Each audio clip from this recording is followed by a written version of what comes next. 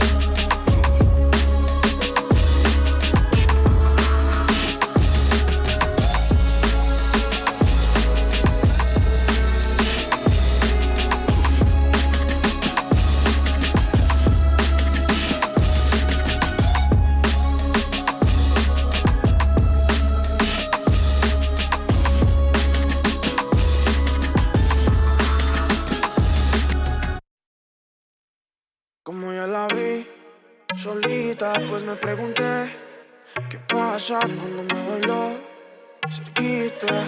Eso fue descomunal. Dale, dale, tra, tú sabes cómo es. Vamos a hacerlo más. We're bringing passion back.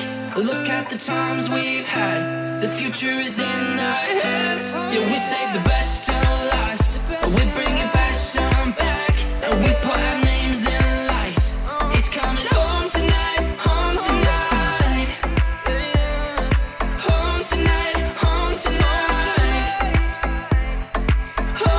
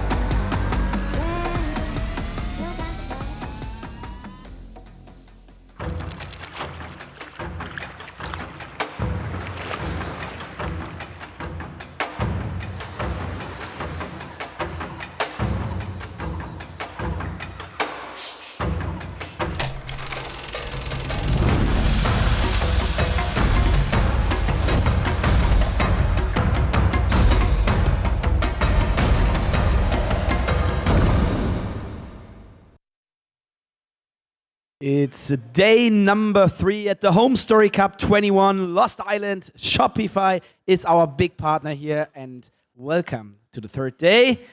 With a little start here, before we start with the big games, I have a small resume about the day, and I have a great guy on my left today, one of the guys of the production. It's Luca. Hey man, how's it going today? Yeah, Make some noise please here.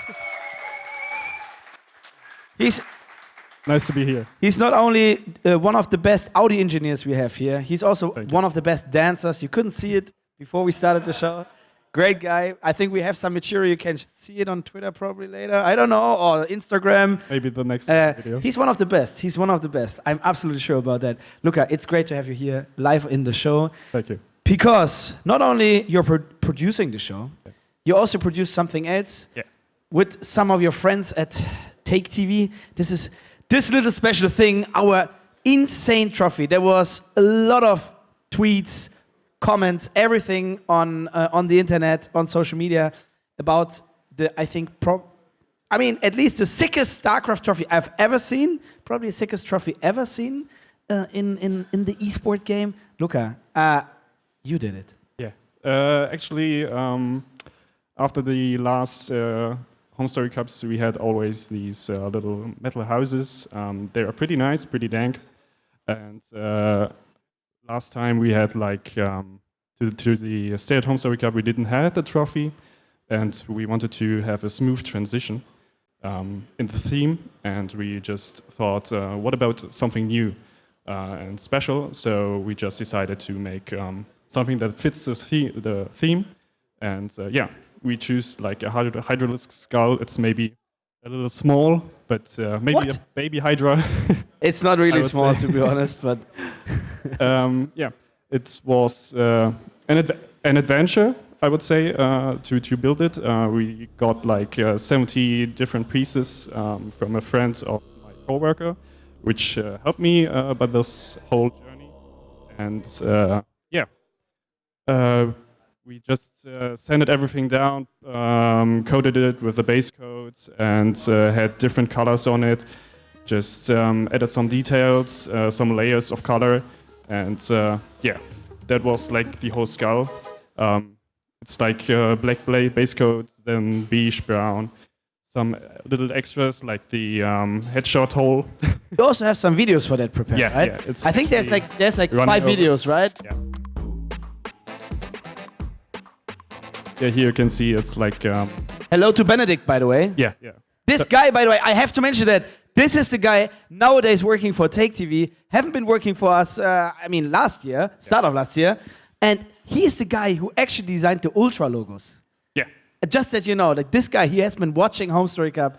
I don't know, since the very beginning, and then. Some time ago, a long time ago, I asked him if he could help us out with some special Ultra logo, and now he's working for TaKeTv, which is absolutely great. Benedict is an absolute great guy. He has spent also a lot of time in this, and already also just spent free time, as I did, to build this trophy. There are some extras also in the stand. We have like. Okay, now you can see like one code. We had also a little short clip of a little detail we added just on this side here. There's like a little extra bonus. It's like a gold teeth.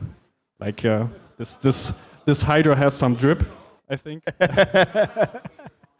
He's a gangster Hydra. Maybe was. Yeah, here you can see how we just fitted it like. A dentist. Pretty nice, I would say. That's awesome. That's actually awesome, man. Yeah. I'm pretty excited who will win this actually. So because maybe a Zerg, maybe a Terran, maybe a Protoss, but I think when you win the HomeStory Cup 21, I think you will be pretty thirsty for more, and that's the reason I added like. A bottle opener, an old school Marsara, Jim Reynor, Marshall bottle opener from our basement to the trophy. It's like pins here, so you can actually just start drinking when you just won the HomeStory Cup. Would never happen. Luca, and also to Benedict, right? He was helping you a lot there. This trophy is just insane. I think a lot of people have seen that. On the stream, but believe me, if you are here, if you're seeing it live, it is even better. It's even better. You already said it. You guys did tons of pieces so that you can also collect it. Yeah. Hopefully, carefully take it home. You can. I will not do it, to be honest. But you could theoretically take it here at the back and go up with it. I don't gonna do it because I know how lucky I am sometimes. It's just great. It's the best trophy we ever had. It's insane. It looks insane. I can't wait to see who actually wins it. We already had a little upset so far. Serral not always winning. Heromarine was starting off really great and then like struggling. There's a few upsets coming in. Probably we see more today. The top 16 is playing. We have a small video from yesterday. Yeah. We really want to show you guys the highlight video of day number 2 of the HomeStory Cup. Enjoy it before we go to the couch.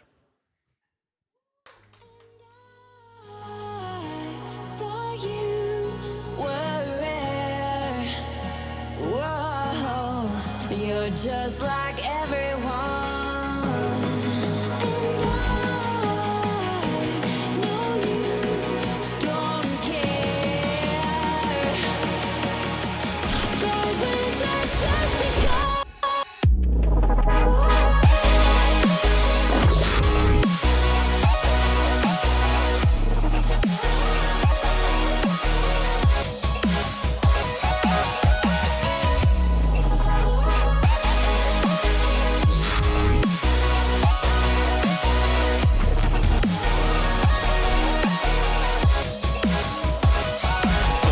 sick. That kill was insane. He's ridiculous. That was sick. Man, he's so fast. Jump body to one body, digging holes for your soul. I stared and watched your mouth. That's our mission. Oh my gosh. I just want to say about that We have a scan going down, and Serral loses each and every single Brood Lord here. As the ghost of GuMiHo gets the job done. Wow! You're just like everyone. Open it up real quick. You guys are giving every single player in this tournament $500 extra just for being here. And then on top of that, you guys are saying, hi, we are Basilisk Gaming, and we are entering StarCraft 2, and we are going to create a squad of StarCraft 2 players. You got it, guys. Let's do this. Good morning, everyone. Welcome back to the third day of HomeStory Cup 21. Oh, there's definitely some people here already. It's relatively early. The third day is usually when, well, maybe a couple people get a little bit hungover. How about you guys? No, I'm feeling fresh, the whole time. Been great. Yeah? Surprising after all the hours you put in yesterday. I know. I was a little bit sick yesterday, had a bit of a bad throat, but now I'm feeling a lot better today. So, and the brackets look super stacked. Like, there's some of them that I'm thoroughly looking forward to. Some of them are like, for example, Lambo's bracket. He's probably looking at his with Spirit as his first round opponent as one of the best ones he could get for him, kind of thing. So, yeah, we're in for some good StarCraft today. Yeah, the bracket is absolutely crazy. Some of the guys we got in the lower bracket already is ridiculous. We've got a Heromarine Solar rematch from TaKeTv. That was obviously one of the best survives of the year so far. So it's going to be a great day of StarCraft. And what about a Serral? Lower bracket Yona is unleashed today, guys. Things we don't say very often, but Serral starting his playoffs run in the lower bracket. Not too worried about him, though. It's also got to be said that the Americans have done amazing, right? Like Neeb and Astrea both finishing top 2 in their groups. And like Neeb's group was obviously crazy until the bitter end, but Astrea, he was solid all the way through, and he took down some real big opponents. So, yeah, the Americans came in full force, and the race distribution as well in the upper bracket, it's 3-3-2. It's the best it can be. I was just thinking about the trophy for a little bit. How in the world are you going to get that home? Like, are you going to check it into your luggage? Are you going to bring it in your hand luggage? Like, how do you explain that at the security? I think you just bring it with you in your hands. Yeah. Like, I won this. It's not an actual... Well, maybe. I mean, sure, you're going to get a couple of looks here and there, but some people will also recognize it and be like, oh, that's pretty cool. And other people will just think you're a weirdo, but it's all good. Just walk around the airport with a You just won HomeStory Cup, so you walk around with a Hydra. Who really cares? To be fair, people have walked around with weirder things at airports, but like... True. I remember like, on the few occasions that I won like a big check, and I was walking through the airport, it's like, you got money on the side, I was like, oh dear. Like one time I was walking back from Ukraine, I'm like, oh my goodness, this is scary. Gonna get attacked for your big check. Todd actually shared a story about it a long time ago. How he felt that somebody thought that the check actually represented something. Cause he just came back from China and he had like 10K written on it. And he's like, yeah, this guy was chasing me, then the hell away, I don't get it. Like, what does he think he's gonna do? Bring it to the bank? So, know what you're talking about, Ben. I do believe that we have a graphic for you guys. And in that graphic, we can take a look at the very sexy playoff bracket that we have. I'm actually not sure how far along do we play today in the playoffs. Like, I guess we play up to the upper bracket final. The best way to do that is to click on Wikipedia things until it's not today anymore. Yeah. I think the upper bracket finals tomorrow. Yeah, if there's no info, and then probably top 6. Never mind, Wikipedia doesn't know. Maybe they do a lot of lower bracket stuff today as well. Yeah, that's true, possible. Yep, I think the production just told us that we play upper bracket quarterfinals, obviously, and these are the first 4 matches of the day: Clem, ShoWTimE, Spirit, Lambo, GuMiHo, Neeb, and last but not least, Reynor, Astrea. And I think after that, it's lower bracket all the way. Lower bracket round 1, lower bracket round 2, and lower bracket round 3. Lower bracket and upper bracket round 1 play in sync. Sort of, yes. And the way that we have decided, because we obviously have to choose, and we still have a B stream, of course, so if you guys are more interested in the other games, you guys will be able to watch those. I believe we kick things off with Clem ShoWTimE, and that's happening at the same time as the bottom match of the lower bracket, Ryung Elazer. Then I do believe that our second match on the main stream will actually be Serral, because lower bracket Serral, that's not something you see very often. So we're going to have to hop into that one. I believe the third series that we're focusing on is Gabe versus Solar. Obviously, for everyone here, everyone loves Gabe here. You got to show Gabe in Germany, otherwise people start rioting. And I believe the fourth series on the main stream is going to be Reynor, Astrea. So Spirit, Lambo, and GuMiHo Neeb will take place on the B stream. Yeah. And I'm sure we'll jump in as well. Yeah, of course, at the same time. Like right now, for instance, our main focus is going to be Clem ShoWTimE. But every single time a game ends, instead of bringing it back to us, we may as well take a little look at what's happening between Ryung and Elazer. And I have the feeling that series is going to be longer. Yeah. Because Miko likes to play the late game. Ryung, Korean Terran, they all love sitting back and building ghosts in this day and age. So. I mean, Elazer is definitely like a bit of a bulldozer, Zerg. Like, he didn't truly show the finesse in his late game ZVT because it was a lot about trying to kill his opponent. But after talking to him afterwards, he had a good idea of like, oh yeah, I definitely shouldn't play that way on this map, so I'm going to change it up and stuff. But I think Clem versus ShoWTimE is a real good one to crack it off with. Because I remember, like, Clem, on his first bit of escalation, getting really good, it was against ShoWTimE that he really showcased that he could go really damn good. It was at like a WCS event, it went 2-2. And it was at a time where we thought ShoWTimE was like far better than Clem, but after that, I feel that something happened to Clem where his confidence just shot up a bit, and he was like, I can hang out with the big boys, and now he's absolutely one of the biggest. So yeah, a nice way to start off the day. I think a real story coming into the first best of 5 is though, like, will Clem actually have a proper run offline? Because we all know how good he is. He has shown that online time and time again, but the offline events really have just not been quite working out for Clem. And it's not like it's been a total disaster. He doesn't lose everything. He went 6-1 in the group. But we're all kind of waiting to see Clem in a final, or at least an upper bracket final, a solid top 3 finish. Because even the previous tournament, DreamHack Valencia, we all had very high hopes for Clem. And it wasn't bad, but in the end still got eliminated by Hero after a 2-0 lead. We want to see if the kid can go all the way. And to be fair, like, it's been Koreans that have really given him trouble, right? So like this upper bracket situation, he's got ShoWTimE first, then the winner of Spirit versus Lambo. As far as him doing it offline, this is kind of a dream bracket for him almost. It's definitely doable, I think, for Clem here, yeah. I'm also interested in seeing Sue versus Serral, though, because you already brought it up, Roddy, that, well, Mr. Serral right now is sitting in the lower bracket for the first time in... I don't even remember the last time he was sitting in the lower bracket. That doesn't usually happen at this stage in the tournament yet. Not from the start, for sure. Yeah. Yeah. No, everyone can drop into a lower bracket, but Serral just scraping by in the group. I wasn't even sure yesterday if he was actually going to make it top 4 in an 8-man group. I can't remember the last time we walked over to Serral 6 series in. It's like, hey, you need to win this series, otherwise you're eliminated from the tournament. Serral will look at us like, shut up, nerds. Like, has and it it's ever a happened? Zerk versus Zerk as well against Sudo. It's a tricky one. It's obviously a very historic matchup. It's a classic. Because Sue is still the one. I mean, in the end, Jonah did get his IEM Katowice trophy. When there was that one year where everyone thought Serral was absolutely the best player in the world, and Sue stopped his reign of terror back then. So for me, Sue against Serral, always a little special. Yes, I mean, Ben. Yeah, yes, Ben. That game 5 on year 0, man. Like, you know, that was the game where the famous Rotti came into play with the Viper pull on the Ravager. Because I mean, that was one of the closest games where it was that the massive Roach versus Roach one? Yeah, tons of Roach Ravager. Serral was behind the whole game, and it came down to literally the last few units, and it was just a banger. But yeah, the fact that Sue ended up winning that tournament, because we all thought like from every round on, it was like, oh yeah, Sue's going to lose this one. He was against Stats. I think he was like 2-0 down. Yeah, even in the final, it looked really hopeless the first 2 games, where it's like, all right, this could be one of the worst finals ever, and we're all having a pretty bad time. It would be so awesome if Sue can at least make it close. And then he's like, I can do better, guys.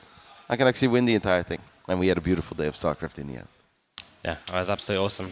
We want to look at some videos of some players? Yes, I believe that we have 1 minute of hero shots queued up for you guys. So I don't know if we talk over this or not, because sometimes we do, sometimes we don't. These ones we don't, but then when we go in game, we can talk over them. All right, let's go ahead and toss the... Fire it up.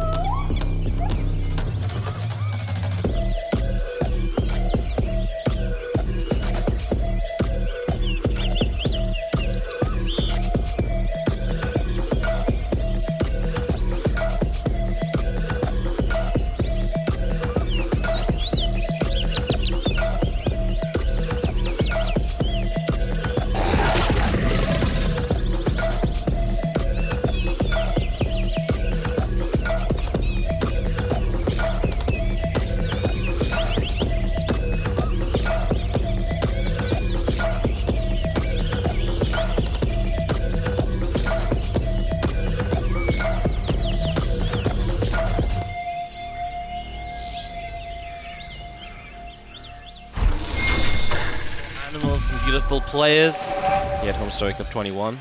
Get serious today, guys. It's playoff day. Did you guys see Gabe, by the way, imitating a cat? Yes, I have. yes, that was the greatest shot. Yeah, I know Wardy was hyping me up for that one for a while. He's like, you gotta see this. This is gonna be the greatest shot ever in StarCraft 2. I like how he went like full me out, and then he decided for, just for good measure to jump on a rock and lick his own wrist. Like, I think we got it with the meows. I have the making of videos as well. I have like 4 attempts. You have the outtakes? Yeah. The blooper reel of the cat I've got shot? the blooper reel of Gabe being a cat. I'll be honest, right now, from here on out, if Gabe ever wins again on the Monday evening, I'm just imagining him hopping around like a cat in his own apartment, licking his own wrist. He's like, yeah, You got a new subscriber notification video. Oh my god. Gabe will probably not approve. No. It will not approve. No. Ben tried to get dancing Gabe. Yeah, you told me that. Yeah, I asked him for permission. He's like, no, certainly not. And I'm like, okay, Gabe, I won't do that to you.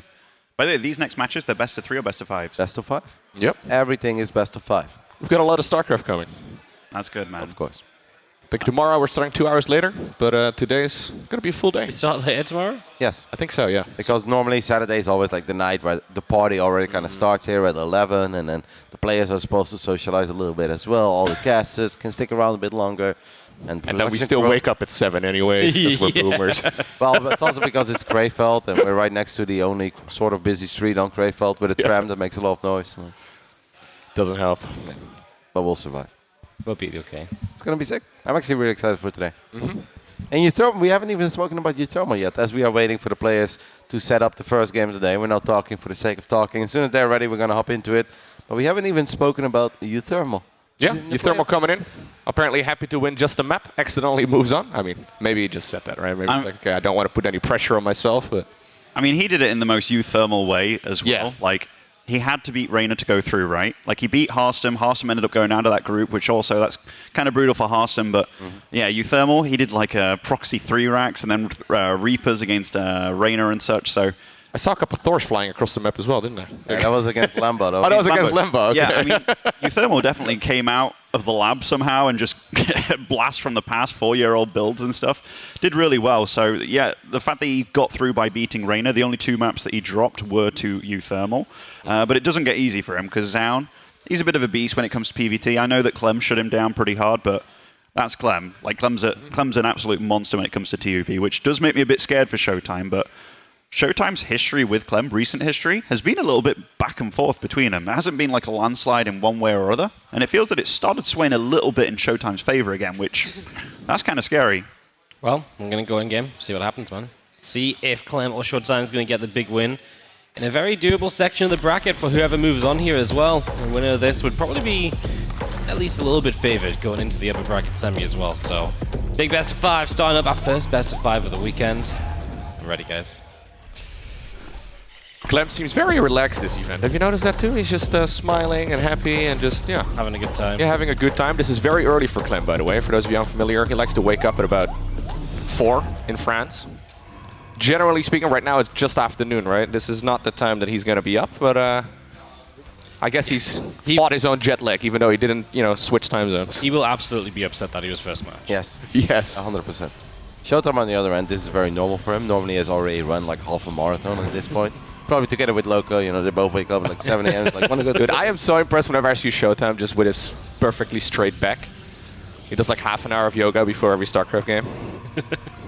ShoWTimE has been obviously having an absolute ball in this event, but I think especially the victory over Serral, you could really see that did him well. He's like, yeah, let's go, still got it. Because at one point he had to wait like 2.5 years before he finally defeated Serral at the Aces RJ tournament. But after that, I think it's pretty much been all Serral again, literally from that moment. So really cool to see. Let's go ahead and do some player introductions for the very first best of 5 of the day on the mainstream. In the bottom left side, we are looking at the main base of the man who likes to wake up late, but was forced to be up somewhat early. Representing Team Liquid, can he do it on LAN? This is Clem. And spawning over in the northeast side, as I read Protoss, representing Team Big, it is ShoWTimE. You can hear who the German player is, judging by the couple of cheers from the crowd. It's a little early here still in Krefeld, but there's already some people here. I think the series of ShoWTimE is going to be pretty wild. Sorry, of Gabe. Sorry, Gabe's. Oh, yeah. Because that will also be mainstream. I think it's like the third or fourth series. Yeah, they've given some time for people to show up, have a couple drinks in them. This is like the pre-show. Loud in here. That's not the opening act. Yeah, of course. It is for actually big game to arrive eventually. It gets really loud in this place, which is amazing. Because at home you don't really pick up on this. But if you guys are wondering, it's like, wow, the voice is already really bad. Did they party? It's honestly more the talking the moment you go away from the casting desk. Just because obviously there's a lot of lovely people here, like, hey, what's up, what's up? But it's so loud that you're kind of screaming all day, and you only really notice it at the end of the day. You're like, okay, my voice actually really hurts at this point. That's what Benny had. That's what I had, mate. Also, I spent the first day with Kevin, which, I tried to keep up with Kevin on the whiskey front, and no, I could not do it, mate. Absolutely wrecked my voice. I went full tasteless for the second day. But yeah, that was a day before. It was the day before. That can possibly have any impact on you. Oh, come on. Yesterday... If you drink whiskey, your throat can be affected. 2 days later. Yeah. If you drink a lot of whiskey, and then you're doing a lot of commentating, that can have an effect, surely. In 48 hours, Ben. I actually think Roddy's the expert on this. Ben has a drink on Tuesday night, and on Friday afternoon his voice hurts. And he Thursday. Was it not? Oh, yeah, no. I was going to say, how much do you guys drink? No. At least you got your voice back, Wardy. Yeah. I know last week you were like, guys, I want to do a stream, but I can't because my voice doesn't work. Yeah, last week I was doing a Ben. You were doing a Ben? Is that what it's called now? Yeah, showed up, tried to do something, just drank 4 beers instead and went back. That is the Ben, actually. I was thinking maybe we should call this the Todd, the full break kind of thing, but no, the Ben's definitely turning up, having a few brewskis anyhow. It was great, actually, to see Ben after a couple of hours. I was like, Ben, are you okay? He's like, yeah. He's like, you want to have a beer? I was like, you offering me a beer? I was like, yeah. I was like, did you have already? He's like, yeah, I had a couple. I was like, well, where, Ben? Where have you been? In the bar. my place of birth. All right, so we got a Widowmine drop as well. That's always cool, by the way, when the Reaper dies mid. Yeah. So it's a triple Widowmine drop on the inside and out. Obviously, this map is pretty small. There is a decent amount of service area to blink into the main base. Is ShoWTimE aware of the fact that Medevac is heading his way? Kind of feels like he's looking for it. He finds it. That's pretty big, because every shot makes your life a little bit easier. Blink is a couple of seconds from finishing up as well, so he should be able to intercept this. Not with Blink just yet, but he's going to be able to deny it for now. That was really good by ShoWTimE, by the way, because if that Medevac somehow snuck between those Stalkers somehow and just went straight for the natural, ShoWTimE could have been in trouble. But you see where he's put this pylon, this Nexus, he's got another pylon down there in the bottom of the screen. Very good vision for getting into that natural, and very often Terrans don't go for the main base with this. So yeah, very nicely done, and going into charge very quickly afterwards as well. So ShoWTimE's looking to play that very defensive, but knowing that a push is most likely coming afterwards and going to look to stomp it very soon. Yep, no, it's nice just to be able to deal with this. Don't get behind, get into a nice little position. And now Clem, we'll see what he wants to do. He's got that stim, that +1 coming in, get those upgrades rolling, but ShoWTimE is just going to stack up those gateways. +1, combat shields, stim pack. All of those need to finish up before Clem can properly start moving out across the map, so it's going to be a little bit of downtime, other than maybe that Widowmine drop that is still, I think, hanging on the other side of the map. That's going to be ShoWTimE who gets to, at the very least, be a little bit aggressive for the time being, but Clem can start roaming the map here in about a minute or so. That was really cute. Like, normally you do that with 4 Stalkers, but obviously the 4 Stalker was a bit late to the party, but just getting a few SCVs for your trouble. It's nice when you're the Protoss that gets to be a bit aggressive, despite you knowing you're going to have to be defensive kind of soon. And so far, all of the harass of Clem been super shut down, and this Raven now, this is actually real clean play by ShoWTimE. Yep. I don't think ShoWTimE has done a single thing wrong so far. I think he's very happy with how this game has gone. But you still need to be very careful, because Clem is taking his time. He's not moving out too early. So by the time he actually moves out, he's going to have a lot of firepower. And if you just take one questionable engagement, where the Zealots kind of run ahead of the rest of the party, you lose all the Zealots. Suddenly the Stalkers can't really deal with that amount of bio. So far, everything is perfect for ShoWTimE, but he still needs to be very, very cautious. Yeah, I mean, this game can honestly come down to the first push of the Terran and how good the Raven utilization is. I mean, look how ShoWTimE's setting this up, by the way. Like, he knows something's coming, but he's getting ready to slow it down with the Stalkers at the front, just doing little picking and prodding to see what he can do. He's got the Warp Prism ready as well. Look at this movement as well. He kind of realized that, hey, did he still have the Observer in the main base? Because him seeing that Medevac move out like that, yeah, he did. So he knew exactly. So he's doing everything that he can to just slow this down, because time is on his side. This is absolutely perfect. These 4 Zealots showing up, but Clem did leave a couple of Marauders and Marines behind, pulls the SCVs immediately, does not want to turn around with his main army. ShoWTimE obviously needs to be careful that he doesn't warp in all the units, because killing a couple of SCVs is nice. Widow Mines do not connect. Okay, Clem needs to pay attention to his main army. That's obviously way more important. Oh, good force fields right there from the Protoss. Yeah, slicing off at least a couple of those units. Another Immortal just popped out of the Robo Facility too. This is going excellent here so far for ShoWTimE. And he killed the Raven, right? So now there's no more Raven utility. You drop one auto turret that you back away from. That's just not what you want from the Raven at all. So everything Clem's tried to do has just not worked. Medevac's down. I mean, wow. 9 Zealots and a probe. And okay, Zealots still dying here, but yeah, the damage is insane from ShoWTimE. 0 gas have gone down so far for ShoWTimE. The only thing he's lost are Zealots at this point. That's really freaking cool. Absolutely amazing game, but he's still not quite done yet, as Clem wants the Prism and gets the Prism. That's the first big victory for Clem. Did lose a decent amount of SCVs in this game. This Orbital, well, this is not going to be an Orbital anytime soon. Command Center, rather, is actually in a little bit of trouble. Couple of force fields going down. And he wants it really bad. He's going to load up the Medevacs to try and intercept his army instead. Marauders, or sorry, Immortals a little bit exposed, but he's going to get the CC. What a kill. That's absolutely huge to get rid of that third base. And Clem, he just hasn't been able to do anything with his attack. Maybe gets an Immortal here, which is something, but for losing the third, I mean, he's basically all in. Do we pull the boys now? Has to, right? I think we kind of pull the boys. Like, he's been totally reset. Like, absolutely reset. I don't think he has much chance, but look how much money ShoWTimE has available. Ryung 1-0 against Elazer, I believe, in the bracket. So nice for Mapu to keep us updated. But man, ShoWTimE is playing super damn sick this game. The force fields reminded me of some Wings of Liberty play with force fields. But not just once, twice actually. To keep the units alive as well, and then actually guarantee the kill in the command center. Really sick play. I've not seen that yet on this map. It was the right idea from Clem as well, right? Just to lift up, go across, save that CC, but ShoWTimE still have the force fields extra remaining. Now he just has to win one fight pretty much, and so far he's forcing it back, and unless Clem pushes in, he has no reason to go chase him. This is still a really scary army from Clem, and the fact that he's in this position between the 2 bases, I mean, and there's not enough Zealots here to really do the tanking, but these Archons, big meaty boys. There's no energy on the Medevacs. Like, if there was a bunch of energy on these Medevacs, this would actually be pretty terrifying for ShoWTimE, because then he would get kited over and over again. But now every stim hurts so much for Clem. These Medevacs just can't really do what they are supposed to do.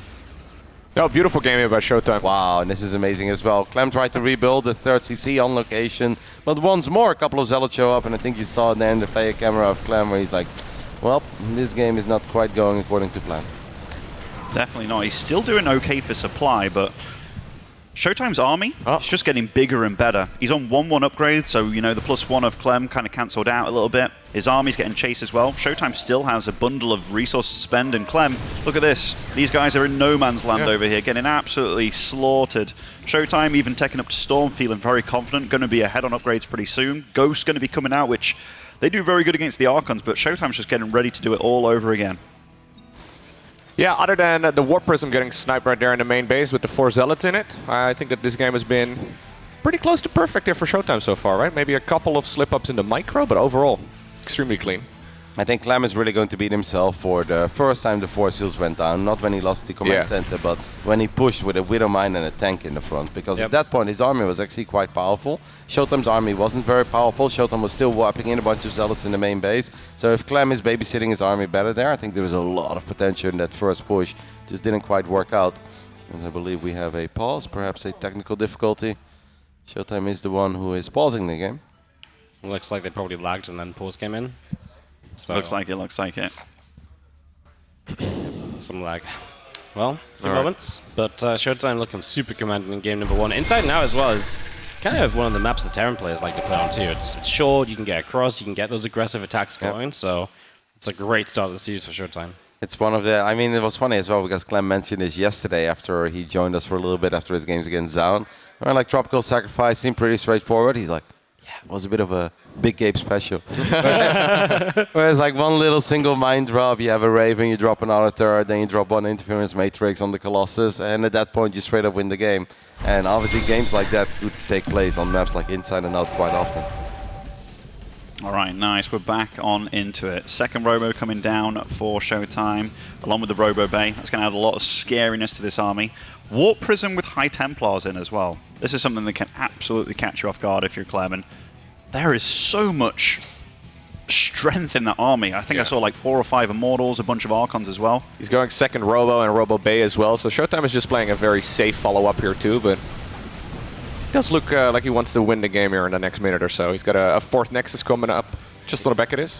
He is very Stalker heavy there though, and once the armies get big, the Stalkers really don't deal that much damage. So it's important that we do something good with the War Prism that has a couple of High Templars inside of it. They don't need to be the best storms ever, but as long as they are proper zoning storms, so they can push Clem away, and at least the Stalkers can get on top of perhaps the Orbital one more time. Yep. Oh, he's just going to blink forward to get on top of the Orbital as well. Take this fight. Storms on the ramp is going to absolutely be what you need. And that is going to be ShoWTimE pushing this army of Clem away. Some Widow Mines blowing some Zealots up on the bottom, but we should kill this Orbital before anything else happens. And the CVs, though, getting the repairs off. Staying alive for a while, and now the Bio Army gets to fight the Stalker Immortal. But I think ShoWTimE will have... This fight is actually going to be a bit problematic, I think, right now, without Colossus or some extra and no storms Warp Prism coming here in. anymore to warp in. Yeah, so we need to be a little bit careful, but the Archons are getting a couple of hits off. One more friendly fire Widow Mine, perhaps. And Immortal, I think, is going to fall. At least a couple of Stalkers will survive. But with the economy that ShoWTimE has, this should be good enough. We have a couple of Zealots coming in from the other side of the map as well. And the Zealots are actually going to get the job done. What an impressive first game by Mr. Maui here. Absolutely. I mean, that last fight there was it was clean, and those High Templars definitely caught Clem off guard there on the ramp. Maybe one of the only things he could have done there was have a second Warp Prism flying in behind to warp in again once that was dead, just to help with reinforcements. But I mean, ShoWTimE played marvelously.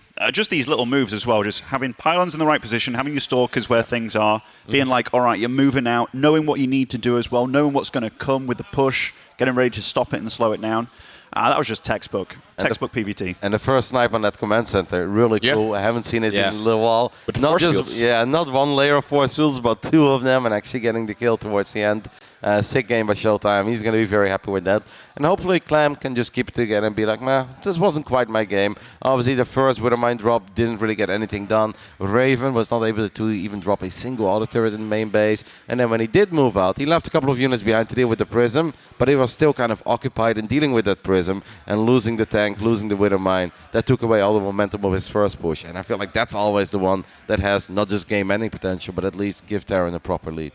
Yeah, absolutely. Just shut down from the start. Hard to get back into the game as well when ShoWTimE is just the one making all the moves. You know, when Clem tried to do something extra at the end, ShoWTimE just backed away, waited, and then Clem was like rallying units in from all sorts of directions that would just move commanding.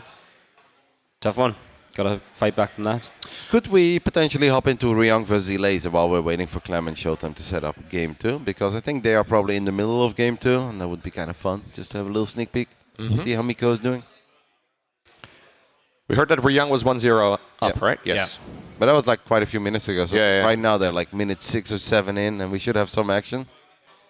Maybe if Mapu got into the game, that would be nice. Has Mapu ever missed anything? Dude, Mapu has never missed anything, though.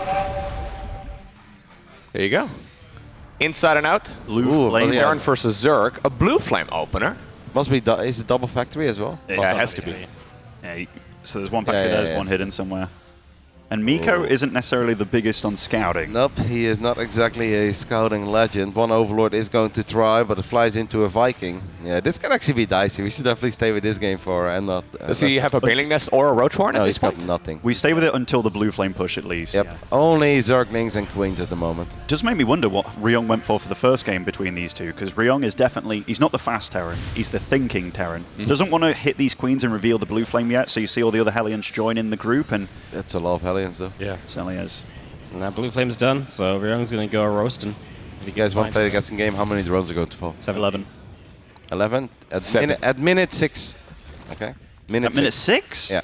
All right, 17. Oh, here we go. Blue flame is going to be revealed for the very first time. This is a build that we've seen a little bit again.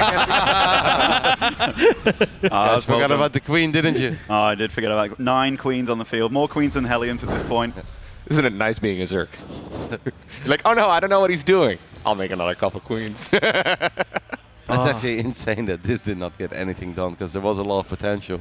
Other than a couple of Lings and Queens, there was nothing on the map for Elazer. There still isn't, by the way. I like how he saw all of that and he's like, well, I'm fine already. And I will continue being fine. Bad place to jump in, right? So it's double factory into bio. Oh no. Ugh. It feels quite tricky to get damage done on this map, by the way. Like, defending the third and the natural seemed very easy for a Zerg. So, against that kind of stuff, maybe not the build you're looking for, but we've seen quite a few I'll call them kooky builds, TVZ in this tournament so far. GuMiHo bringing back the double battle cruiser, uThermal bringing back the double Thor drop, and also the Reapers and stuff on, was it Stargazers? I think so, yeah. But yeah, very cool to see some fun Terran builds. Also fun to see them getting shut down like mad. Apparently you don't even really need to scout the blue flame aliens that bad as long as you have the army in the right location at the right time. I think Ryung just got too committed. Like, he went too far towards the ramp. Yeah. Them down. He stood and fought for a moment, thinking maybe I'd blast through these things. He sat on the edge of the creep for a little bit, right? Yeah, it's just one of those things, right, where the execution is so important in these builds. It's like, well, you just run it and you try and kill stuff, but like the position means so much. Also, if you open up with a build like that and your opponent is not quite ready, you can also just have 6 to 8 Hellions, let's say, trying to poke into the natural, but even if they're queens in position, you already disengaged, but then you have the 3 or 4 extra Hellions. Those are the ones supposed to run into the third base, because at that point it's literally impossible for Elazer to have units everywhere at once. Either he doesn't have enough links or queens, because he wasn't totally ready for it. But I think it's what you said, the execution is so important. And sometimes the Terran, you're like, okay, I get one shot off, and then the door's open for me. And it's not like that doesn't happen, because the Hellions shoot in different angles. Couple of links, survive, low on HP, queens are going to town, and you're like, well, miscalled that one. Happens to the best. That's what I was just thinking. Like, you can do that same thing 10 separate times. You'll have 10 very different outcomes every time. And it's like one volley, all of a sudden a doorway's opened up and you just go. And then, you know, the world is your oyster. You kill all the drones and you're already very far ahead. But that already is not a good start. But it does make me wonder what he's going to transition into afterwards, whether it's going to be mech from then on. Because I've seen a lot of Terrans still go for bio afterwards. I think he was playing bio already, right? Yeah, so he was opening up double factory and then transitioning towards bio, which I feel like back in the day we would see a mech transition from there pretty much all the time, right? The bio transition is very popular now, though. Yeah. It hits so much faster bio, and the double factory doesn't slow you down too much in this case because you've got a lot you can go into like Widowmine drops as well as a follow-up and stuff. It's good. Yeah, there was a period of time where Cure really utilized a build like this, where it was... yeah, you go double factory, go into the bio, but then you already have Cloak Widowmine, so your upgrades are a lot later for the bio, but you're just Widowmine dropping all the time. And you can even get fast drilling claws too, right? Yeah. Because you've already got the tech lab running, it's all fine, all honky-dory. I believe that we can go ahead and hop back into our initial series, the main focus of the mainstream, and that is Clem versus ShoWTimE. Let's see if Clement, Dave Lunch can keep it together, because it has really been a story. When is he going to show his greatness on LAN? Group stage was a good showing. So far in the playoffs, not quite things not quite working out yet. But we're only one game in. Let's see what game 2 has in store for us here on Data C. In the bottom left side, we're looking at the main base of the incredibly handsome German man, Mr. Mauer, ShoWTimE. And in the top right-hand side, we do have that blue Terran player who's down in game. Just needs to pick it up a little bit here, tie this up. It is Clem from Team Liquid. Kind of cool that ShoWTimE brought the wall to Clem that game with the double wall.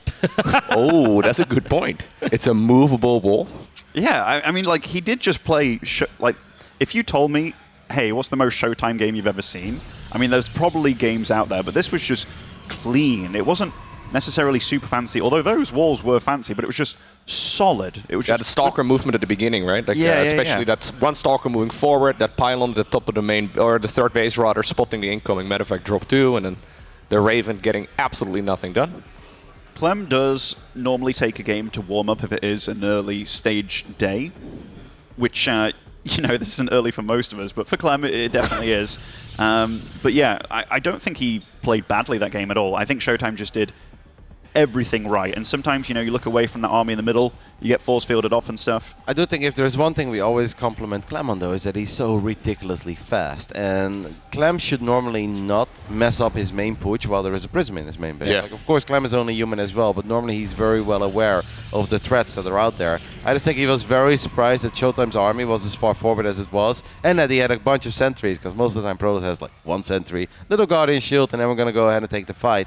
But I think Clem was just kind of caught off guard, didn't expect the army to be there. Maybe it could be one of these things where he's still somewhat kneeled to TVP on the inside and out. Obviously has been playing on it for a little while, but there is a difference between having 25 games on a map or 250. No, definitely. This game, ShoWTimE opening up a little bit different here. Is going for the Stargate this time on Data C. Obviously, a bigger map, quite wide. I'm curious about what he's going to play. Very often when I've watched ShoWTimE, it's Oracle, but this time it looks like he's got the gas for Phoenix only, so going for a Phoenix opening here, which Yeah, Kevin, you're an expert at this. Every time a Phoenix gets made, everyone immediately throws. Yeah, I go to Kevin. I'm like, well, what kind of lends this map itself to Phoenix? There's a lot of airspace around the main base, but obviously otherwise there is a crazy amount of surface area to drop as well. Like medevacs can come in from each and every single angle. So playing Phoenix is sick on this map, and especially if Clem doesn't know it. Like in the ideal world, obviously a Terran opens up with a couple of units that are supposed to deal some damage. A hallucinated Oracle is going to make its way to the other side of the map. He's trying his very best to fake it. Now the Phoenix is spotted though, so he must realize that one of these 2 units is fake. I'm surprised he came after the army. No shield battery yet, guys. No shield battery, and then actually Phoenixes could be a bit worse than Oracles. One of the Adepts has gone down, I believe. Something died. I think it was just a probe that was up front, actually. Yeah, I think so anyways, as we do see the sentry going down. The other Adept is very low, but the Phoenix coming through to help clean up. He gets the last Adept, though. I gotta say, this was really sexy defense without a shield battery. I don't think a lot of Protoss players would have been able to clean up the 6 Marines and the 2 Hellions with only 2 Adepts, because the range and the micro of the Adepts is always a bit clumsy, while with Stalkers, you know exactly what you're getting into. And this is a risky maneuver by Clem. Clem feels that he should still send out the medevac with 3 Wither Mines inside of it, as we have a Cyclone, a Viking, and obviously we're going to go to the 3rd CC. In a weird way, it's kind of nice for Clem to see that the Phoenixes are here. You're like, yes, he killed my SUV that was building a command center. Well, this is the kind of game that he could follow up with a gate push after seeing the Phoenix so early. Recall on the Phoenixes, they're coming back home. How much energy is there to lift stuff? We lift 2 Wither Mines, 1 Wither Mine will get a shot off. Eventually. A little bit of retargeting. 2 workers. I mean, that's in the end, once more, very sexy defense by ShoWTimE. Sure, he used the recall, but he killed 3 Widow Mines and a medevac, and he only lost 2 probes. ShoWTimE is off to a flying start in this best of 5. And you mentioned a pushman, but this map is very big, and it's kind of hard to push if you're also investing in the 3rd CC. Oh, definitely, definitely. I've seen Gabe in this kind of position many times where it's like, okay, my stim and combat shield's so late, I'm going to keep on pumping out Vikings, which, you know, they kind of only serve one purpose at this point. And the Cyclones as well, multiple Cyclones. I feel that he has to do something from this point, and I mean, that is a big investment to the Phoenix from ShoWTimE, which, if you get out a good chunk of bio, you kind of avoid the tech labs for a little bit on these barracks as well, it's going to be a lot of bio. It's kind of hard for Clem to really figure out if ShoWTimE is going to have a quick Colossus follow-up or if it's going to be Phoenix Zealot. Because I think if he would know that ShoWTimE barely has any units at this point and the Robo Bay has been wiped in, he might be a little more willing to move out and poke a little bit with a couple of Marines and Cyclones and Vikings. But you can't really make that same push against Phoenix Zealot because then you get absolutely slaughtered in the center of the map. Yeah, it is a double eBay. Both tech labs on the barracks as well, so getting that stim and combat shield. So he's looking to make this game a little bit longer, which, you know, if you've taken so much damage early on or not dealt as much damage as you would have liked, then I think that's a reasonable choice by him. He's not super far behind in workers either. All said and done, nice defense by ShoWTimE going for Phoenix, and he survived the scary stage of the game. He didn't go up against any kind of 3 racks opening or 3CC 3 racks. So all things said and done, ShoWTimE's got himself to a stage of the game that he wanted to be in. Yeah, absolutely. At this point on, it just gets easier for ShoWTimE for at least a little while, right? Don't get me wrong, it's never easy against Clem, but this is exactly where you want to be. Now you've got Colossi on the way again into good numbers. You get a few of those up. You've got options for further. This is his comfort zone, right? This is what he likes to do. Yeah. I think we've got extended thermal lens though, right? Yeah, with no Colossus range right now, and I think that's the biggest problem. We absolutely want to get that, especially because the Viking count is already getting up there. I know we have a lot of Phoenixes. For some reason, this upgrade actually gets forgotten quite often. It's not forgot yet, though. Like, you know, if you are strapped on gas, I think he's going to focus on getting out the Colossus very quickly first. I think he should get it right now, though, right? At latest. This is Colossus number 2, no? Yeah, it's the second Colossus at that. Yeah. I think getting out 2, especially when the Marine count's so high, it's not a super necessity until the Marauder count's high, right? Because those are the real bad boys. I think extended thermal lens is very important. Oh, I'm not arguing that it's not. I know it's. Would you ever drop a Templar Archives? No, he's forgot it now. Yeah. There it is. You started. I think getting out 2 Colossus first and then thermal you had the money, is a fine call. I think it's a fine call. I think that's a mistake. After, like, you fire up the first Colossus. Yeah. I think we all agree with that. But while the first one is on the way, you absolutely want to have extended thermal lens already on the way. It's not an upgrade that takes like 20 seconds. It actually takes a little while. And you could potentially have a big fight. And Colossus with or without range, that's a night and day difference. How many Vikings are there at this point? 2. Oh, just 2? Okay. But you can just pick away the Colossi a little bit, right? And just zone. Obviously, there are Phoenix to help out with that, though. I mean, Clem has obviously been not happy at all with this game. Just the fact that Clem was forced to sit back for the last 3 minutes and did not deal a lot of economic damage. So there's not a place that Clem ever wants to be in. ShoWTimE full of confidence, now chasing an army. He doesn't have an ideal army to chase bio units, especially not without the range upgrade. I believe we have a little drop. Nope, just a run by in the bottom side of the map. Single Marine. I mean, ShoWTimE is probably thinking, man, this is going all so well. Like, when's the scary part coming, you know, Clem? It is going to come, though. Like, if there's anything that's very good against ShoWTimE's army right now, it's Ghost. Like, because there's no disruptors to keep the Ghosts at bay or just to kind of mess them around. You got Archons for defense. I mean, the Phoenix, Colossus, Archons, if they get EMP'd, you can be in all sorts of trouble. And I mean, granted, ShoWTimE's done a good job, but he's not out the water just yet. But setting up this 4th base, if he gets a lot of cannons going, a lot of shield batteries and stuff, then he's going to be fine. Just the probe count isn't as high as I might like it to be at this stage of the game, because I think he could be more ahead on that regard. But when you're against Clem, you do have to be careful, because he is relying on those Phoenix as opposed to Stalkers to shut down any sort of drop pressure that could come. I have the feeling that ShoWTimE was a lot more focused on gas income rather than mineral income, and I think that's why the worker count is a bit lower, because he doesn't really have extra bases, doesn't feel like he can defend them. He's happy with the amount of gases he currently have. The Cyclones were a bit ahead of the party, so they got lifted immediately. One Widow Mine should get picked off there too. Colossus taking a bit of a beating from these Vikings. I feel like ShoWTimE's army is all over the place. Yeah, he doesn't really need to be out here necessarily, right? He could just be sitting at home, but instead he decides to split up his forces, or at the very least try and engage this from 2 angles. Yeah, that little kind of pincer move was okay. It was just a little bit off. One extra force field would have done a lot here, but he is still chasing massively. Yeah, Clem's just getting Ghost showing up now, and it's almost too late because there's not much to protect them. It was a good fight for ShoWTimE, but he did lose the majority of his Phoenixes, and that was a very big investment to begin with. And as Ben mentioned, the Phoenix are kind of there to keep the Colossus alive, so you have to be very careful, because Archons are not reliable anti-air, especially not if Ghosts are out on the battlefield. So that was all really good for ShoWTimE, but he does need to be a little bit careful, maybe get a few more Stalkers, as I believe Blink did finish up, but we do need to make damn sure we don't suddenly throw the game against 4 or 6 Vikings. No, I mean, that bio army is ridiculously small. If there was another 20 supply, I'd be a bit worried for ShoWTimE being here where he is. This is almost, I don't want to say an all-in from ShoWTimE, but he banked on this dealing a lot of damage, which it did, so that's really good for him. But yeah, that Viking count's getting scary. All the Phoenix are gone. He's now transitioning to a Stalker army, which is solid. But Blink is finishing up right now as well, right? So he's going to have a bit of an easier time. Now the lasers are really getting some work in, though. Marauder's still in the ShoWTimE needs to get out. He needs to get out. He's staying too long. It's just an awkward fight on the ramp, right? The Vikings are firing all this time. The Stalkers are in a bad place. The Archons are derping on each other. And he's going to warp in more Stalkers. I mean, now this army's terrible. Yep, this needs to go home. Okay, we do have a Disruptor show up, but Clem somehow felt that was coming. I mean, that was a fight and a half. Very good hold by Clem in the end, but I do think ShoWTimE overstayed his welcome a little bit once he saw how high the Viking count was getting, and he realized that the anti-air that he had, because Blink wasn't even done yet at the beginning of that fight, it's like, that's probably not quite the fight to take. But hey, if we want to say goodbye to the Colossus for now, focus on Disruptors and Stalkers, it's okay. But with this kind of a game, now you do want those extra probes that Ben was talking about. Take another base. We've seen plenty of Protoss players have a lot of success with 5, 6 bases, 90 plus probes. Drop the Dark Shrine as well, Shadow Stride. That's the kind of stuff we're going to need now, because we can't really rely on just a couple of robo units to win this game.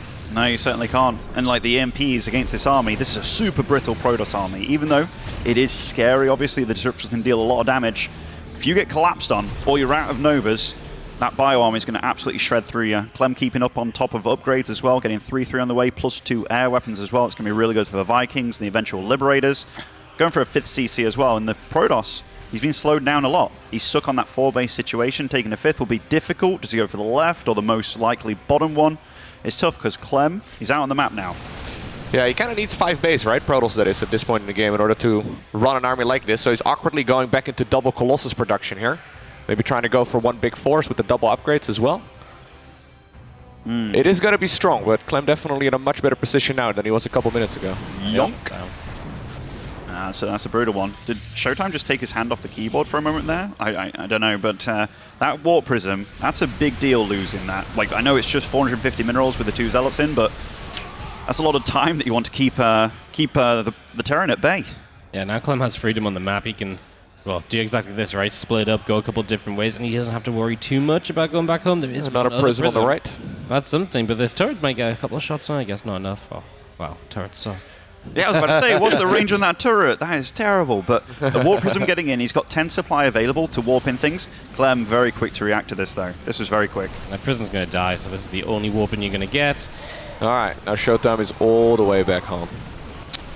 Well, I mean, he needs to stay at least, you know, close to it's Clem. Look at Clem's army, by the way. All that blue sharking around. Yep. He's got a really big potential for a massive surround against this. Couple of EMPs and a nice flank would be big. We do need to get those units in. We have one Nova flying towards the top. Nice connection, but Marauders coming in from the back. They will get right on top of these disruptors. Nova's flying left, right, and center, but the micro of Clem is just too damn good. ShoWTimE is in serious trouble.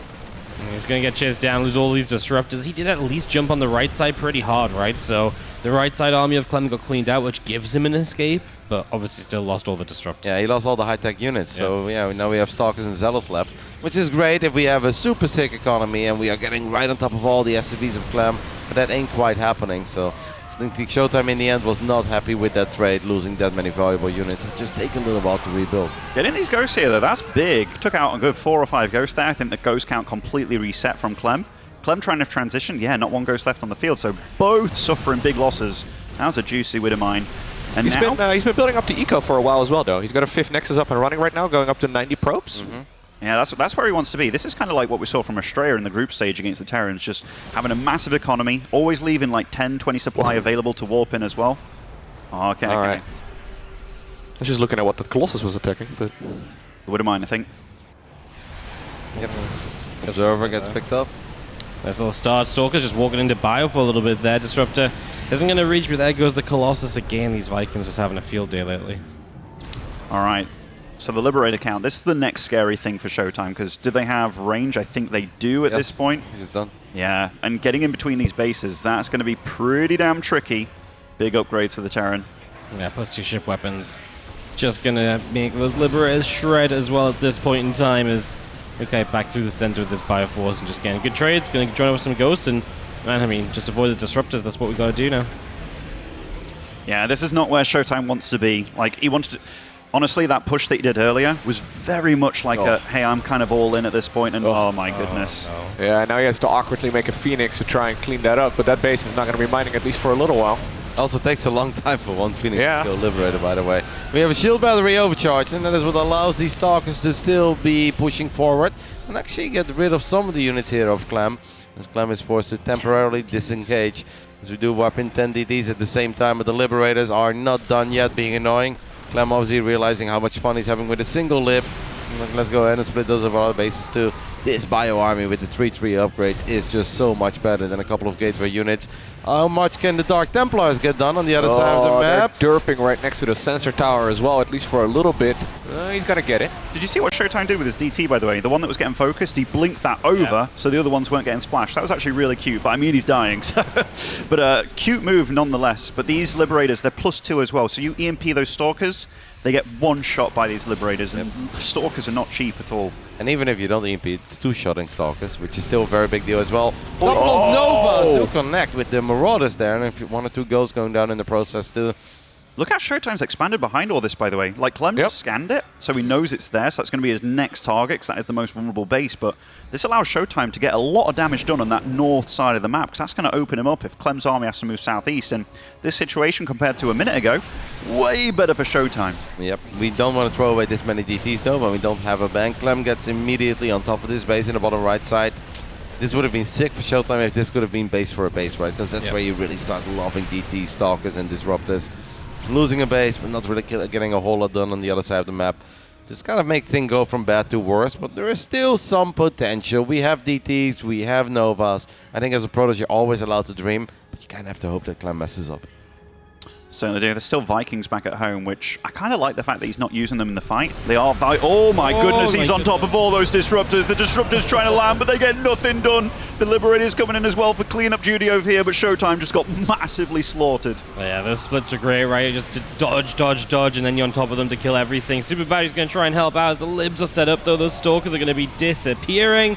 And this Bioforce is going to punch through for Clem to tie this series 1-1, I think. And that's going to feel so good for Clem, man, because let's not forget how this game started. It really wasn't all that hot. The initial push with the Marines and Hellions, traded out for the Adepts, but that's not what you want. He wanted probes, didn't get it.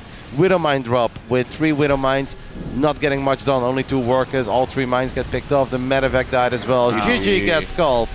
And at that point, there wasn't really a whole lot that Clem could do. He had 0 momentum, 0 map presence. The only thing he could really do was to sit back, macro up a little bit, and hope that once the battle started, he was going to find good trades. And initially, that wasn't quite working out. But I think ShoWTimE got over-eager when he chased that army all the way down.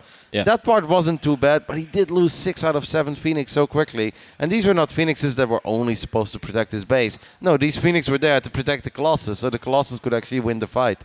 If you lose all the Phoenix, it becomes a lot harder to keep the Colossus alive and actually win the game. And that big engagement as well right before Blink finished up, that ultimately ended up definitely not helping out the Colossus either.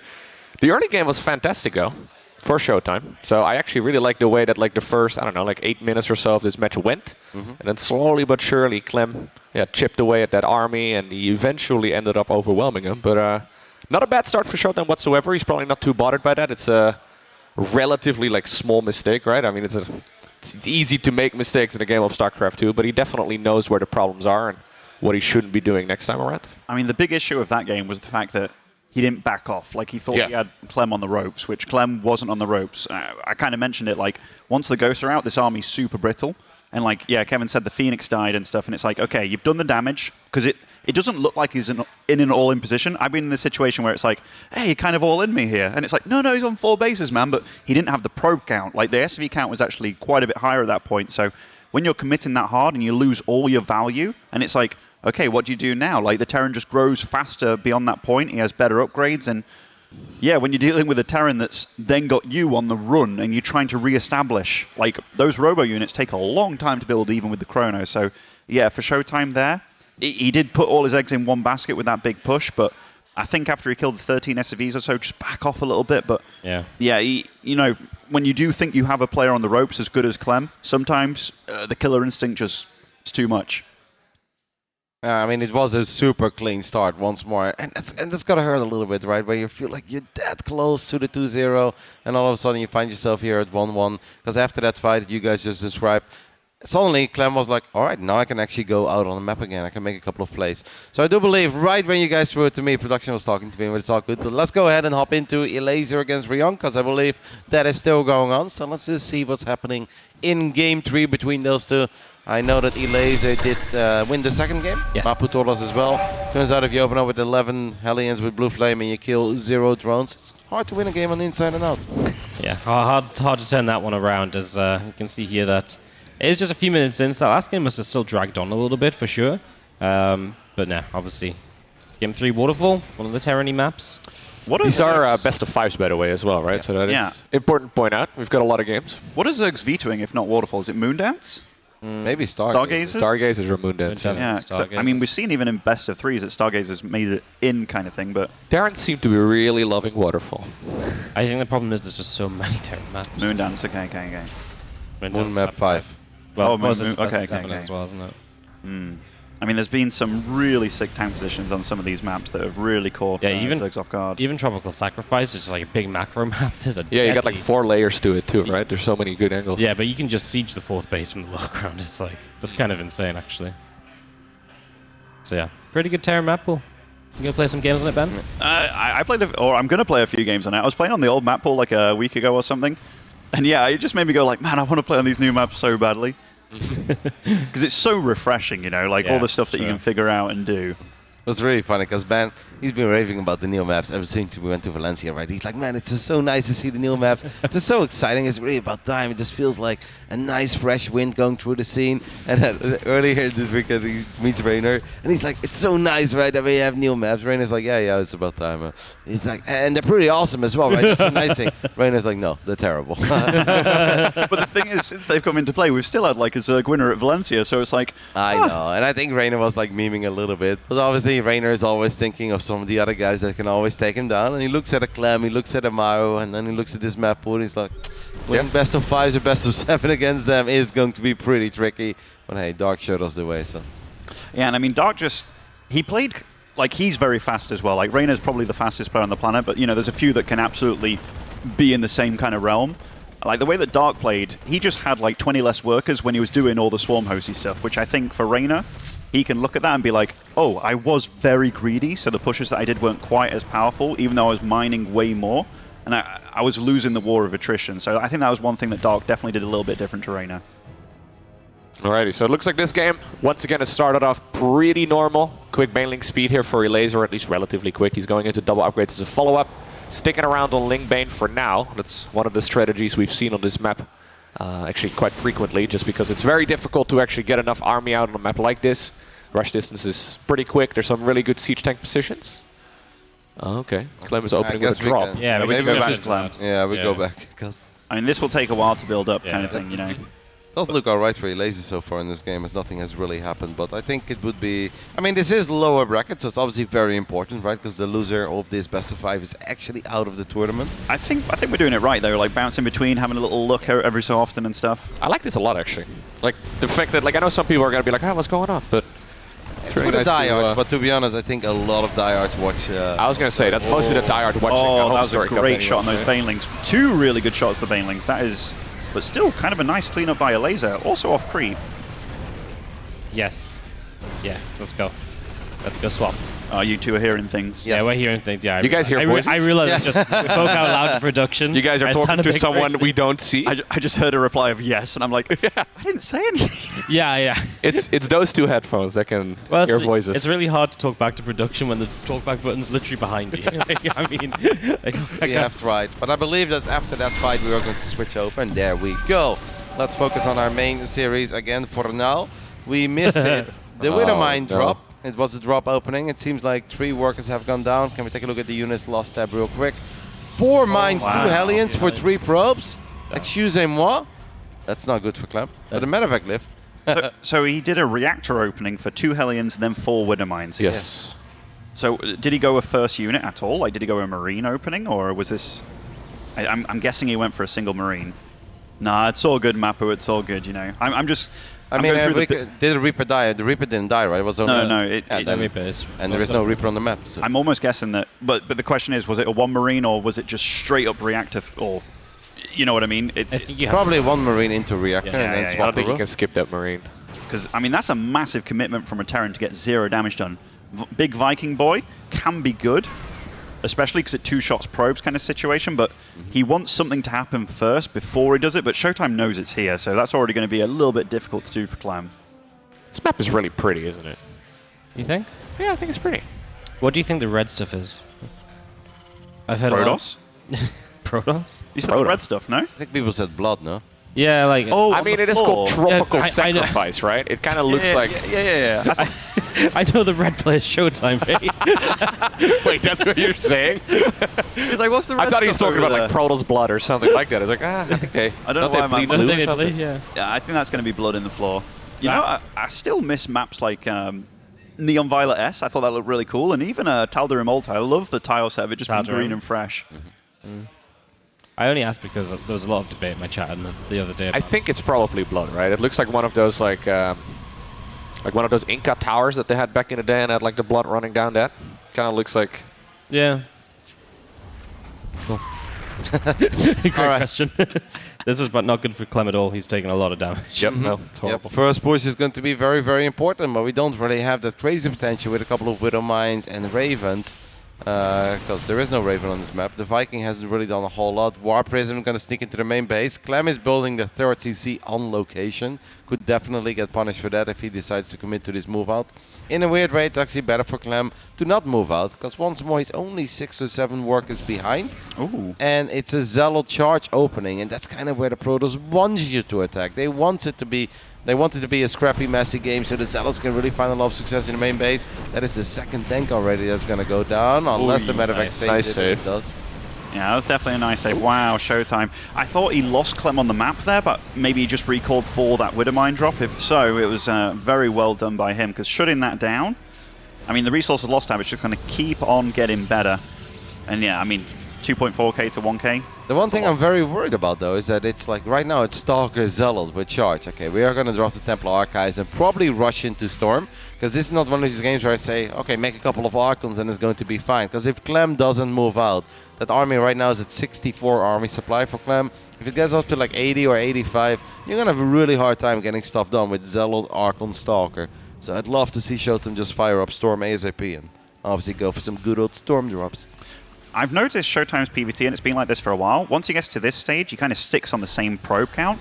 Whereas a lot of other Protosses, they'll be like, okay, now that I've got you on your side of the map, I'll take like a 4th base kind of thing, really probe on up. But ShoWTimE really likes these massive pushes. We saw it in Game 2, which it does, like, it can kill Terrans, but it's also really putting you on the line here. And it's a bit unnecessary, because ShoWTimE once more had such a good start. We obviously missed it a little bit, but like this is a very, very committed attack. And look at his money. Like, it's not as if he can't probe up and take a 4th, which this is always one of the things that I felt is a bit of a weakness. He does go up the ramp pretty easily, though. Widowmine's not burrowed just yet, but they are going to fire eventually.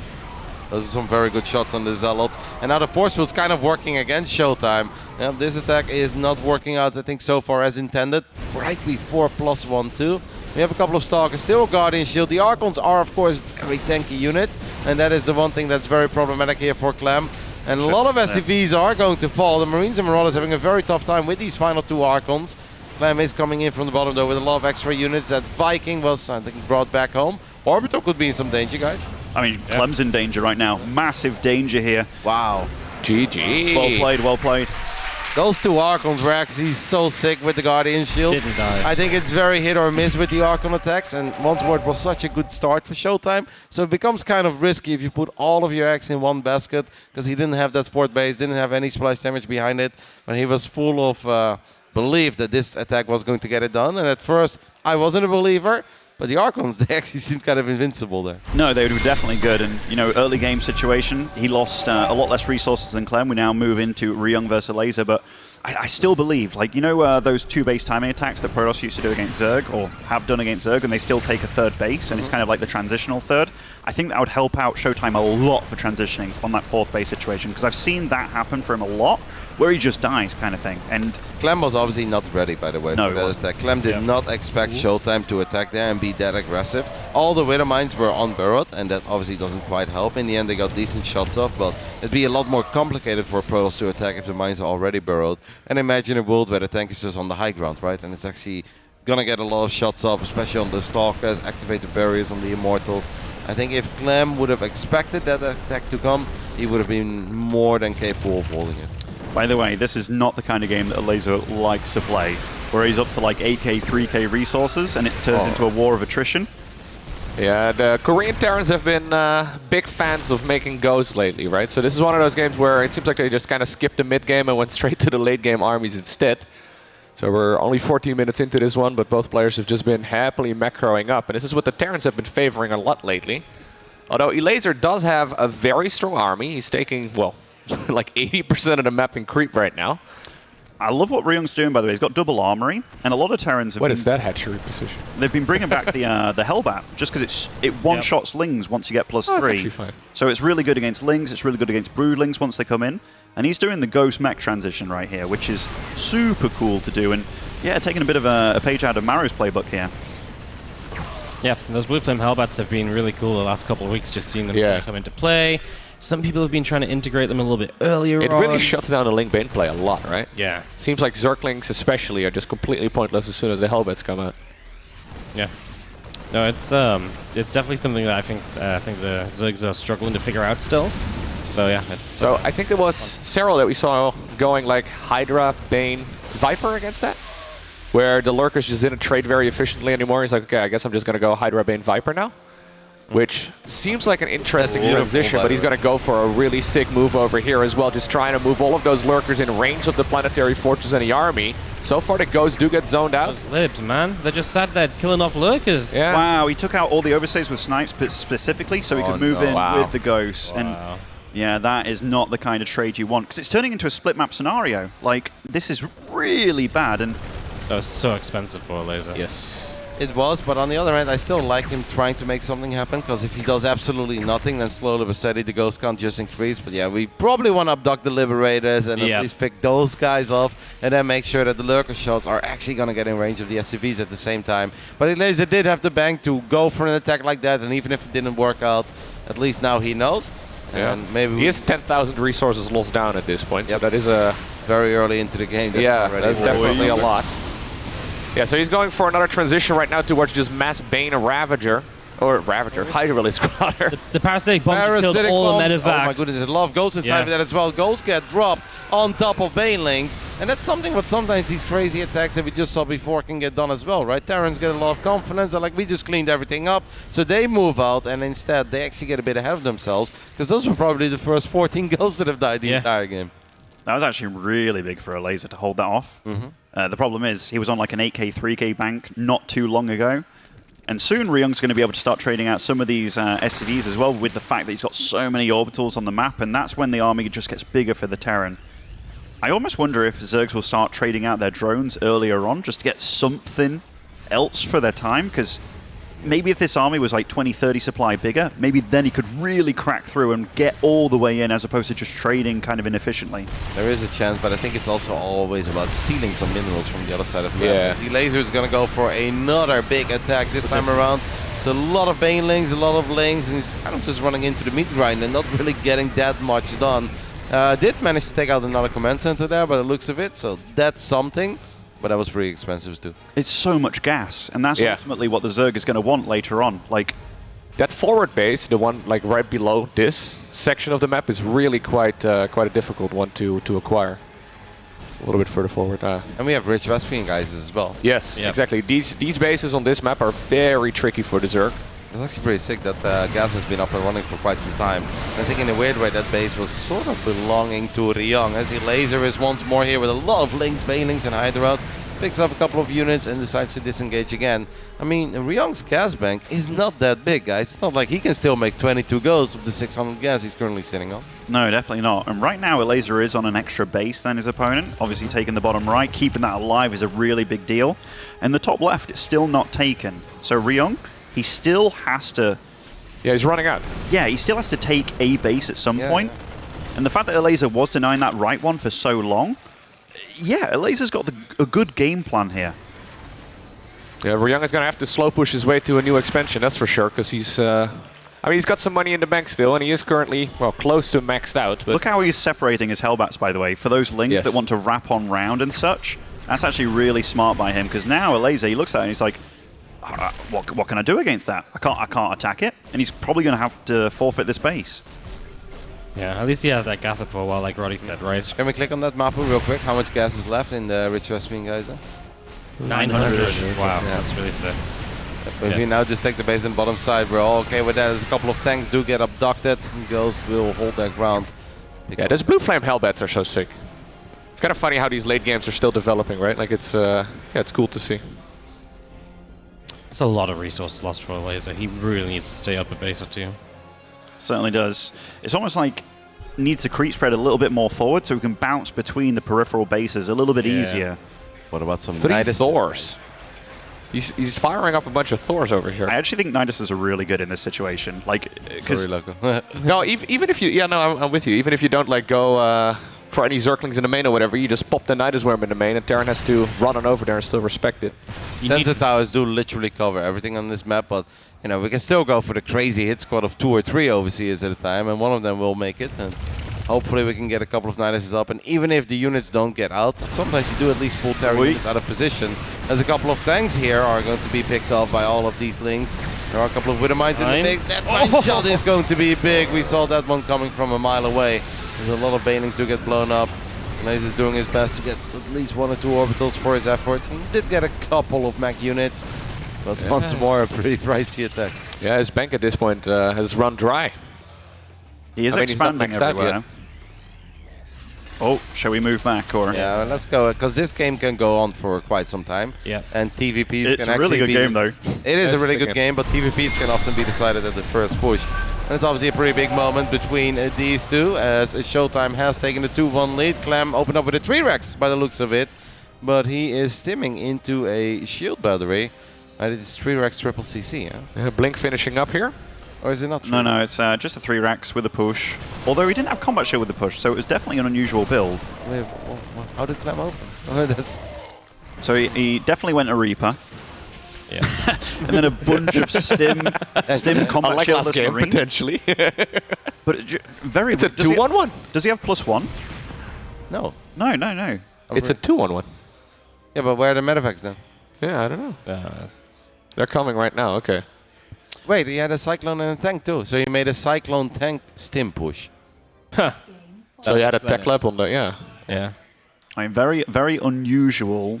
If you get to this situation, it's like, okay, what did he do? Yeah. Now at first you see like a bunch of units stimming into the natural, trying to get on top of a battery. We're like, all right, we have seen that one before. Maybe we can look at Ryung Elazer, or is that also going to be lagging, you think, at the same time? Yeah, we're having some connectivity issues apparently early in the morning in Krefeld. I think there are some issues with that one as well. I mean, the players are sitting next to each other, production is told me. There is a good chance that they are suffering as well, so we're just going to have to wait for a split second. So what's the exact build order, guys? Let's figure it out.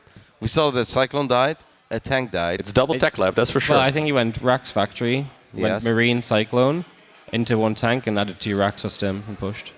So yeah, basically the old school kind of a Ryung stuff to some degree. It was just all good because we didn't see the Cyclone and tank die, right? No, exactly. We only saw the Marines and the Reaper. And no medevacs. So it made sense because there's no Marauders. Yeah. So I felt like a me build from a long time ago, actually. Yeah. Where it's like just Marine, Cyclone. I'd go with like 2 Cyclones, but so far. You probably bring like 6 SCVs as well. But Yeah, of course. You know, bunkers. game goes beyond 5 minutes. It's not my game anymore, Kev. Turns out you forgot your second base. Forgot. All right, we're going to go ahead and hop back into our TVP, I believe, where ShoWTimE has still taken that 2-1 lead after obviously beautiful starts in all 3 games, especially in Game 3 as well, even though we missed that a little bit.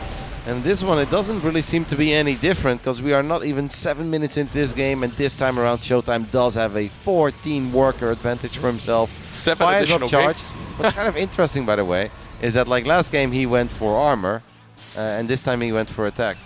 Or like 2 games ago he went for armor. I think Tropical Sacrifice we actually went for +1 attack, and now we go for +1 attack again. He was prioritizing the armor a lot for like demolishing the push with a lot of charge lots. I guess this time he's just got more focus on the Stalkers doing something, right? Maybe it's also the kind of map. Like these Stalkers can dance around in the middle and be a much bigger nuisance to your opponent. But also I guess he does have to worry about the potential of getting dropped into his base, because that main base is very exposed. That's definitely an issue on Stargaze, right? The Terran can push through the top and then can jump into the main. It's very powerful. It's like Blackburn, right? And for a long time, Blackburn was a great Terran map because they just push through the bottom and then lift up, jump in the main, and Protoss has got to be everywhere. It was really tough to deal with. Nice hallucination. Yep. Tiny mind drop already gets revealed. ShoWTimE's defensive play is so sick, though. Like, he doesn't really miss anything here. Clem is in trouble, guys. Yeah, like, Clem is actually in all sorts of trouble. So this is the upper bracket match. Yep. So the loser of this series does fall down to the lower bracket, so but they do have a second place. Gabe or Solar down there. Like, that's not an easy look. Yeah, I know. You don't want to go there. If Gabe's down there, all right? Yeah. Scary place to be. It is. And if you win this, you get Spirit or Lambo. And like I said earlier, I think whoever wins this probably feels pretty comfortable in that upper bracket semi. And if you win that, you're top 3. Yep. Yeah, no, that's back. And that would actually finally get that monkey off Clem's shoulder as well, where it's like, okay, he doesn't really have good runs on land. If he would win this series, he's definitely a big favorite in that next round. But it's not quite working out. Elazer Ryung might end, so yeah, but let's go ahead and stick with this one for now. Because that's only 1-1, right, between those guys? Yeah, so there is still plenty of StarCraft to be played there. But this game is very important. Because this could be the one that drops Clem to that lower bracket. And once more, that'd be a lot earlier than I expected. Yeah. And then it's still not quite that magical offline run yet, even though there is a lower bracket, of course, so he's not out of the tournament. So let's see if he's going to go for that big army once again, right? Is he going to start adding on additional probes at this point? Probably not. Probably not. No. He's going to look to smash this push first, but this right now, he's got 2 Colossus on the way. Clem, if he gets in his face with that amount of Widow Mines, Clem has to go. But I don't think he knows how good his situation is right now, just army, because that's 2 Colossus at a time with Thermal Lance on the way. ShoWTimE really cannot run into that many mines with the Zealots only, but ShoWTimE probably just wants to buy some time. We have a shield battery overcharge, that's very good at buying time. We can try to kind of send just 1 or 2 Zealots forward once in a blue moon. I mean, the bio units are just getting on top of the Stalkers. There's a very wide open area here at the 4th base of the Protoss player. 2 Colossi are out right now. They don't have lens upgrades just yet, but they do need to get into this fight. There's so many mines as well, and they didn't set off for so long either. And now Clem gets a good set of shots off on Zealots. That one at the end doesn't do too much. ShoWTimE finally pushes it back, but Clem has a huge army supply lead right now. Maybe he can turn that into something as the Colossus count grows still. Didn't even need the Colossi. What's tricky about this map is the fact that you're so low on the map here that your main base, it feels so Observer naked. knows about it. He can blink. He can blink. Oh my goodness, I thought he saw it. I think he did see it, but maybe Blink was on cooldown already. Oh, that was very close, because all the metapacks that were having the precious cargo inside of them were actually on the right side, so every single stalk of volley would have been the jackpot there for ShoWTimE. Whew, that was risky for Clem. Ghosts are out now, though, and that is a big, juicy army from Clem. I mean, there's no real anti-air in it, but getting into a nice position. ShoWTimE's doing very well at being in the positions where it's like, okay, I can get to multiple spots really nicely. He's even got an army in his Careful, base. Colossus. Yeah, that one from the Natch has to be really careful. Again, look at the Widow Mines. Just so many of them. It's going to be tough for the Zealots to get in here initially, and that means Clem can maybe focus elsewhere. This problem is 4 Colossi is just too much for Bioforce, and now all the Widow Mines die. Yep, mines are fantastic against Zealots and Stalkers, even though Stalkers can obviously outrange them, but Stalkers normally, they kind of need to support the Zealots, and the Zealots need to lead the charge. But the moment 2 or 3 Colossus make it to the battlefield, and especially once Extended Thermal Lens finishes up, the mines, they really drop off rapidly. I like this. Sorry, I thought he was out of position there for a second. I like the situation a lot better for ShoWTimE, by the way. Like, now he's on the 83 pros, which I think is a perfect number to be at. He's got Disruptors on the way with the double Robo. He's also got DT tech on the way. Like, this is actually a great situation for the Protoss. I mean, again, Clem being out on the map and sharking around, getting that Viking number out is really scary, but I like his economic situation so much. All right, Clem heading for some multi-pronged harass here. Oh, he's got the Watchtower. Yeah, so he's going to head straight into the main base. ShoWTimE once again sees it. ShoWTimE really doesn't take a lot of damage, does he? That's not a lot of units going into the main base, though. Okay, there's a few more. He's got a cannon and a battery. I mean, if there is a ghost in the mix in that little drop, which I'd imagine there would be, that EMP, yeah, it's going to be a big one. Okay, it's the tiniest thing I've alive. I love it. He hits the sentry post Guardian shell. I love how I said that. You both looked at each other afterwards. There's the enhanced shockwaves finishing up. The next one will be a big one, Ben. The next one will be big, Ben. Oh, Disruptor shot hits a couple of Marauders as Clem is going to get pushed back. Good call from ShoWTimE. Good army split. Very easy to send too much to this, but that was perfect as we do take a big fight down here. The EMP landed. This one was a big one. It hits the Colossi, and one of them fell very quickly to the Vikings after. Yeah, the army becomes so brittle after the EMPs. The top one is the one that ShoWTimE really wanted there, but he's still paying attention to his main army. Could have been another big pickup, but in the end, ShoWTimE does do a phenomenal job in indeed splitting up his units. And that observer placement, man, has been really sick. Yeah. Like that one, if you look at it from a terrain point of view, that's almost impossible to see. Like I think in regular terrain, it's kind of good. Like guys like Clem are very good, but especially above the trees or the bushes, whatever it is, it's all purple. There is some water. That's you don't see the shimmer. Yeah, that's almost impossible to detect. I do like that Clem has been trading out his bio, though. Like, he hasn't been losing the ghost. What's his unit count at now? Okay, so we have 7 Vikings, 6 ghosts. He's actually started transitioning to a much stockier army. Upgrade-wise, he isn't behind yet either. Okay, that little group at the top does well against that Colossus. That's a lot of ghosts in this army. ShoWTimE can't chase this down, I don't feel. Oh, he needs another Disruptor shot just to keep on zoning. Those Vikings getting taken down, though. We do knock down just a little more. ShoWTimE is going to spend the money a little bit. He's doing totally fine if he would actually spend his money and make sure that he never finds himself in a position where he fired all the Novas at once and Clem can suddenly just blink forward. But yeah, ShoWTimE sees it once more with one of those observers. It's still a little bit out of position. You have to be careful that it's not just your Colossus that run into the main base. Because if it's just your Colossus, those are going to be sitting ducks. First one gets picked off, the other one is actually doing some work from the low ground. So that is kind of cute. But ShoWTimE is going to be fine in the end. And he's still sitting on a pretty big bank. Yeah, he just warped in like a dozen Dark Templar. Not entirely sure where those are heading over. Okay. So they're going to try and do some harassment on the other side of the map, but we don't have Blink for that yet, right? I don't think so. I haven't seen that. Right. Oh, wow, it's done. Yeah. Okay. And I mean, his economy, he can actually throw away certain armies here. I wouldn't be surprised if at some point... What's Nova! Oh my God. Not again. Okay, Clem. Wow, the fact that Clem is paying attention there to something that doesn't even show up on the minimap is also very good. And now Stims up the ramp, actually gets a disrupt. The shield battery overcharge has been activated once more. Let's take a look at those Dark Templars then as they get on top of a planetary. There's not a planetary yet, And that actually helps Clem a lot because of that he can cancel it and he can just lift up the CC for a little bit. Worked out well there for Clem that it wasn't finished. I think it's really cool as well that ShoWTimE's actually going for that air transition here because at this point the game could stay in this situation for quite some time, or you've got to worry about the Terran army just getting bigger and better with the Liberators and stuff. So you being the one getting ready for that air transition already, that is something that can absolutely catch a Terran very off guard here. This is a really cool game between them because this could go on for quite a long time between them with really scary, weird armies. All right, ShoWTimE does see the army right here at the end. He does decide to bowl one of those disruptors down. Oh, wow, Clem with a flank here in the north side. And look at all these disruptors. They've absolutely melted. Big disruptor shots going off, but that disruptor count absolutely slaughtered and battered down to just 2 here. This is actually super scary for ShoWTimE. There's very little AoE left. Yep, Final Colossus gets picked off as well, but we do have a shield battery overcharge, and he's forcing out a couple of XXIs. DTs coming in from the bottom, and the Stalkers, I think, have done a very good job. He's got so much money. Gunning down those Liberators. Yeah, he's got a lot of money. If he spends it, he should be able to stabilize pretty easily. 3 carriers? Oh. That's the way to spend it. That's the way to spend it. Got to wait a couple minutes, but they'll come out eventually. There's already a whole lot of Vikings, though. This is something Clem does, by the way, every time in his TVP. As soon as the Colossus threat is gone, those Vikings go home and he just sits them at a base kind of thing, which I think is super smart because they are expensive. And I mean, they can be used for dealing with warp prisms at home or dealing with these DT run-bys along with the PF.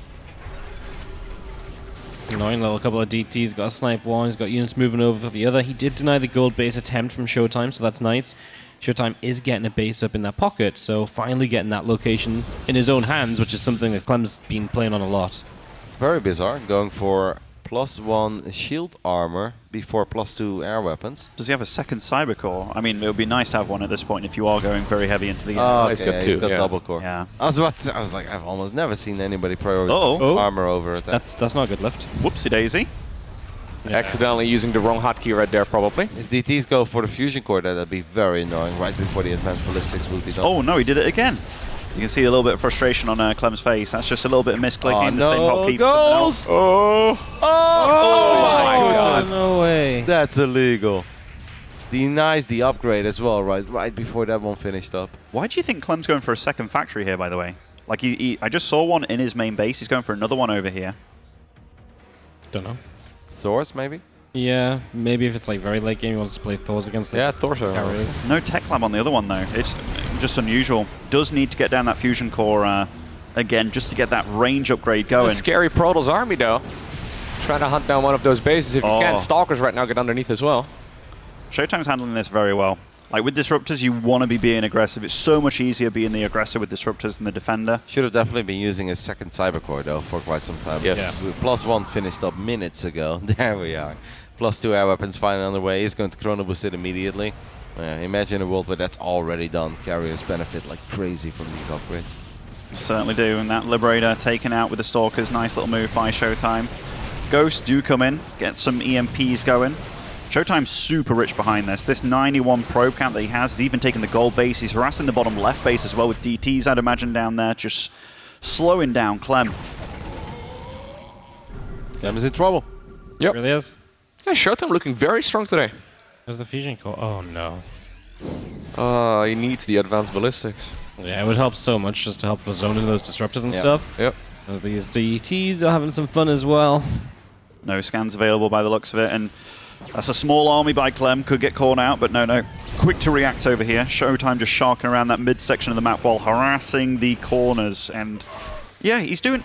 ShoWTimE today, he turned up. Whatever he did this morning, that yoga, that marathon run, worked out well. I don't think it was just today, because I think in the group stage he was quite alright as well. 2-0 Serral and everything, you know, so it's been just a very strong showing by ShoWTimE so far. And Clem's not playing bad by any means. I know we've seen a few little blips here, lifting up buildings and stuff, but ShoWTimE's just playing sick, man. It does seem like the openings are not working out at all for Clem today. Like every single game, he started off pretty damn far behind. Oh, this is scary, though. Disruptor.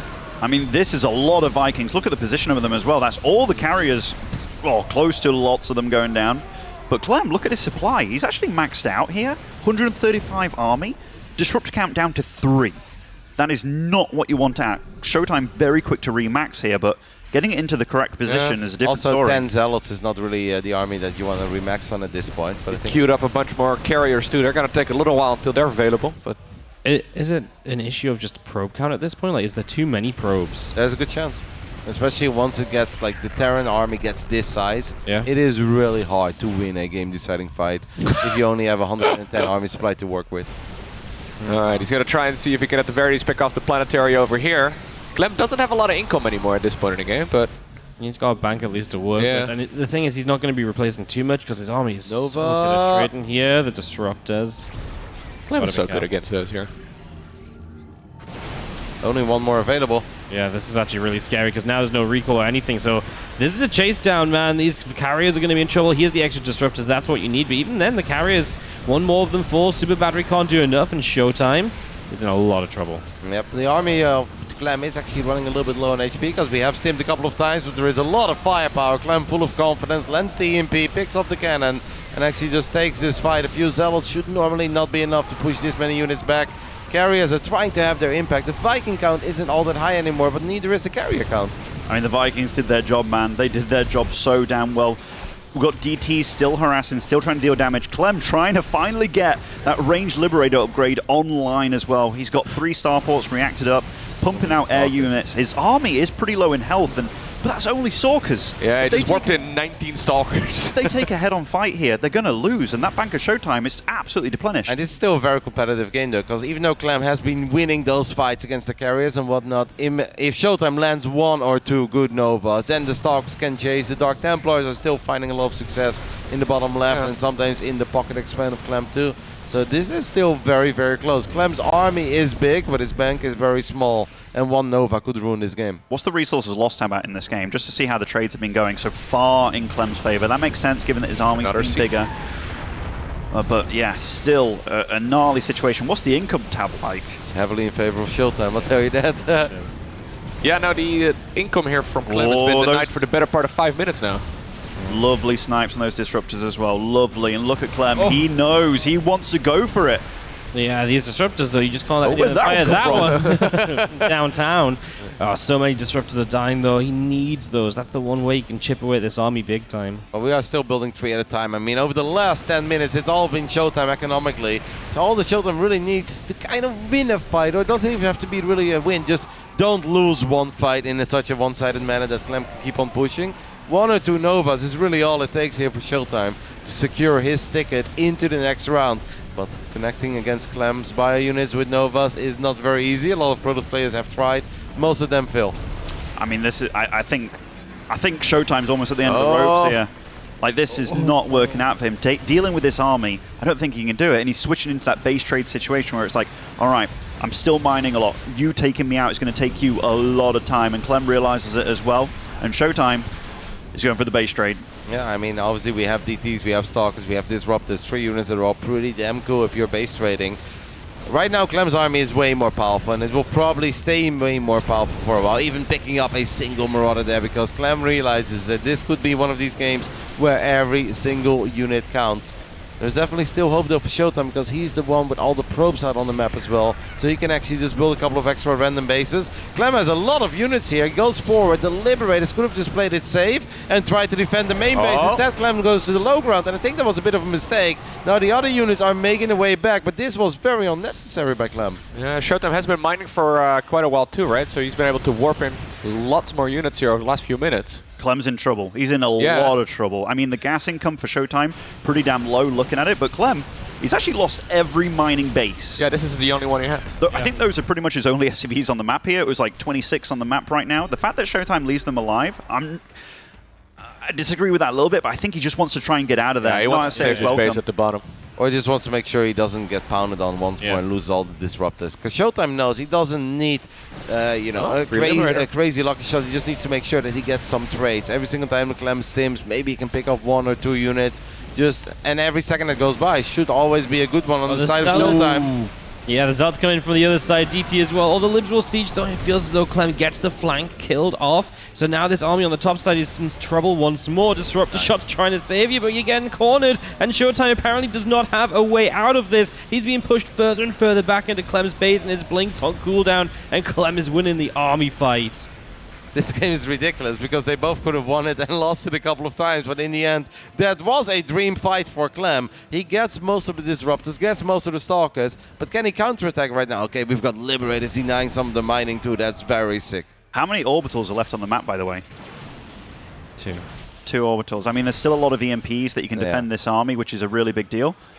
I think Clem just won because yeah. I think so too. I was really surprised that ShoWTimE was willing to turn around and actually take that fight, as we do have one Nova connecting with a couple of those very expensive goals. There's one more disruptor in the mix, but I have a hard time believing that one is going to get the cash money shot. I think ShoWTimE overestimated the power of the flanking zealots there. Yeah. You know, it felt like he thought, oh, this is my moment, right? Come in from the right, get my left army in. He was buying time for the zealots to get there, and they just melted. They made absolutely no difference, and he was so committed to being in the top left. Hadn't run away enough.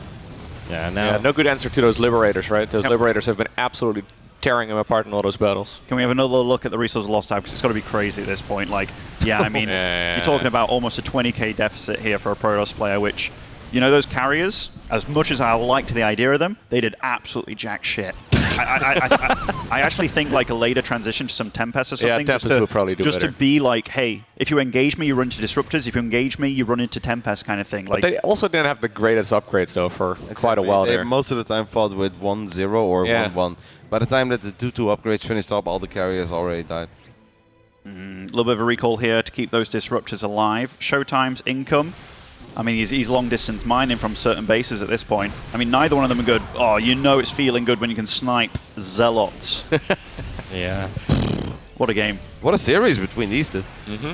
Just the start of the playoffs here at HomeStory Cup 21, the third day. There's a couple of disruptors trying to get lucky one more time. You know what was sad as well during that big fight where all the Stalkers were forced to go into top left side is that we still rallied disruptors into the back of the Terran army. And obviously that works if you actually fire a Nova, but we did not fire a single Nova. So 3 or 4 disruptors just kind of misrallied in the center of the map. Those going down to. It really felt so many times ShoWTimE was 1 Nova away from not just winning this game, but moving into the upper bracket semifinals.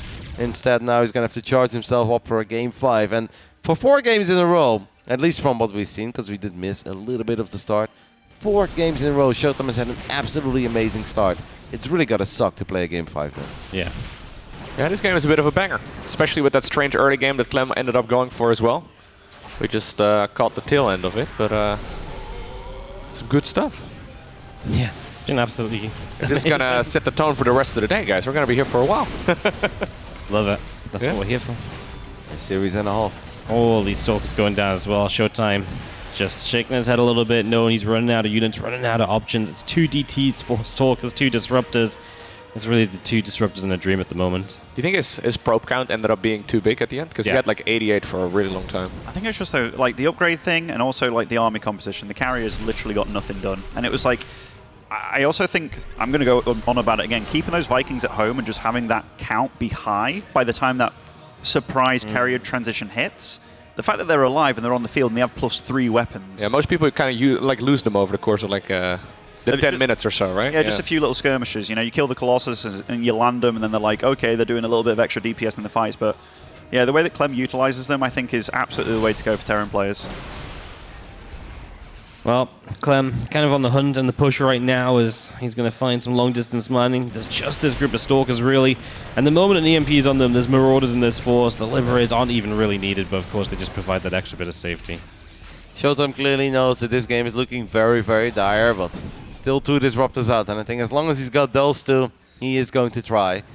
They are in the center of the map. They are kind of getting hunted down. Clem sees them. He knows that they are there as a few more SUVs do fall. I mean, ShoWTimE is on some opium, but that's a decent first shot. Nice follow-up blink as well. Gets a Liberator and a couple of goals for what? At the moment, not a whole lot yet. But this is where Clément is angry, and he knows that this is the only army that's really still out there. Are we going to siege up the Libs? Yes, we are. Stalkers do kill 1, but in return, Clem grabs so many Stalkers, grabs the Disruptors too, and that should really kind of do it. Even if Clem only has 4 workers, ShoWTimE just basically has nothing. Yeah, absolutely nothing at all. Handful of Stalkers just cannot fight this army anymore. Clem's going to get some mules on a gold base as well, just somewhere to mine that ShoWTimE might not look with a DT for a while, just to give him some sort of income, because, again, he's got nothing, but that just doesn't really matter based on the current armies. The in-base expo. This one's been giving him at least a little bit of income here for a while. But yeah, now Clem's income is going to boom again as soon as he gets the gold up and running. Yep. Just a couple of SCVs will do. Well, booming, as in late game. It's 29 minutes with 5 workers. Compared to ShoWTimE's economy, Yelko, he is booming. Yeah. You were spot on, mate. What a difficult situation for ShoWTimE. Like, he really gave this game his all. Well, there comes the GT. Yep. Well, that's a nice find at least, right? Because you get rid of the SCVs again. If there's ever a way, that's what you got to do. As the Stalker's going to move up over here, see if they can find some units. Yeah, he's trying absolutely everything he can. Not totally sure what we are hoping for there with the Stalkers. Maybe just pull the army home and recall. Yeah, just recall. Because, I mean, Stalkers are not get exactly one more known for their ability to kill buildings. GG does get called, and Clem sends it to Game 5. I mean, these guys are having an absolute banger of a best of 5 so far. As I believe we're going to take a look at the other series that's happening at the same time. A very important one, as Tournament Live is officially on the line for Elazer, who did lose that 3rd game on Waterfall. All right. Well, that's what you want to see, right? 20 minutes into Data C, loses 17k more. Yeah, exactly. The resources lost is double for Elazer. We're not just talking like 1k to 2k, it's 17k more. I assume he's been doing a lot of this, and that's great if you can outmine, but this is also where Terrans can typically trade out well enough and eventually just break through on one big push. So it feels like this is very repetitive of Waterfall, what we saw of that, right? Where Elazer just can't seemingly do enough on his big pushes forward.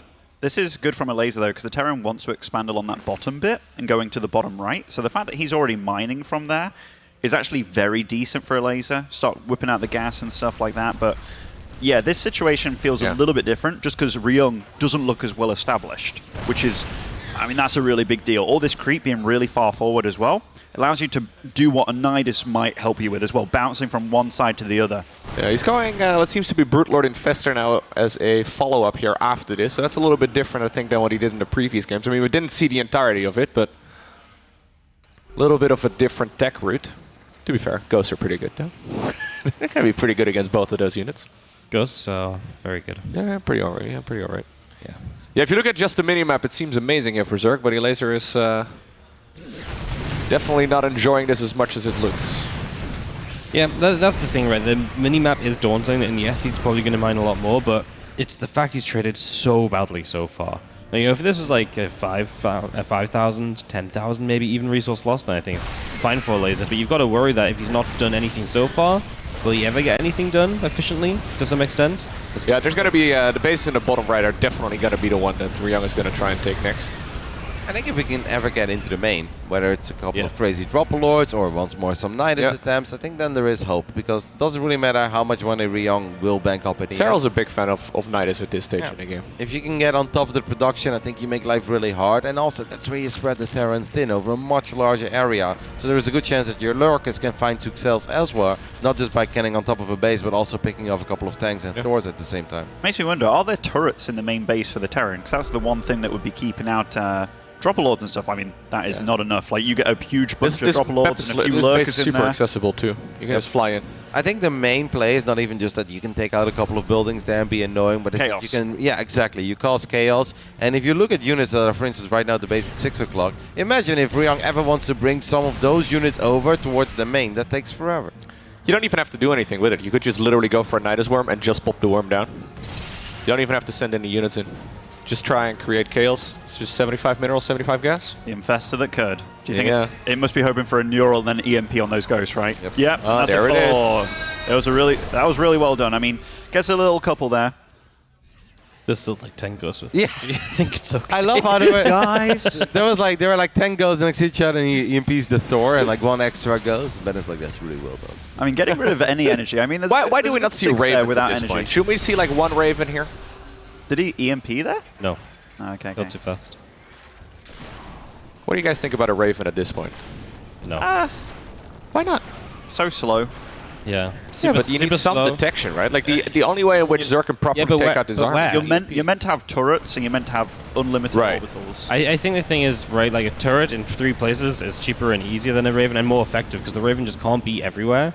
Right. And it's like, do you bring the Raven always with your Ghost? Well, if the Infest just gets in just from the right angle, you know? That's always the issue with the Raven lagging behind. The Raven also messes up your groups a lot, because like if you have a Raven with Ghost and then your Bio, then it's like but if you look at this Terran army, though, like the one unit that would make this army more powerful is the Raven, right? It's not just for the detection. It's also for things like, you know, anti-armor missile, I mean, it is another thing to micro, and I get that it's really complex, but... Then it's like when you press F2, man, that Raven shows up first. You know? Can't mess with that. I was like, I think that's all right for Ryung. I hope that he knows how to play without it. But I just feel that the Raven, it's more of a liability than anything at this point. Also with the fact that there are infestors on the field, if that anti-armor missiles you, that could also be a massive issue. I think we should go back to Clem ShoWTimE now. If it's going. Yeah, I think so. It has to be going. 2 minutes. Then we can actually see the build. 3:30. 3:30? 3:30 we can switch over. I'm okay with that. I like doing Unless the build obviously- guessing game. Unless Clem's proxy 2 racks. I mean, it's Moondance, right? So it's probably just Reaper, Fast Expand, and Stock and ShoWTimE. Oh, Rush. Okay, we should switch over now then. It's going to be the proxy one, right? Yeah. Defended. Thank you, Mapu. Do you switch? Sure. Maybe in a minute. Minute. Let's see if Elazer, because this is Elazer's tournament lives on the line. Let's not forget about that. So let's see if Elazer can find some success. We'll give you a minute, Miko. Impress us. Well, he's probably gonna need like 20 plus Brute Lords here if he wants to fight towards that low ground. This is so frustrating to play against if you're a Miko type player. I mean, Yeah, this is exactly what he's trying to avoid all game. That's why he's so aggressive, right? Like, he does not want to get to this spot. No, and I mean, like, people have been trying Broodlords. I know Serral's been trying some of the Broodlord stuff, but it's very hard to make it work. This map does have some nice points where you can get the Broodlords at, but when you're already against the counter to them, which is lots of ghosts and the Thors as well on the field, it's very tricky. You just gotta find that right fight with the infestors and everything, which, yeah, very, very tricky. But there's nothing else you can do because we saw how he was trading otherwise, and the Broodlords are basically the only other option here, so just gotta start using them. I like this, get forward, bit of damage. A couple of Vikings in the mix too as well. Yeah. Getting some work in. A couple of snipes. That's that run by. That's gonna go, potentially could have gone up into the natural then. This is really strong though, because Terran is now completely occupied in the bottom right corner, right? Like this natural and the third base are, well, I wouldn't say wide open, but very exposed. I do think it's time right now for us to take a look at that Game 5 between ShoWTimE and Clem, because this is when normally I think the TVP start heating up a little bit. And that game between Elazer and Ryung should go on for a little while. So we do have a Raven, we do have a Twilight Council, and we have one Heli, and apparently trying to grab a couple of workers, grabs one. So can we take a look at the units lost, resource tab real quick. So far just Reaper, SCV, and that was the first row unit going down. 4-gate, Twilight, Blinkstalker. I think we all kind of expected that on Moondance. Reaper in the bunker at the natural. All right. Cool. So, this is a map with the in-base, which obviously makes it kind of funky for that third, and you do have a choice to make because you either expand forward and you get a full base, or you have a 3/4 base in the back. Yeah, it's also kind of tricky to scout on, right? Because you never really know exactly what your opponent is doing here. How many gateways is he adding on? 3. This feels like ShoWTimE is hoping that Clem went for a greedier third here in the back of the base. So it looks like he's going to be going for a big, big Blinkstalker pressure here. Yep. I mean, MaxPax has had a lot of success with that against Clem as well, especially on these maps. I love the tank positioning. The first one's very good. Where Stim is going to get cancelled, probably at least once.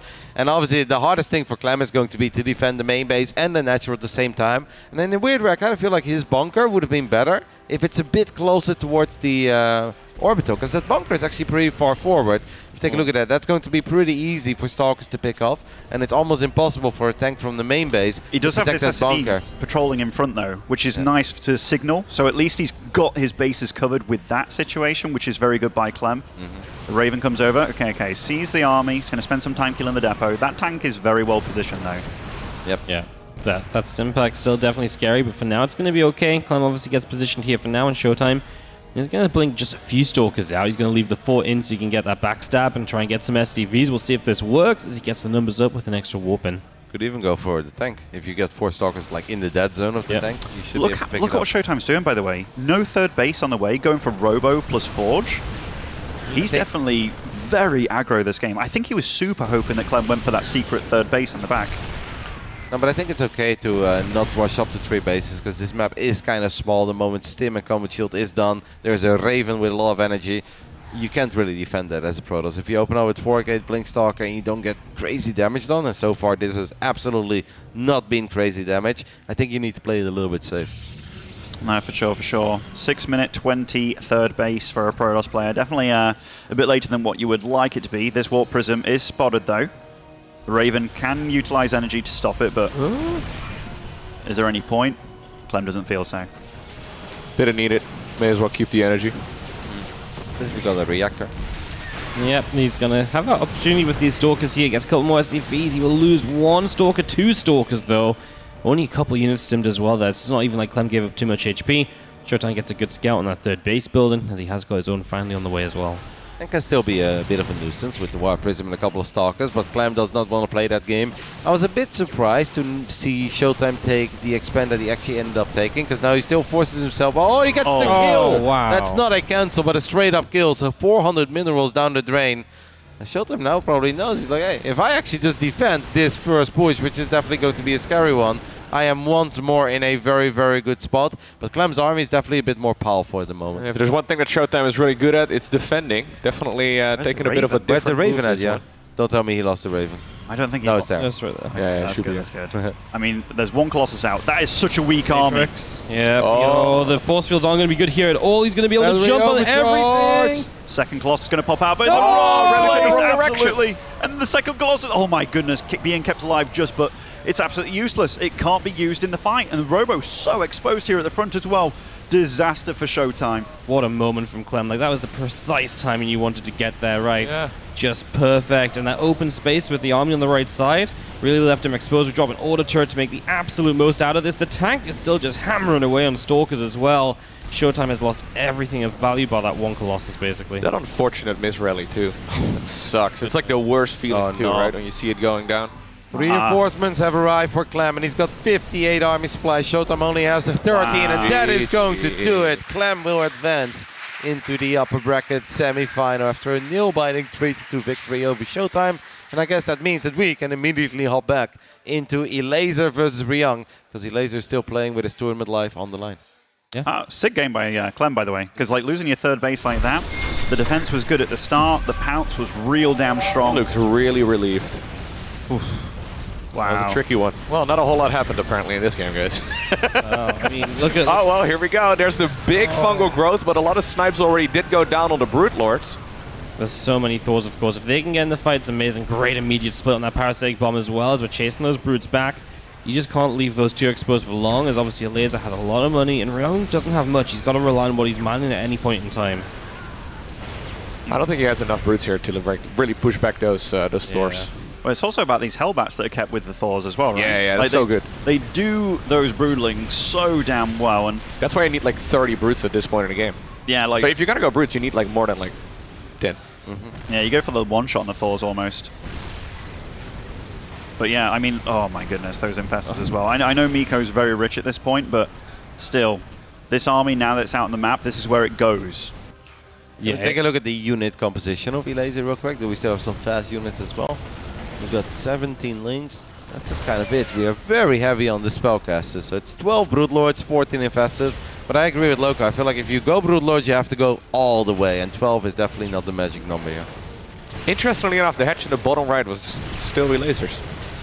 Kind of feels like that should have been one of the Terran bases. Like the base all the way in the bottom right. It's so hard to get there, though, actually. Like, yeah. It's like with that many spines. I was wondering what was defending it. Nice little abducts going on here for Elazer. I think the Vipers are out of energy now. Ryung down to 29 SCVs, by the way. So that army supply of his huge. Oh, EMPs. Right. Okay, they were juicy. Just keep the Ghosts alive, though. Don't think they need to be forward when they have no energy, right? So they could have pulled back. It's little things. I mean, at this point, every single unit's going to be counting when you're not mining very much. So, yeah. Nice run by. That's what Elazer needs, some sort of disruption. Yep. And not just run by Lurk on the high ground as well, getting a couple of shots off. Taking out a sensor tower or two would be nice. Instead, a couple of links will get on top of these 2 tanks. And that is good enough to get the double kill. And look, Ryung's actually broke. Like, he doesn't have a huge bank. He has to sort that out because... He's got to kill our army, though. But yeah, there's still like 15,000 resources available for the Zerg. He doesn't need to win just with the army that he's got. Getting a base killed over here, does Elazer. Up to 9k, 6k bank on his side. His army is still strong. I like the fact he's got a good bunch of Overseers with these Vipers. Makes it much harder to know exactly where the Viper is in that mix. But EMP's still, or rather the Snipe's still doing a damn good job. Yeah, hitting some supply blocks there as well. Ready? This obviously is the lower bracket for everybody that perhaps lost track. For us, we covered some upper bracket action. We'll see more of ShoWTimE later today. Clem, I guess, is just done for today because we only played the first round of the upper bracket, and after that is the lower bracket all the way. So Clem can go ahead and enjoy an entire Saturday in Krefeld, Germany without any stress. Take a nap early. Yeah, I was going to say go back to sleep. Especially if he goes to sleep now, you can still wake up on his usual schedule. Man, these EMP is like the Infestors being grouped up constantly. Oh. And in that PF though, look at that. Ryung down to 156 supply and 8 SCVs. I know he's probably got a good 10 orbitals to use, but still, that is not where you want to be. That's absolutely not where No, this is a really good situation at this point for Elazer. He's been fighting for the better part of half an hour, because this is exactly what Ryung wants to do, right? So this is a pretty important game as well for Elazer, because... I mean, his tournament life is on the line. Yeah, exactly. But also just for the rest of this series, if he ends up winning, this is really what Ryung wants to do in the next game as well. Like the Terran Dream getting to the ultimate army. Miko kind of just repositioning a little bit there. Deep breath in and out, and he's like, I think I got it. But at this point, you just want to make sure you don't do anything silly, of course. You don't want to be that guy that now takes a terrible fight. You get EMP'd, you get sniped, everything gets obliterated. When you kind of feel like you've worked so hard together as we have a big pongo. It would have been so sweet to land a parasitic bomb at the same time as well, but I guess we didn't have energy for that. I really wish Miko was like splitting up these Infestors a little bit, you know. Like I remember... you can split spellcasters? Apparently you can, you know. I remember when High Templars started doing that first time, and I was like, oh my god, the Protosses do think, but... I mean, you can say the same about the Ghosts. Don't usually see those groups like split up. You don't need to split up Ghosts, though. Those are the anti-cast, you know. Until you get EMP'd. That's true. All right, these Broodlords are finally doing their job, though. The one volley's backing off a little bit. I mean, there's a bunch of Thors, but they're kind of mainly shooting at the Broodlings here. And look at that supply from Elazer. It's really good. Investors could land a few more fungals. That is exactly what we're going to do. So these Liberators take some extra damage. The Spore Crawler there was able to get a ridiculous amount of shots off as well. And I really think that this is pretty much going to do it. And that means that we get one more game here on the main stream before we officially move on with our day. Well, the Elazer and Ryung will push it to game 5. GG gets called. Liquid Elazer sends it to the rubber match as well. Hey guys, 2 best of 5s, 2 game 5s. Pretty solid way to start the day. Great start. And the fact that these matches have gone in the way that they have done as well, they're very evenly matched, aren't they? Like, I know the score says that, but the way that the games have gone, like, that ShoWTimE Clem series was really a brutal battle between the two. And it felt like ShoWTimE's early game was clean and solid, and it felt like once Clem got on the track, he was just like, you know what, I'm also very damn good at this game. Because that late game Stargazers, very often, when a Protoss does get to, you know, good 5 Disruptors plus, that's when it can start looking like, oh no, Terran's in a lot of trouble here. But with Clem, I never truly feel that way. I'm always like, okay, it's still an even game between them, which just shows how good his late game TVP control is. Yeah, most Terrans at some point after, 50 Disruptor Balls do accidentally end up losing half their army. You're like, it sucks. But yeah, turns out if you don't lose a whole lot, like you get a couple of decent hits, but nothing amazing. Nope, never the absolute money shot in the center of the Terran army that then also allows the Protoss to win the fight immediately. Like, that just never happened. A couple of these connections, but could never run away with it. I mean, that game was wild. I'm sure that ShoWTimE is going to be kicking himself a little bit for that best of 5, though, because I think in legitimately all 5 games, he was ahead at one point. Yep. And in some of them, he was very far ahead, and of course, it managed to close out too, but I think this is a kind of series where ShoWTimE looks back at it. What was a good moment to take out Clem in a best of 5? I think this was definitely the kind of best of 5 that he should have been winning with the starts they had. No, absolutely. That Stargazers game is probably going to be one that I'm not going to say haunts him for a little bit, because it's not as if he won the game or anything, but yeah, that carrier transition, I don't know how many resources went into those carriers, but they never got going whatsoever. And I mean, it seemed a little disconnected, right? Like that many probes and that low upgrades and then a couple carriers. Like carriers can be really good, but like with low ecos and good upgrades. Carriers get to a number where they're like almost unstoppable. I know. But I've played a lot of CVP. But they never hit that number. Like at max in a fight, he had like maybe 4 or 5, and it was like then 4 or 5 again, then 4 or 5 again. It was like often it was even 2 or 3. Yeah, exactly. It was just not enough. It felt like such a weird time they started building carriers, because he was never just sat back like, oh, this is the moment I'm going to get some carriers out. He was always trying to be active on the map, but then that takes away from the activity on the map too. Yep. And then, yeah, as soon as he had 3, he was still being active on the map, and then it gave Clem opportunities. You know what actually hurt him? The fact that, like, a lot of producers, when they do make that transition, they'll be trading out supply constantly, like keeping the Terran back, whereas he was almost too good about keeping a lot of his supply alive, so there wasn't enough supply to then get all the carriers that he needed. But yeah, rough series for sure for him. Seems like Ryung and Elazer need a little moment before they decide to fire up Game 5. Can't really blame them, of course. Tournament live on the line. But I do believe that we are ready to hop into the 5th game, which I believe is on Moondance, if I recall that correctly. Ryung was watching the replay for a little bit. He's like, where did that go wrong? He's like, all right, that's a few bases too many. Let's see what Game 5 of our second best of 5 has in store for us. Top left side of Moondance. We're looking at the main base of our Korean Terran player representing Team GP. It's Ryung. And down in the bottom right, we do have the red Zerg. This is, of course, Team Liquid's Elazer. I gotta say, he looks damn good in that hoodie as well. I don't know if it's the hoodie that makes Miko look good or the Miko makes the hoodie look good, but either way. Ben, you just do not stop talking about Team Liquid close and how good they look. What can I say? They're good. Did you say you disliked horses the other day? I love horses, mate. I love horses. I said horses are You're more scary, of a camel okay? elephant guy, Scary right? because they're filled with power, okay? Alrighty, this game, Moondance, to finish it all off between these two. Now, I did speak with Miko a little bit, because he had that Mutalisk game with a Terran earlier in the tournament. Who was it? That was against Spirit. It was against Spirit. And we spoke a little bit, because I was like, you went Mutiling Bane on this map? Like, it's really tricky, because obviously they get that secret third, so when you think you're keeping the Terran on 4 bases, they're actually kind of on like 4.5 / whatever. And he's like, yeah, maybe I shouldn't go for the Mutalisk here and just play Lurker style. So, yeah, it's definitely a harder map to brutalize your opponent and keep them in that kind of situation. So we might see a little bit of a mix-up from him and not going for that Mutalisk trade style. Yeah, it seems that Ryung's playstyle in this series has just been to try and get to that ultimate army, right? Try and get to that mech ghost-based force, and it's relatively passive.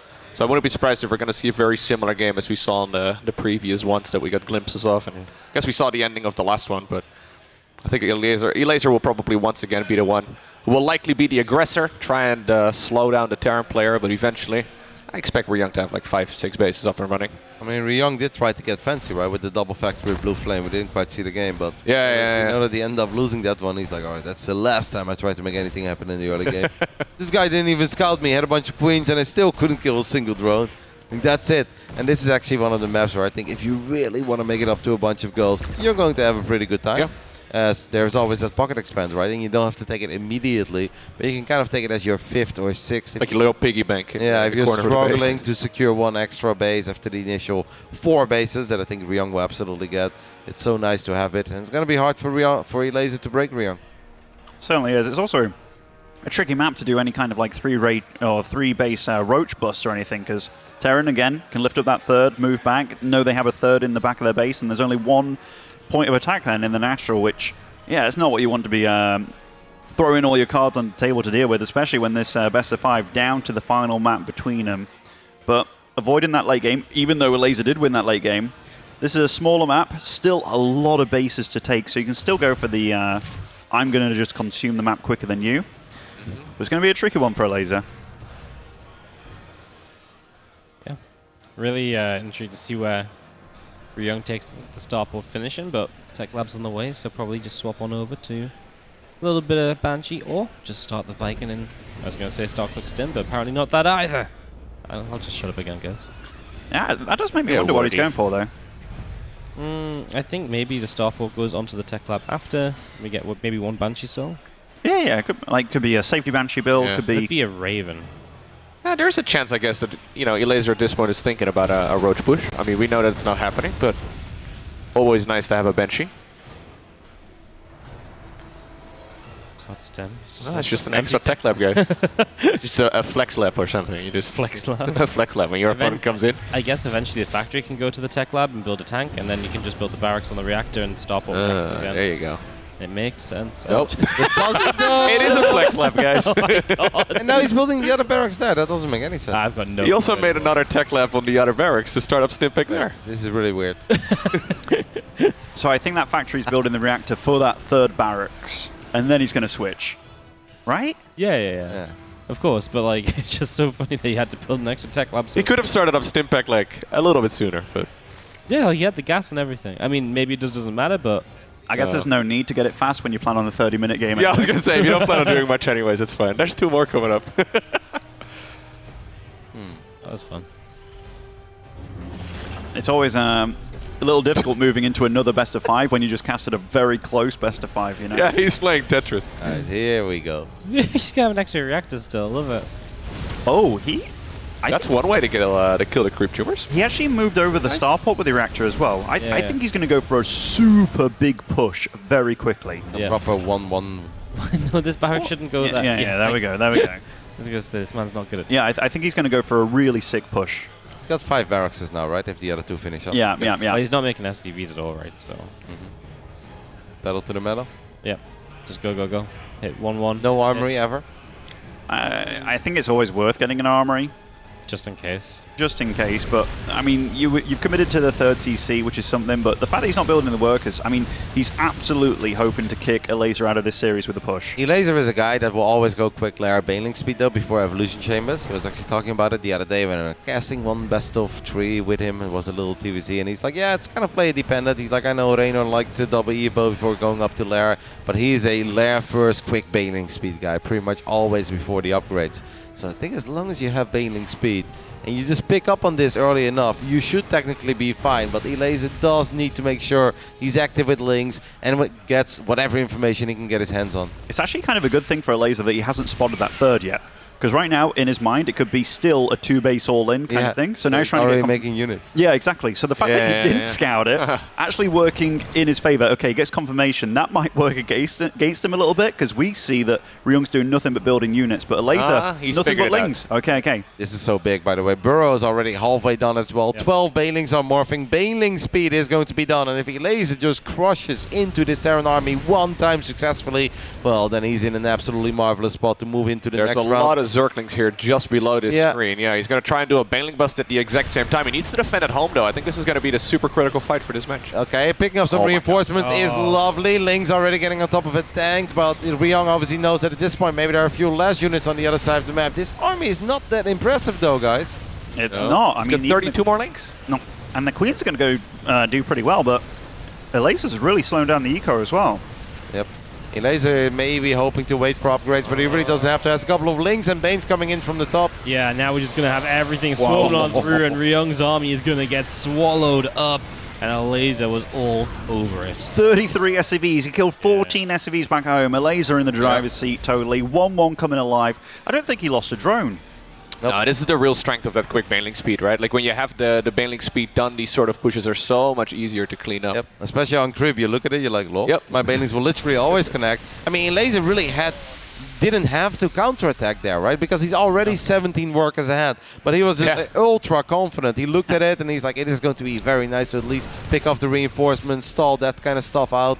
And it obviously forced Ryung to pay attention to stuff at home, so Ryung couldn't be overly aggressive with his push.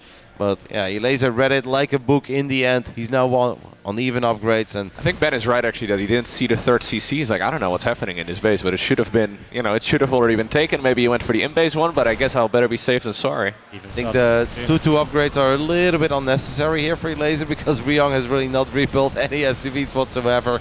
Sure, if they ever finish up, it's going to be awesome. And your link. Oh my God. Look at Ryung. He knows. He's like, oh man, I haven't made an SCV in the past like 3 minutes of this game. There's a Zergling burrowed at the 3rd base too. Yeah. That's the scan as well. Like, how far am I behind? Ryung knows that this is most likely the end of his HomeStory Cup journey, and Elazer, with his quick bailing speed here in Game 5 and obviously making the right amount of units, is going to move on. And the winner of this series will play against the loser of... Alright, well, he's going to try and engage one more time. Will Elazer actually take the bait off creep? He really doesn't need to. Okay, he decides to just be super safe. There's a couple of bailings burrowed right around the ramp. But yeah, Ryung is going to have to go for one more push to try and win the game. 2-2 is going to finish eventually if Elazer gets there. He's going to absolutely trash his army. I mean, it's a really nice split from Ryung, but it's not enough. He wants more. Yeah, he wants the clip, that Reddit clip. But that is a lot of Zer coming in from the top, coming in from the bottom, making him back off onto the bailing. That is the get out of my game bailing. Yeah, that's finishing up in style for sure, as Ryung is going to try absolutely everything. I mean, we kind of know that he knows already, but he's going to make the last few moments of his HomeStory Cup just go on a little longer. The Elazer, yeah, really does have this one all done. 3-2 in an epic best of 5. Yep, big victory. So both Team Liquid boys opening up strong today. Clem getting a 3-2 over ShoWTimE and Elazer getting a 3-2 over Ryung here. Ryung was smiling a little bit there towards the end, especially when the bird baitings went off. He knew what he was thinking. He's like, should have made Ghost. You guys want to ask Elazer some questions? I believe that the plan was for Clem to come over, actually. Sorry, Miko. The focus of the production crew was on Clem. But I'm honestly up for anything. Casual 2-hour best of 5 to start the day off, guys. 2. I'm really glad I decided to skip breakfast today. I'm very hungry. And the funny thing is, about the moment we sat down, I feel like they started cooking. It was like, smells Yeah, it's been smelling like food here for the better part of an hour. Like, how long could it really take? My fault, boys. All right, I'm going to give up my seat. All right, so Loco is making some room for Clément. I'm going to have a little chat with him. He's wearing his beautiful Team Liquid Marvel jersey. Ça va et toi, Clem? Hello. Hello. Ça va. Pretty, we saw almost everything a few times. We hopped over a little bit to Ryung against Elazer because they had some cool moments as well. But first of all, congratulations for advancing into the next round. Means you're done for the day, right? Yeah, I think so, yeah. All right, so we're obviously going to chat a little bit about the games. Talk to me. That seemed like a pretty damn crazy best of 5. And I honestly felt that in all 5 games, you were behind after the start. Yeah, I felt like it. I feel like none of my openers really worked that well, except maybe the last game. The bunker was like, I killed like 3 probes or something and did a lot, but the other games, yeah, the mine drop didn't do too much. And then the first game, the Raven also didn't do too much, so yeah, that was a little bit scary. The build orders didn't work very well, but in the mid game and late game, I feel like I was doing okay. I think you were doing more than okay. Yeah. Ben? So on Stargazers, obviously that map went on super long. You can hear me, right? Yes. Okay. Where do you think it started going wrong for him? Because it felt like that was really damn close, but then he started getting the carriers, he started winning the fights in the middle. So what do you think he could have done better? Because I felt he was in pretty good shape at the start of that. I feel like it's just a few fights. Like a few fights, if he loses his carries for free, disruptors for free, even if he kills some of my bio, I can just reproduce it. So yeah, just a few fights that I won probably this game. But also he was mining more all game, so I had to be really cost effective. So it was a bit scary. And the final game there, like he went for a 4-gate Blink Stalker kind of thing, then he went into Fast Colossus. Were you happy when you saw you were up against that kind of stuff, or? Yeah, kind of, because I did like fast Raven opening, and when I do that, I also have a fast tank behind it. So by the time he has his first Stalker pressure, I have 2 tanks, one in my main, one in my natural. So it's usually okay to defend, and yeah, then the counter push. What do you think he was hoping for? Do you think he was hoping for you to go for a greedy third in the back or something that game with that kind of pressure, or? Yeah, maybe, but I feel like he didn't commit too much. He was like, he made a lot of Stalkers, but also he didn't commit enough to actually do big damage. I feel like maybe that was like one of his mistakes, but yeah. I was happy when I saw that he was just like poking in the main base with 4 Stalkers, losing a few, and not actually killing my tanks, not actually killing a lot of my Marines. Yeah, felt. Tank positioning was sexy though, because it's really hard to blink on top of that, because if you blink on top of that tank that you had behind the barracks in the factory, true. The Stalkers are very stuck, so feel like all those games against Max Packs are paying off, eh? Yeah, so much practice against that stuff. Waddy? Well, I can't even remember what happened in the first 3 games at this point, so I'll just ask. But I was going to ask Spirit or Lambo up next, right? So it kind of feels like a nice bracket for you. I feel you got a big favorite going into it, so who do you rather play? Honestly, I'd rather maybe play Lambo, maybe by a tiny bit, but I would be confident against both, I think. Yeah. So yeah, I'm pretty happy with my bracket. Yeah, it definitely feels like a natural section to be in. Yeah. Given you have a lot of pressure when you play on LAN, like, is Clem just an online guy? What was going through your mind there against ShoWTimE? Because it was looking really tough. Yeah, I was actually really nervous today. I don't know why. Like yesterday, by the end, I wasn't that nervous anymore. I was like playing really comfortable, but I don't know. Today I was actually really nervous. But and is it about that kind of stuff where people doubt you, kind of thing, or? I don't know. Maybe not. Maybe not. I'm not sure exactly why, but yeah, sometimes it just happens. It's early, Clem. That's Yeah, woke up so early. all right. We're gonna let you go. Thank you so much for joining us. Any final words? All right, will you be joining for some casting today if you're officially done? Yeah, sure. Maybe I could. That would be nice. Yeah. All right. I Any would final words? Well, not much. Just thanks for watching, and see you my next match. Let's go. Thank you so much, Clem. Thank you, Congrats. thank Great start for Team Liquid. We're going to go ahead and take a little break. Wadi, Ben, Loco's already eating. Yeah, Loco's and we're all literally very hungry because they've been making amazing food 10 meters away from us for the last 2.5 hours, so we are proper jealous. We'll see you guys in a couple of minutes for much more action of the third day of HomeStory Cup 21.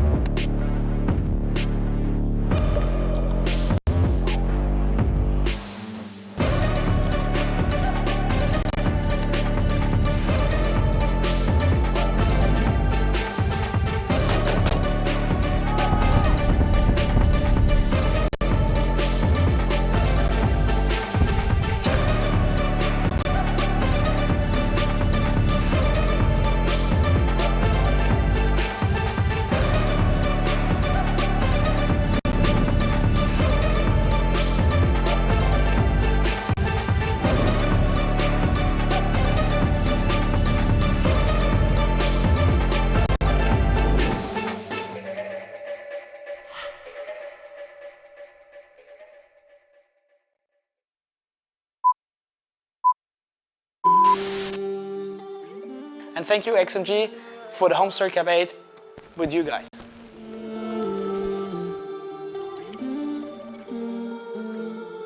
Da musst du das Extreme auch ein bisschen präsentieren.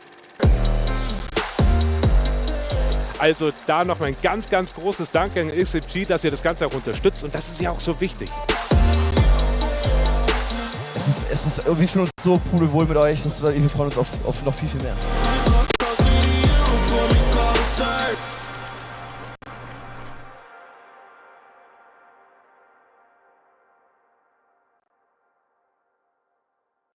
Sie wollen mehr Umsatz in Ihrem Online-Shop? Mit KrefoPay bieten Sie Ihren Kunden alle Zahlungsarten, auf die es ankommt. Für sicheren Umsatz und weniger Risiko. KrefoPay von Kreditreform.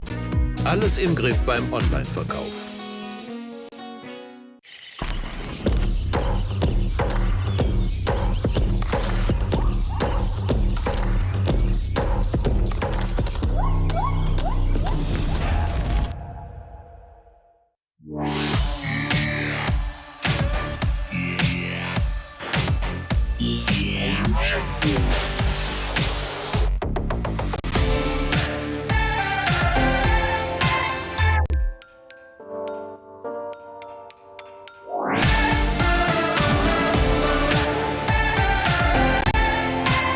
Lumix G. So fotografierst du heute. Panasonic.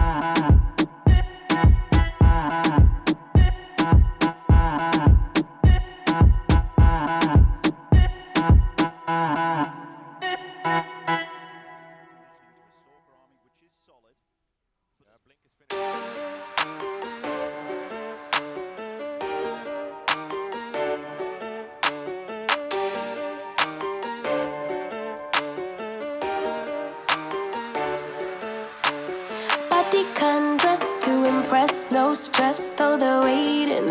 I keep them waiting. Makeup on fleek, high heels, ripped jeans, they're all waiting. I'm on my way. Looking in the mirror at myself like who that? Swag on 1,000 and my girls got my back. We just won the party, call me tequila shawty. We just won the party, yeah, yeah. You can bring your friends, we won't mind it. We just came to dance and go all night long. The look in your eyes, you can't hide it. Ooh, baby, I know I turn you on. You can bring your friends, we won't mind it. We just came to dance and go all night long.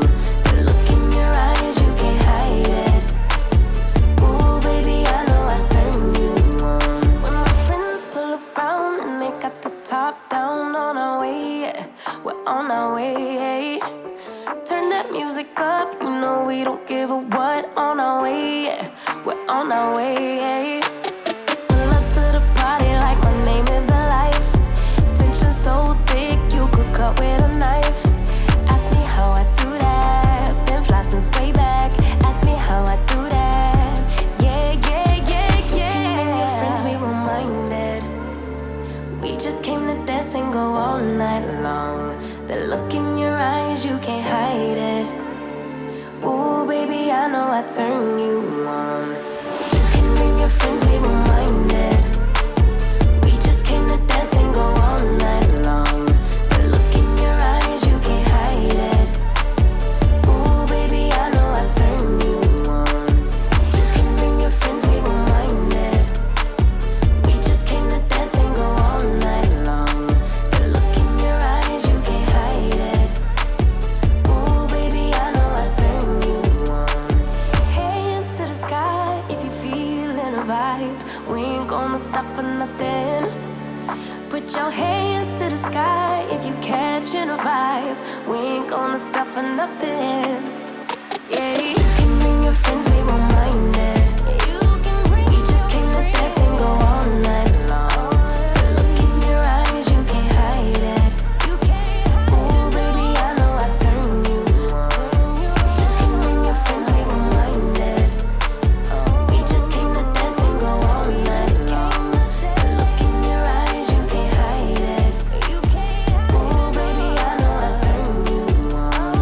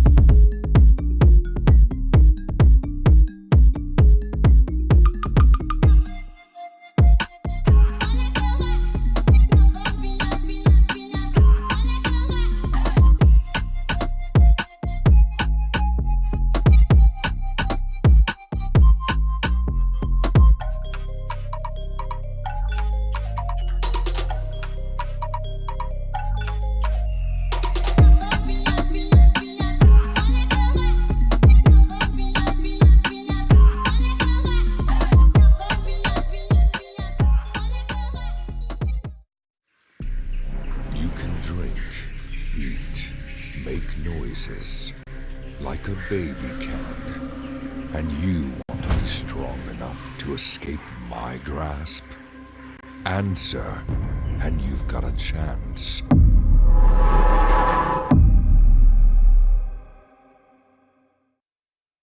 Hello everyone, welcome back to the third day of HomeStory Cup 21. My name is Loco. I'm joined here by the representatives of the three teams that are on this island with us. First off, Mana representing Protoss, Rashi representing the Zerg, Elazer representing the Terran. Are you guys ready for this?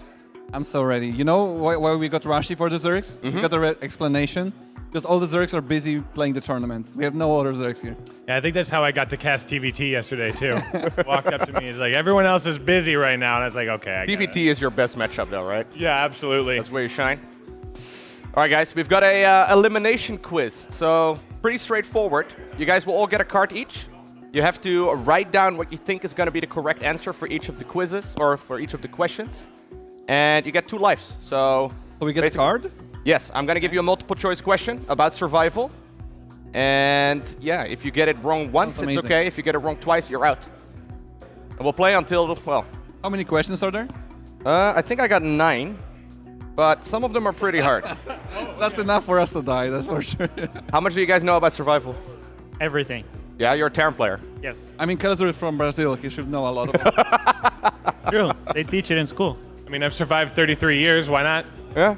I've got some knowledge. All right, you guys ready? Sure. Yeah. Question 1. Your plane catches fire over open land. You lose consciousness, and when you wake up again, you find yourself in free fall without a parachute. Where do you aim to land and survive? A, a deep lake, or B, a dense forest with pines and bushes? What was the first option? A deep lake? A deep lake or a dense forest? And do we write the letter big or just write it? Yeah, just A or B. So you get 2 lives.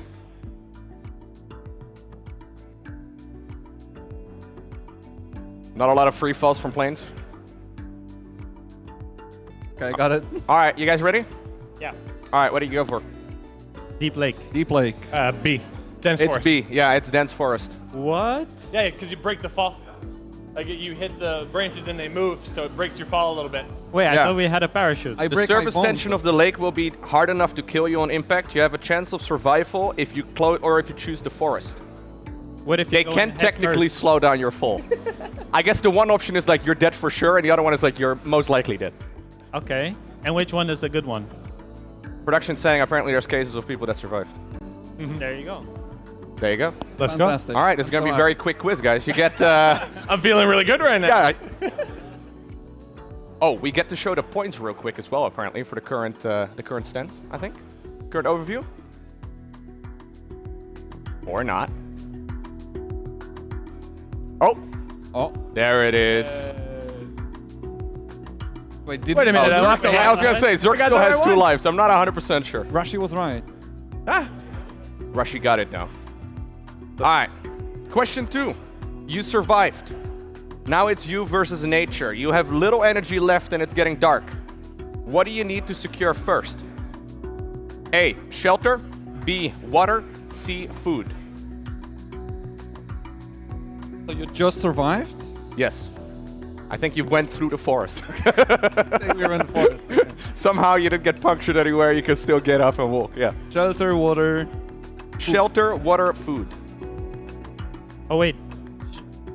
Wait, that's the order of the questions? So A is shelter, B is water, C is food. Well, if you just survived. Yeah? You guys ready? Wait. I'm changing my decision last second. Ooh, dangerous. Are you gonna regret this? You don't want to see this card. Okay. You got it. All right. What do you guys go with? Shelter. Shelter. I'm gonna say water just because when you find water, you can find shelter nearby. Food and shelter are inevitable in the long run, but your first thought upon landing should be water, especially when it's hot. Oh. Let's go. Sorry, Elazer. What? Terran's apparently not so good at surviving after all. Oh, we don't need water. You know. we're not pampered. You just need gas. Okay. Nice, so it's just the 2 of us. Yeah. Okay. Yeah, if you want to, you can still play. But you're already out. What? No, get out of... I mean, you can still play if you want to. I don't know how many questions we've got here, but I mean, I've got a lot of questions. I don't know how many. Lives then. Yeah, you're not gonna try and. I'll just say my answer. All right. Question 3. So now you need to find food. You find an abandoned hut with left food in sight.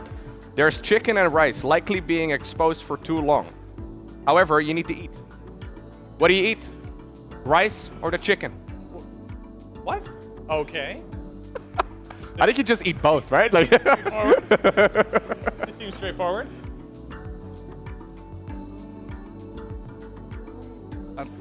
Yeah? I don't know. I'm gonna go rice. It's definitely rice. Rice. Has to be. Apparently it's chicken. It may sound counterintuitive, but you have better chances with the chicken. If cooked completely, you should be able to try to eat it at least. Rice, however, can still be dangerous. Completely. Fungi and bacteria can be attached to the rice, and there's a very good chance to get food poisoning. We were lied to. Yeah, right? What the hell? Like, that's a dumb question. I guess you guys both failed? So we go another round, right? Yeah. Because we both failed. And no winner yet. Oh, okay. Production's telling me we skipped that question because it's dumb. All right. Fair enough. Thank you, production. Thank you, thank you. All right. What did you go for? You went with chicken. I went rice. Oh. You're not even going to lie? Too honest. 3 out of 3 so far. Yeah, that's really good, man. All right, question 4. As you travel, a river blocks your path. The water is muddy and you can't see the ground. If there is a way around it, it's miles away. What do you do? A, try and find another way, or B, swim across? I couldn't hear the question. Can I come closer? I need to be sure I'm right. All right, as you travel, a river blocks your path. Okay. The water is muddy and you can't see the ground. If there is a way around it, it's miles away. What do you do? So A, try to find another way. B, swim. This is easy. I think... You deal with rivers regularly? It's very easy. I cannot swim. So. I mean, I've played the Oregon Trail before, so...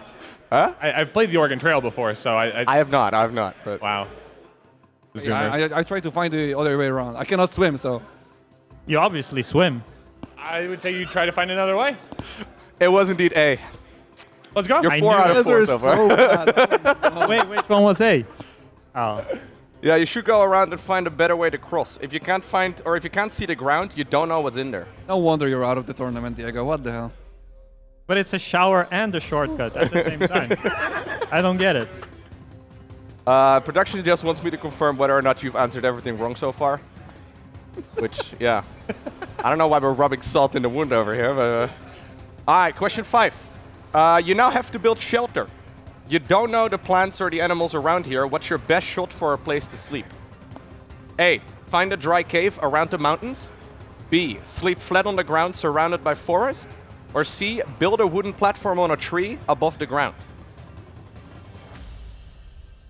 I would say... The Kalazura's given up. Okay. Kalazura, how about you start? Oh, you guys can see it over there too. Oh, right. My God. Yeah, we can watch the screen. Yeah, I'm going to say it's a build a wooden platform. It's difficult to do, but I think it's the best case of the 3. Yeah, wooden platform. Yeah. Elevation. It's important. If there's anything I learned from Fortnite, high ground is the best. All right, then. Well, you guys got it right. Let's go. Okay. You ready for the next one? Yeah, you guys are doing it. We'll run out of questions soon. We have a couple more remaining. These, though? Like, I can remember which I answer, no? I think it's mostly so you can't change your answer after hearing their arguments. I mean, I can change my answer in my own mind, no? Yeah. That's why you keep answering first. I like how you're writing down 1, 2, 3, and he's writing A, B, C. I mean, there's no right or wrong in here. That's okay. All right, question 6. It's been a long time after your last meal, and you're in desperate need of energy. Right. Find berries. Which one is safe to eat? The belladonna, snowberry, C, buckthorn, or the cranberry? I don't even know what those mean. That's gonna be... Oh, I know exactly what it is. Cranberry has to be a trick one. Yeah, because it looks too... It's familiar. too easy. That's the only berry you know out of these 4. Let's be real. All right. C, buckthorn. I'm all in. All right. I mean, I gotta go cranberry. Like it feels right. Okay, I'm going snowberry, whatever that is. So there's actually 2 correct answers. The C, buckthorn, and the cranberry were both okay. So I think that means Team Zerg wins. But that's unfair. There are two correct options. No, if it's only one... You got both wrong. I would go cranberry if I knew there's 2. No, I'm lying. I wouldn't. All right, guys. Fantastic minigame. Fantastic minigame. Zerg got some additional points. As normal. Primal Zerg, man. They survive. Sorry, what were you saying? Okay, there's one more question that they want me to ask you guys. Sure. Question 8. This is the one we didn't get to, but as you progress, you get thirstier with every step. Your water reserve is exhausted, and all you can find is a muddy river with water. What is your best choice? A. Drink the water straight away. B. Filter the river water through your sock and then drink it. C. Continue walking without drinking. Or D. Drinking your own piss. Well, so there's important. Did Bear Grylls write this question? That's important to know. Drink your own piss. It has to be. I mean, and if you're hungry, you can eat the other thing too. Hold up. I mean, I'd say. I don't know what B would do. What would B even do? Like you get sweaty water. That's all you get. Oh, I go actually with filter water. I'm going with filter water. Yeah. Yeah? Yeah. What do you go with, Diego? Bear Grylls, Apparently, baby. drinking your own piss is actually the correct answer. Bear Grylls did right that question. I like my socks though. You like your socks, yeah? You would rather drink from your socks? Definitely. I don't know what the difference would be. You literally drink the same water, though, don't you? A little bit of sweat in there, salty water. Why not? All right, Zerg 1 confirmed. Do we have an update on the current score as well? Oh. All right, we'll get it here on I heard the the screen in a X's little are the bit. points, not the line. Oh, yeah. We got 2 points, Zergs have only 1 point. We won. Victory. I think you did really well, Elazer. Yeah. Yeah, you got like 1 out of 7. The drinking your own piss one was really good. It's subjective. We all have our strengths, it's okay. All right, I believe we do have an overview coming for the current standing in the minigames. So we're going to be doing 8 minigames throughout the 4 days of HomeStory Cup, at the very least if everything goes according to plan. I'm so glad we got these cards, actually. Yeah, man. You can keep it if you want to. As a souvenir? As a souvenir, yeah. Oh my god. You can go around, ask people for autographs and stuff. I can ask people for autographs. Yeah. Yeah, You can be like, hey, Serral, can I have your... Like, she's signing my card. Okay. Wow. That's great. Yeah. I love it. I love it. There you go. All right. There's the points currently. So Terran, 42, Protoss, 51, Zerg, We're winning. 47. All right. Oh, we're not winning StarCraft tournaments, but So if I understand correctly, only the winning team gets to leave the island. I'm not entirely sure how much space Protoss players take up, because there's like 18 Protosses have and a like lot of 4 them. Zergs, but I guess the Zerg players, they fly first class, right? They don't get a lot of... That's me. Hello.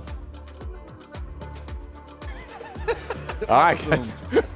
Oh, you stopped? There Oh. are better people actually to zoom in into. All right. Anyways, guys, we've got a lot more StarCraft 2 coming your way. Not after a commercial break. We actually get to go straight to the couch. Well, I'm pointing that way. It's right over there. You can't see it.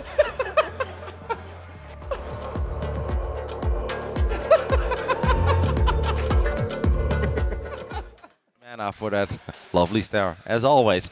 Well, we are getting ready for our second best of 5 on the mainstream, and we're actually going to focus mostly on the lower bracket match here. Once more, 2 best of 5s going on at the same time, but if lower bracket Serral is becoming a thing, we are here to witness it.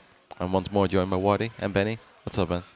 I'm thoroughly looking forward to Sue versus Serral. For me, this is just a classic from that IEM. Like, Sue, for a long period of time, was pretty much the best Zerg in Korea, at least one of the best Zergs in Korea, along with like Rogue and Dark before they popped off massively in the last few years. And his absence has been missed because he's always been one of the best Zergs on the planet.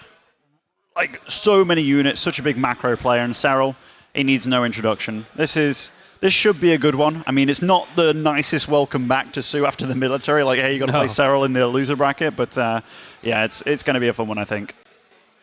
Yeah, let's have a look at the bracket as well. I gotta agree. I actually think it's kind of funny as well, though, because like the other match at the same time is Spirit Lambo. It's very possible we finish Sue Serral, we jump in Spirit Lambo. It's game 1 still, right? Like, I was thinking about this when we had a look at it, but this is our lower bracket. The loser of Sue Serral is out, and the winner, of course, gets to move on for another round. It's tough in that lower bracket. I mean, so many big names. It's gonna get a little bit crazy further down in the day. You know what is quite funny is that obviously Sue versus Serral of Katowice back then, 2018 or 2019 it was? No, 2018, right? I think it's 2018. 2018. Yes. That's obviously one of the most talked about best of 5, especially of that day and age, because everyone looked at Serral back then to win Katowice. Sue stopped him. Sue ended up winning the trophy instead. After that, of course, that's a couple of years ago, they have played 13 games, Serral has won all 13. So after losing that quarterfinals back then in an absolute nail-biter, 3-2, it went in favor of Su. Serral has won the next 13 maps in a row against Su. Of course, most of those games were played a little while ago because Su was gone, did his military service, and he's back. That's still a pretty nice little streak there for Yona. It's definitely a good statistic, isn't it? It's got to make you feel good. You know, I'm sure he's not happy to be in the lower bracket, but he's going to have a comfortable match for him in the lower bracket, right? I feel like there's definitely more dangerous players for himself that he maybe could have found down there straight away. And, yeah. Was it 2018? Yeah, it was 2019. It was 2018 was the start. season. Yeah, exactly. That's what I was thinking. Yeah. I was like about to say, I'm pretty sure he won all the WCSs back then in 2018, and in the 2019, it's obviously always early Katowice. That was the one that Serral was really supposed to win, didn't win it, had to wait 4 years instead, but did get the job done this time around. 3 years. Is there any Zerg with a favorable win ratio against Serral? It's Reynor. Again? Is there any Zerg with a favorable win ratio against Serral? Because, like, as far as matchups go, I know he's been really good against one of the best ZVP players of all time, kind of thing. Maybe one of the best ZVZ players of all time. It's kind of been his ZVT. I don't want to say shaky because he still goes toe-to-toe with the top dogs. It's just those guys were quite difficult to get ahead of. We're just checking out his record against Reynor over here. Okay, 22-14 still. But recent times, still very back and forth. Yeah, a lot of that would have been at the start. He would have had a streak as well, right? Indeed, Serral won like the first 6 or 7 times that they ever played against each other, so he got a little bit of a head start there. I mean, Dark also took care of Serral once, 4-0 in TSL, right? And Rogue. And Rogue, yeah, Rogue did it too. I feel like 4-1, but the one game style one was a. Did both of them beat Serral in TSL? Yeah, 4-0 from Dark, and then the year after was Rogue 4-1. Yeah, and that was very short, right? It was horrendous as well because we did Rogue Serral in the upper bracket, and it was not great, but it was like okay. And we're like, well, I can only get better in the finals. 20 minutes later, we're done. 5 maps. Yeah. Rogue is ruthless, man. Like, absolutely ruthless. Yeah. But obviously, Serral's had plenty of victories against those two guys as well. Yep. And I think everyone will agree with you that Serral's ZVZ is very good. But even in the European scene, it's not just Reynor. I mean, Lambo and Elazer have definitely made him sweat a couple of times. I think Vanya every now and then gets naughty and he steals a map, so... It's not impossible, but I do think Serral is an overwhelming favorite here. We had a tiny chat with him at the end of yesterday. We didn't want to keep him around too long because we know that Serral normally likes to go to bed at 9 or 10 p.m. This was already midnight. Serral did seem very chill. He was kind of smiling a little bit, but he wasn't overall very happy with the way he played. But he also really did not seem to be shaken up at all about the fact that he starts in the lower bracket today. No, and I mean, it's a weird place for him to start, but it's almost kind of nice in a way that the pressure's off his shoulders a little bit. Like if it was like, okay, Serral's, because he missed out on Valencia, right? Yep. And, you know, it really was a missing presence there, not having Serral. So having his first tournament back and then being in the lower round and like almost not making it out of the group stage, at least making it out. He's got Su in the first round. It's somebody that he is favored against.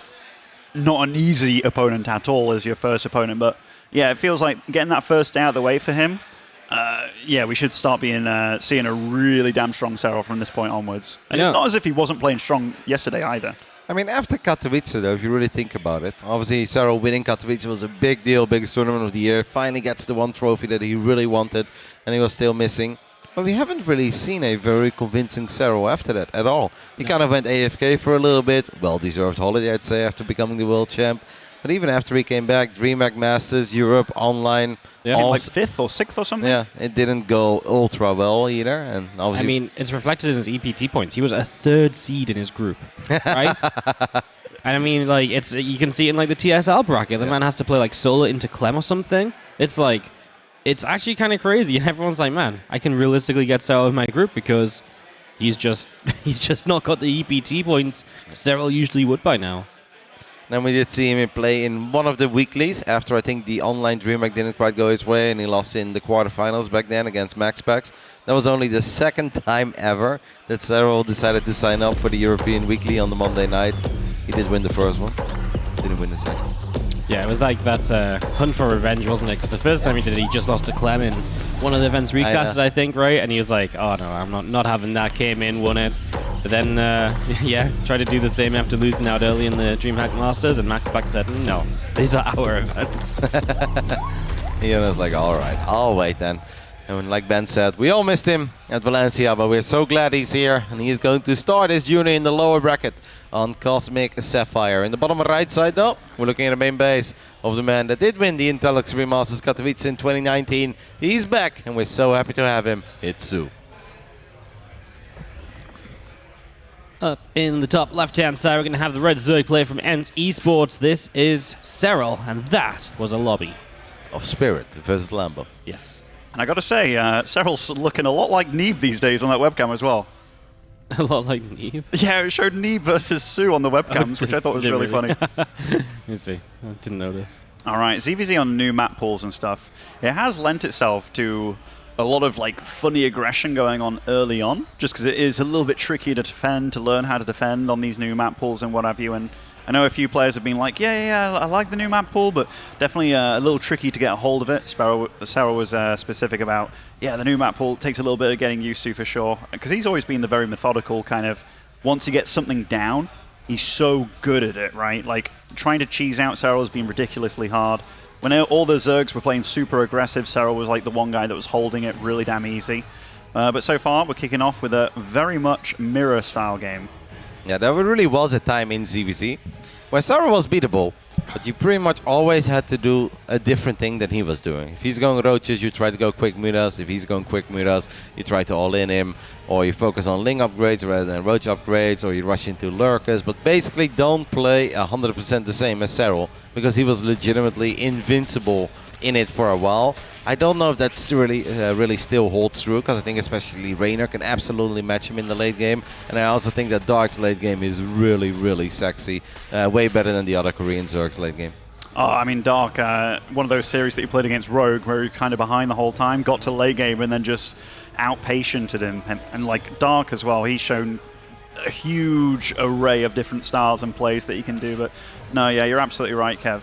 There was definitely that muteless phase where every Zerg was going mutas against him just because Serral was vocal about not liking them. He hated it. Yeah, now Serral's keeping his mouth stum a little bit. He's like, oh yeah, I like mutas, all right. The less I say, the better it is. Absolutely. Third base being taken for both of them, both going for the triangular positions, slightly more forward there, both going for the Evos with the wall off at the front. As mirror gets right now. Sue with a slightly early worker lead here, going into a pretty darn early Roach Warren as well. Serral will quite often fall like 1 or 2 drones behind just because he doesn't want to blindly build units. He's always active with links and he always wants to confirm, are you still playing normal? Alright, if you're playing normal, then I know I can do it normal too. Serral seems to be, in general, quite okay with putting himself in a very tiny deficit. Obviously, don't want to put yourself too far behind, but just to play it safe. The man does not like to gamble in-game, and especially not in ZVZ. Yeah, no, he just loves to have that confirmation. He's fast enough to get the information a lot of the time as well, right? Yeah, Sue is getting ready to build a whole crap ton of roaches. Mm-hmm. Yeah, he had the Overlords to do it. He had the Bank to do it as well. Serral's Roach Warren is coming online, which is good for him, but I don't think he's been able to spot that Roach Warren. Sue's been very good about denying that scouting and that vision. But Serral's going to need to build a lot of units very quickly, which he does. He does. He's going to need a few more, though, because he's invested in that +1.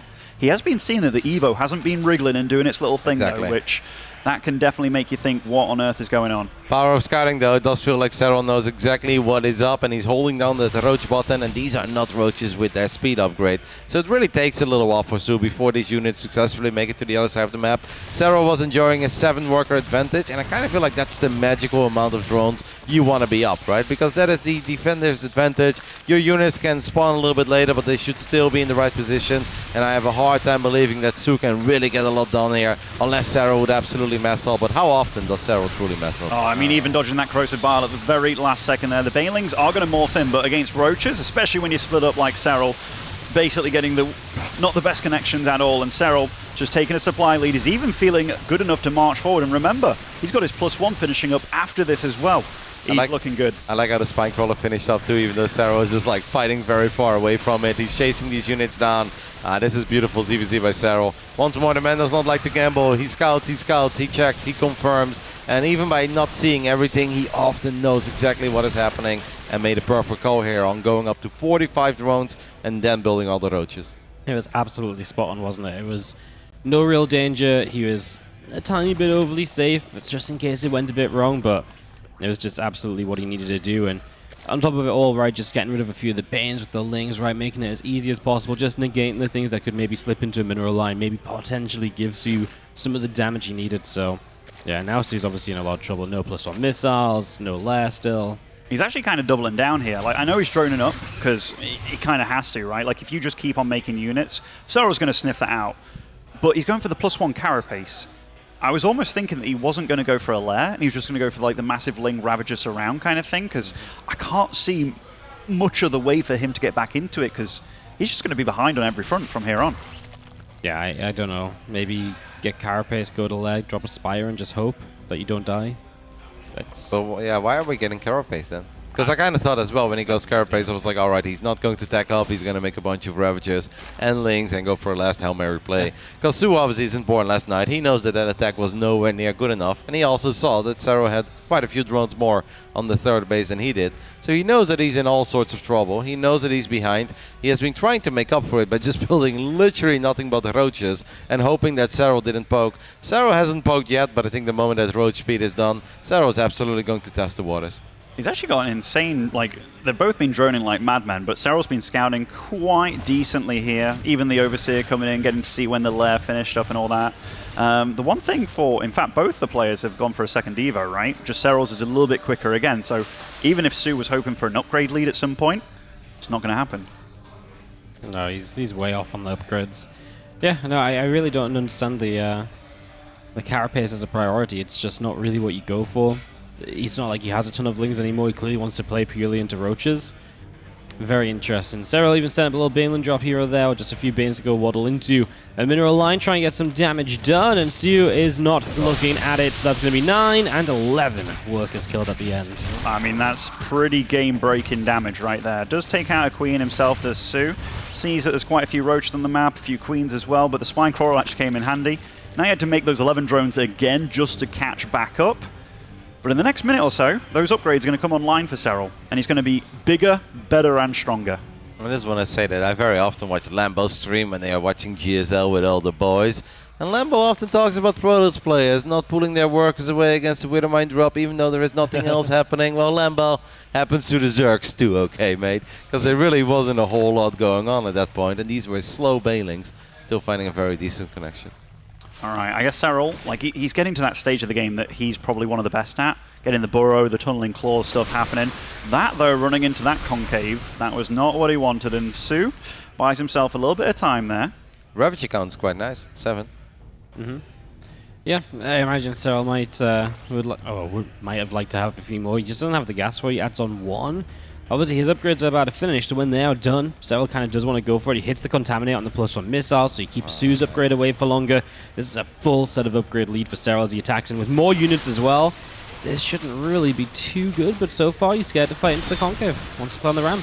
Oh, he's marching in, though. A few corrosive bars in the middle of Serral's army. They actually landed pretty damn well, and Serral finding it a bit tricky to attack. Yeah. And again, Su's making very good ready concaves for it. Yep, beautiful defensive movement there by Su. That's honestly impressive, because this game was not looking good at all after the initial attack, and in my mind it was already kind of over. But Su actually positioning his units perfectly there, and I don't want to say Serral was indecisive, but I kind of feel like he could have gone for it. He could have sent it a bit quicker, just get everything down at ramp, because he really did have A, more units, and B, he has the superior units, because he still has +2 missile attacks against only Carapace. Now 1+1 attack is done for Su as well.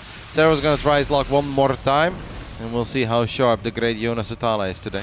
Oh, those roaches are just chilling, actually, between the natural and the main there. I don't know if they're just sat there ready to take out reinforcements between the bases. Now they're starting to move into that natural. Now Su's life becomes way damn harder. Serral's got a bank behind this. They're both going for Infestation Pit as well. Like, they want to advance, but Su's going to start taking a lot of damage soon. Serral just can't get much done. I mean, these roaches got 5 drones, but that's about it. Now there's a response here from Su. He's pushed Serral back in the middle, and Serral's just not gained anything. It's actually like anybody's game again at this point, which is quite shocking, because I feel like in the end, if you make a dedicated attack and you're down 8 workers against Serral, you're not bringing it back anymore, right? Maybe Serral will wait a little bit longer to end it.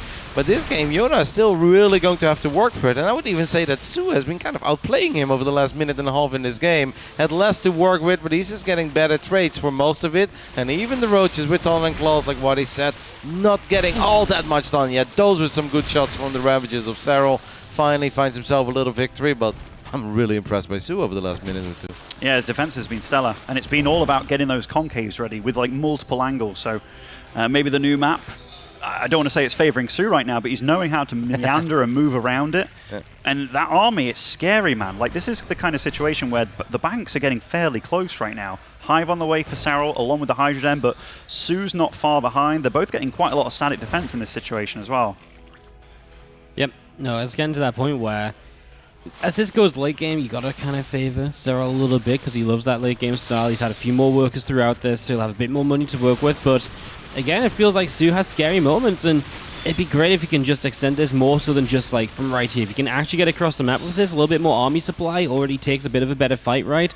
That's what he's been doing, and this time he's actually going to try and get all the way across. The problem is, once he gets here, there's choke points for him to work against, and that's maybe where Serral can do it, and of course, down upgrades as well is going to be kind of tough for Su. Serral's like, now you're going to see how hard attacking is here, man. It may seem like a very big map, but it's actually pretty hard to shove 200 supply of roaches and ravages through an entrance somewhere. Su is still going to try his luck. He's going to test the waters here. Fires a couple of these corrosive balls. Has a couple of roaches attacking, a couple of the spines that Serral did drop. And Serral at the same time is still counter-attacking as well. These 4 roaches pick up the spine, pick up the queen. Might even get a second one. Yeah, maybe it's just the lurkers that are going to make all the difference. I think that Su is just kind of going high for the sake of like, let's get a couple of Vipers, and if he has lurkers, I'm just going to abduct them. But he's not actually planning on playing lurkers himself. It's very difficult to attack, actually. I didn't realize how choky this map was until you had 2 very equal armies trying to march up them. But lurkers will be coming online very soon for Serral. And he's one of the best with them. He's got very good upgrades on the way, but Su's not too far behind. I know he's got 1 less carapace there, but the Hydralisk Den being where it is, with no Lurker Den on the way, or no Lurker Den possible just yet, that is something that could sway it in Serral's favor. Yeah, no, absolutely. It's just going to be these next few moments where we see what Su can do. Otherwise, Serral getting up to Lurkers already is going to be extremely useful. And he still will be ahead on upgrades as well, right? That 3-3 is going to be finishing in advance, so little fights for Serral should still be in his favor. He's just expanding up right now, as is Su, but yeah, still like a lot for Serral. Su is getting his own lurker down, but it's just so much later. I kind of would like to see him just sneak out a couple of Vipers quickly and see if he can make some magic happen, whether it's with Blinding Clouds or with Abducts. Obviously, lurkers is something you absolutely want to abduct if the opportunity presents itself. As we have a couple of fights taking place right now. Su's units has a lot of Ravages in the front, right? You don't really want to lose the Ravages, but on the right side we have a lot of extra units coming in for our Korean Zerg. A little bit of a derp there as the units are misrallied, or at least find the wrong way to make their way home. And Su ends up losing a few more units there than he was supposed to. Yeah, the pathing gets awkward on this map because it's like kind of in alleys, right? That go kind of like top right to bottom left. So you click down towards your side, and if they're just too far along in the middle, they try and go the other way into your opponent's units. So yeah, not ideal, derping a little bit. That's just something you've got to be so aware of when you're playing on this map. Lots of lurkers on the way for Serral, which is great for him, along with Vipers. Su has reached that sort of tech as well now, but he's actually already maxed out, so he kind of wants to get rid of a few roaches, I'd imagine, just to try and get out a few Hydras, because if you're fighting against a lurker combo, especially once those big upgrades come online where they've got extra range and they're fast, you can't win against that. These lurkers getting burrowed, man. It's just going to be tough for Su to ever push in, and if Serral can just advance those forwards, then he's going to be in a great little spot. Obviously, he's got the adaptive talents come out as well, so you can really just rush up much faster and burrow with those lurkers straight into an engagement. The Nidus network, I actually like it, just because I feel that he is behind right now, but if he can take the momentum away from Serral just a smidge, nice chance to use, just keep that lurker alive just for an extra shot or two, but the static defense that they've both rolled out, it's really nice by both of them, but Serral's still managing to get quite a few drones. I think he's actually killed a good 30 or so throughout this game. And it just shows you that Su's been doing a good job of just hanging in there and staying alive. And here's the Vipers, though, as well. I mean, there's just so much tech already set to go on the side of Serral, and Su just doesn't have competition in that regard. He doesn't have that sort of setup himself. He does have access to lurkers now, but if he gets lurkers, he's going to abducted, blind clouded, and Serral's dealing with the Nidus immediately. That's really nice by Serral. I don't know if he scouted out the Nidus or just kind of sniffed out something, but something gave him the go-ahead, and he was just like, you know what, that Overlord's sitting there. I don't know what you're meant to be doing there, buddy, but I know you're up to no good. Thought Serral saw an opportunity there to get in, but Decides not to go for it, even with the lurk upgrades done. He's just being a little bit cautious still. He is picking off a base bottom left, and obviously is improving his position in this game. And here's his chance to take advantage of his opponent's lurkers, because he's already on Vipers. He's already got the lurk upgrades fully in swing. He has, again, just every advantage here. And Sue's supply has just been slowly bleeding out over the last few moments. And that leads to Serral taking the first game victory. But arguably tougher than it should have been, considering we had that big attack from Su fail early. Yeah, in the end, it's very convincing, right? And you look Serral do his thing, or you see Serral do his thing with the lurkers and the vipers, and you're like, well, that was never even close. But I think at one point, Su did a really good job in at least turning it into a game. Because I actually can imagine there are certain Zergs who make that initial attack, and they'll just wave the white flag immediately. They're like, GG, mate, like, you've got this. We can't really come back if you are ahead in upgrades and you're ahead economically, and obviously we're working with the same units. There isn't something randomly that I can do that is going to completely bring me back into the game. Somehow Su found a way to stabilize, had very good defensive movement, I think, with the Roaches and Ravagers. Took a couple of good trades. It's just the moment that Serral's like, all right, we'll forget about the Roach Ravager dream. Let's just go ahead and make some Lurkers and Vipers. It still became a one-sided affair. But yeah, I think it's also worth mentioning, like, the power spikes of these players. Like Serral, if he was a graph, it would be like solid all the way through, but then at the end of the game, he's freaking top-notch. Whereas Su, I don't feel the end game is where Serral's is, but the mid game, he certainly matches up to him very solidly, and he showcased it that game.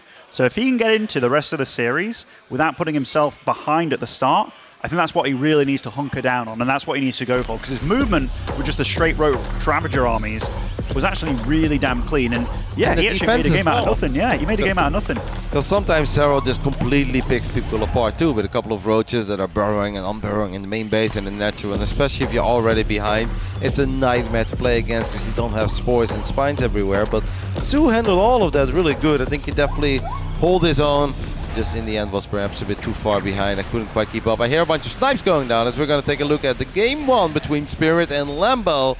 Well, Waddy, the series is not quite over, but it does seem like this is heading into the late game, mate. Yeah, this one definitely does. And Spirit is up a good chunk of supply right now, just kind of getting to grasp where this game is at. But Spirit's maxed. Yeah, Lambo has a good amount of workers, but seems to have had trouble on base on the bottom side. Yeah, just not being able to remax instantly, that's something you want to be doing as the Zerg against these Terran armies, so looks as though Spirits maybe had a little bit of the upper hand here so far, and Lambo is what's stuck on Ling Bane, and just now some Ultras coming out, so it really doesn't look like Lambo's had the greatest of games up until now. Tropical Sacrifice has really lent itself to some really good games, by the way. The fact that it's like long, it's got these chokes down the middle, lots of fighting going on here, there, and everywhere, and you can see that already, after not looking at the map, that there's a fight going on in the south, there's a fight wanting to happen in the north. Oh, that's a second kill on the hatchery from what we've seen. What's the resource lost have in this game? Way twice as efficient for Spirit. Jeez Louise. Yeah, that is something which we saw in that earlier Elazer versus Ryung series, and it's very tough to be that inefficient and successful. And that's obviously where Lambo's having trouble, because Spirit is the one with the bang.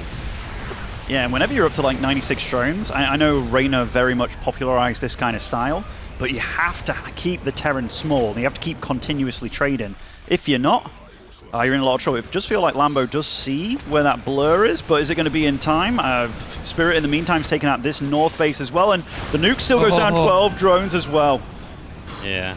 This game seems kind of over, to be totally honest. I think Spirit, I don't know how he got here, but he clearly traded incredibly well, and normally if Spirit is maxed out and he has a bunch of goals, at least the Zerg's supposed to be very rich, right? Because Spirit kind of just lets them take whatever base they want, but it doesn't really seem to be the case either. And this world champion of StarCraft 2, because Elazer and Spirit are the world champions right now of StarCraft 2, is just having a great showing so far at the HomeStory Cup. Yeah, it's not even one of those situations where it's like, oh, he's got the potential, he can do it, he's talented.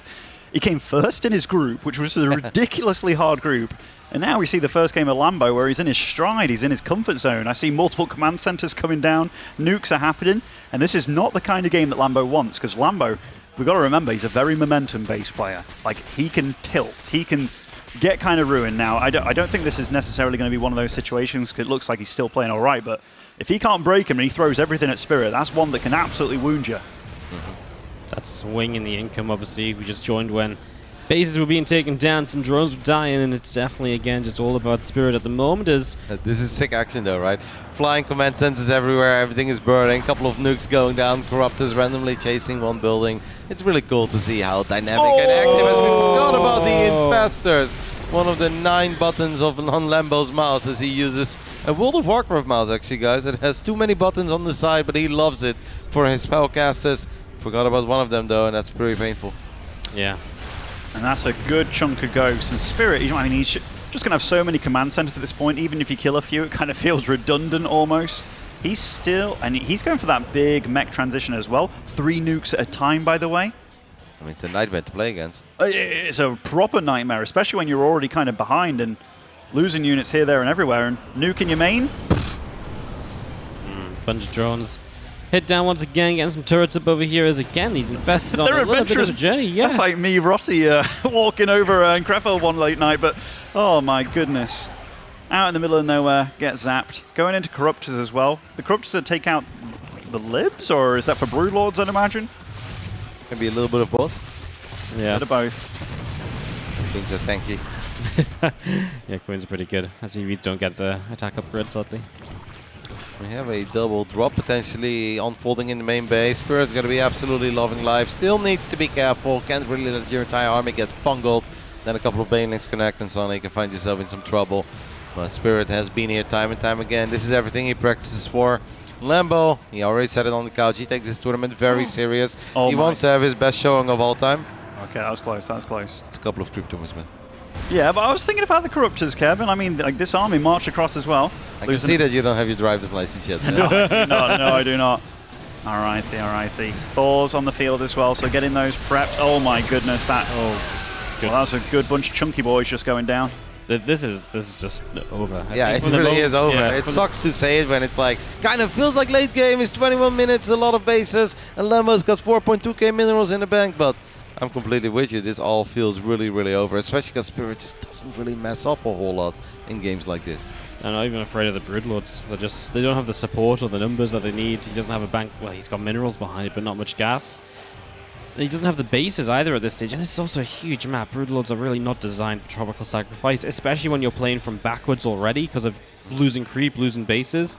If you have a forward base, it obviously shortens the map a bit. Yeah, let's go back to Serral. Yeah. Yes, 5 minutes already, a little bit long. Love seeing this, but we absolutely believe that Spirit is going to go ahead and run away with game 1 there. That is upper bracket though, so the loser of that series will still be in the tournament. Seems like Zoun ended up losing 6 runs to a couple of Banelings as we are 6 minutes into Data C. This time, though, far more familiar builds going at it, both getting +1 ranged missile, both getting Lair around the same time as well, which obviously it kind of feels like Zoun kind of threw away the, hey, I'm going to go for an early all-in, trying to get the better of you, and realized that, hey, I'm actually pretty good at this game still. My movement's solid, but yeah. No, it's, it turns into... Roddy just looks at me and laughs sometimes. I'm just thinking about what I want to say. This is wondering where Ben was going with this. I was like, Ben is not done yet. And he's like, but yeah. I was like, all right, Benny. I mean, there's not much I can say about, like, when, you just zoom into a game and it's like, it looks pretty similar right now. Serral the one going for the Spire this game, though. Yeah. Yes, indeed. Oh, he's going to get a cancel on his 4th base, likely. The link show up on the other side. Serral commits, gets it. He's going to take that down. Yeah, obviously, big map data C, so the Spire gives you a lot of room to move around with those meters. Kind of important that Zoun scouts it, though, right about now, right? Mappo, can we double check if he has any idea? Because I'm pretty sure he doesn't yet. He's just casually trying to go up to 4 bases. He now has an Overseer going for an adventurous journey, but it's going to take a little while before it actually sees that Spire. I almost feel like it's maybe too late, but he is making this many roaches, and perhaps we can grab all the units we currently have, send them to the other side of the map, and at least try to take out some drones and potentially even a hatchery before Serral's mood account goes crazy. But it's kind of now or never, though, right? Yeah, that Overseer is just scouting like outside that 3rd base just to check what comes out there, which that's unfortunate. Going for a Dropper Lord? You think he's going to go for Queen? You think it's going to be Banelings? Yeah, because he still has a couple of Banelings left over, right? Didn't we just see those? I mean, he could use it for the Banelings. Say if he used it for a couple of Queens as well to help out with an attack, but yeah, you're right with the Banelings. 6 Mutas on the way. Oof. It's going to be rough once those pop out. It's going to have a 2-1 timing later down the road. Does see the Mutas as they spawn. Wasn't that many mutas either, right? Only 6? So I believe, yeah. it's not like this is super crazy, like loads of mutas from Serral. They want to get a little bit done. Let's see what this Bane drop can do. Is it going to fly in? Serral's going to have to respond pretty quickly here. And he's going to have his Queen attacking it, but no response on the drones. And this is going to be a little bit of a dead mineral line. Yep. Very good connections on the first two. The other ones, unfortunately, for Su not finding all that much. Could have been a lot worse, but still decent. Su is making now 3 Spore Crawlers and a Hydra Den. And he's making a bunch of extra queens. It's important that he doesn't overreact to these mutas, because at this point, Serral's really not building too many Mutalisks anymore. He's actually investing in Baling speed. And we're getting updates from Mapu here. Apparently Lambo had a good fight and might be back into that game. The bailing speed, by the way, from Serral, it's almost like he's done this muta to force something out of Su, right? Like the Hydralisk and stuff, because if you go for a massive attack, as that finishes and you get the bailings and stuff, mate, it could get really spicy. Yeah, but it's very expensive, though, to play what Serral is doing right now. And I often feel you've got one shot, one opportunity. You make 34 Banelings, you roll them in, and it's not just about connecting with Hydras. Actually, they can do very good against big groups of Roaches and Ravages, too. But this is so expensive that it's very hit or miss. Either Serral's absolutely going to wipe the floor with everything that Su has and the game is over, or it doesn't work out, and then all the momentum should be on the side of 38. Su. Oh my goodness. I mean, that is a ton. You know, there's certain compositions that I've kind of liked how, I think it was Serral doing it for a while, where he knows he's against Muta, he gets a few extra queens, but then he goes into really fast infestors, which actually serves a double purpose. It's good against the Mutas if they are in high numbers, but it's also good against this Baneling kind of stuff. If Su would pick up on the fact that there are so many Banelings, that could really help him in just having a slightly better defense. He sees a few Banelings rolling in right now, so he's got a couple of seconds to think about how potentially he wants to stop the devastating army of Serral as the Banelings will start crashing in. And they go. Just going to hit for a lot of the Hydras in the back. The Roaches obviously get to stand there for a while as well. He hits some drones during all of this, and Serral crushes through this defense of Su. And even if Su can get a clean up now, he's already lost a whole lot, and Serral's reinforcements are going to be in much better numbers. Takes a while though, right? Data C is a big map. I think Su might still be able to hang in there with the defender's advantage that he has. Gets a pretty decent trade as his Roaches are slightly stronger there. And even though Serral's supply still looks amazing, that's mostly because there are 25 Roaches in production. Serral's going to try again. Su even drops a lurk then and starts droning immediately. I know he lost a decent amount of drones, but kind of feels like it's all about survival at this point. It looked devastating, but in the end, did Su successfully defend? You got to remember that it's not going to be tier 3 Hydras. They're just straight up tier 2. So I think he's gone into it just being like, all right, I've got a lot of Hydras. They're not the best unit right now to have, but having some Lurkers available can put the fear of death in you. But Serral needs to go, go, go, because if those Lurkers do come alive, but again, Su, very good defensively, just taking little fights. Serral just needs to push into him. Yeah, Serral realizes as well, I think, that the Hydras just don't do what the Ravagers do, which is they don't force you back, right? They don't force you to split away because there's no piles. But there's a couple Lurkers there, so Serral will back up for a moment. But now Su's fighting out of range of those Lurkers. If that's your plan to stay alive, you've got to play around them. And this base goes down. Serral will be very content with that. There's a little, I think it's just Overlords actually across the map from Su, so that's not great. As they are dying, and yeah, Spirit does go 1-0 up against Lambo. That was so funny. It's like, guys, great fungals and great fight by Lambo. Spirit 1-0.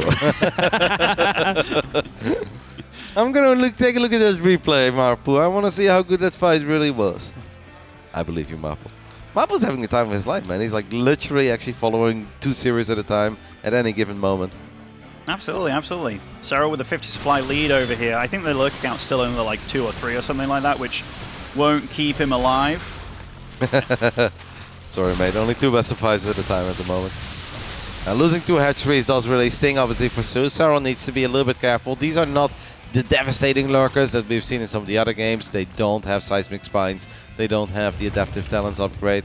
But it doesn't mean that they can be devastating. They will still get a few good shots off. One of them does get picked off, though. Second one, nice micro there by Su. Saves it for a little bit. And even just for a few seconds, man, a single lurker can have such a big impact on a fight.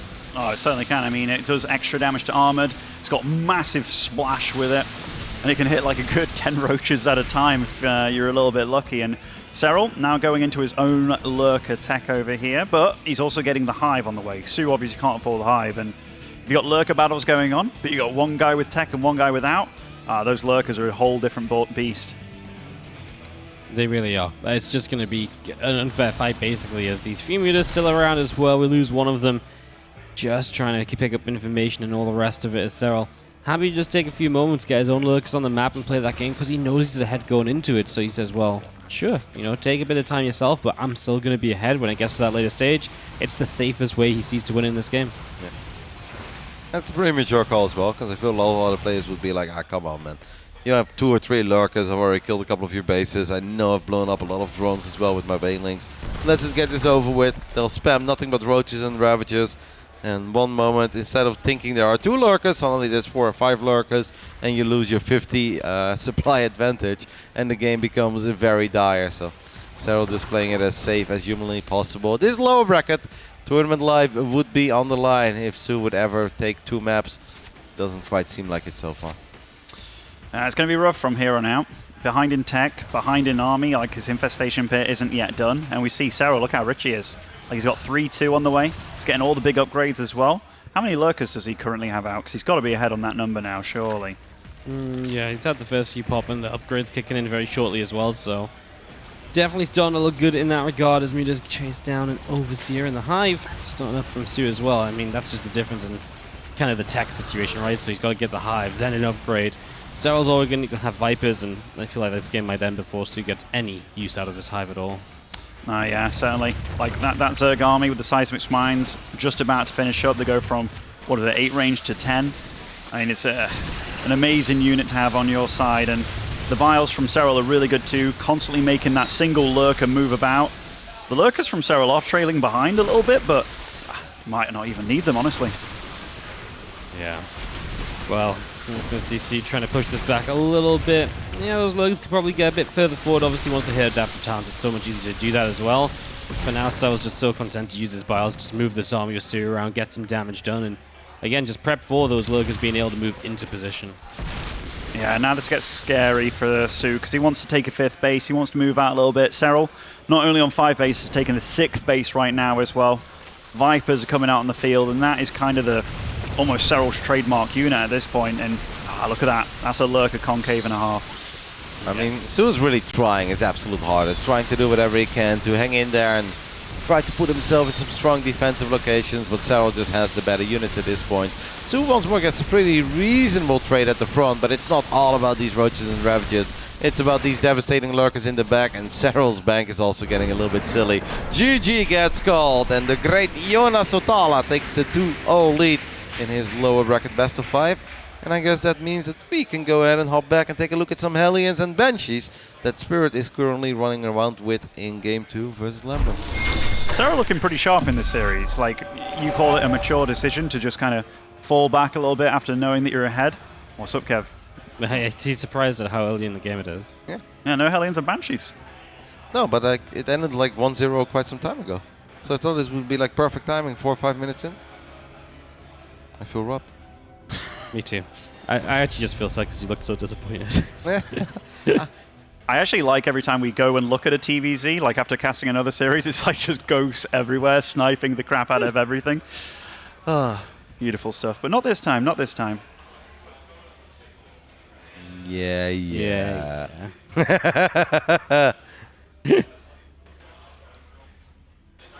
Okay. Sounds like it could be an interesting one to go over, you know? He could be teasing us, but he's like, I just want to make them sweat a little bit. They said the game was kind of over, Spirit ran away with it. Just wants to put some doubt in our minds. Well, alright guys, Game 2. Data C. Big map, probably going to see some ghosts, man. This has been the kind of ghost mech map, hasn't it? For like, those really cool series. Like, this was the one as well for Dark versus Marit Valencia, where he's just hammering on at him for like a good 20-30 minutes. And obviously, Reynor and Maro had a sick game on this map. Yeah. Absolutely. I guess the only difference was Dark ended up winning that game, whereas Reynor didn't. I'm well aware, Ben. I was there. Me too. It was funny. Who was it that was talking to you yesterday that was like, oh, did you see this? And it's like, yeah, man, I was working that event. I was casting that game. And somebody's like, I don't know if you've seen this game, but this and this happened. I was like, yeah, I was actually casting it. I vaguely remember. Yeah, maybe we should go ZVZ. Yeah, ZVZ is early game, especially this data C, Spirit, Lambo. We'll check in on this in 27 minutes and we'll see how many resources Lambo has lost more than Spirit this time around. But I definitely think it makes more sense and also a bit easier for the viewers to just stick with the ZVZ for now. I was kind of hoping that we could maybe see some Hellions and Banshees like actually going to town and stuff. This is the same matchup. Yeah, we switched to the wrong PC, guys. It's all good. Well. I feel like TaKeTv crew. There we go. Let's go ahead and hop into game 3 between these two, because this is lower bracket. Bottom right side, we're looking at the main base of the Finnish Phenom. He is the back-to-back HomeStory Cup champion. Wants to make it 4 in a row. Representing Ant, it is Serral. In the top left-hand side, his tournament life is on the line. From the Kwangdong Freaks, we have got Zoun. I'm glad Ben didn't have to pronounce that team name. Me too. I was scared of getting it wrong and yet again, you know, and then Wardy's just again like, snap call, Ben, you don't know shit. I saw Ben look at those logos next to the player names, and Ben is like, Squid team? Your guess is as good as mine, Wardy. Wardy just nails it. Alrighty, alrighty. No gas, right? From Serral. No gas. Do you think that's because it's just a very safe base in the back and he's going to go for that and go gasless? Wall off, go gasless. I think it's the smart way to play this map. Because your opponent can't check as well, so there's still that potential of being dangerous, so... I was going to ask both of you guys if you've seen anybody really utilize this map strangely when it comes to mirror matchups specifically. I saw Denver, I think... who was it? Somebody else busted out a very old school build that Lambo used to use quite often in ZVZ, where you go up to 31 drones, you go lair, you skip circling speed, and you make a bit of a creep highway with your overlords in the center of the map. +1 missile attacks, roaches, hits very quick, and is really hard to stop. I have the feeling Denver busted it out the other day, and he took down a strong, I think he took down a Elazer maybe, and it worked and sent it to game 5, so... I was like, that's kind of cool. That's a build I haven't seen for a while. Always brings me back. I love it. Because when I played ZVZ, I also enjoyed doing that. I was like, 31 drones, I can sort of manage.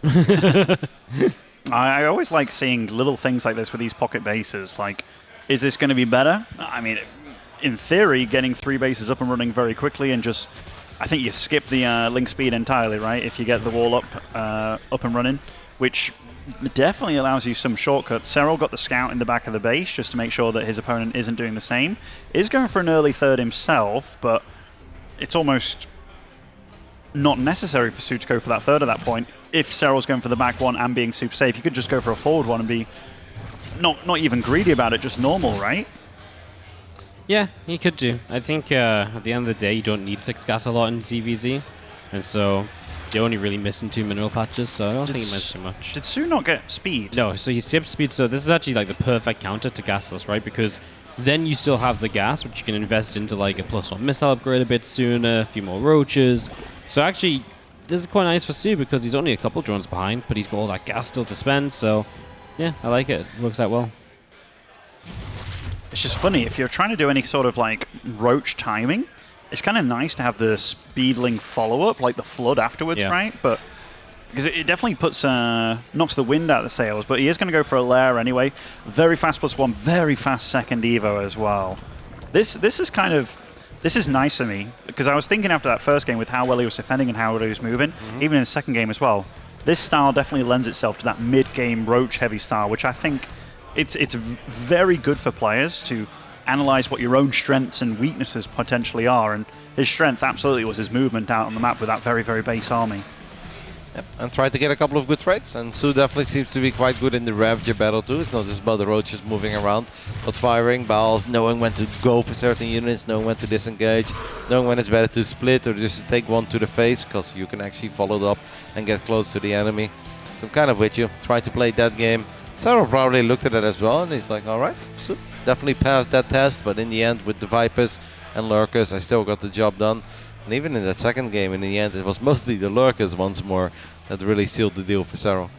Serral is ahead in drones right now, is a little bit behind on the lair tech, doesn't have a second evo either, I don't believe. Going for a 4th base as well. in this point, if I'm like a Serral fan, I'm like, okay, don't be too greedy against this, because this is going to be Su unleashing the beast pretty damn soon, almost as soon as that plus speed is done on his roaches, and then he's going to have superior tech roaches at that. And the eco, he's kind of matched up, but he is getting his own fourth as well. Yeah, it's just that tech versus economy situation, right? And Serral gonna get that overload speed too, so he can scout. He will also start his own second Evo, a bit behind, of course, but can play a little bit of catch up. It's gonna be that roach speed, which obviously is nice defensively, but at least if you are gonna play defensively, it's something where you can survive with that roach speed, even if your opponent has it. So that's where Serral sits. He's just going to check the front. You'll see all the upgrades rolling. So pretty good information gained from this Overseer, which just wants to stay alive for at least further scouting a bit further down the line. Or maybe even energy to contaminate one of those Evo chambers and try and get back in the upgrade game. Yeah, I think that was a really big scout there, actually. Just to see the roaches coming out. And then he's firing out his own roaches. Get to see that base is fully saturated as well. Got to see the fourth base when that was being done. So, I mean, Serral can kind of say to himself, okay, I'm a little bit ahead on the eco front, but the upgrade front, maybe I'm a little bit behind there. But we're looking at it, it's going to be 1-1 against 1-0. Getting that +2 carapace, if Su does go for that, is very expensive. Will slow down how many Ravages he can make, given it's like, what, 225 gas or what have you. So I doubt he's going to be going for it immediately, but here Serral is just getting confirmation of what exactly is going on. That's it for Su, though. It's now or never. If Su ends up losing this game, his journey at the HomeStory Cup 21 will come to an end. Maybe he'll be stuck on the island like the rest of us. I'm sure he'll be really sad about that, sitting at the poker table for the next few weeks while the plane comes to rescue him. Su would actually be quite alright with that. I mean, he had a good time yesterday. Yeah. Yeah, you turn up HomeStory Cup, it's like, hey man, you got some prize money. And it's like, hey man, you got 500 euros extra. And it's like, hey man, there's a poker table. It was really funny because at one point Su was walking by yesterday, she was in the group. I was like, hey Su, want to play some poker? He's like, oh no, still in the tournament. Solo turns around, Solo's like, the real tournament is here. And he's like pointing at the poker table. Su was just laughing. He's like, leave me alone, Solo. It was good. Yeah. Quite a bit of scouting going on for both the players. Serral is definitely the one that's taken a bit of the initiative here, though. Went for an infestation pit, Hydralisk Den already done, or getting done, and then a hive on the way as well. And the upgrades, he's catching up massively. As we said, like +2 armor wasn't being done for Su here. And right now he's just kind of on that basic mix again, but Serral's just ahead on and catching up on every front. Boink. That's always so annoying. Especially when Su wants to do exactly this, right? Take advantage of that timing.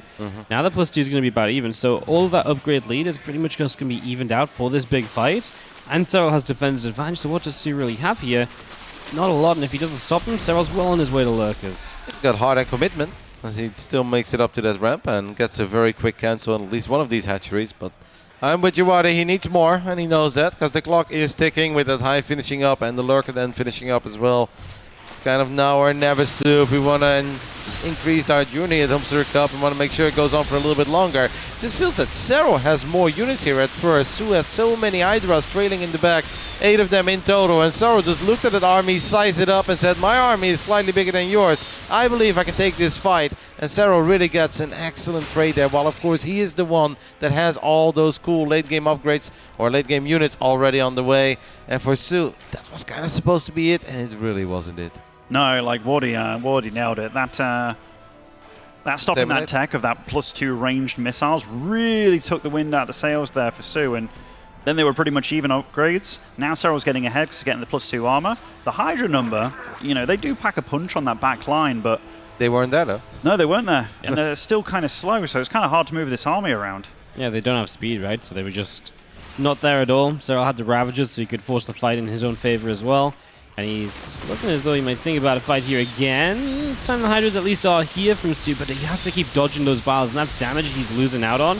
And those Hydras, if they get kind of jumped on as well, they die so quickly, and that's really bad because they are in the front lines now on the left side. Su kind of trading pretty well, though. Like, they're definitely doing a good job of dealing the damage. The supply is still very even. Both of them just pumping out roaches behind it, trying to catch up in the fight. But Serral did a good job of sniping down so many of those Hydras that they're pretty much all gone. Now the Queens are joining the fight as well. The Spine Crawlers come online just in time as well to fend it away. And Serral, remember, if he survives, he's coming out of this very pretty. He's already got that Lurk tech on the way.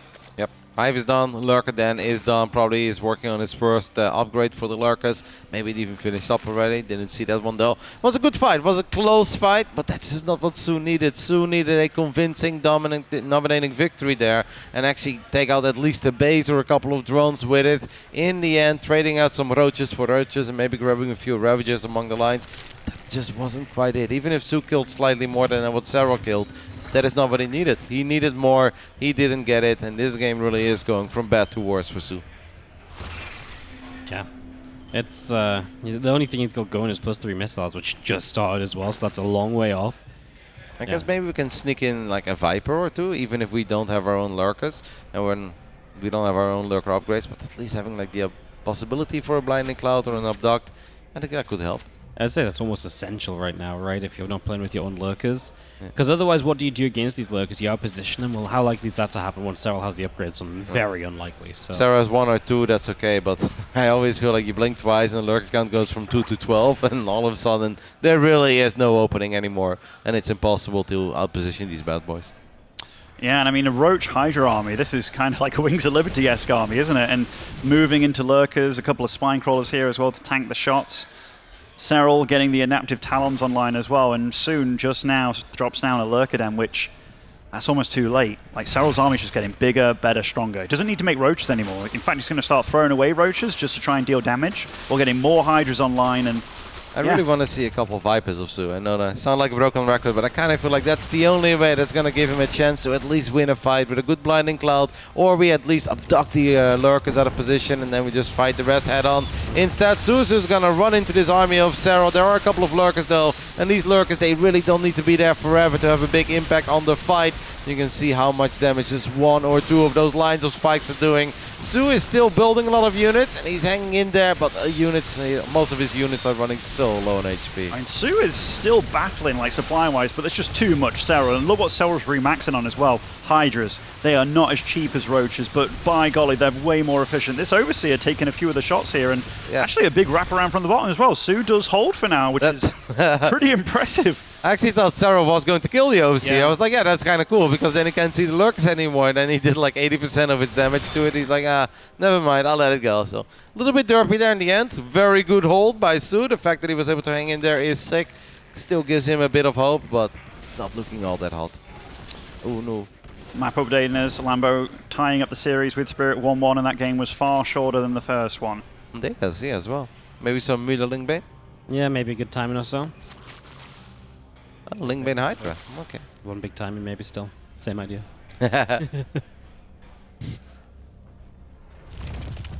Nice.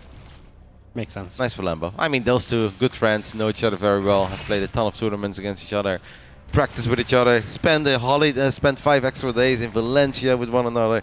Lambo and Spirit. That should be a good series. 2 evenly matched players that have a boatload of information to work with. Also 2 players that absolutely look at the other one as doable, which, yeah, that's awesome. Spirit says his TVZ is one of his favorite matchups, Lambo.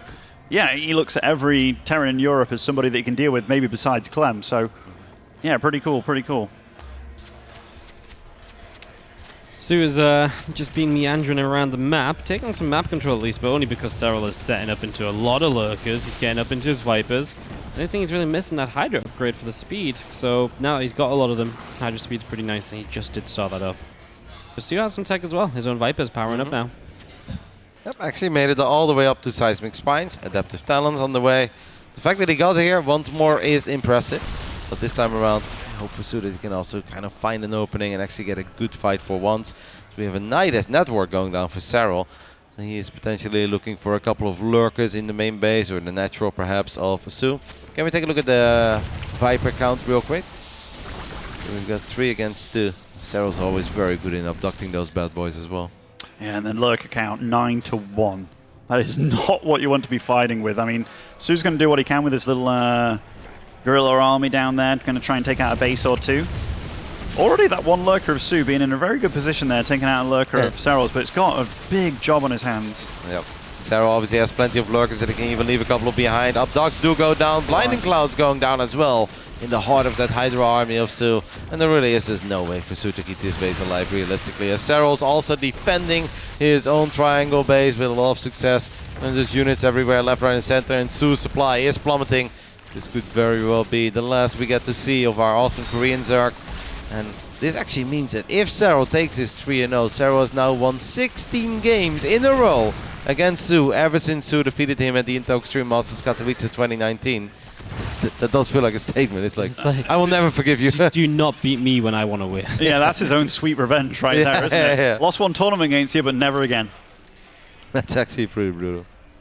But I mean, Serral this series, he's played really good. Like, there might have been one or two shaky moments where it's like, oh, but when it came down to the end of it, what happened at the end, it just looked very decisive. And even though this game's going on for a bit of time, Serral's running away with it. Yeah. Like, his army composition, we look at the unit tab here. I mean, the 7 lurks on the way, which is big, but that army that he has is just, it's just more. I mean, it was all about that first big push, right, where the Hydras weren't really there for Su. That was the attack that was supposed to give Su at least the advantage, the lead. But yeah, Contaminate going down on the Evolution Chamber delayed is +2, but I don't even think +2 made all the difference. Definitely didn't help. It was more just that the Hydras weren't there. So a few more of ducks going down. And Serral says, Su, I believe you're a sweet guy, but I have still never truly forgiven you for defeating me back then in the quarterfinals of IEM. As he now makes it 16 in a row against Su. And he advances to the lower bracket round 2 after a very convincing 3-0. Yona looking good today, guys. Yeah. Got his sleep, got to go to bed at 12 a.m. or 12 midnight. Came back looking fresh. And yeah, he's got another match next. Or not next up on stream, but who is that most likely to be up against? Wasn't that... that is the loser of Spirit Lambo. Oh, I mean, that's a brutal one. You drop into that loser bracket. Yep. You get Serral, you go ahead, you get Clem. That's a brutal one. That is a brutal one. Let's go ahead and take a look at Game 3 then, between the two buddies that we were just talking about. Spirit, also known as Piotr, duking it out with this man in the bottom right side of Moondance, of course, representing the Shopify Rebellion, one of the main partners of this entire event. This is Lambo. And in the top left-hand side, playing for the Lightning Bolt team, as Ben would say, also known as Kaiser Gaming, it is Spirit. Oh, I thought you were going to let me actually say their name. I was like, yeah, it's Kaiser Gaming, you know.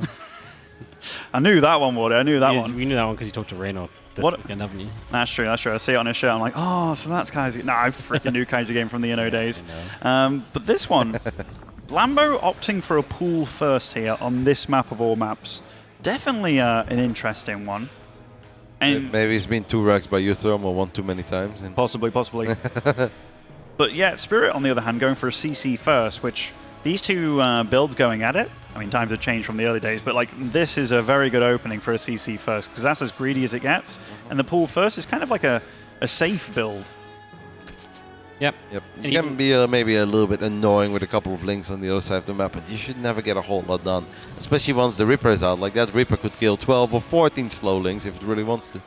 Yeah, the only thing he has to worry about with the Reaper is, okay, if I deal with the lings that are out on the map, then it's like, all right, I don't get the scout off on you afterwards, and is it going to be a roach follow-up kind of thing? But we see that it's absolutely not going to be, which, you know, that's the question on Spirit's mind right now. Is it the roaches afterwards, or what's going on? So it's always a bit of a gamble on what you do with that Reaper exactly. Can be scary, but you can also just temporarily decide not to use the low ground, because the CC is done anyway, right? So you don't really need to keep the Reaper at home. No, I mean... he's going to get a bunker, so he's definitely very worried about the Roach Ravager follow-up. And he's going to cancel this bunker or salvage it if it somehow finishes up. The moment that he realizes he's not being all-in by Roaches, there we go. Snap cancel. I think the call as well from him, instead of waiting at home with the Reaper for those lings, he played defensive and then went for the scout. So it's kind of like the best of both worlds, right? So if he goes across, sees there's no third, or sees something's happening, at least he's got the bunker. Whereas, you know, cancel that bad boy. Wasted a few minerals for sure, but it's a bit of a greedy play, but he's got away with it. Yeah, that's nice little startup from Spirit for sure. Going to get his third CC online as well. Doesn't build that in position on the back, which suggests he's going to take that forward base, and then I guess take the back base a little bit further down the line. That's obviously exactly what Lambo's thinking of doing right now. It does mean this Overlord could potentially just drop in and actually see that base straight away as well, get good info, and then Lambo knows a lot about what he's got to prepare for or not be prepared for the next few minutes. Yeah, certainly. You playing with the sand, Kev? It's like being on holiday all over again. I wonder if they brought this home from the tropical islands in Berlin.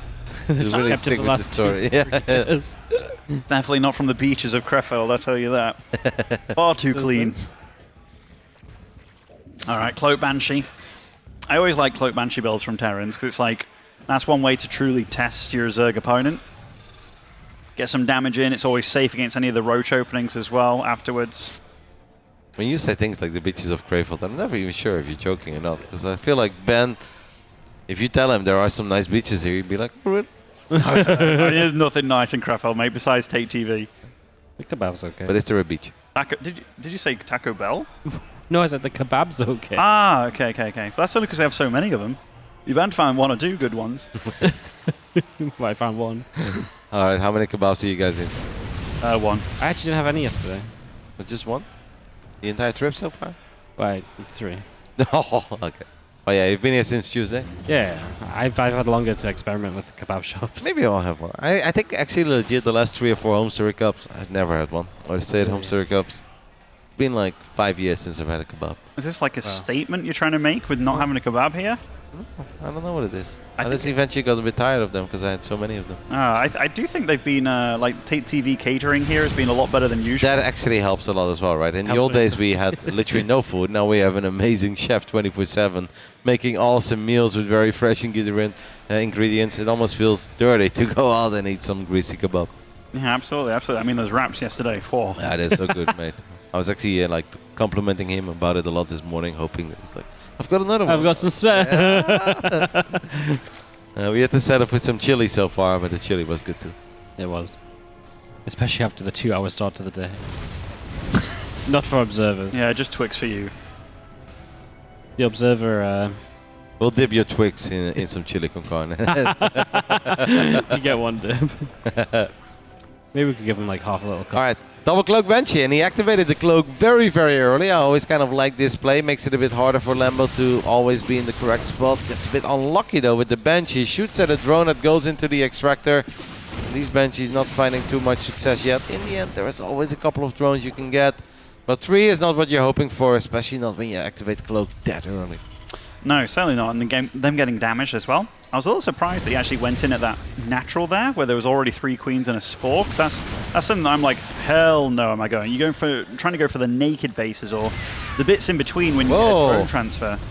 All right, not sure why that queen is so far off position. Tried to drop a little bit of creep there, so it could maybe drop a little transfuse on the other queen, but that didn't quite work out for Lambo. I mean, we haven't seen everything of this best of 5 as it wasn't the main focus, but it does feel to me that Lambo is making a couple of very uncharacteristic mistakes, leaving Infestors behind a couple of times, kind of leaving his queens completely unattended. Maybe Spirit is just playing really fast, but I feel like Lambo normally doesn't really fall apart in faces like this, but he does set up a proper Ling run by him. We've got a bunker, but the bunker is empty. Oh, that was really nicely handled by Spirit, by the way. The fact that he just went all onto that gas, meaning that all of them could get hit by all, and that's a lot of Lings going down. I mean, he's going to grab the Hellions for sure, but the Lings, that isn't something you can just throw away at this stage of the game. And he's floating money as well. Yep. So it's not pretty, actually, because this push right now is going to be very scary. No Baneling speed as well. Upgrades are going to be even, so Lambo's in a really tough spot, and yeah, Spirit can get a lot done. He's going to siege up towards the base soon. And it really doesn't take a long time for the reinforcements of Spirit to join up with this army. The Banshees are still here. They're very low on HP, but they will still deal a lot of damage. So that is something that Lambo has to be very wary of too. As the Queens are going to try to buy some time. Lambo will just try to pick off more reinforcements. Gets 1 or 2 Lings there, but that's kind of it. Oh, excuse me, Marines. Yeah. Spirit hasn't started 2-2 yet, which is something that can absolutely bite him in the butt later on. Armory just starting up now. That's actually huge. That 2-2 from Lambo, even though it is a while away from finishing, he's going to have that lead for a long time this game. And Spirit, he's really banking on this, doing a lot of damage. But look at Lambo with those Lings in the top. He really wants to get a flank onto those tanks and stuff, but those tanks are all nicely positioned. Yes, he might do that, but I also feel like he still just wants to kill more and more SCVs. The Marine count has gone up here, though, so Lambo really needs to do something about this setup, and he does come in from the top with a couple of Lings. Banelings do not connect yet. One Baneling left in the end there, connects a couple of... ooh, that one tank, such sweet tank positioning, and the Marine's getting unloaded behind the tank. This is actually pretty sick play by Spirit. Jeez Louise. Wow. What's the resources lost, how about? Because there's basically only been one fight. I mean, this, even sniping the Banes as well. Lambo's throwing everything at us. Oh my goodness, Spirit popping off over here. My uThermal, the world champion of StarCraft 2 together with Elazer, the reigning Nation Wars champions. This is a sick game by Spirit. And this is also cool as well, because you often think, all right, here we go again, another 27-minute game with sensor towers and command centers. But Spirit is showing us that he's got a little bit of liquid Clem inside of him as well. That was really cool. That was really cool. I mean, 14 drones going down there. For a while, it looked like Lambo was handling it, right? But then that army showed up at the bottom. It's still over there. And I mean, for the moment in time, he's still on equal upgrades. But now Lambo, that 2-2 is going to climb in. But 40 supply behind. Yeah, you got 2-2, mate, but still going to be very hard to get out of this situation. 60 drones to 72 SCVs. Yeah, this isn't good. The Banelings go down as well. Wow, and that tank's still over there. How many kills on the tank? It's a new one. It's a new one. Wow. Still exciting. Yeah. What a single tank positioning, though. Like, for Terrans out there. It's the sun, okay. Look, he's lifting up everywhere. Spirit's doing everything right, man. This is a total masterclass of TVZ. He is just absolutely feeling it, and once you do one thing right, it's just so easy to keep it going right. You get in your swing of things. And he's just keeping the pressure up, which is one thing we always say about Spirit. Sometimes he just slows down when he shouldn't do. But this was absolutely a moment to keep on fighting, and he is playing so well because of it. And he has even secured the base at 12 o'clock, by the way. We haven't really seen that because all the action is taking place on Lambo's side of the map as there are a few more Marines in the bottom right side. Triple prong aggression here by Spirit, and that's going to do it. GG gets called. Kaisi Gaming, Spirit, Piotr. Can we confirm that was actually Piotr, man? That was way too much action for an 11-minute game. Yeah, I know. That was actually... I can't believe it, almost. That was shocking. The way that he stood there, hold his ground, gun down Baneling after Baneling after Baneling, and then at one point you're like, all right, at least one or two Banes will connect. He picks up all the Marines, and I almost felt that Lambo also didn't see that tank that was stuck between the Mineral and Vespian guys there. And then he's like, should I go for it or not? And the little moment of going back and forth allows the tank to get another big shot off. Spirit drops the Marines behind it. I mean, that was really sexy gameplay. I mean, whenever you see Terrans utilizing the positioning, like the terrain super well, like I remember Maru when he played, I think it was on Oxide against Serral one time where he really utilized with a 2-on-1 the tanks against Serral, and I was like, holy crap, I didn't know you could do that. But this kind of stuff from Spirit, super valuable. You saw how much he liked that position because he went there again with the same tank and there's like one little angle, but super good from him. He's really, really showcasing in the last few months some really solid play. He's actually in really good shape, and maybe we should not talk about him too much, don't hype him up too much, and let him just do his thing. But he's actually playing really sexy there, because I felt he was ultra accurate too, and normally I don't really see that. It's like, we know that Spirit is one of the best Terrans in Europe, and he'll grab a couple of obvious Banelings, but at that point normally they get a bit too close, it gets too hectic. He picks up. Now it felt like he was playing with a lot of confidence. He just stood there and he gunned them down over and over again before they even got close to the Marines. Really good stuff. Absolutely sick. So that's 2-1 in favor of Spirit here. Obviously best of 5. You win this, you get to go up against Clem as well. We know TVT can always be that kind of interesting matchup there as well. It's definitely not impossible. I mean, after Spirit lost the 30 series in a row against Heromarine, but he 2-0'd him over here. Yeah. He's probably full of confidence. He's like, if I can beat Gabe on this setup, I can beat anyone. Yeah. No, it's actually really cool by Spirit, because like before this series, I didn't expect Spirit to finish first in his group by any means. Like maybe a top 4 kind of thing, but first, winning the Nation Wars as well. Now 2-1 up against Lambo. That would actually be a dream run, because Clem isn't undoable for him either. I do think Clem is the favourite, but even Clem was saying, I think I prefer to play against Lambo actually, which just goes to show how much people respect in Spirit right now. Spirit on the roll is a terrifying man. And this is not a fun map for Lambo to be a game down on. In the top right, our blue Zerg player from the Shopify Rebellion. It is Lambo.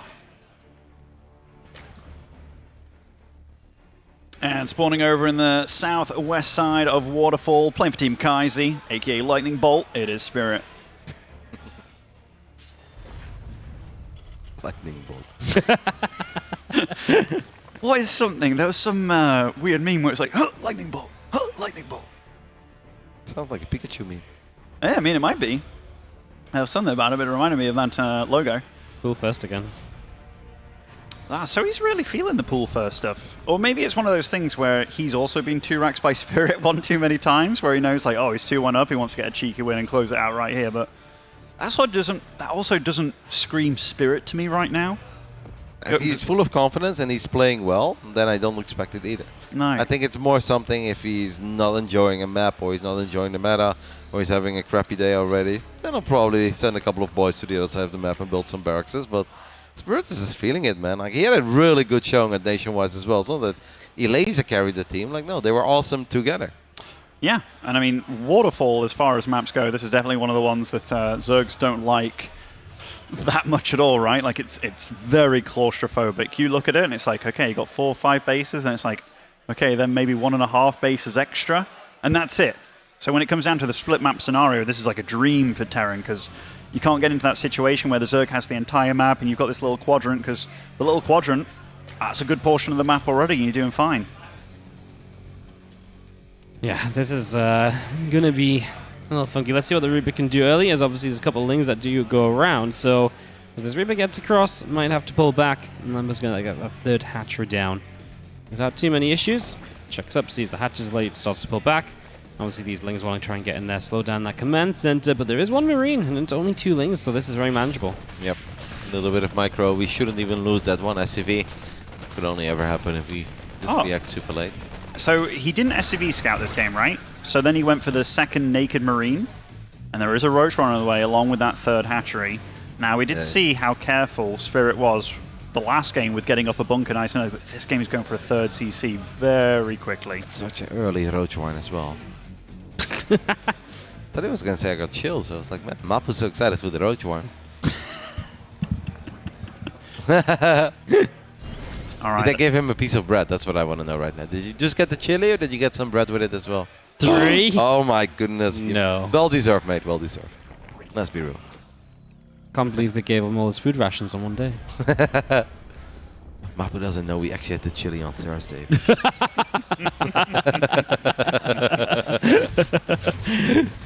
Kidding. Alrighty, guys. 8 roaches. Very big moment. All per bracket. Quarterfinals here at HomeStory Cup 21. Lambo down 1-2. Definitely a bit of a surprise to me, but this is a map pool that a lot of Zergs have said it's good for Terran. It's really good, trust me. And then he has the Terrans, and they're like, yeah, it's alright. And that normally means it's really good for the Terrans. But I still kind of look at a series like this, and I expect Lambo to take care of business because he's so focused at the moment. He's so dedicated, and we know that he wants to have a magical run in one of these events. At the moment, it's looking pretty grim. Down 1-2 here in the upper bracket quarterfinals. And he does have 9 roaches making his way to the other side of the map. Spirit sees one of the trailing roaches, but the other one's already pretty much there. There is a bunker going up on the high ground, but it's going to take a little while before it's done. And that Banshee's also only halfway done. Benny, how many SCVs does Lambo want to kill here?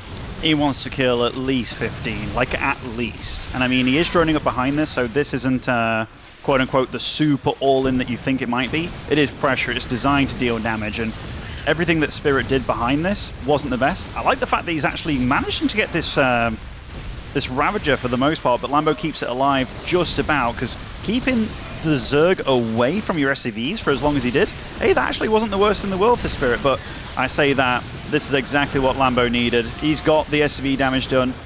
He's killed the reactor as well, and Lambo is in the best shape possible.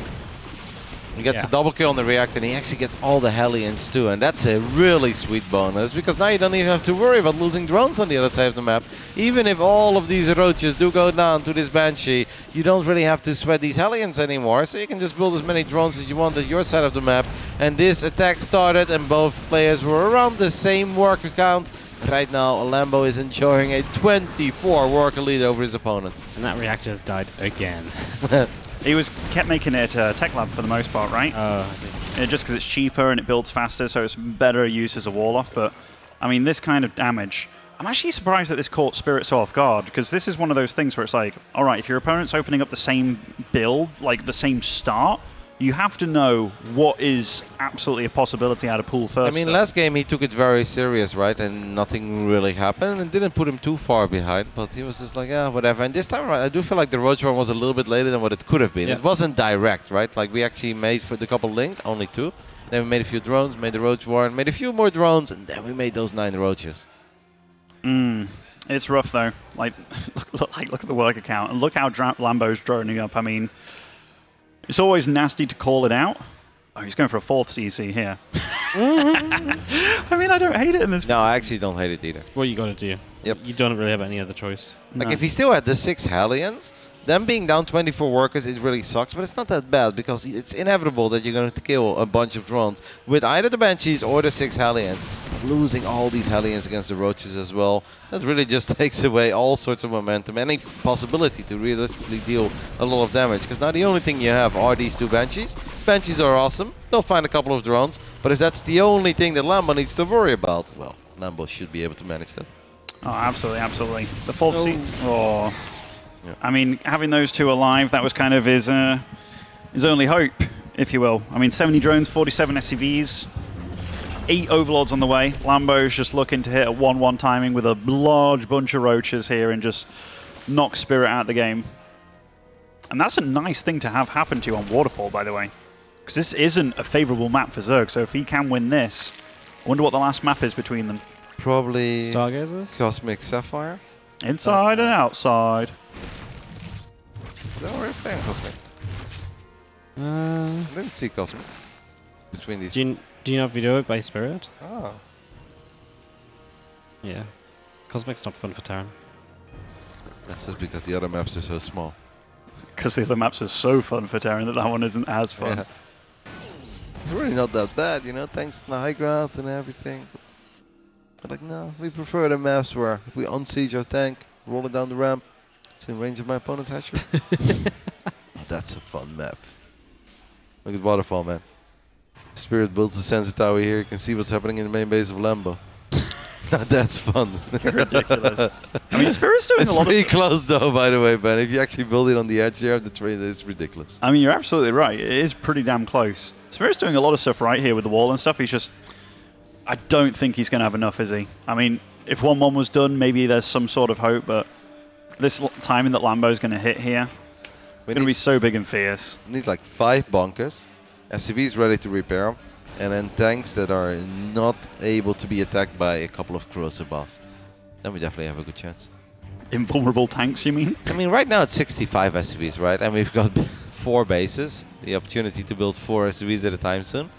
So if nothing else happens, there is actually a chance that Spirit makes his way back into this game. Because of course Lambo is still ahead and Lambo can fire up the Hive, he can get a couple of Vipers, but sometimes those fights can still backfire, and one good fight is really all it takes for Spirit to potentially bring this one back.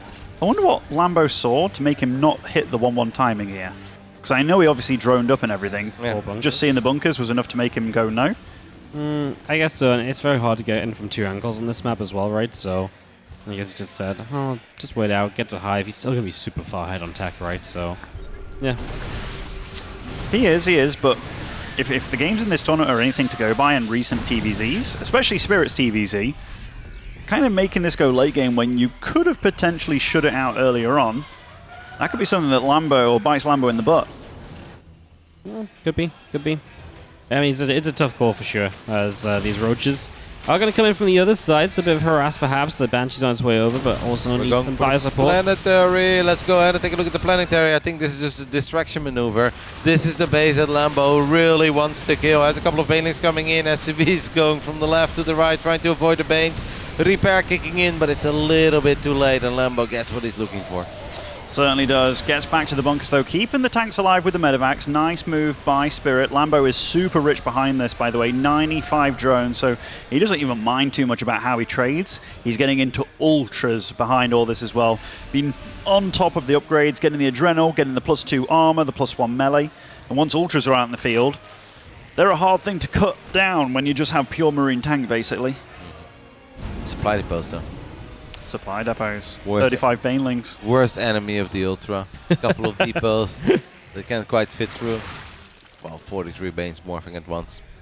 That might do it. Lambo's going to take out all of his frustration. He's like, ah, you like sniping Banelings? Snipe this! Like 3 Banelings for every Marine. This tank is not having a good time as these roaches are back.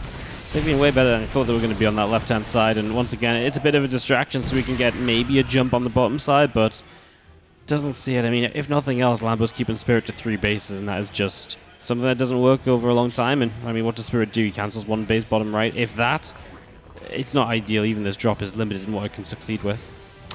No, absolutely is. I mean, even if he waits for Lambo to attack and then does the drop, I don't think he can hold at home, actually, against this. And gets the drop going. Lambo again on top of the upgrade still, starting the +3 armor here. Along with the +2 melee, the chitinous plating.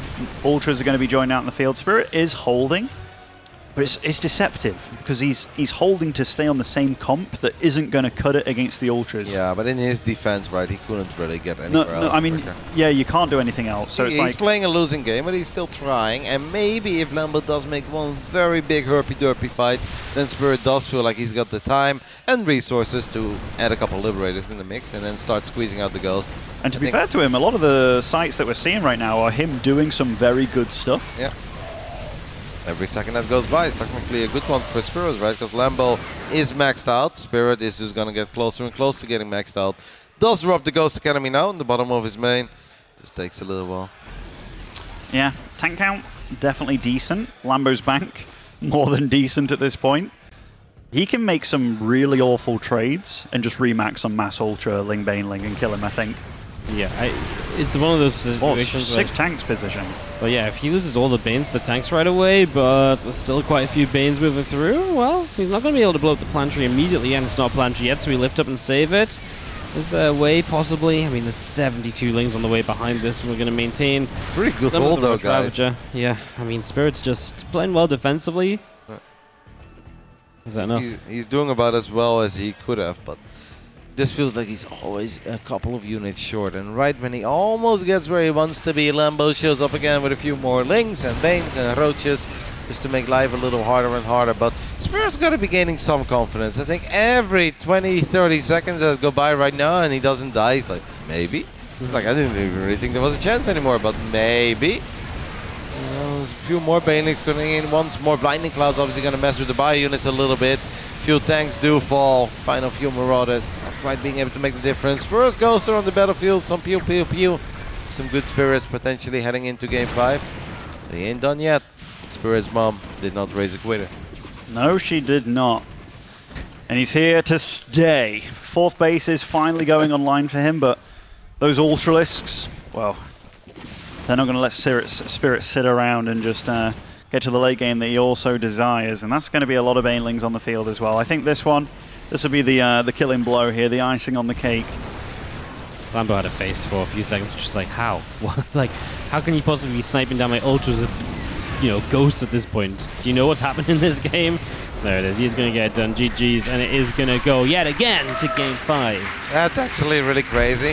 3 out of the 4 best of 5 so far that we've seen at the 3rd day of HomeStory Cup 21 Lost Island Edition, powered by Shopify, of course, are going to distance. We had Serral, who was just on a streak against Zoun. That's a personal matter. We can't really intervene there. It's like, you ruined my hopes and dreams of an absolutely perfect year in 2019. I will never let it go. So Serral had to win 3-0, but every other best of 5 has gone all 5 games.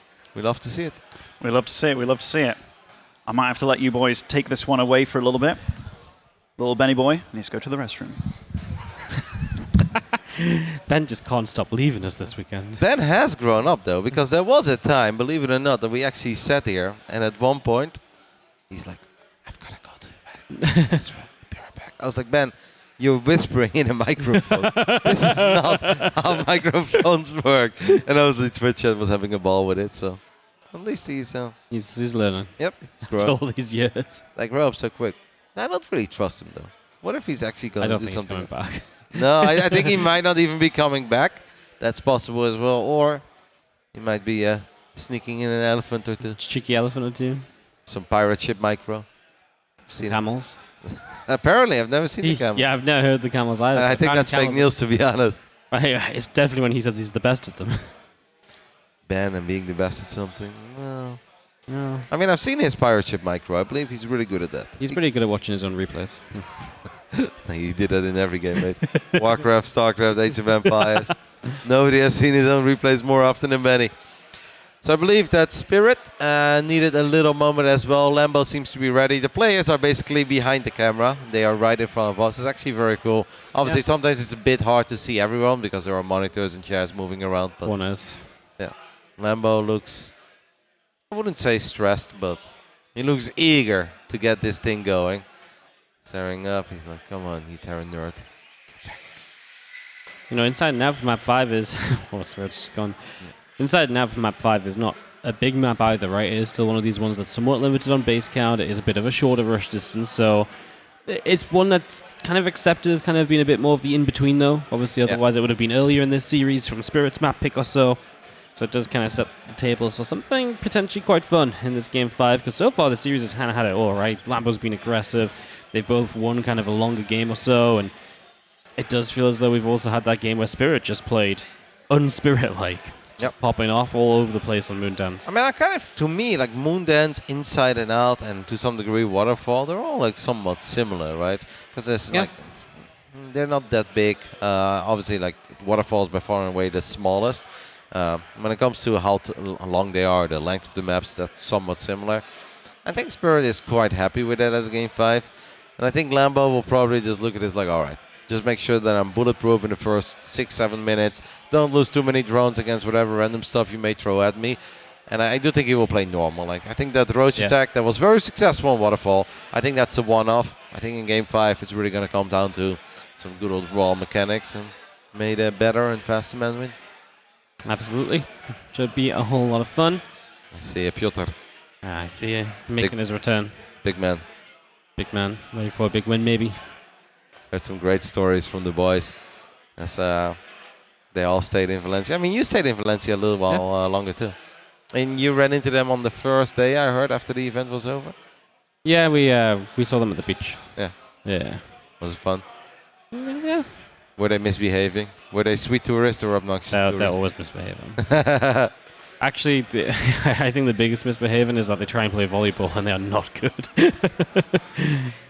Lambo's the team leader. He's trying to teach everyone. He's like, right, you got to hit it up, then pass it, and then hit it. And everyone's like, okay. So then they try and hit it up the first time. It doesn't happen. Lambo sits there, teaches them for like 2 hours to get to hit the ball once. It's kind of cute. Took any pictures? No. I actually took like 3 photos in Valencia. Should have had a hidden video. I would have liked to see Reynor play volleyball. Yeah. Be good content. Turn that into your sub sound. Reynor trying to jump, still doesn't get into the air. That's content. Alrighty, guys. Inside and Out for the final game between these two good buddies that had a lovely holiday with one another in Spain. But now it is back to the battlefield here in Krefeld, Deutschland. Bottom left side, representing the Shopify Rebellion. It is Lambo. In the top right would be, already is having a great tournament with that first place finish in Group A. Our red Terran player from KaiZ Gaming is Spirit. And once more, this is a very big series. If you guys join a little bit later, the winner of this series moves into the upper bracket semifinals and is officially done for the day. That will take place tomorrow. Clem will be your opponent there, and that sounds really tough. I know what you guys are thinking. It's like, well, maybe losing isn't all that bad. Well, if you lose here, you play against Serral in lower bracket round 2. So you win, you get Clem. You lose, you get Serral. It's always going to be tough, but then I think you still much rather be in that upper bracket, because then at least you know you don't play Serral with your tournament live on the line. Yes, definitely not. And I imagine if you win here, then you lose to Clem. You probably get to avoid Serral's half of the bracket as well. And there's obviously tough players all over the bottom of the bracket, but obviously being on the other side of Serral is generally a little bit of a benefit. So big final map here. I love interacting with Mapo. It's very fun. Yeah. Mapo, did you have the rap as well yesterday? Oh, mate, no. Actually, no joking right now. Mappa, no cap, no teasing. It was amazing, like legit 10 out of 10. Next time you hear that there's a rap, it's yeah, you need to get one. You need to just stop observing for 2 seconds. Yeah. Go pick one up. It's be like, Indy, forget about that Polish stream. Take over my job. Yeah. Can't believe nobody brought a rap to Mapo. That's so sad. Yeah. I would have done it, Mapo, if I didn't know you had one. We'll fix it tomorrow. We'll fix it tomorrow. Next time there is something good, we'll make sure you get it. All right, Wardy. It is going to be a Reaper after CC first, by the looks of it, right? Because we have 2 orbitals going down at the same time. We just kind of did some intros and was kind of just thinking about the rap from yesterday. You are in love with this rap from yesterday. It was actually really good. I don't think that the only thing I've ever heard you talk about more is Subway, so. Yeah, but I also had a Subway this weekend, and the rap was so good that I forgot about my Subway sandwich. Wow. Yeah. That's saying something. This rap has been goated. I only had one as well, because I didn't want to ruin it. I didn't realize we were allowed to have one. I thought we got served one and that was it. I don't know, I think at one point they had over, but I was like, I don't want to ruin it. In my mind, it's so good. It was also, I feel like I could have eaten 1.5, but 2 would have been pushing it, I think. I think I could have done 3. I'm not going to be modest over here, man. Maybe 4? Maybe 4. All right, factory is done, and we're going to go for the swapper room. Factory will be connected with this reactor. Once more, very big game for these two. I mean, if Spirit can just bring a little bit more of that game tree magic, I think there is absolutely no reason for him to be sweating all of a sudden just because we lost 25 SCVs to 9 roaches. We saw a little bit too late on Waterfall. That sucks. Was obviously a golden opportunity to potentially close it out, as that is a very Terran-friendly map. But it is what it is. You got to move on. You look at this map, you compare it to Moondance. Like, sure, it's a little different, but there's definitely some similarities in it. And on Moondance, he was absolutely popping off. If you bring the same level of gameplay, why would you be worried? No, I actually think if you can do what he did on Moondance, then he is absolutely a favorite in this mid-game section, which is crazy because usually he's the favorite in the kind of late game. Yeah, ultra late game. Yeah, ultra late game. So if you can... We're talking minute 44, guys. Like when the Zerg runs out of that 12th extractor, at that point, Spirit is the favorite. It passes over 40 minutes. You know when the extra seconds add on yeah, to the clock? Yeah, the old BattleNet clock. The old BattleNet clock goes to 6 figures. That's when Spirit starts smiling. He's like, let's go. Lockdown. We've got a game on our hands. That happens at 43 minutes, so pretty much bang on. I don't know exactly. It was like 42, 43, but then suddenly you get the extra zeros. Yeah. The hours. You know what's up. Double Evo Chamber for Lambo. So Lambo is going to play upgrades before going up to Lair. It was quite interesting to have Elazer on the couch here. I think it was yesterday together with Cuckoo. We had a little chat about, like, you know, stylistic preferences and stuff. And I think that's always the beauty of StarCraft 2. Elazer swears by the quick lair and quick bailing speed. He feels that truly is the only way, and because of that he feels safe against certain crazy builds. And then there's a lot of other players out there, and that includes Reynor. I think Serral is kind of capable of playing every single style and likes mixing it up as well. But I think Lambo has also been very, very fond of this style lately. I hope he doesn't forget about Carapace, by the way. Yeah, I was just thinking the same. Yeah, there we go. Yeah, he had the money for it for just a few moments, so you don't want to be forgetting that. It's going to be very far ahead on upgrades, but obviously no bailing speed for a while, so that does give you some opportunity as Spirit to be a bit more aggressive on the map. Even if you're not trading well in the 1-1, there's no threat of splash damage for a little while. Nope, so Lemon knows that he needs to be very cautious with his units, cannot get too crazy. And on top of that, you obviously need to always keep track of these Hellions, that the Reaper is still alive. I mean, you can always see players getting a little more careful in Game 5 when it's obviously such an important one, because dropping to the lower bracket and playing a best of 5 against the myth that is lower bracket Serral it's not something that anybody's really looking forward to. Pretty good positioning here for the benches, I think, right? Because you can kind of utilize the high ground there, you can bounce in between the third and the main. Bench is getting a few more shots off. 4 drones is a decent start, as long as we don't do something silly. We still have the Hellions and the Reapers too, and they are getting deep onto creep. Single scan for now.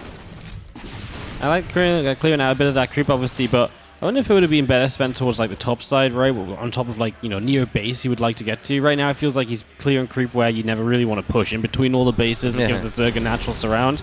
Obviously I like it over here, but there wasn't much creep over here in the first place. So yeah, maybe to that north side would have been nice, but I guess it's kind of hard to get that. It's a long rotation around that side. Yeah, as long as the rocks are up, makes it a bit more tricky for the Hellions. I think overall the Spirit quite happy with how all of this is going. Reaper could even get lucky and maybe get one drone, well, not in that position. Both Banshees have taken a serious beating, but they are still alive, and that's obviously the most important thing, because these Banshees can be super useful, not just with the next attack, as we saw obviously on Moondance, but you can also just keep them at home, put them on patrol, and then they can give you the heads up whenever Lings and Banes are trying to rub by, as all of these Lings get a perfect surround on every single Hellion, and that was by far and away the biggest trade of the game, and Lambo just took down all of these Hellions without a problem at all. I mean, lost 14 Lings, killed 8 Hellions. Are you kidding me, Morty? It was so good for Spirit up until that point, and that just removes, I mean, so many different opportunities, right? Because that could have been Hellions that are super supportive in the next fight. It's still all of your map control. It just is painful to lose out on those and not to get much out of it as well. So a great start from Spirit gets slowed down now a little bit, as he does at least have the Medivacs and the Marines on the map, so he can put on some further pressure. And he's sending Medivacs in different places, so we might see a bit more of that kind of action everywhere Spirit, which we love so much on Moondance. Yep, Armory on the way, so hopefully he doesn't forget about his own 2-2 upgrades. Lambo is ready, though. I do think taking care of all these Hellions makes Lambo's life a little bit easier, right? Gives him just mentally time to get ready for the medevacs, for the Marines. And so far, Lambo is shutting down every single party before the music is even playing. Yep, just going to knock down that oversteer though, so that one goes a bit too far forward. The tanks are going to come support in this direction, so maybe put those behind the rocks and the ledge over here and then start working against that far left-hand base. Lambo is double expanding, so he has the option of far left or to the right-hand side, depending. And I guess this is going to be... He's actually going to knock the rocks down. I thought he might elevate it up and over and have the tanks down there to support. The Banshee's back on full HP, and they're going to find the Morphin Banelings that will flank/counterattack, so that's a massive find, but he needs to keep these Marines alive. Does so for now, trying to bait units into that tank fire. Yep, and this is what I mentioned with the Banshees as well. So nice to find a couple of random Morphing Banelings, pick those off. This is getting a bit awkward for Lambo, right? Because their tank is very well protected on the other side of the rocks. Here we go with all the Lings and Banes. They need to get a good trade. Baneling's getting picked off again on the low ground. We really need to connect with a couple of these Marines, but we don't. Lambo is in serious trouble here, and Spirit with another phenomenal fight. Never started the 2-2 upgrades, by the way, Wardy. Even though the armory is done, but hey, if we gun down Banelings like that with 1-1 Marines, it's all good, I guess. Yeah, I mean, yeah, if the Banelings don't get there, then what does it really matter? Try and get a tank there again. This time the Lings are very quickly on top of it, and Spirit's just not responding. His Marines could move up here for sure and maybe get involved on those Queens. The Banes were a bit further behind. Slightly lost opportunity this time, perhaps, for Spirit, as he's going to go for it right now. Lambo going to pull the trigger and engage in from both sides, and that's more of the fight he's looking for. Yep, that's a much better fight for Lambo, as the Queens did a great job as well in soaking up as many shots as possible. Lambo now wants to get more, needs to make damn sure that this is the correct call. It's a bit hard, I think, with that bunker set up there already. We are going to get a tank, couple of Marines very well protected. Look at these Marines go, being healed up by the medevac. Couple of Lings of Lambo do make it into the natural too, though. Man, these Lings are feisty, and this is where the upgrade advantage is really shining through. Yeah, the 2-2 right now is absolutely massive for Lambo. Makes these trades so much better than they would have been otherwise. Really pulling him back in the game. That bunker has got to be an MVP, though, because without that, there would have been so much more damage done on this third base. I think almost game over, actually. Yeah. So, yeah, spot on. Definitely a bit of a shame for Spirit, where it felt like at one point he just kind of stopped paying attention because he never thought that Lambo would have the units to still attack him, I guess. But Lambo did still have the units, and it really was an all-or-nothing cleanup because Lambo obviously knew if he wouldn't get a successful cleanup there, the game would end. Kind of felt that Spirit, let's say if the first fight was like a 9 out of 10, the second fight was kind of like a 3 out of 10, as he just wasn't quite ready for it. Wasn't quite ready for it at all, and just felt like he was a bit slow to kind of do what he needed to do. We do have Marines again here, just going to have to be careful of this Ling Bane coming forward. He's target firing some Banes again, does get the lift up and can use that to prevent a drop, and he will deny the bottom right with the Banshees, so the value of keeping these alive has been ginormous. Yep, Lambo, I thought want to go for the planetary, but that's not a planetary yet, so the command set will just lift up and be safe for now. Does take out that bunker and should be able to get a couple of SCVs here. With a couple, I mean all 22 apparently, as they settled for that refinery. So with just a few Banelings, we get 22 SCVs, but at the same time, Spirit is having a double drop on the left side. And this game is heating up, buddy. I love it. One Banshee does go down to the Spore Crawler. That's a bit of a shame, because the Banshees have been quite awesome. Yeah, there's just so much going on. He does have 2-2 now. That's such a massive help, considering everything that's been happening here. As he loads up now, going to take it to the main, trying to keep this busy. He's got to fight well over here, get rid of these Balins. This could be a good fight still for Spirit. Gets a good cleanup, and that's exactly what he's needing. As we unload in the main base as well. It's only Lings there. Could have maybe stuck around a moment longer. Can't go to the low ground, too many units. Look at the army supplies. 74 against 74 after 12 minutes of inside and out action here in Game 5 between these two. I mean, you never really want to be a 4-base Zerg, though, right? Ever. If you're playing pure Ling Bane, that's not a... Like 4-base, maybe if you're turtling Broodlord Infestor, it's like, yeah, that's okay, but this kind of a style, you need way more bases, and Lambo knows that. Or he needs to deal way more damage. He's done a decent amount of damage, but yeah, those 22 SCVs he killed a while ago, it feels like that has already been turned around again. Spirit is back up to 60, and Lambo needs more, or otherwise he's going to run into an unkillable Terran army. I just think Ling Bane alone can't really do it. Do we have a Dreno Glance, by the way? No, but he does have 3-3 on the ways. We're going to see a lot of Lings engaging in here right now. It is equal upgrades. This was a fight Spirit just was not ready for. Didn't think Lambo was going to come running in. Can he salvage the situation? He's got a lot of units out on the map as he drops behind the mineral line here. And, I mean, Lambo's just running into, well, a position he shouldn't be. Yeah, that is absolutely ridiculous. Not good. Sporto! Eventually it will get taken care of. But yeah, these trades are just not good enough for Lambo. Lambo probably feels it's desperate times, call for desperate measures. And he's just trying to completely overrun Spirit, and definitely has done a great job in breaking the third. Is now actually getting into the natural because Spirit just refused to believe that Lambo will keep on rallying Zerglings into his natural. It is kind of happening, but Spirit is obviously loving life on the other side of the map, and there is barely any anti-air right on the side of Lambo. Couple of Spore Crawlers, couple of Queens, but it really is all that truly is for a Zerg. Yeah, Believer is actually just going to get out of here. He can go back down to the low ground because Lambo doesn't have the unit count to really be everywhere that Spirit has been. We're going to drop an Ultra Cavern down. Lambo's got so much gas, he's not being able to use it with all the chaos going on. Still getting towards 3-3. I mean, it's going to help at least once again being in an upgrade lead as he keeps Spirit busy on this side of the map. But at some point, you might need to stop just trading like this because it's too expensive. I kind of feel there's two ways, or two things that Lambo really needs to do. I know it's expensive, but we need to get Adreno glands. If we're building this many links, we absolutely need Adreno. And I think we should get Burrow, because this is kind of a hectic, scrappy game at this point. It's becoming low eco. Couple of burrowed Banelings could give you those Baneling connections that you're looking for if Spirit ever moves out.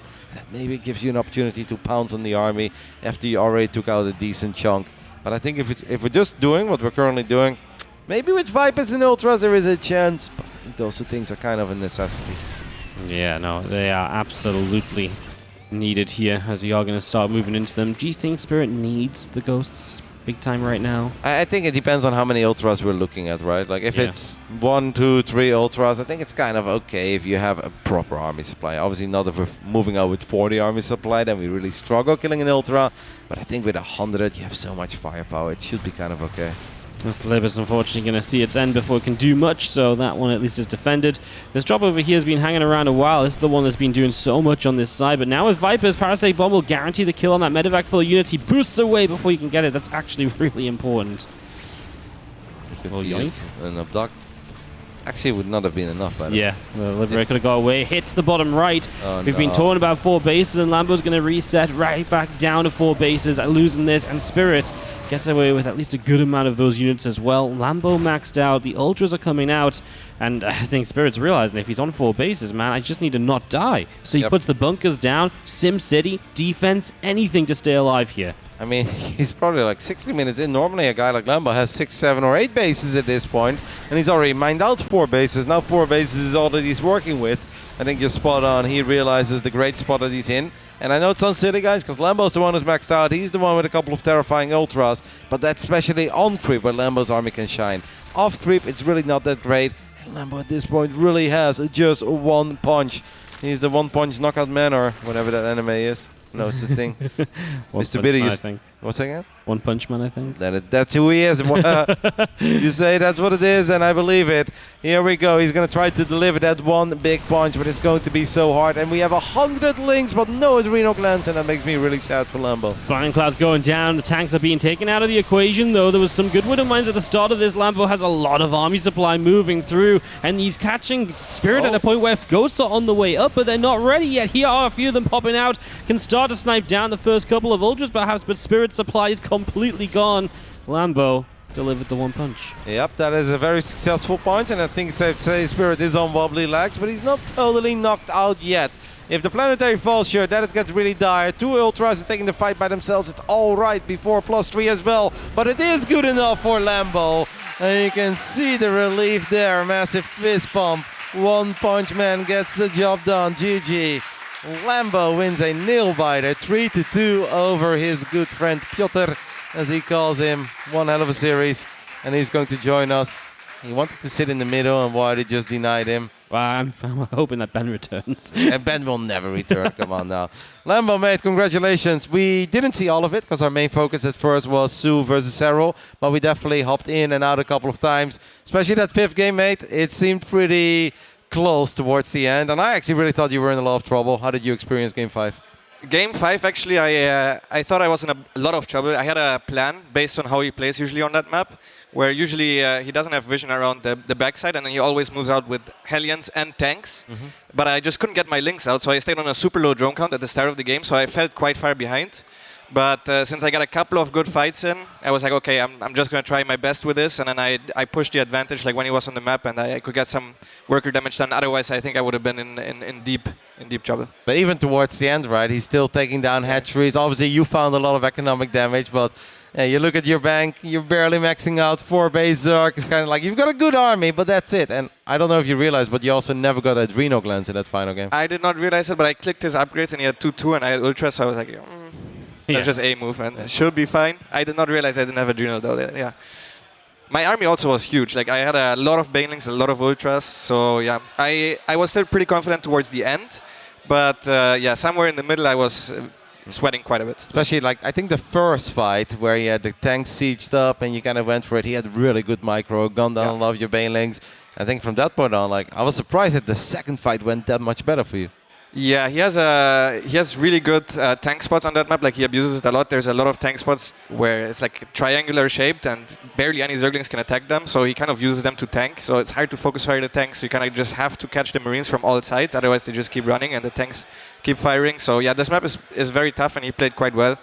I think it went that much better for me because that's where my production started kicking in a lot, and he didn't have Adrax production yet online. So I just overwhelmed him a little bit there purely by numbers. Waddy? Yeah, it became a really tense series, obviously, and you got more TVZ up next as you're going to be playing Clem. How are you feeling? You think you could take him down?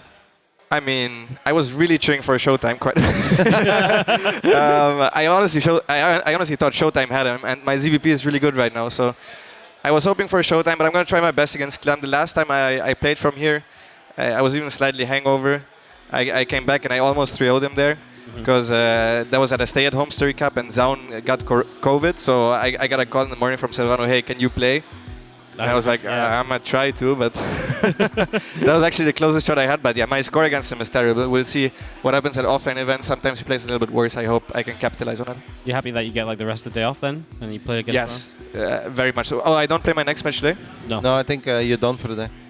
Okay, I kind of was looking for the Saturday after party, forward to it, but... I mean, we could try to do the entire tournament today, but it's going to be a little difficult. No, it's good. That should be the first match as well, right? Yeah, tomorrow. I have no idea. Okay, yeah. I hope they put it at like 10 a.m. so maybe Clem oversleeps. And I can take a look for you if there's... No, I mean, we always start later on Sundays. Yeah, I know. That's going to be at least 2 or 3, mate. I mean, obviously, if you would have lost this match, you would have to play Serral in lower bracket round. I saw that. But like for once, I couldn't get Serral in the bracket, so I was like, okay, I really don't want that. So yeah, I'm really glad I could avoid that because like he's pretty good. He kind of choked a little bit yesterday a couple of times, but he looked pretty good against Sue from what I saw. So yeah. Maybe a final question. Obviously, in Game 3, you went pool first, but you didn't actually commit to anything, just made a couple of links. Then Game 4, where basically it's for all the marbles, because you're down 1-2, waterfall. This time around, you do pull the trigger and make 9 roaches. What's the difference? Well, I just like to play pool first against him because he proxy accesses me a lot for safety. But I saw that he plays CC first a lot, and I think with CC first you don't have enough Marines to really hold this. And he went 3 CC anyways on a short map. Like sometimes he's just greedy like that. So I went for it. That's actually a build that I made myself, and it's relatively hard for the Terran to figure out because I have pool first and I still have a fast third edge. So yeah, he probably thought it wasn't possible, but showed up with the roaches, and yeah, that was a freebie pretty much. Because in the third game, he did actually build a bunker very early on the high ground, but then he realized nothing was happening. He cancelled it. Yeah, I know. But he would have cancelled that game as well because he cancelled it as soon as he saw my third. I checked. So yeah. All right. Awesome, Lambo. Fantastic. Congratulations on the victory. We obviously didn't see everything. We saw the first game. That was a very long one. So a lot of ghosts, a couple of inefficient trades. Mapu did say at one point it got very close, that you had a couple good fungals. I don't know. Was Mapu right? I quit at like 110 versus 110 supply. I thought he had a bank and was max, but it was not the case. Okay. No, it got really close. I took every fight I took with the Broodlords, I kind of just won. And I didn't really want to go into Broodlords, but he had like the greediest build ever. I'm pretty sure he made 4 CCs on like 3 or 4 or 5 Rex, and then like by the time my Mutas went to the other side of the map and I went quick Muta, he had a planetary at the fort. I'm like, what the hell is going on? Second time my Mutas arrived, he already has ghosts, and I go, so I tried to kill him because I was like, okay, this is greedy, but the greed already paid off at that point. So the game 1 was really, really rough. The other ones all went a lot better. Alrighty, mate. I think that's kind of all I got for you. Waddy, any final things? I guess we didn't see Game 2 at all, right? So what happened in Game 2? I think you played Ajax and I just crushed it in like the middle of the map. Okay, cool.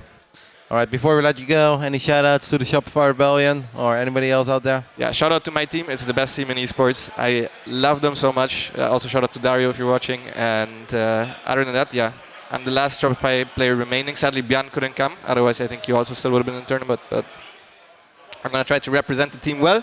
And thanks for everybody that's watching, and thanks for everybody that's cheering in here, because the mood in here is always great. Yeah, it's loud, right? Isn't it? It's pretty loud. I can hear it when they're clapping, even if I have the sound blockers on. All right, Lambo, thank you so much. I'm sure we'll see a little more of you today since you have the rest of the day off. I mean, you can play a couple games, but you can also join us whenever you want. You know that. Of course, I will. Okay. Absolutely. All right, guys, that is going to do it. We're going to take a little break, and after that, we'll be back with the third official series of the day. And we are hopping into the lower bracket once more for this one, because it's Big Gabriel versus Solar coming up next.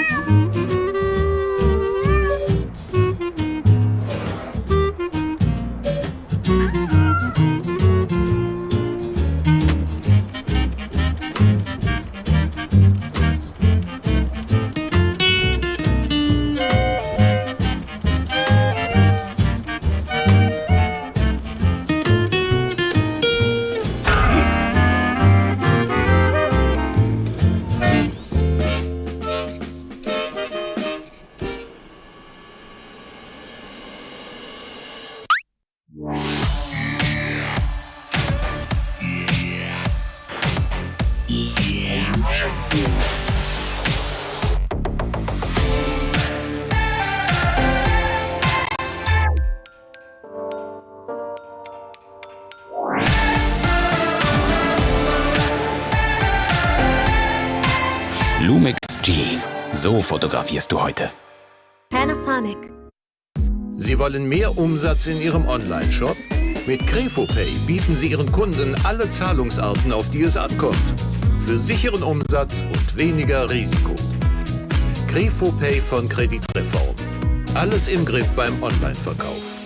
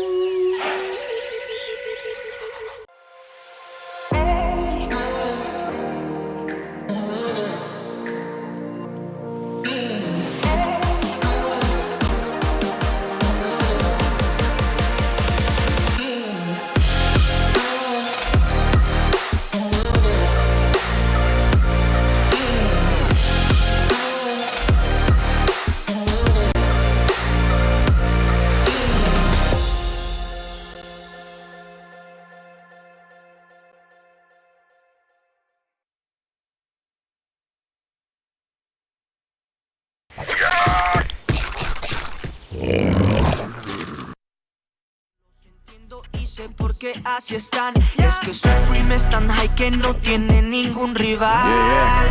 Todo pecho frío se cría en el río, teniendo lo suyo, enseñando lo mío. Ahí donde empiezan toditos los líos, porque se comparan con el Rey León. Yo ando de off y yo on, yo no junto una canción. Tú Mercedes, yo tengo una parking en la colección. pero no son capaces de nada. Mantienen diciendo que lo que hay, y si yo les digo se asustan. Estar en la cima, llegó la meta, llegó la meta. En bicicleta todos se creen esos poetas, porque han rimado calle con galletas. Si tú me das el gusto de ser el primero en hacer las cosas porque no tienen la actitud. No estoy pa' juzgar, tampoco estoy pa' pelear. Ya saben mi puesto y no lo podrán tocar. Quieren de lo mío, pero nada les voy a dar, porque he luchado mucho para llegar a este lugar. Quieren más, pero no son capaces de nada. Mantienen diciendo que lo que hay, y si yo les digo se asustan. Estar en la cima no es normal. Y pongan la mesa que ya son por ahí las 12. Así que los niños para el cuarto. El país no tarda tanto, él solamente tiene que comer y ustedes no pueden ver. Ustedes me aman con plata, después les espalda pirata. Aquí no hay juego de corbata y un poco de jeva pachata. Tú sabes como el veneno me sabe mi hermana, de eso construyo mi sueño. Nadie me quiere ver bien, lo digo aquí, estamos todos muy bien. Pero no son capaces de nada. Mantienen diciendo que lo que hay, y si yo les digo se asustan.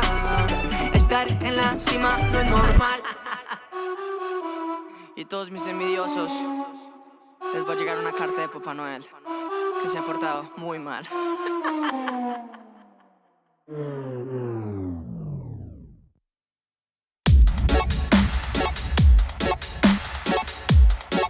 Hey yo,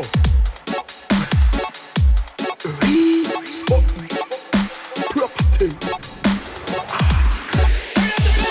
You don't know, this is lion with a burning. It's all about positive energy. So I said, stop stepping, funky music. Listen.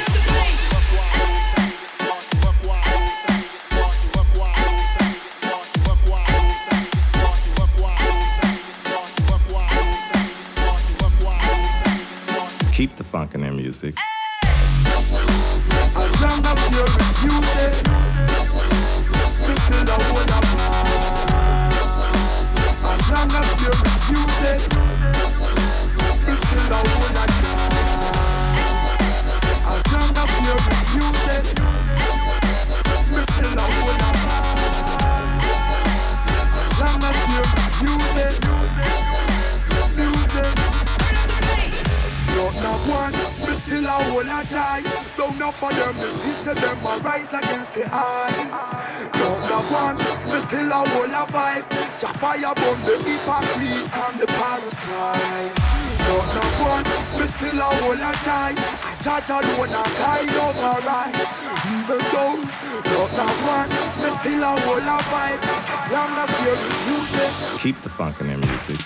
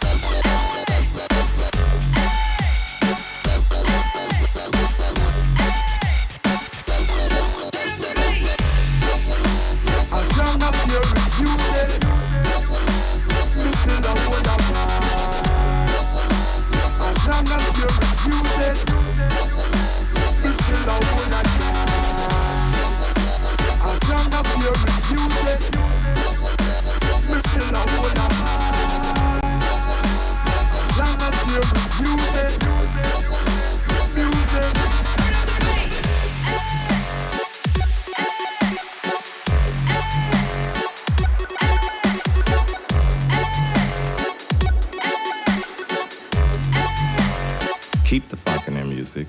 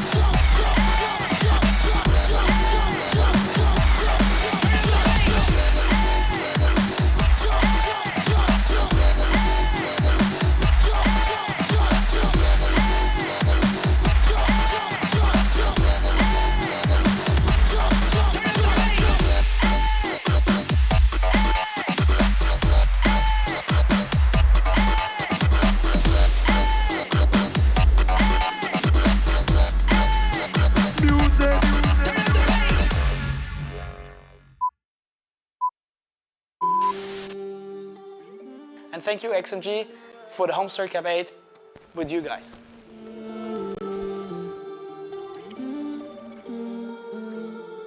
Da musst du das Extreme auch ein bisschen präsentieren. Also da noch ein ganz, ganz großes Dank an XXI, dass ihr das Ganze auch unterstützt und das ist ja auch so wichtig. Es ist irgendwie für uns so pudelwohl mit euch, wir freuen uns auf noch viel, viel mehr.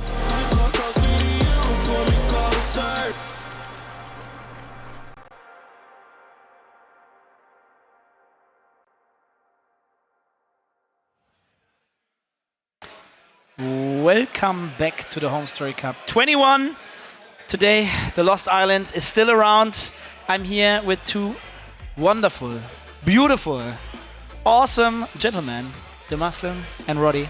Guys, we have been pretty much starting together this journey with the HomeStory Cup back in the days when I thought it's just like bringing some friends to my 55 square meter back in the days. It was like a two-room, like a living room and a sleeping room. That's basically it. And I really want to have you guys around. You have been living in Germany back in the days. Mm-hmm. I mean, you as well at this time, right? No. This was before. This was technically the start. Oh yeah, you're absolutely right. But you live really close in general. For you, it's like what, 1.5, 2 hours max, I guess. 2 hours. 2 hours. And yeah, we had the HomeStory Cup 1 back in the days. With not 32 players, it was a small tournament, half online, half offline. 8 of them. 8 of them, and 4, 5 at the venue. Soccer was there as well, right? Hasu. Yeah, Hasu was there. Oh man, that was great. Yeah, and we were like a small group of friends playing some games and casting some games. And we will talk a little bit about our first partner we ever had at a HomeStory Cup, which is XMG. Mm-hmm. And also back nowadays here with HomeStory Cup 21, finally back supporting TaKeTv with the HomeStory Cup, also with our other tournaments actually, in Valorant for example. And I'm so happy to have you guys back because there's a huge story behind it. And we invited Felipe, who's working for XMG, to talk to him a little bit, and I hope he's around right now. I can see him already. Hey guys. Oh yeah, look at him, he already is in the right dress. Hey Felipe, how's it going, man? Yeah, Dennis, my heart is broken. I cannot believe that you left me in the woods. I wanted to be there with you. Now I'm here, stranded on the island and looking for you guys. For weeks I've been looking for you guys. I cannot believe this. Yeah, I'm super happy to have you here. Sad you couldn't make it. Hopefully next time. And yeah, I just started talking about the HomeStory Cup and how it all started. I don't know if many remember that, but it started all with a prize pool of $500 and a notebook we had as a promotion, right? Like we had it there and we told the people, hey, this is a laptop for you guys. You can have that and you can win that. And now we are here, HomeStory Cup 21, way bigger, 2,000 square meters, 32 players, talents, people from all over the world coming here and you guys supporting us again. For the people who don't know, what are you guys, like who are you guys actually and what are you doing? With pleasure. To be honest, a small anecdote. The HomeStory Cup is one of the first esports engagements I got to know when I joined the company back in 2015. So we just barely stopped working with you guys, unfortunately. And I was like, what the fuck, StarCraft 2, all these big names, this amazing tournament, this amazing format. People have such a good time there. I want to go there. I want to be part of that. Unfortunately, we paused our sponsorship, our partnership for a couple of years. I'm super glad and honored that we are back now. As you said, I would have loved to be there in the venue with you guys, but there's definitely the next time. So for those of you who do not know who we are, Extreme Multimedia and Gaming, XMG is our gaming brand. We are a mid-sized company from Germany that are specialized in high-end gaming laptop and desktop PCs, in the individualized high-end gaming laptop and desktop PCs. So basically, if you need performance for gaming, esports, whatever, and want to pick out what gets inside of your machine, we are probably the right partner for you guys. But aside from that, we love to enable esports. We love to support great projects within the DACH and European scene, and it's a huge pleasure to be back with you guys. And you are back together with us, and we have a little something also for you guys at home. You guys delivered to us. We have it here in Roddy's hands. It already is started to be signed. Ooh. One of your laptops in a HomeStory Cup edition. That's what we should not miss for sure. The Lost Island. Yes, I think people can see that. Thanks, Kev. Look at Gabe. It's our brand new XMG Fusion 15. I found it funny because this laptop is actually has the specs to play basically any esports games seriously with 240 hertz or FPS. And if you compare that to the machines you guys have been around since the beginning, if you compare that to the machines that we had back in the days, you can probably fit 2 or 3 times the thing in the ultras we had back in the days. So yeah, we found it funny to pick with that one, and I love the design. It's the only one in the world actually. The only one in the world. Okay, good to know. One, yeah. Probably this is staying here. I mean, you are not only supporting us with StarCraft 2, right? I mean, StarCraft 2 is a passion thing for all of us, but you're also pretty committed on Valorant. On top of that, you're supporting our league there, the Project V. You're also committed with other teams, so you're really into it, right? Like esport gaming is your thing, right? We've always tried to like take that part of this passion, this culture that we share with the community and support, as I said, support a project where we see a potential in just enabling the community, and that's what you guys do with the HomeStory Cup, just bringing all these amazing people together, having a good time, and that's what you guys also do with Project V and Valorant, and that's why I'm so glad that we are back. I'm so glad that we can work together and do these amazing events. And as I said, I'm super sad not to be there. I'm glad that the Arrows missed you, though. Thank you so much for your support, guys. Like, I mean, we are so happy. It's a long-term partnership we are going for. And that's what's so awesome about it, because we want to host more HomeStory Cups together with you. Is there anything in front of you guys you want to spread the word about? You can't wait to tell? Is there something or somewhere where we have to go to show some love, for example? I mean, take part in the giveaway. I think that's one of the most important things right now. Oh, yes. Win that laptop. I don't want to get it back to the company. Definitely not. It's for you guys. Apart from that, I would love if you hit us up on social media. We have regularly some pretty insane and funny things to share.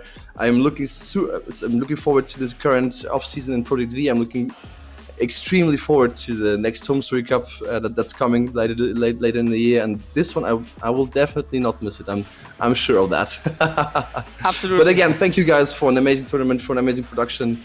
It's great to be working with you guys. I hope you get off the island then, though, mate. Yeah, we hope to get you Yeah, I'm trying. But the weather is nice for them. The weather is nice here. Well, thank you so much. For everyone who's watching, don't miss the raffle we have for you guys. We have an XMG laptop for you guys, and more prizes on top of that as well. Philippe, thank you so much. Have a great time watching the HomeStory Cup 21. We can't wait to meet you at HomeStory Cup 22 in December, what I can tell already. Super happy. As you know, no one has ever said that before. No? I don't think it's been said. What do you mean? I didn't understand. What? Did you say December? No, I don't. What? What? You know, let's say that. Philippe, yeah? Thank you, guys. No. I was saying you are leaking secret info already. I will not talk. I need my lawyer right now. Well, I mean, that's awesome. So please spread the word about XMG. We will do some more social media posting for you guys as well. I will tell a little more about the story. Philippe, have a nice day. Keep watching HomeStory Cup. Thank you so much for being around. Absolutely.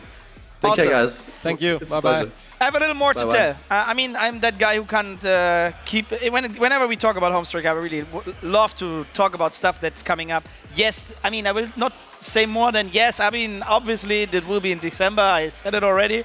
I will give you more information. What I can tell already is that whenever we finish the last day tomorrow, we will announce the new date. Okay. And we will open the ticketing immediately at the end of the show. There's so many people who kept going here. Like, hey, can I upgrade to a VIP ticket? I said, you know, like, it's the limited thing because we don't want to stress the people out downstairs, for example. But this is the chance. Like, be fast, be quick, get your ticket. Every ticket for Saturday was sold out. VIP ticket was sold out. Like, you know, we don't want to have it too crowded. It was really a really good amount of people here already. Yep. I think there could be easily more, but we don't want to stress it out. I think it's going to be pretty damn busy tonight, and I felt yesterday it was already very busy, and especially Thursday for me really stood out because, like you said, we have been doing this for a long time. I don't remember Thursdays with this many people in the building. And to me, that was just really cool because obviously we all had the pandemic. We were all kind of inside in our own houses for quite some time. Looked forward to HomeStory Cup, got cancelled. Looked forward to the next one, got cancelled. So we had to wait and wait, but it's really cool to see people coming out in these numbers. And yeah, if the tickets will already be available tomorrow night, if you're 100% sure you want to go, I think without exaggeration, I've had 10 people here saying we always wanted to go, but then we never did quite make it. Crazy, right? And then when we finally thought we could go, that's when the pandemic started. So then we said, F it, as soon as we can go. And when there's finally an offline HomeStory Cup again, we will. And these dudes really have come from all over the world. This is actually ridiculous. Absolutely. We have Australians here. Yeah, I mean, pretty much from everywhere, it feels like that. Last but not least, this gentleman is the original OG, winning the first HomeStory Cup ever. We have quite a few HomeStory Cup winners here, still at HomeStory Cup. Like there's Serral, there is Harsum as a winner, Demaslam as a winner. Oh no, I'm not prepared for that. Making it hard on yourself. I think the other ones are not here because a lot of the Koreans won, like Tasia won quite a few times. Yes. MC, obviously. MMA won obviously. One. Yeah. Sorry? MMA won one as well. MMA, he won a great one here as well. When MC was singing in the end here on the left side. And to be honest, when Ben won one as well. Yeah. We have one of our guests here who hasn't been on that area is Cloud. I would really like to invite him at some point later in the day. I would really appreciate it from you guys if I could bring you two people here. I always want to say couch, but on the setup, because Cloud is already here, and I'm going to bring another champion of the HomeStory Cup, who will be coming at around 7 p.m. I would love to have him here on the setup with you guys. You know him pretty well. You played him for sure. I know that. For Kev, probably in ladder. I'm really sure about that as well. Great guy, great character. He's a very beloved guy in general. I love him. I'm super happy that he's coming around. He also was at HomeStory Cup 20, by the way. I was with him in the jacuzzi. I'm really happy that he's coming as well. And I'm super happy that you guys are here. So I don't want to spend more time on that. You will be surprised, but I think you can imagine already. We see you back in just a bit with the next game. Yeah, I think last but not least about XMG, because this was kind of the XMG setup. What I will always remember wasn't really like the first or the second one, but I think the very first big HomeStory Cup. HomeStory Cup 3, above the Irish bar, where we had basically HomeStory Cup 3 till 11 or 12. And that's why for the first time ever actually had a dedicated gaming room, and that one was filled with all the XMG laptops. So, and that is also like over 10 years ago. So it's really cool to see that these guys that really supported the start of HomeStory Cup becoming a little bit more than Ben drinking Coronas on your couch and winning a $500 tournament to it actually becoming a real thing with people traveling towards the event and whatnot. And it's really cool to see that they've gone full circle and that they are back here in 2022. You can't forget how deep they were in StarCraft as well. They had their own team. I mean, we showcased Todd over there. There was like Socky on the team as well. I think they had Monchi. Maybe Cloud was on XMG at some point as well. But I remember him being an alternate attacks boy back then. Yes. But I mean, those are proper old school days. Like Team XMG was a pretty damn cool team. Absolutely. Chris Hesse was there around as well, managing it back in the days. I remember that. Guys, you better stay hyped for the next games. It's top 16 going on. Loser bracket means KO games. Do you know who's next? Zoun uThermal, maybe? No. It's Big Gabriel. Big game. He has a rough game as well, right? Solar. That's the rematch of Katowice. Won't be easy. He was a little bit afraid about the game, told me. Yeah, have you seen Solar, man? He's been shaking in his boots all morning. Everyone is when they go up against Gabe. Guys, wait and stay on the stream. We are back in just a bit.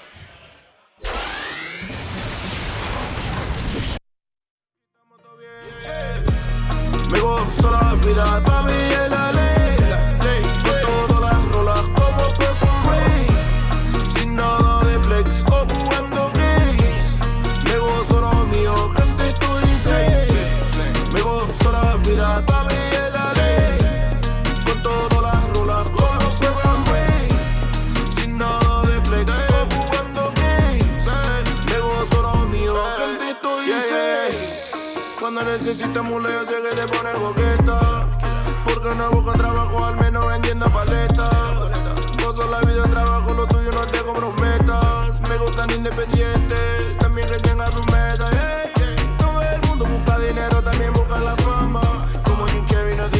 arte y la fama no a su mañana. Por eso veo mi regla y trato de tener una vida sana. La envidia no enferma, también nos haga la gana. Me gozo la vida, pa' mí es la ley. Con todas las rulas como Purple Rain. Sin nada de flex o jugando games. Me gozo lo mío, gente, estoy insane. Me gozo la vida, pa' mí es la ley. Con todas las rulas como Purple Rain. Sin nada de flex o jugando games. Me gozo lo mío, gente, estoy insane. El dinero no se rico la gente. Gente rica de dinero y no de mente. Todo el mundo mantiene tan pendiente de lo que hagan otros porque no son suficientes. Dímelo, dímelo, es que no sé si porque no lo conozco. Todos son bicis que tienen dañado todito los focos. Poco de lo que ellos hacen me parece muy loco. Usa la lógica como un vicio, se la come poco a poco. Como José, que la vibra no rellene. Que no desee todo lo que el éxito tiene. Que no vendía con plata, pero no la de la acera. Tener una esposa que se mueve como Salma, soy Antonio Bandera. Me gozo la vida, pa' mí es la ley. Con todas las rulas como Purple Rain. Sin nada de flex o jugando games. Me gozo lo mío, gente, estoy insane. Me gozo la vida, pa' mí es la ley. Con todas las rulas como Purple Rain. Sin nada de flex o jugando games. Me gozo lo mío, gente, estoy insane. Yo soy el mismo de siempre, el chamaco del barrio que quiere la gente. Vacilamos en tu mente, gozándonos la vida es más que suficiente. Claro.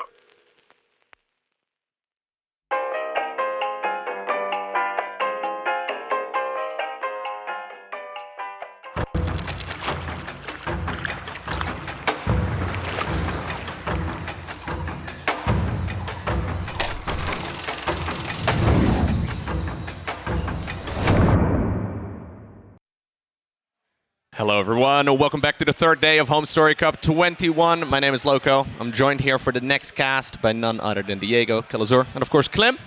How are you guys doing? Feeling good? Hello. Yeah, I'm doing good, doing great. Doing great. I'm happy. We have our little Team Liquid champion here going far. I'm happy too. Really. And also Elazer doing well. So yeah, good stuff. We learned that you're playing Lambo tomorrow. Yeah. Yeah. You excited for that one? Match. Yeah. You're like, yeah, TVZ easy. I'm pretty happy to get a TVZ. Yes, it's gonna be nice. Yeah, it was a good series earlier today against ShoWTimE. The next one that we're going to be casting here today is going to be the biggest of Gapes going up against Solar. What do you guys think about that one? I feel like it's a really close match actually. Solar against Gabe. They already played at last Katowice. And I think Gabe won, but barely. It was a really close game, so I'm really looking forward to that one. Yeah, I'm actually curious to see how vengeful Solar is going to be here, because he shouldn't have lost against Heromarine at IEM. Right. And I feel like the stakes were incredibly high there. There must be some resentment, in some way, shape, or form. I asked him just now downstairs, and he was like, easy? No, not easy. Everyone's terrified of Big Gabe. Yeah. To be fair, he always does well at HomeStory because he does well in tournaments in general, right? But he lives close by. So. Yeah. He just takes the train over here. He gets to sleep in his own bed at night. I think it does help. Yeah, definitely. He even gets to walk his dog in the morning. I saw on his Instagram. Oh, that's nice. I think it's actually very helpful to have your own routine like you always do. Because now it's kind of like an ESL weekly, right? And he does really well in this. Yeah. Well, until you started playing in a lot of them too. Anyways, we'll be getting the game underway very soon. We'll have another game going on as well from the lower bracket at the same time. So we'll probably be switching in between those two. What is it going to be? I'm actually not entirely sure. Actually, is it from the lower bracket? Because obviously this is going to be the lower bracket match. Yeah, probably. Maybe it's uThermal against... Oh, okay. So production just let me know. Apparently the game we're going to be switching between is GuMiHo versus Neeb. Oh, that's really cool. So that should be a good game too. Oh, I like that. That's a really fun one. That's a really good one too. Yeah. GuMiHo actually doing so well at this event. He is. Taking on Solar, or Serral rather, is pretty good. The player intros are so cool. I love them. Yeah. Wait, they can hear us during the intros as well? I think they can hear so, us. yeah. Oh, okay. We've been talking over it the whole time, so I think so, but I don't know.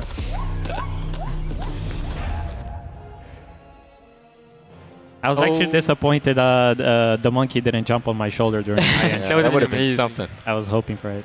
All right, guys. We got a game on Waterfall to start things off in his best of 5. Gonna make the assumption that it is Gabriel's choice right over here in the top right-hand corner. With the red SCVs from Cologne, which is I don't know, like a 20-minute train ride, I think. We have none other than Heromarine. And in the bottom left, the Korean Zerg from Kaiser Gaming is Solar. Starting here on the Waterfall, which is usually a pretty good map for Terran. Yeah? Yeah. You guys been enjoying this map? It's I've a very been really quick rush distance, right? We haven't we haven't seen a lot of cheese, but a lot of good siege tank spots.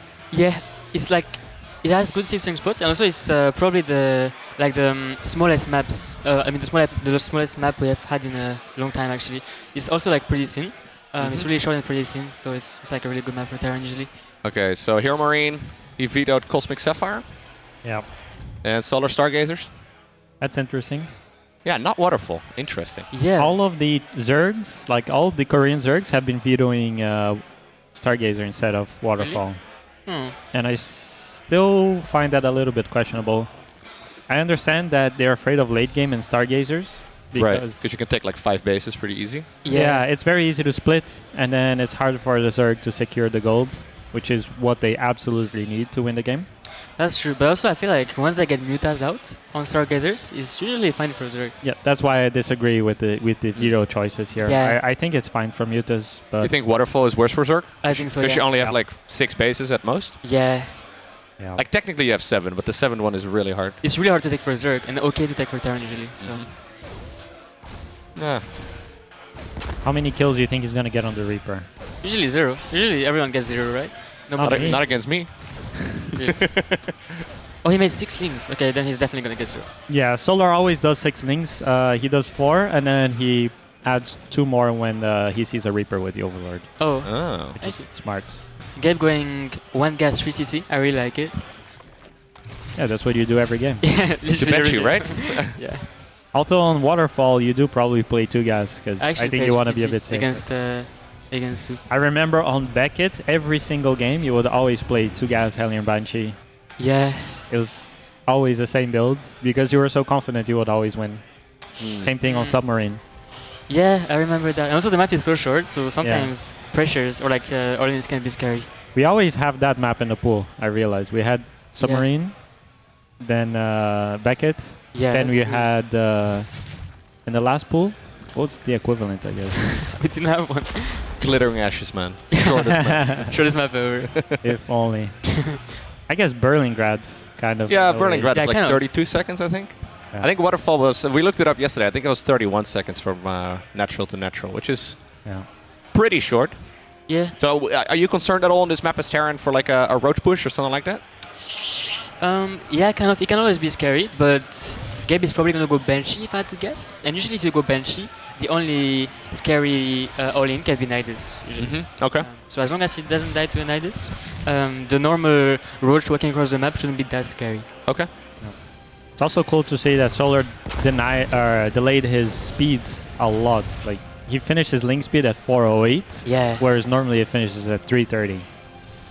38 seconds delay so that you can get a few more drones. I feel like Zergs started delaying their link speed more and more. Yeah, I guess you need it done by 4 Hellions or so, right? Yeah, you don't really need it any sooner. Yeah. But even still, a lot of Terrans will leave their 3rd and 4th Hellion at home because they're afraid of a Ling run by. Yeah, so you could save it up until like 6. Yeah, it's crazy. It's gotta be a strange little mini game at some point. Yeah, pushing, you know? like 5.5 minutes. I feel like also Zergs have been so like good he doesn't need it yet. He could have, waited. Yeah, also like Zergs have been so good at their queen positioning. They have like multiple control groups for like 2 queen packs. Now they barely need like links, only if the Terran really commits. But yeah, I remember when Lambo actually changed his hotkeys to accommodate for like 2 different control groups queens.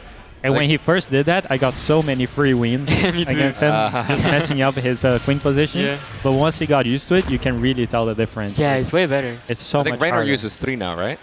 Maybe, I mean. I think he uses like 1 control group with queens for like one side of the map and then the other side, and then also 1 for injects. Yeah. Maybe he's changed it again. I'm not sure, but It makes sense, right? In theory, like the queen kind of does everything. Yeah, that's what you do, right, Loco? I go 4 control groups for queen. Oh no, definitely not. 6 for arm. I have everything on 1 control group, and then I pull them all to the front, and I forget to inject, and I die later. Oh, almost the same.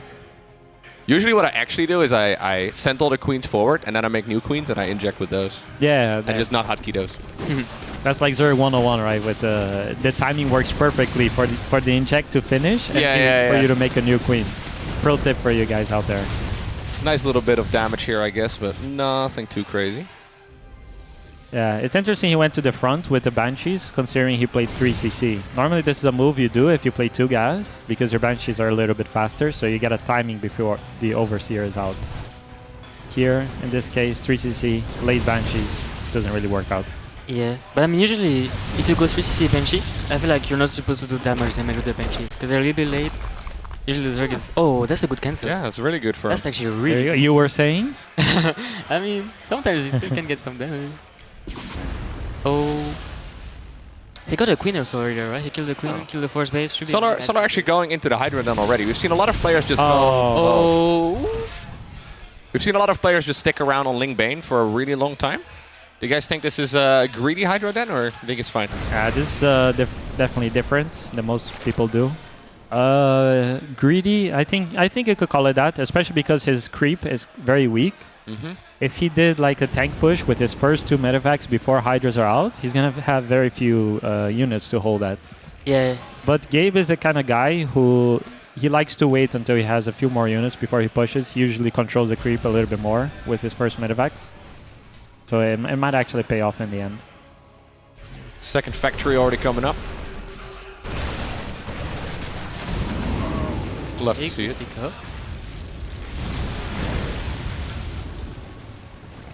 Creep control has been great this game, so kudos to Gabe. Yeah, that game, Gabe seems a little bit ahead. This is that awkward run though for the queens, right? Yeah, that ledge is so long. Yeah. It also feels pretty easy to deny creep on this map, actually. Yeah. Yeah. I guess it's also pretty easy to spread a lot though, right? Because it's only it only takes like a few creep tumors in every direction. Yeah, but also sometimes one scan can like already remove like this one. It's like you get like 4 or 5 tumors. Yeah, and then suddenly the guy has no creep anymore. Maybe we should start playing Raven then. I mean, you just gave me a little idea. This map is so scary though. Blind Raven, first. I mean, it's scary, you know. Raven, let's go. You might get destroyed by some weird cheese, but you know, if they don't. Look at that sensor tower, it sees so much. Wow, yeah. That sensor tower covers like half the map. Yeah. Imagine playing TVT in this. Crazy. Oh, I haven't seen a TVT on Waterfall yet. It's like playing a game of chess where you can see the entire board. Right. Like we have no fog of war. Everyone has just map hacks. I was wondering when it would take when Loco would realize. No, I realized, but chess should have fog of war. That would be so cool. I've seen like a custom game of like fog of war chess. Yeah, I've actually played it, but it's so hard. I can imagine. Hard. Almost like SC2. Yeah. You guys play any other games? I don't know, StarCraft? I know a lot of the guys here play. There's a bunch of guys playing, you know, for example, chess downstairs right now. Oh yeah, Clem is really good at chess. I'm so bad. I play it sometimes, but I'm really bad. Oh, you're like 1400s, which is not bad. Yeah, I mean 1500 rating. I feel like it's pretty bad, but I don't know. I'm not sure. Well, Grandmaster is 2K, right? Maybe. I'm not and sure. Masters is 1900 or 1800. Yeah, but also there might be so much difference between like 1400 and like 2K. uThermal though is really good. He's like 2K to bullet. Yeah, he's actually 2K in bullet. Insane. Yeah. uThermal is probably the best chess player. He's 2K in bullet chess? Yes, he's insane. Wow. uThermal and Astrea are both like really good. Actually. I know Scarlet is really good too. Yeah. Yeah. There's something about I think Dutch players just being so much smarter than the average. I don't know what happened to Hearthstone. Guess he's kind of the exception to the rule. You're basically half Dutch at this point, right? You've been living in the Netherlands for a long time. Yeah, but without all the perks. I'm shorter than average. Don't get any of those Dutch benefits. But I do pay all the Dutch taxes. Oh. I love it. It's still a great country. Gabe is going full Maru that game. Yeah, I'm surprised he never did a push. Yeah. Yeah. It's very unusual. I guess he saw that every Terran has been camping until late game this tournament, and he thought, I like that. I'm gonna try it. Why attack? Why attack? Just sit. I don't like it. I was gonna say, I don't think it's really a thing that Heromarine usually plays, right? He's usually very active out on the map. Yeah. Well, he usually really likes his Aatrax. Yes. Yeah. Though he does a lot. And this is the complete opposite of Aatrax. We might accidentally be here for like 2 hours, guys. I don't mind. I'm happy for it. Today might accidentally be a really long day because we have a lot of games coming. Yeah. But we'll be okay. I got my water. Clem has his apple juice. We're buzzing. I had a water, but I don't know which one. That's okay. We'll see. If we hit the 1 hour mark, I might request some water. He's actually going for Nidus. I like it. Especially because he can hit a sharp timing with the lurkers, but hold up.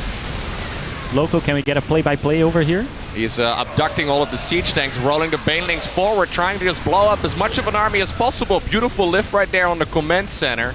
Gabe pushes it back. How was that? That was good. Yeah? That's why they pay you the big bucks. Right. That's why you have a special contract with YouTube. I do? I would imagine. I don't know. No, I don't have a special contract with YouTube. I don't think they do this. No? You're not right up there with PewDiePie? And No. Yeah, maybe if you're PewDiePie, you get a special contract with... You need to reach like 100 million subscribers first. And where are you at now? I need 99.5 million more. There you go, guys. You heard it here. 99. Let's get them there. 99.5 million people. Just, you know, invite your parents, your mom, your dog, everyone. YouTube.com/Elazer. Go and subscribe to Loco there. Yeah, that's his channel. All right, here we go. Knight is worm inside of the main base, just trying to be a distraction. I wonder if I get camera, I saw something. Look how big Gabe is, man. Yeah. Huge. Humongous Gabe. What do you think of that defense? It's pretty big.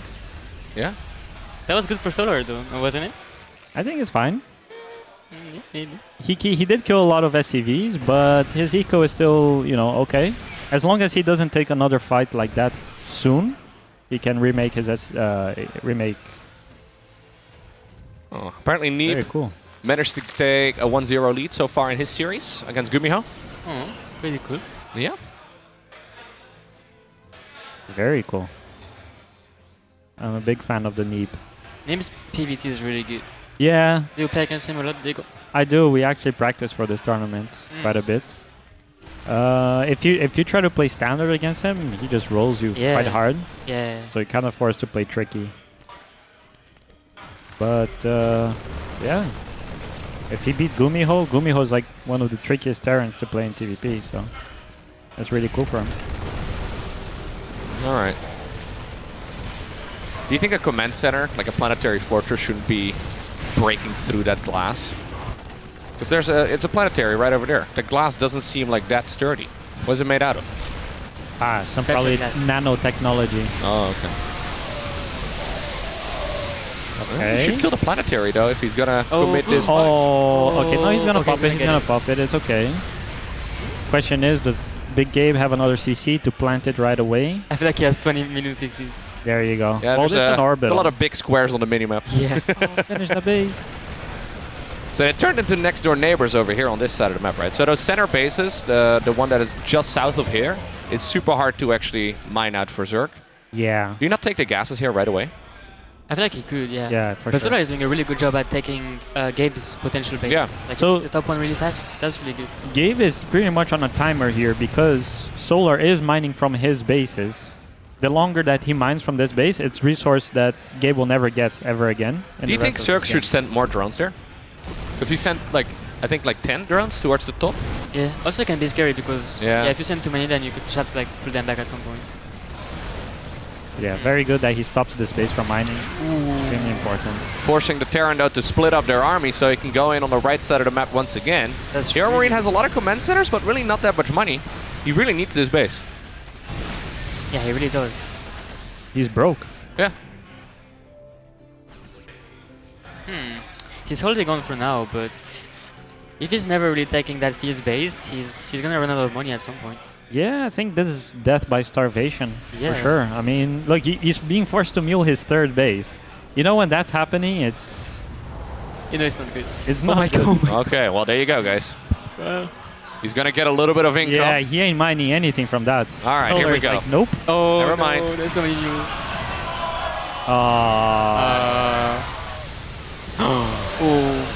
That has to be like the most satisfying thing as a Zerg. GG. Good game by Solar. Not really running into any issues here at all, right? Just slowly, surely, dismantling his opponent. And the fact that he did it on a waterfall, I think just even further establishes his alpha agenda here. Do we have a message in a bottle? What did it say? George? I thought I read George on that bottle. Am I blind? I have no idea. I can't. Here. Okay, I see it. Can you read it? Wait, No. can you... Is it attached to the fishing rod? Can you grab the rod? Oh my god. Diego, you need to read the message. We need to figure out what it says. Wait. They definitely wrote something on it. No, not unless I get an okay from production. Oh, production's saying you can. All right, you can fish it out. Wait. My dad never took me fishing. Okay. What does that? You figured it out. You gotta open it, guys. Open it. Do you not understand how messages Can in you the bottle work? grab it? Okay. Oh, it's like sticked to the. Should I put it out? I have no idea. Watch out! There's no hook. It just says George. It's like. Wait, let's see. What does it say? I am lost. Send help. Subscribe with Twitch Prime. There you go. That was the message. Well, guys, I expect the subs to come flooding in at this point. There's not even a hook on this one, man. It's a really dumb fish. Or I guess a really dumb fisherman. Hey, it looks like a bait. Like Yeah, actual it's just bait, yeah. Real bait. It's definitely fishing bait. There's the Twitch Primes. There you go. There you go. It worked. Thank you There's for a the lot help, of them guys. coming in. You have been Like so saved. many actually. Oh my god. Thank you guys. Wow. Wow. I'm trying to close the bottle. Yeah, George needs to find it, not us. He can't read that one anymore. Alrighty, game number 2. Tropical Sacrifice in the bottom left-hand corner. We have Solar. And his opponent. It's Heromarine. On the top right, it's the Vegas of the Games. Oh, sorry. Representing Mouse Esports, it's Gabe. How do you guys feel about introducing players multiple times in a series? I feel like usually. Yeah? I feel like everyone always does it, but like... I like it when you introduce them like one time at the beginning, and then the next game is like we already know who they are, right? Yeah, just read. Like it's right there. Yeah. Maybe if we zoom in on their cameras every time, I think that would be cooler. Yeah, that's true. They're actually using a wide-angle lens for Gabe. You know that? Yeah, Oh, but really? already zoomed in. They have one of those fisheye lenses just to get Gabe on the camera. But how did they fit him inside the studio? The camera is really far back. Ah, so that's why they have that garage door in the back. Yeah, exactly. He's actually playing on like a 65-inch television. Just makes it look like a regular monitor. Big Gabe. Wait, what? What is he doing now? CC first? CC first. What do you think about it, Diego? It's good if they play pool first. I think if they play hedge first, it's okay. Yeah, I think so too. I think so too. Your eco is quite nice, but everything else is delayed. Yeah. And do you still go Reaper or just Marine first? I like to mix it up. Okay. But most of the time is Marine. I see. Yeah, Marine, okay. Interesting. If Solar makes 6 links, it has to be bad for him. So he only goes 4 links, and then if he sees like with his Overlord the first Reaper, he adds on 2 more. Yeah. So now he'll just go 4. Yep. Oh, I never realized that because I've seen him go like 6 sometimes and other times at 4. Yeah. That explains it. Yeah, it's very smart because you don't need the 6 links right away. You just need the 5th and 6th link to pop out as your 4 links are taking a beating.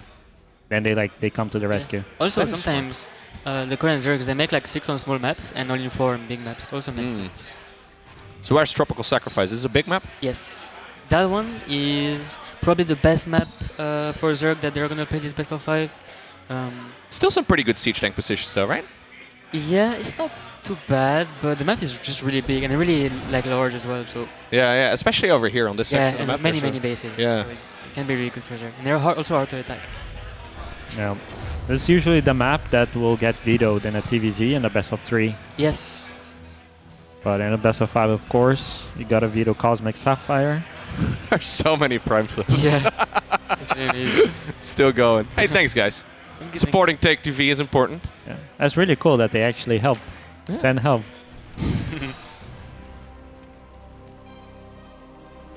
I know there's always this section right before the grand finals, right? That's usually when the big support comes in. But throughout the weekend and throughout the week, there's a lot of support trickling in the chat, which is awesome.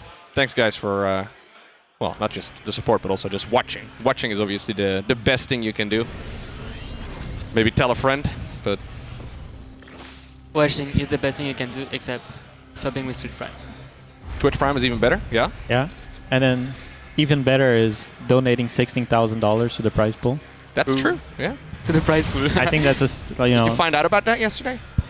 They gave you $500 more. Oh, you just learned of this? Really? No, I didn't know. Yeah, yesterday. I don't know the exact details, but basically an extra sponsor came in and is donating $500 to every player. That's really cool. Yeah. Basilisk putting in the work. That's cool. Yeah. That was very nice. I get Clem's share though. You get Clem's share? Yeah, he didn't know, so... That's how it works. Gabe is going 2 base all in, right? Yes. 1 EV, no third. Yep. Yeah, okay. But sometimes I do see them take a Giga late third with this push. Yeah, I don't like it, but you know, it's a thing. Oh, but Solar's got it. Okay. He should be ready, right? He's going to roaches. That's really good for him. Yeah. Yeah, that's smart. Yeah. It's looking good for Solar, I would say. But the question is, because he's getting double Evo chamber, do you go missile attacks or melee attack? I think you go missile. I think you go missile too, yeah. Mm. Okay, so he's taking a Elazer, as you said. So he's not totally all in, but he should do like some damage. Or at least trade really well. So it's just 1-1 and roach speed? I guess so. Yes, Should be. probably.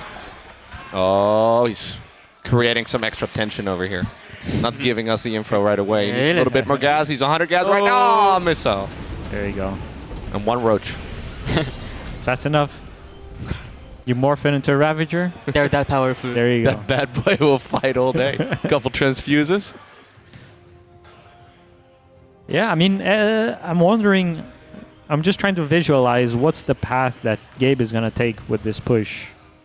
Because if you push into the 4th, the Zerg always has the option of just, you know, ditching it.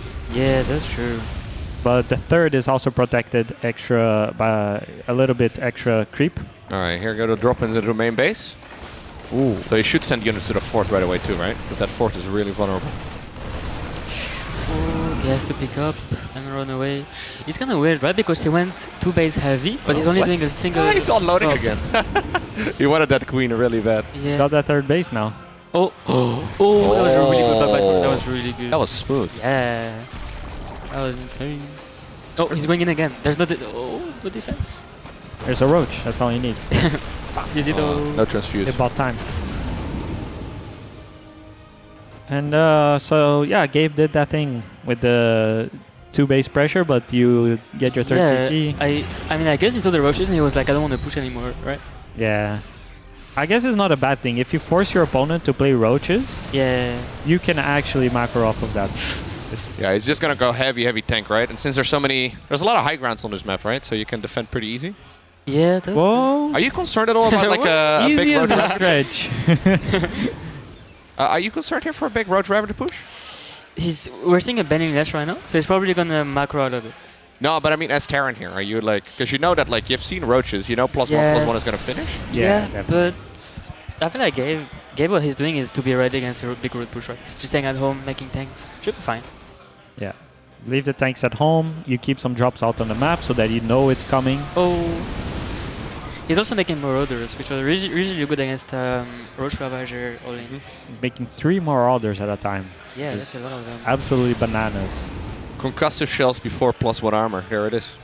It's actually crazy. He has 5 barracks, 3 of which have tech labs. But you know what? That's not good. Because Solar is already switching into melee attack and Ling Baneling. Only getting +1 missile. Going into Baneling speed right now as well. Taking up towards a hive soon. Gabe is not taking the gases. He's not making any force base. So he wants to do a big push. Yeah. That's why he's spending. He's pretty all in. He hasn't made a single SCV as well in the last couple minutes or so. So that's looking more like a... Oh, that medevac! Oh. He just lost 1 already though. Yeah. That's looking more like a Gabe TUD to me. Just like 1 big push, 1 3 bases. Yeah. Alright, well he's going to have to go pretty soon. Baneling speed is going to be done in about a minute. Yeah. If he gonna can make hit things right way before harder. Baneling speed, that could be nice for him. I think he's going to go right now, but the creep is already really good, right? Yeah, it is. It really is. It's going to be hard, like really pushing fast. Solar's thinking about attacking himself, apparently. Yeah, this is... Could get really awkward, because that's exactly what Heromarine wants. Like, wait a second. Oh, now he that works knows. well. Oh. Yeah. You can retreat. Buy time on creep for Baneling. The Banelings were caught off guard, though. Yeah, they were in the top section because he was trying to go in for a roll by. Yeah. Wow. Lost a lot for free there. He's not even going to wait for the creep to recede. He's just going for it. And this is actually good. There's no Baneling speed. Solar really has to wait for Baneling speed and maybe Carapace too.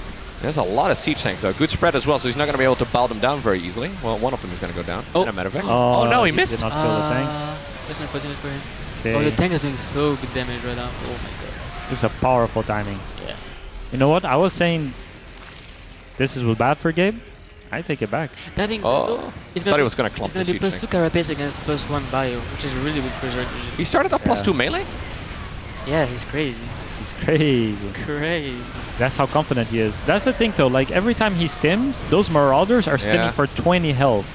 It's not 10 health like the Marines. It actually costs 20 health. You don't have that many medevacs, and they don't do damage against the Lings.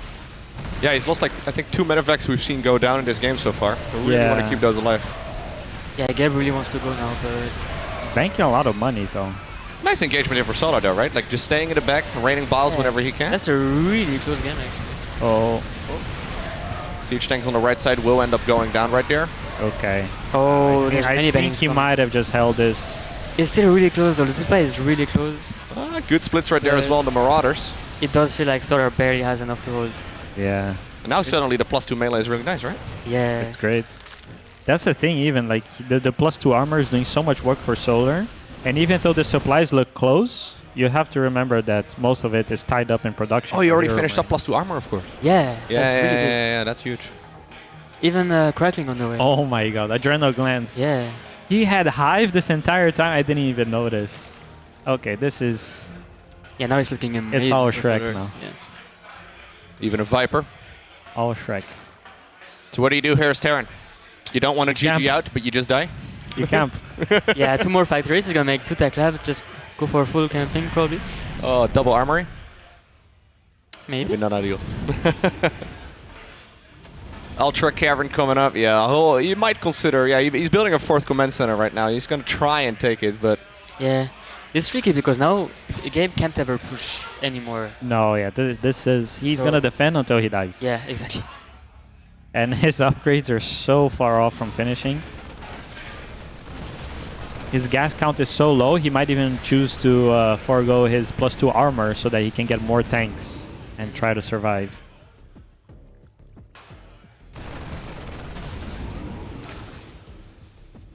So what could he have done differently with that fight? Just I think it was just unfortunate because he chose to go 3 tech labs on his barracks because he was expecting to be, you know... Like 2 Marauder heavy, you mean? Yeah.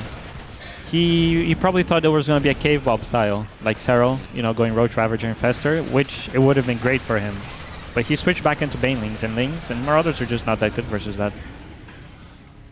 Unfortunate. Unlucky. Not much he could have done. Solar playing so safe, though. He's playing Ultra. What do you think about it? It's good. until the ghosts come out. It's great. I was gonna say, every time a Terran says it, it's like, yeah, it's good. Every time you ask a Zerk, it's like, no, it's trash, but I don't know what to make. And honestly, I don't really love the ultras there, but also it could still do the job.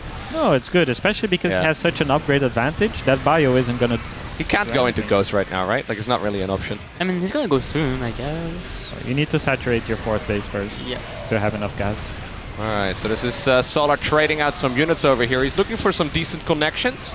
He can kill a bunch of SCVs, that would be pretty great for him, but trading armies, he'll probably be happy. He actually didn't kill that many SCVs. Most of them have been picked up by the medevacs. Oh, I like the lift.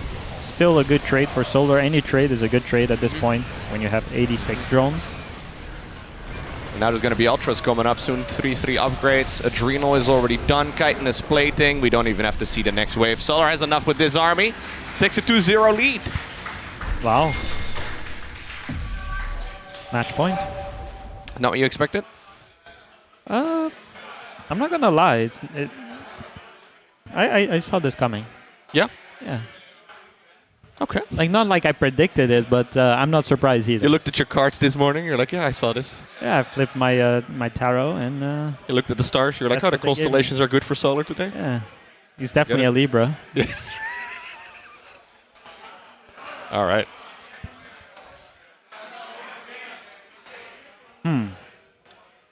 What do you think about that push, Clem? I'm not sure. Usually not a big fan of the 3-base pushes like that. Doesn't work too well for me usually. No, I never really see you doing them. Yeah. Next map should be something like Inside and Out, maybe. Terran pick? Yep, Waterfall was first. Yes, probably. Yeah. So gonna be a good map for Gabe again. Let's see if we can turn it around. Yep. So we are, of course, doing best of 5s right now, by the way. It's definitely a little bit different than the previous rounds. There you go. Regular camera lens right here to capture Gabriel. We can see his glistening forehead. So beautiful. Do you think he's going to make pizza this time around? The last few times he's been making pizza in this new kitchen that we got. Yeah. Carried in his own pizza oven. So like one morning, they apparently the first time around he like brought it in the train, which is not ideal. I think the last time they picked him up at his home and they actually brought the pizza oven with him, but it's a lot more people to cook for this time around. Yeah, there's so many people now. They've got this great kitchen now here though. It's really nice. Yeah, I really liked it when he made pizza the last time. He had even the what do you call it, like the chef's hat. Yeah. It was awesome, but still not as good as the clip with Gabe triggering the smoke alarm. Oh, I thought you meant yeah. There's a lot of great clips. Yeah, of him. He set off the fire alarm cooking the pizza a couple of HomeStory Cups ago. That was in the old kitchen, I suppose, but it's also like a great shot where he's like standing with his hands on his hips looking through the oven window. It's so good. Is it burning? Like we were casting the games and suddenly the fire alarm goes off. You're like, hey, what do we do? Like what's the, do we panic or like do we just sit here? Like is it just, nope, it was just Gabe making pizza. He's like, yeah, there was some, some cheese hitting the stone. I was like, okay. Apparently it starts smoking. It was fine in the end though. Yeah, it was fine. It was actually really good. In Gabe's defense, it happens. Like, you remember, were you there at the boot camp at the Team Liquid office? We had these dedicated chefs, they're actually really good. But I think they went to flambe something, and it actually ended up triggering the smoke alarm. So everyone had to evacuate the office, like all the players that were screaming and stuff. Oh, no. Like a full-on panic? Yeah. You guys have people flambeing food for you now. I see how it is. It's going well in the Netherlands, apparently. Yeah. Regular pro gaming life. I hate it whenever the chef flambés my food and triggers the fire alarm. The TL lifestyle. We flambe everything. We don't eat it if it's not flambéed. Or, I guess I forgot what they do with the caviar. Put it on top. Is that all they do? I think so. Clem, what do you usually do with your caviar? I usually just put it on top. That's usually what I do. You actually eat caviar on like a regular basis? No. I like how casual you answered that. Is that before or after the oysters? Usually right before. Right before. Jeez. Get some wine. It's a good day. Oh, we're going on to Neeb against GuMiHo now. Oh, well, there you go. 2-0. That last game was crazy too. I can't believe Neeb actually went one base Tempest and still won with it. That's amazing, man. Actually crazy. Yeah. Proxy Tempest. Sick as strat. Anyways, if you missed that one, we did too. Should probably check the VODs somewhere. Oh, GuMiHo is playing 2 gas. I love it. Do you like it? Yeah. It's all I play now. Really? Why? Because you can hide your tech, and then you can do tricky things. But can you do anything else than mind drop? Yeah, of course. You can do fast tank drop. You can do Hellion drop. Yeah. You can do You can do a Thor drop, dude. You could do a Thor drop. Yeah, that's true. Okay, that's true. You could do one base BC. I heard apparently uThermal was doing some Thor drops this tournament. Yeah, he beat Lambo. With Thor drops? With Thor drop. And he did Thor drop into bio. That sounds actually wild. Yeah. Yeah. Do you have to go? No, you can't go double factory. No way.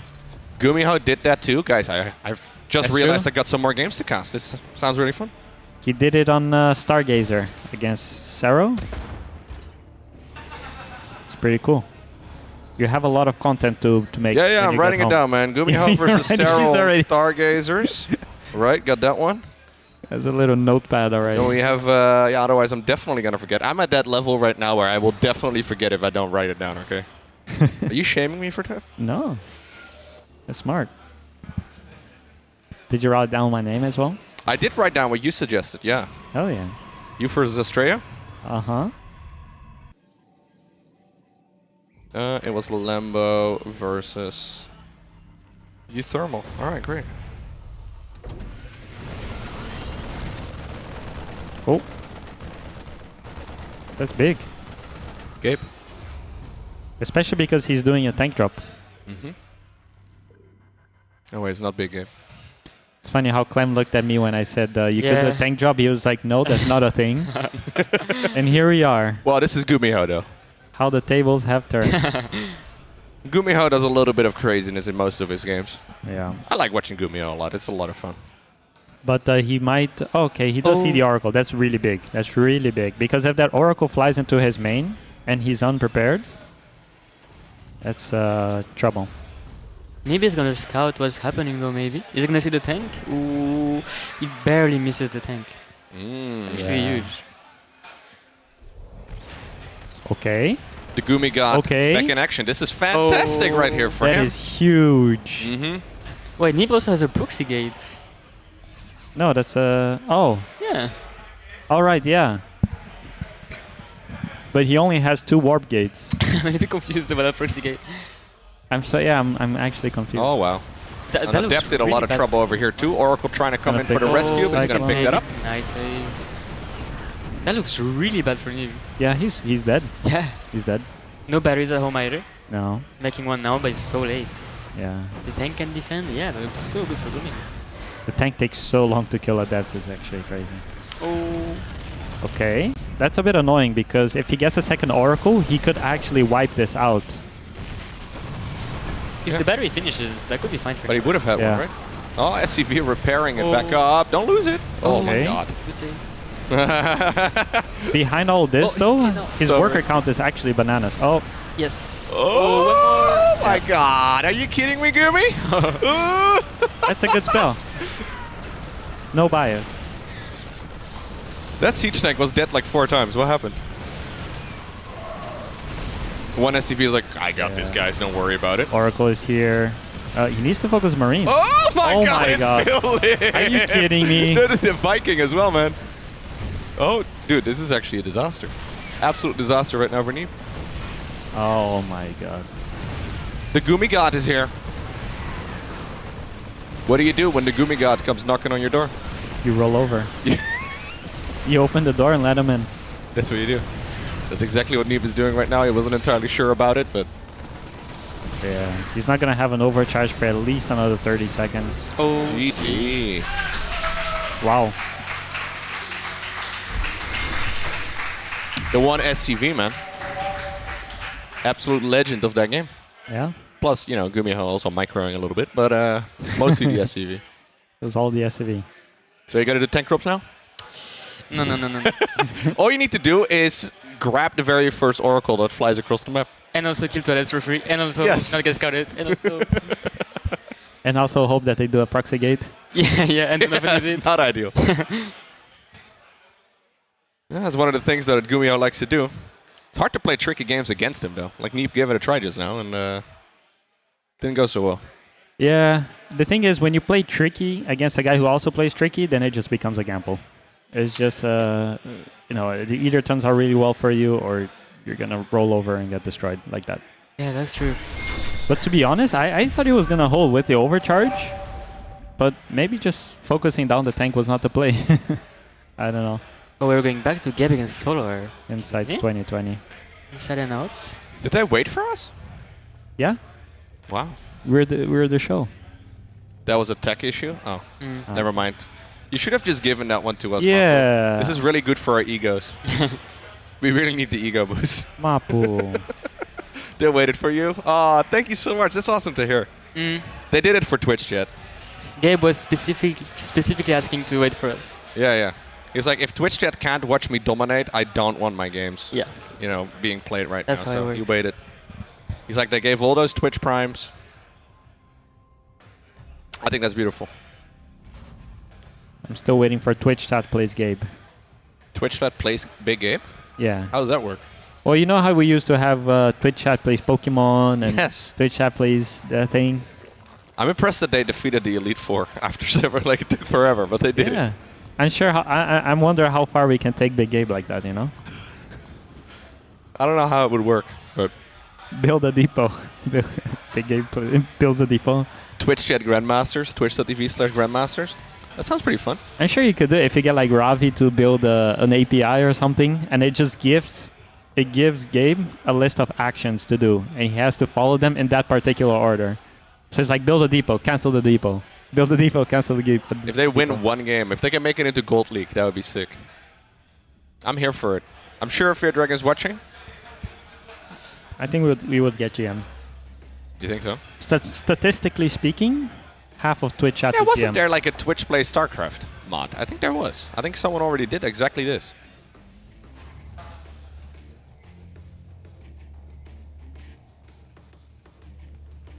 There All right. was one? Oh, I'm trying to think. But was it StarCraft 2 or was it like StarCraft Brood War? No, I think it was StarCraft 2. Huh. What do I know? All right. So what do you do here if you're a Heromarine? I would try to win if I was him. Right. You get more money and more points. That's okay. And also even more 500 extra money. Well, but you get that no matter what. You get that no matter what. Oh, It that's doesn't matter. I know for you, since you eat caviar every day, it's just like another day, right? You're Yeah. like, okay, 500. It's like one day of food. Yeah, exactly. God. Just like before your salmon, you've already finished all of that $500 worth. But for most people, that's actually quite nice. Yeah. We should do that every tournament. I like that concept. Yeah, everyone gets a pay no matter what. Yeah. Yeah.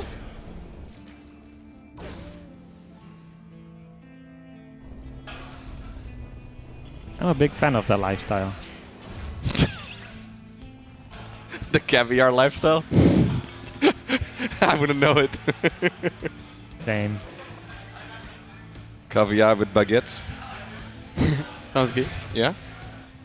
I mean, to be fair, when we were in the boot camp, all Clem did was KFC. Really? You guys had chefs flambeing food and you're going to go to And KFC? he would go to KFC, yeah. Well, the thing is, if I wake up at like 1 or 2 p.m., then I get lunch, then I get dinner, but I'm also hungry during the night, So I need to get some KFC. Right. Like 11 p.m. KFC. Yeah. Don't try to pretend you ate lunch. Sometimes I did, not always. There's no lunch at 3 p.m. Yeah, the Netherlands is weird like that too, right? A lot of people will be eating dinner at like 5:30. Yeah, that's true. It's, Apparently it's very early. I had no idea. Until I started, talking to people from outside of the Netherlands. Apparently eating like dinner at latest at like 6 p.m. is, apparently that's very early. That's true.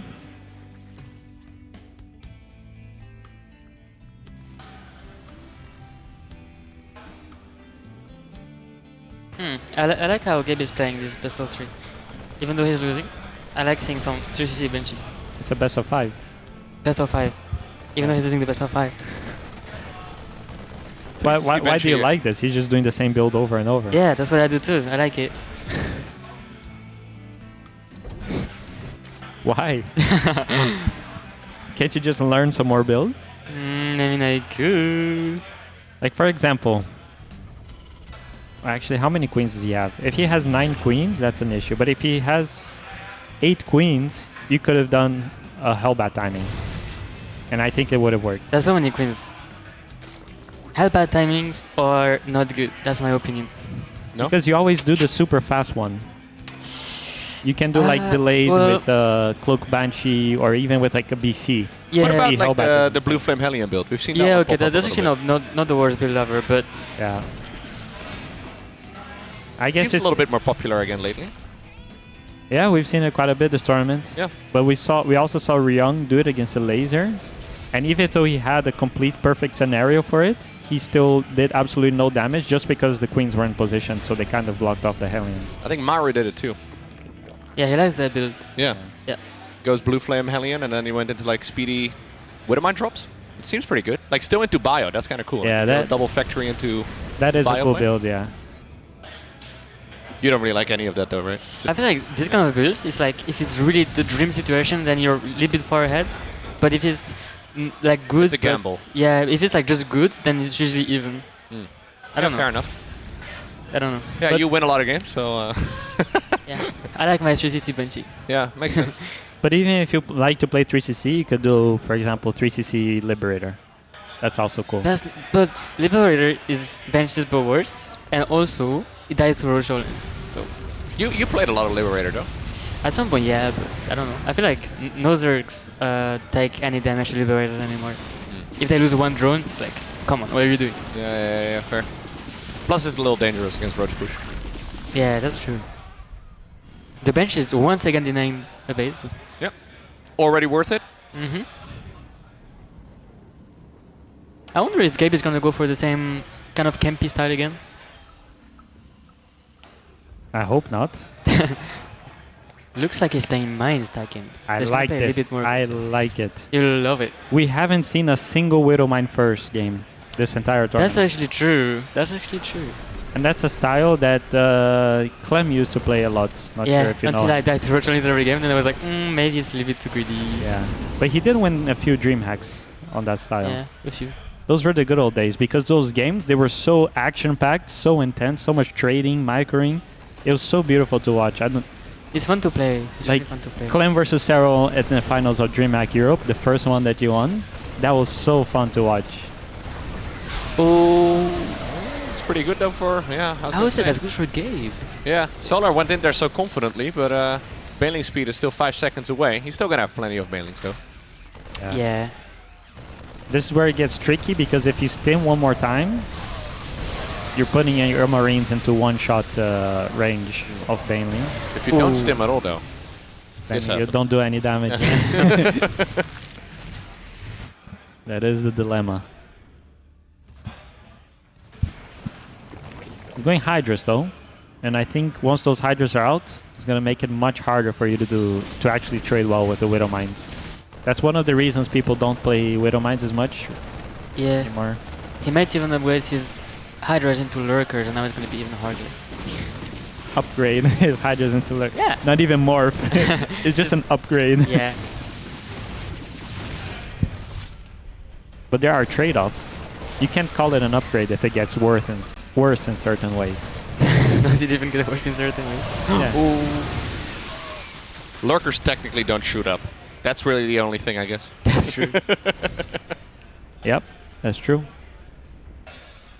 I don't know. Yeah, this is not going so hot right now for Heromarine though. He's getting shut down at most places. Solar can do whatever he likes. He's gonna finish up 2-2. He's going into a hive.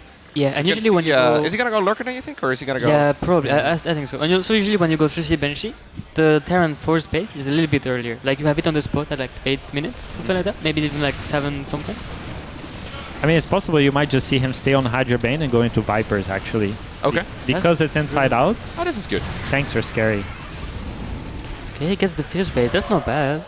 Yeah, that was good. That was good. Okay. If he burrows these, get this. Oh, he can get this base. Oh, can he? Yeah, he can. He can. 3-1. 3-1. All right. Okay. Nicely done right there for the American. moving on in this turn. Oh. Okay. That could have been better. That was barely an amazing trip with Fred for. Or like almost 10. Yeah. Okay, so apparently Neeb ended up winning. Neeb 3-1? Apparently so, yes. That does mean that GuMiHo is going to fall down to the lower bracket. He's not out of this tournament yet. Neeb's going to be moving on. We'll see more of him tomorrow. And what about Astrea Reynor? That one's starting up after this one. I believe on the mainstream as well. So Neeb is going to be playing the winner of Reynor versus Astrea. Can you imagine we get 2 Americans in a semifinal? That could happen. Astrea just needs to kill Astrea, or he just needs to destroy Reynor. Easy peasy. That's crazy. It's very doable too. Astrea, he's playing really good right now. Yeah. He's playing really good. The Americans in general are doing really well this tournament, which I love to see, you know? Like the European region has been really strong for a long time. Everyone knows the Koreans are really good. Nice brag. What? Wait, the Europeans are so good, you know, the Americans are up and coming. I wasn't really a brag. I don't really fall in that category. The Latin Americans, those are the real heroes. They are? Really? I think so. Just the one? USA. I don't know, that's tomorrow. How do you feel as an American, Clem? Yeah, I'm actually from Texas, so I feel really good. I've seen Twitch chat mention it a couple times, yeah. Yeah. I mean, yeah. That's where he was born. Yeah, that's where I was born. Every time I play in the chat, I see like, oh, Clem is from the US. No. But why did you end up moving to France from the US? Well, I still like France a little bit more, not gonna lie. What? Yeah. Is it just the caviar is fresher? Yes. I like my caviar. I get it. And what happened to your Texas accent? I kind of lost it. By living in France, I got the French accent instead. That's rough. Rough? No. It's not a good trade-off. It is. Yeah. It's a rough trade. I mean, it was actually not that bad for Gabe, but it's not like his economy is insane or anything. And he definitely needs that money if he wants to transition to Ghost eventually. Yeah. Yeah, he's going to need Ghost here. But I like that he already has 3 CCs on the way, so as long as he can get those into orbitals, he's going to have plenty of meals, plenty of scans ready for the lurkers, already double tank production. This is actually a much better start for the late game for Gabe and that he had in the game in Waterfall.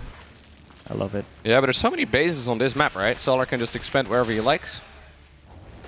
I mean, not over there apparently, according to Gabe, but there's a lot of expansions for him. He's already taken one of the bases on the right side of the map that's normally considered to be the Terrans. Yeah, that's a bit annoying. He needs to, once he identifies that there's a base there, it's very important that he puts just a out of tank range, on the right? range. I think it's just outside of the sensor tower range. That No, sensor tower is should it? move 1 to the right. Oh, can he see it? Oh my Yeah. god, okay. Oh, I thought the center of the hatchery net needed to be in there. Wait, sensor towers see buildings? Yeah. Really? You didn't know sensor towers see buildings? No. Well, there you go. That's weird. That's weird. I mean, Wait.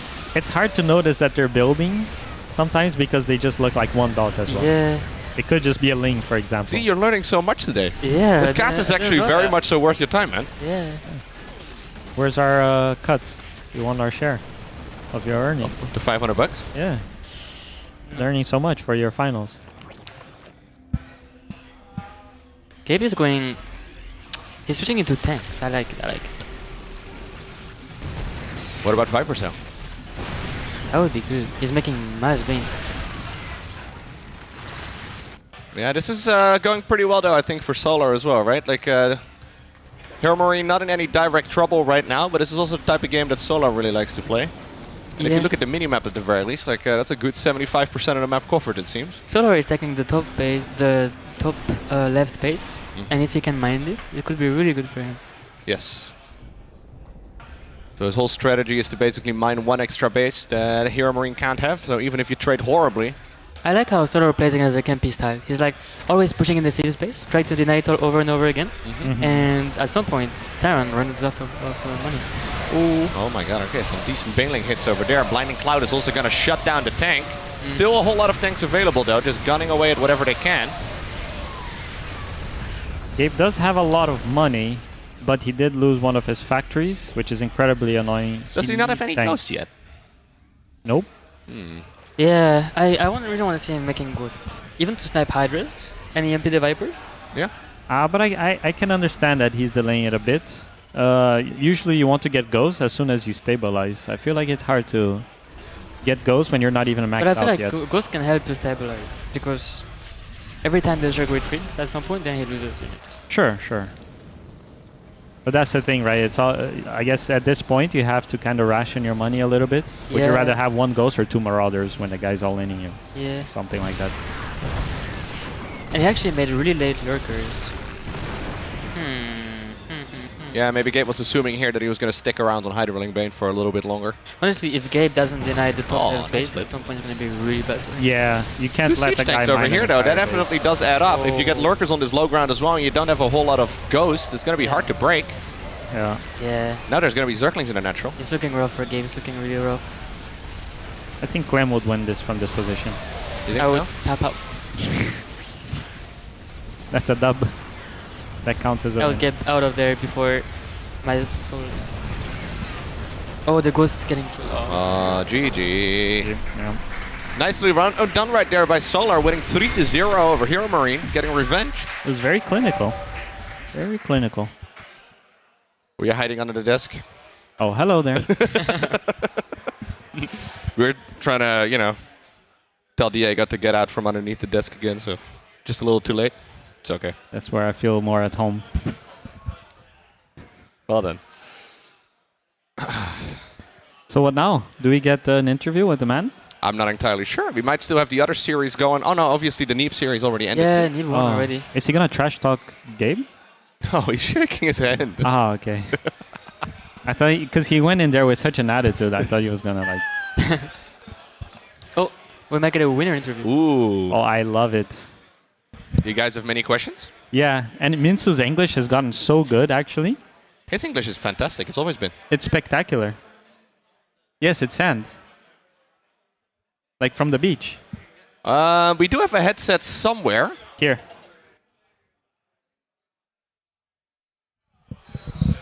Hello, hello. Hello, Solar. Hello. Congratulations. Thank you. Are you happy with the way that series was going? I mean, you mentioned downstairs that you were a little bit worried about Gabe, but 3-0, not bad. I was a bit worried, but really? Yeah, he was more bad than I expected. More bad? Okay. Why? BM? Am I BMing?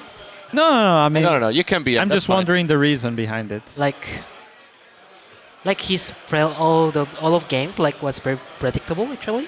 Like even in game 2, like. You knew he was gonna go 3cc Banshee?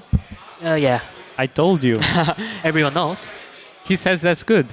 It's good. Why not? I like 3cc Banshee. Really? Every game? But you never play it. I know it. Okay, so it was easy only because you knew his build. What if he did like different things? You think it would have been fine? And also I try to not make the stupid mistake that I does in Katowice against him, forgetting Baneling speed or some important upgrades. So I was very focusing on doing the right thing on the right timing. So that fixed my mistake. So you even expected to push on the second map? Yeah, you thought it was that was unexpected a bit because I didn't think he's going all in with the Marauder tanks and Marines because I have a lot of launches already and Leviators. Yeah, I think it's against Leviators not good, so I didn't expect it. But after I saw it, I just tried to make a lot of Leviators to buy it. So yeah, that was the play. Yeah, that was good. You held his push with 2-1 upgrades against 1-1 upgrades. Yeah, and tier 3. So as soon as you realized, it was like okay. Yeah, you started up new upgrades during all of that. So we figured you were probably pretty confident because you went +2 melee while he was pushing you. Yeah. That was pretty good. And we were wondering if you saw that his barracks had a bunch of tech labs on them.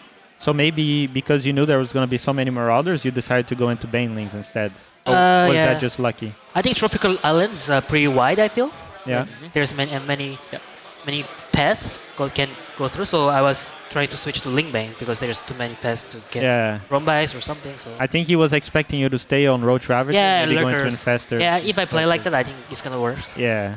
Okay. So it seems that all the Korean Zergs are vetoing, I think, Stargazers. Yeah. And all of the non-Korean Zergs are mostly vetoing Waterfall.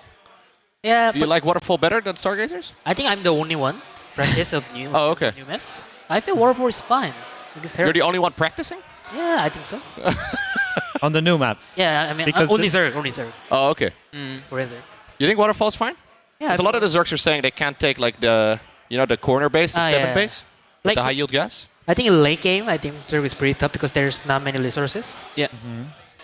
But I think the to middle game, I think it's not very bad compared. The map is still pretty open, so. Yeah, but I think I hate Stargazers more because it's really shit. Don't you feel scared in Waterfall? Yeah. For example, I think there was a window of opportunity where Gabe could actually have pushed you, where he cleared so much of your creep, and he had, I don't know, maybe like a 20 supply army advantage. Oh, really? Yeah. And then what if he pushes into your third that's on the high ground? It's hard to engage, right? That's why I make Hydras. I cannot take from the Hydra. Yeah, I think that was smart. All right, so your next opponent for this tournament is going to be ShoWTimE. Yeah, German again. A German again, yeah. Yesterday, ShoWTimE did really well against Serral. Yeah, I saw Are you it. concerned? I'm a bit worried too because he played really well against Serral yesterday. Well, and I'm not confident against Pros, but we'll see. Okay. Any final questions, guys? Yeah. Are you also gonna trash talk Lambo? About him? Yep. He's just lucky to get Spirit in. Ah, okay. Brackets. Just lucky. Yeah, lucky. Lucky guy. Luckiest guy in the... Or maybe HomeStory can make a bracket for him. Easiest bracket. Oh. Rigged. Hashtag rigged. Yeah. Alrighty, guys. Congratulations again, Solar. I think that is going to wrap it up for this particular match. Up next, we have a series of games that I know a lot of people are very excited for. I mean, sometimes it can be difficult to find commentators for the games, but I think for the next one, all the Protoss players were lining up. We have a Reynor going up against Astrea. Don't go anywhere. We'll be right back with more StarCraft 2 right after this.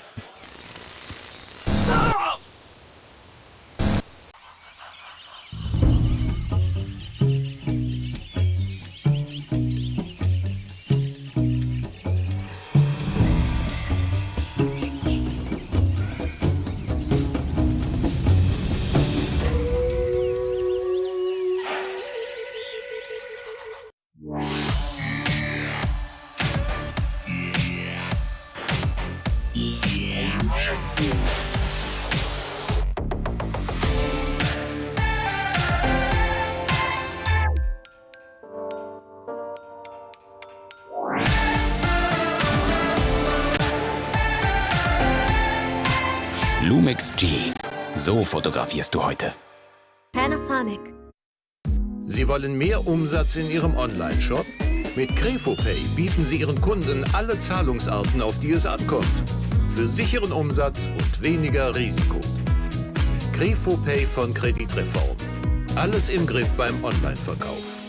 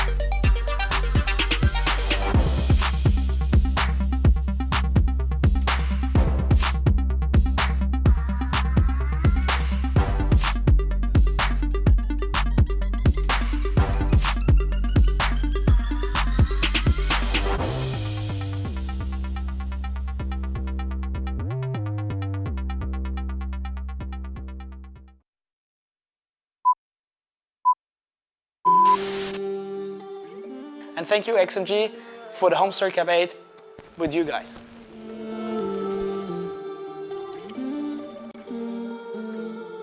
Da musst du das Extreme auch ein bisschen präsentieren. Also da noch mal ein ganz, ganz großes Dank an XXI, dass ihr das Ganze auch unterstützt. Und das ist ja auch so wichtig.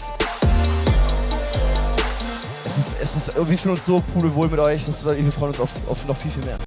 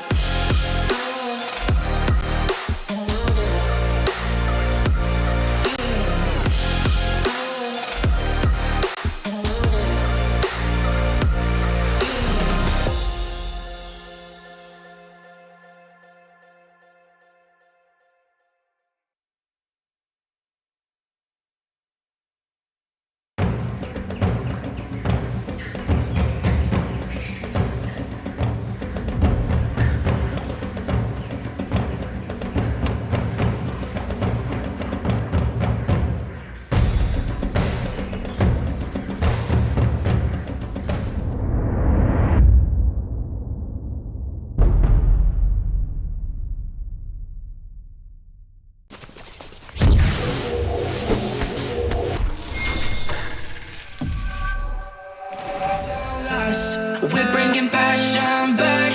Look at the times we've had. The future is in our hands. Yeah, we save the best till last. We bring your passion back, and we put our names in lights. He's coming home tonight, home tonight. Home tonight, home tonight. Home tonight, home tonight. Home tonight, home tonight, home tonight. Home tonight, home tonight, home tonight. Home tonight, home tonight. He's coming home tonight, home tonight.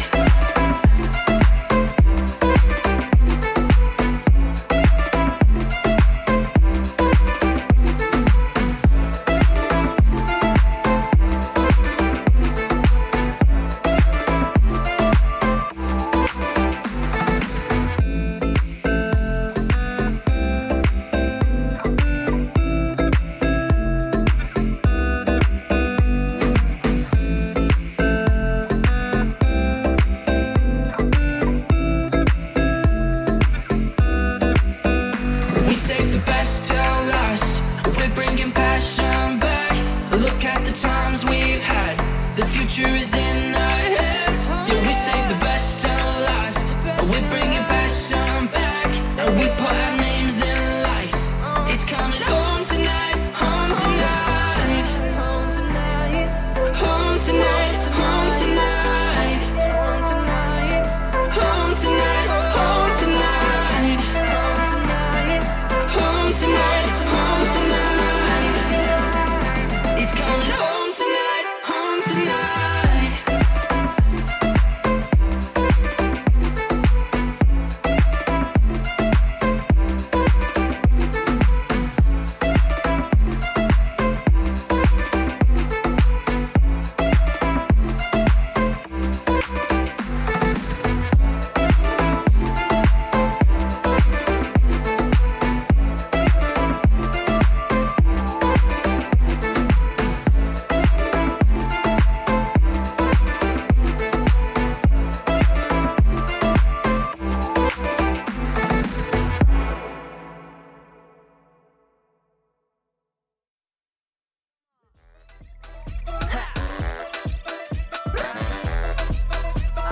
Somos las leyendas vivas.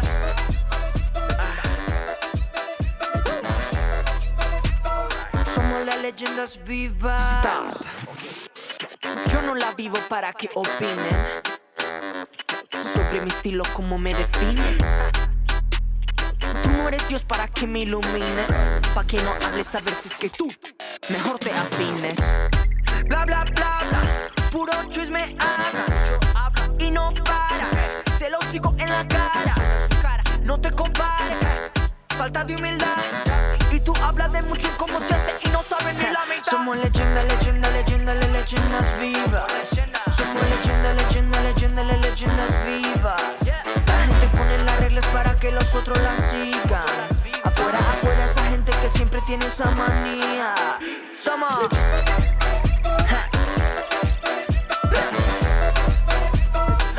las leyendas vivas.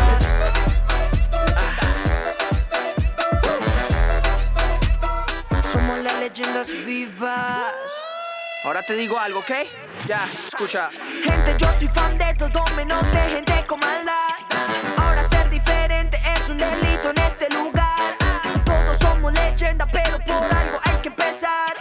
Soy leyenda en Pekín, también en Hong Kong, en cualquier lugar. ¿Quién va a ser? ¿Quién eres tú para decir lo que es? Juego como Messi, estilo Higuita. Este partido ya nadie nos quita. Vamos a la disco, y matamos la pista, yeah. Aquí toda mi gente, sí. Somos pura leyenda, sí. Somos leyendas vivas. Somos leyendas vivas. La gente pone las reglas para que los otros las sigan. Afuera esa gente que siempre tiene esa manía. Somos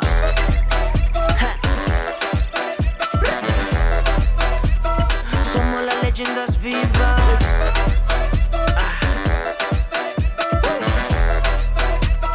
Somos las leyendas vivas. I got problems. Yeah. I know you got problems, know you at the bottom, know you took a loss today. Everybody want bottles, living for a throttle, you just want bottle today. Tell me joy, where it's hiding, I've been trying to find it before I go all the way. Cause everybody got problems, everybody starving, but don't you go off today. Don't you go off now. That's right. Don't go off. Yeah. Nah, don't you go off now.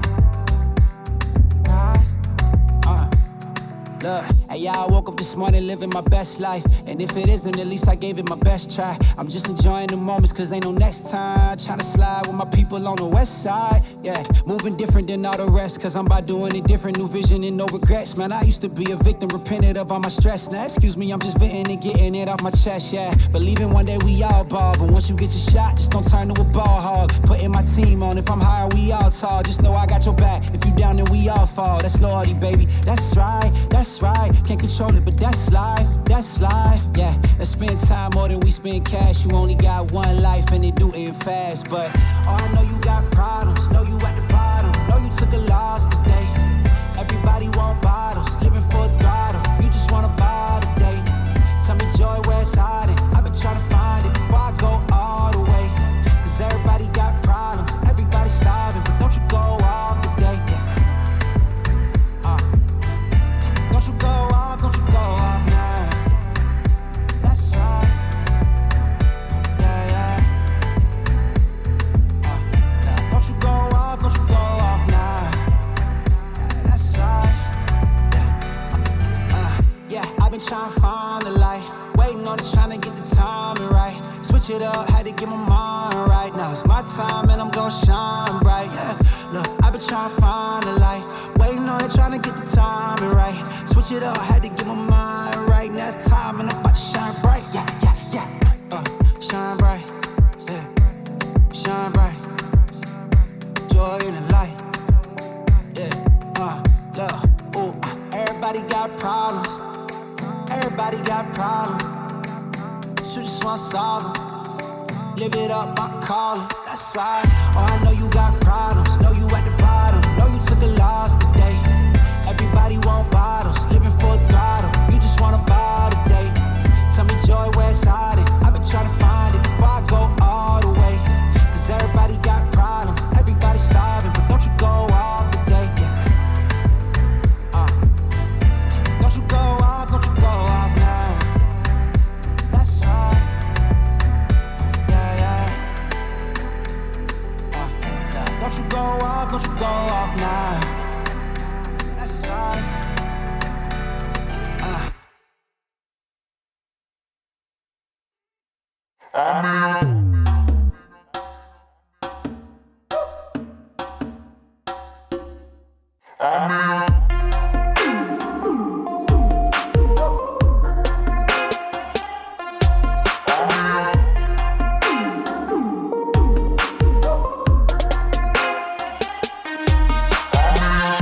What is it about this place that everyone got no patience and everything's in your face, killing your imagination, not paying attention. So full of aggression. So full of aggression. Not paying attention. You got me losing connection. I'm in a temporary home. So full of aggression. Not paying attention. You got me losing connection. I'm in a temporary home.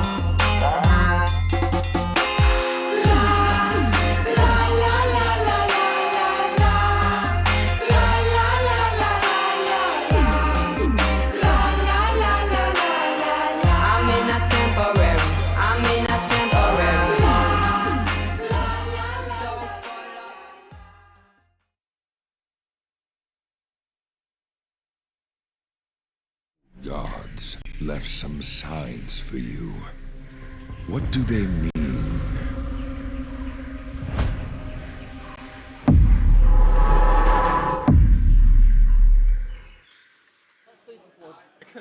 Hello everyone, welcome back to the next minigame right here at HomeStory Cup 21. My name is Loco, I'm joined here by the 3 teams.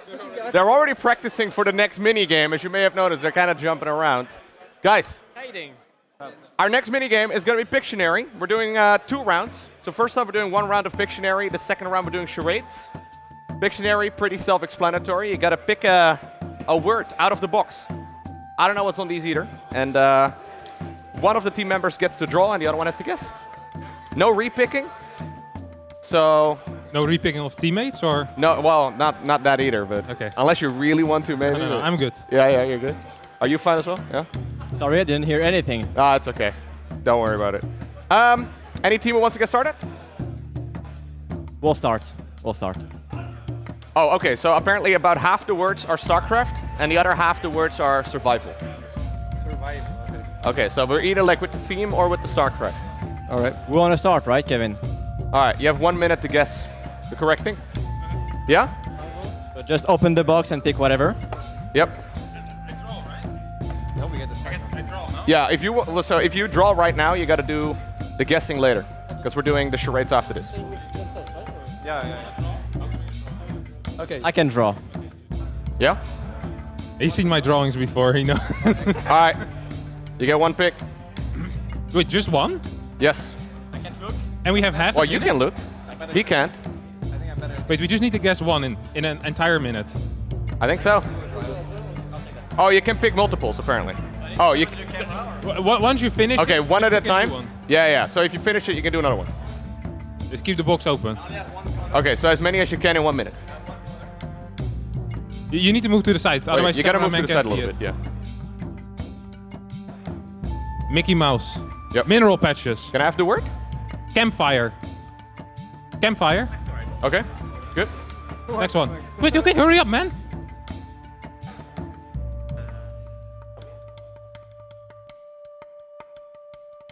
A Protoss building. A bridge. A church. A church. A monastery. A temple. Go. Oh. You're gonna pick? No, just pick. Bro, he's reading them. What? A person. He lost a lot of time. It's okay. A zealot. Blades. Dark Templar. A killer. An assassin. He has a really long body. They're running away from one another, spreading out. And time's up, guys. Time's up. What was the word? It was a marine split. Oh. That one was so obvious, Kevin. I don't know. I'm sorry. All right, 2 points for Protoss. Well done. Hey, if I get one that I don't like, I can just skip it, or? No skipping. Who's gonna draw? Oh man. Can't believe we had to do the experiment. Well, you guys volunteered to go first. High testosterone. All right, you ready? Let's go.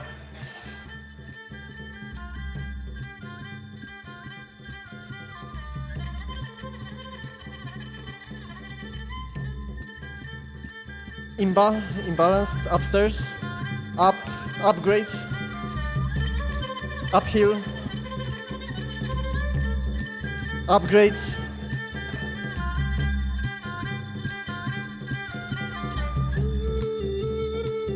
climb, palm tree.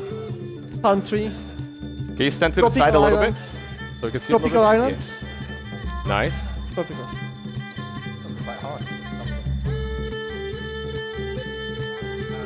This jump.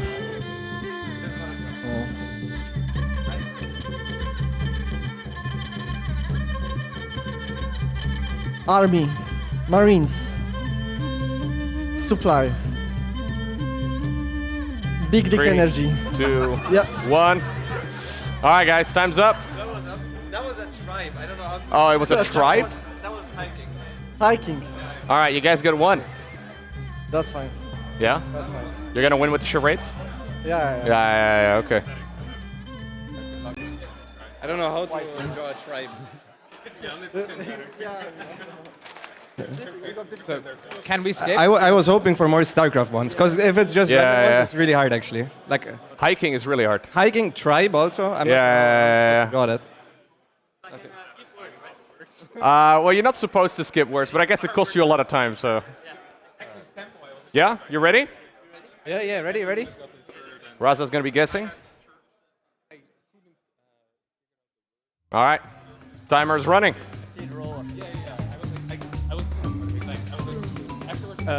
Arrow, bow and arrow. All right, good. Whoa. There you go.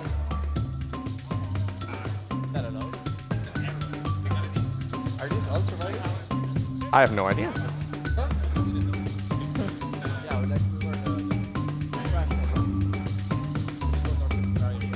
Marine, Marauder, SCV, Worker, Tribesman, Warrior, Survivor, Heal, Medivac, +1, 1/1 timing push, Bio, all in, timing, upgrades. Okay, nice. Nice. That's 2. 10 seconds. 5, 4. 0. That's it, guys. Time's up. I think you got 2 as well. Good. These are hard. Yeah, these are very hard. Besides the bow and arrow, that one was easy. Yeah, the bow and arrow one seemed reasonable. But. Campfire. Hey, Clem, what was the last one? All right. Like treasure and then Marine split, but I don't know. So there's the points so far. 2 for Terran, 2 for Protoss, 1 for Zerg. All right. So the next one is going to be charades. So you get to act it out. That one will be StarCraft. Yeah? We have a different box for that I one. left it. And I picked Temple instead. All right. Are we going to do the same order again? No, we go last now. You go last? Okay, Protoss wants to go last this time. We can go first this time. You guys want to go first? We can do reverse. Okay. Yeah, Well, you ready? So I'm acting now, right? Yes. I suggest you stand over there, yeah. Okay, I'm ready. Let's go. Let's go.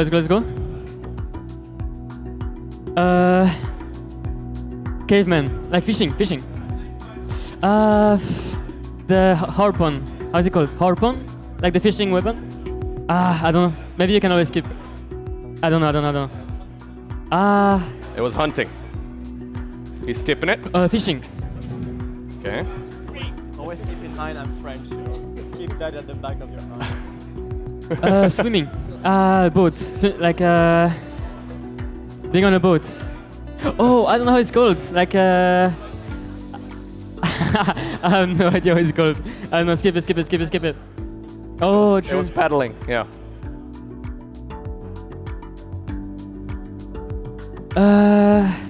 Like a viper grabbing in StarCraft. It's so hard. I have no idea. Sprinting. Charge lot. Time is up, charge? guys. I'm not sure. Oh, Good attempt. makes sense. Oh, you That's had so hard. creep. That one is actually so hard. That was That is right. really hard. We got one at least. We got one.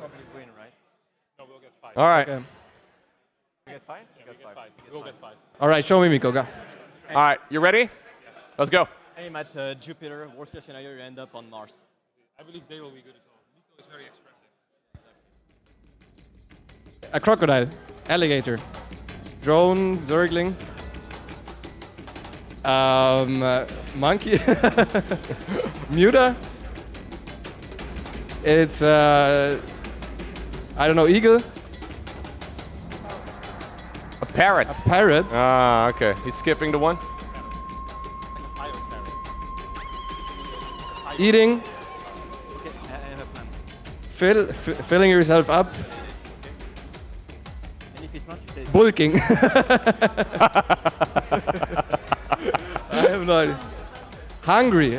Oh. Drinking. Enjoying. spicy. Okay? Spicy. Too cold. Too hot? 5, Yeah, 4, 3, Alcohol? 2, 1. Throat pain? All right, guys, time's up. What was it? Oh, thirsty. It was just thirsty. Yeah. You guys got 0 too. Lambo got very fancy with the words. It was just thirsty, apparently. Sucks. You don't really drink when you're thirsty, or you don't really. Yeah. Yeah. It looked like you had throat pain. Can you hear me well like this? Loud and clear? All right. All right. Here we go. Let's go. Can I go? Yes.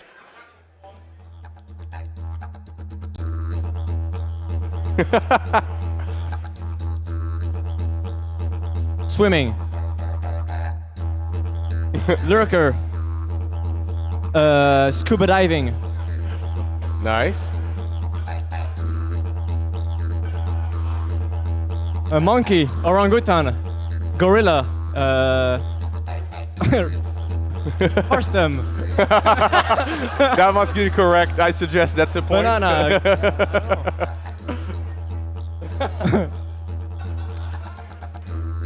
I skip. Next. Oh my. Ah, it was a chimp. All right.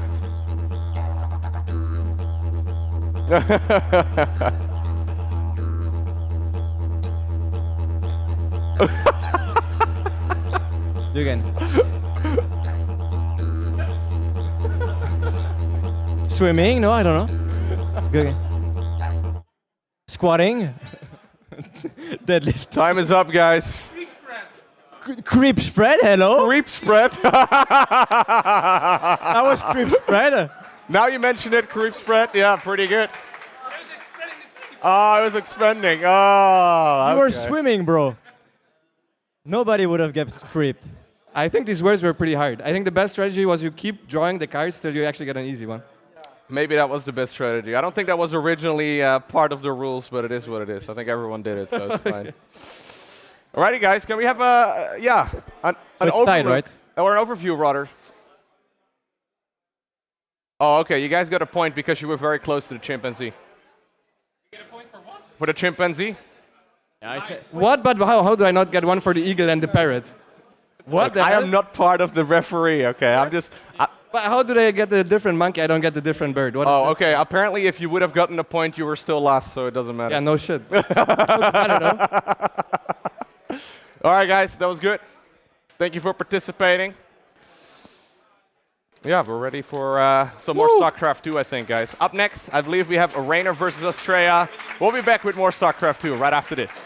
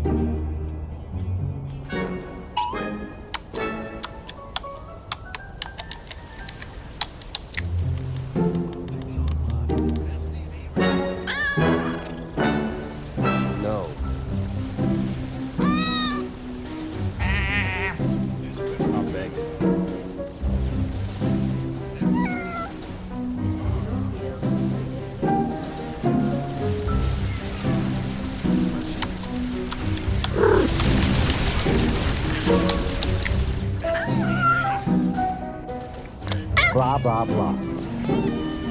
Blah, blah, blah.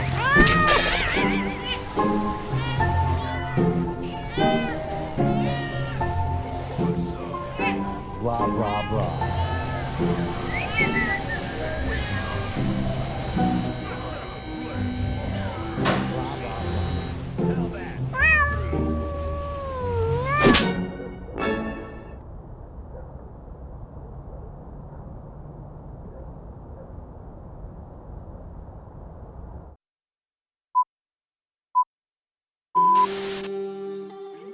And thank you XMG for the HomeStory Cup 8 with you guys.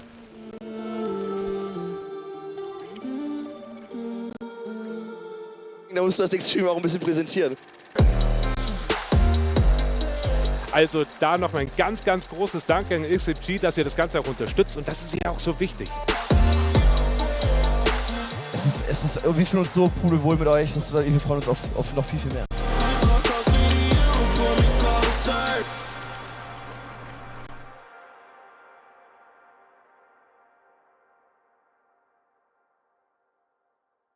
Sie wollen mehr Umsatz in Ihrem Online-Shop? Mit KrefoPay bieten Sie Ihren Kunden alle Zahlungsarten, auf die es ankommt. Für sicheren Umsatz und weniger Risiko. KrefoPay von Kreditreform. Alles im Griff beim Online-Verkauf.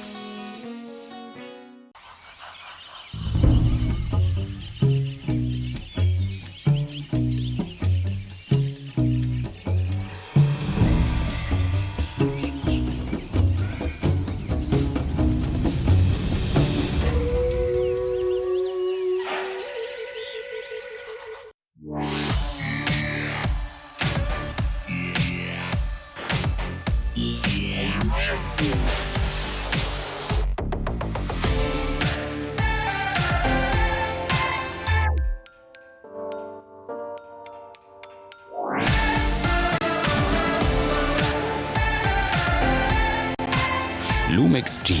So fotografierst du heute. Panasonic.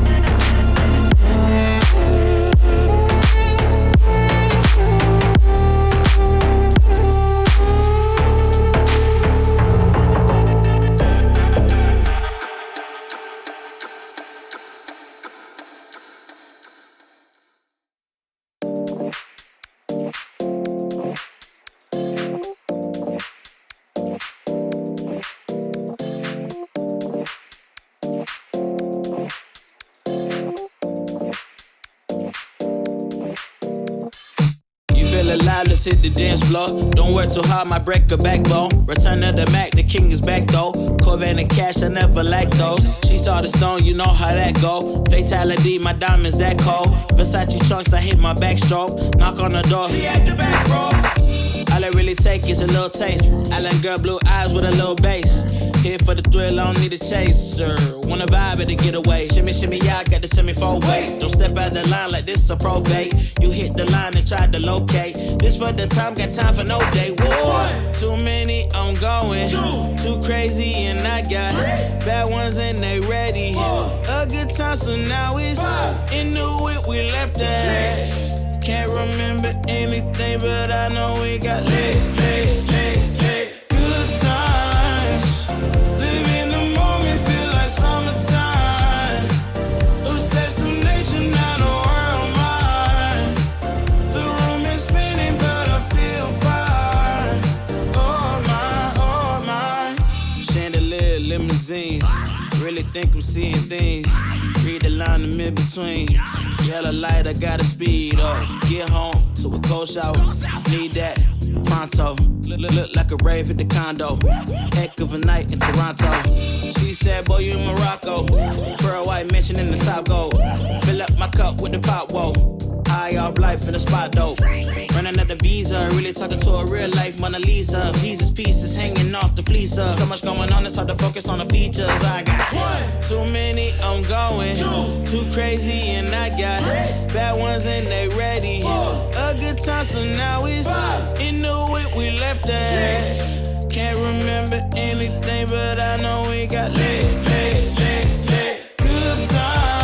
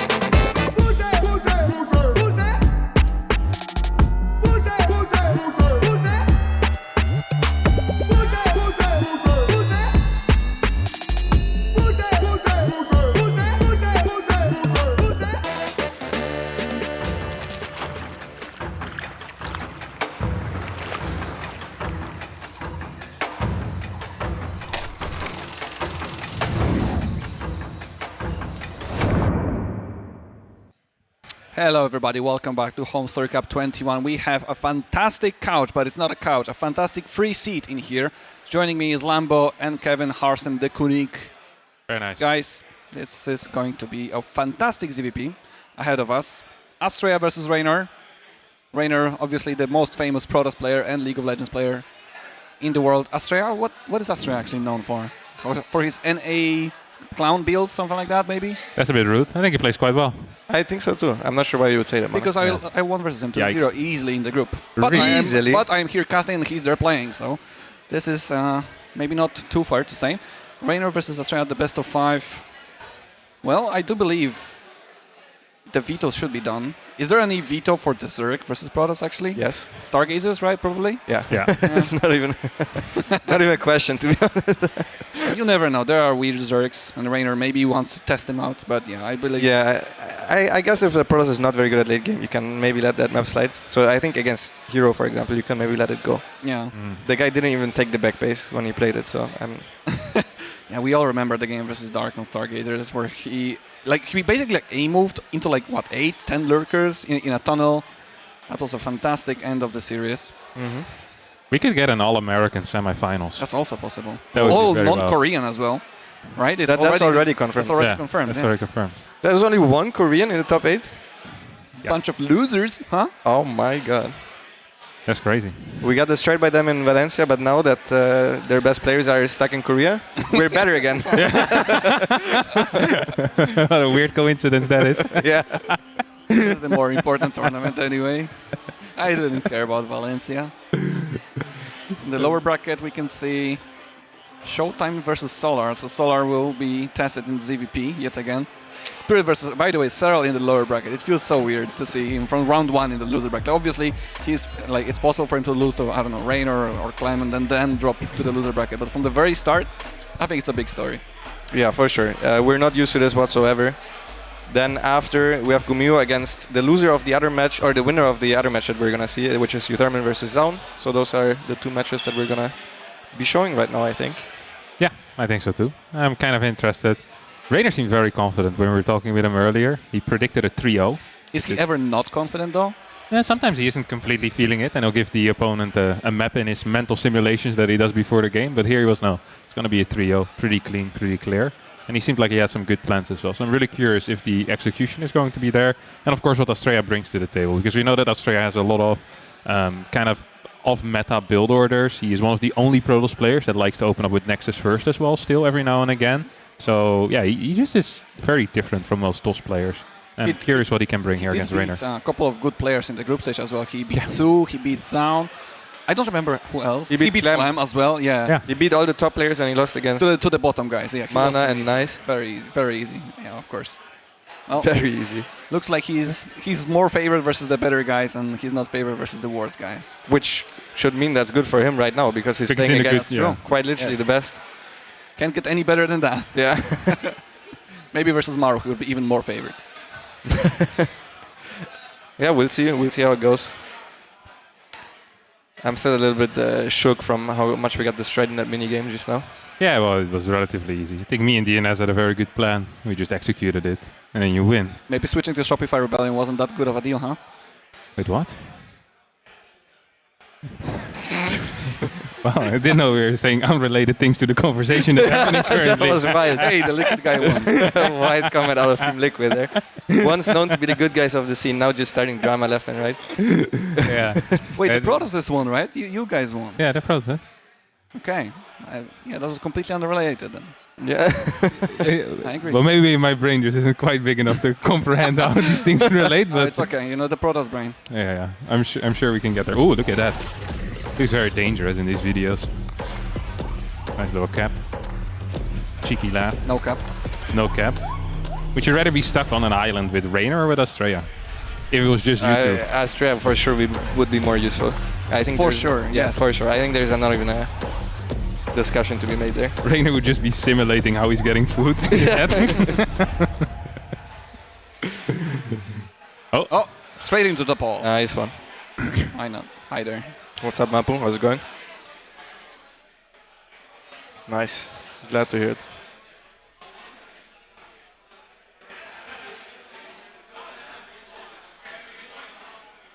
Ah, you made a joke at my expense. Okay. Very nice. It's actually at my expense. I'm also a caster. Oh. I'm Am I the sad, player he here? qualifies me as a player. Oh my. Yeah, you're the only player here. First big mistake. Maybe 3 casters. Maybe two casters, 1 useless person. How about that? Reynor is one of the players that uses drag scroll all the time, right? Yes. Yeah. He moves only with drag scroll, I think. Yeah, so How no nice edge of him to scrolling. test it before the game started, right? This is really just a Zerg thing, no? He did already. I saw him play. I saw him play ladder games already with Protoss, obviously, but he beat Nit. I'm not sure what the. It was 5.7k Zerg. Very Nitix? convincing. Nitix? No, it was not Nitix. I would have gotten that. It's like Nitich or something. Serral.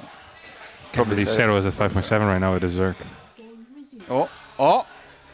If it doesn't work, I'll restart. We're not restarting yet. Works? No. No. Aye. All right. And we're back. Well, did the other series start already? Maybe we can go to that one. Yeah, that would be sick, actually. No, Mark is just looking to the side, so I don't think.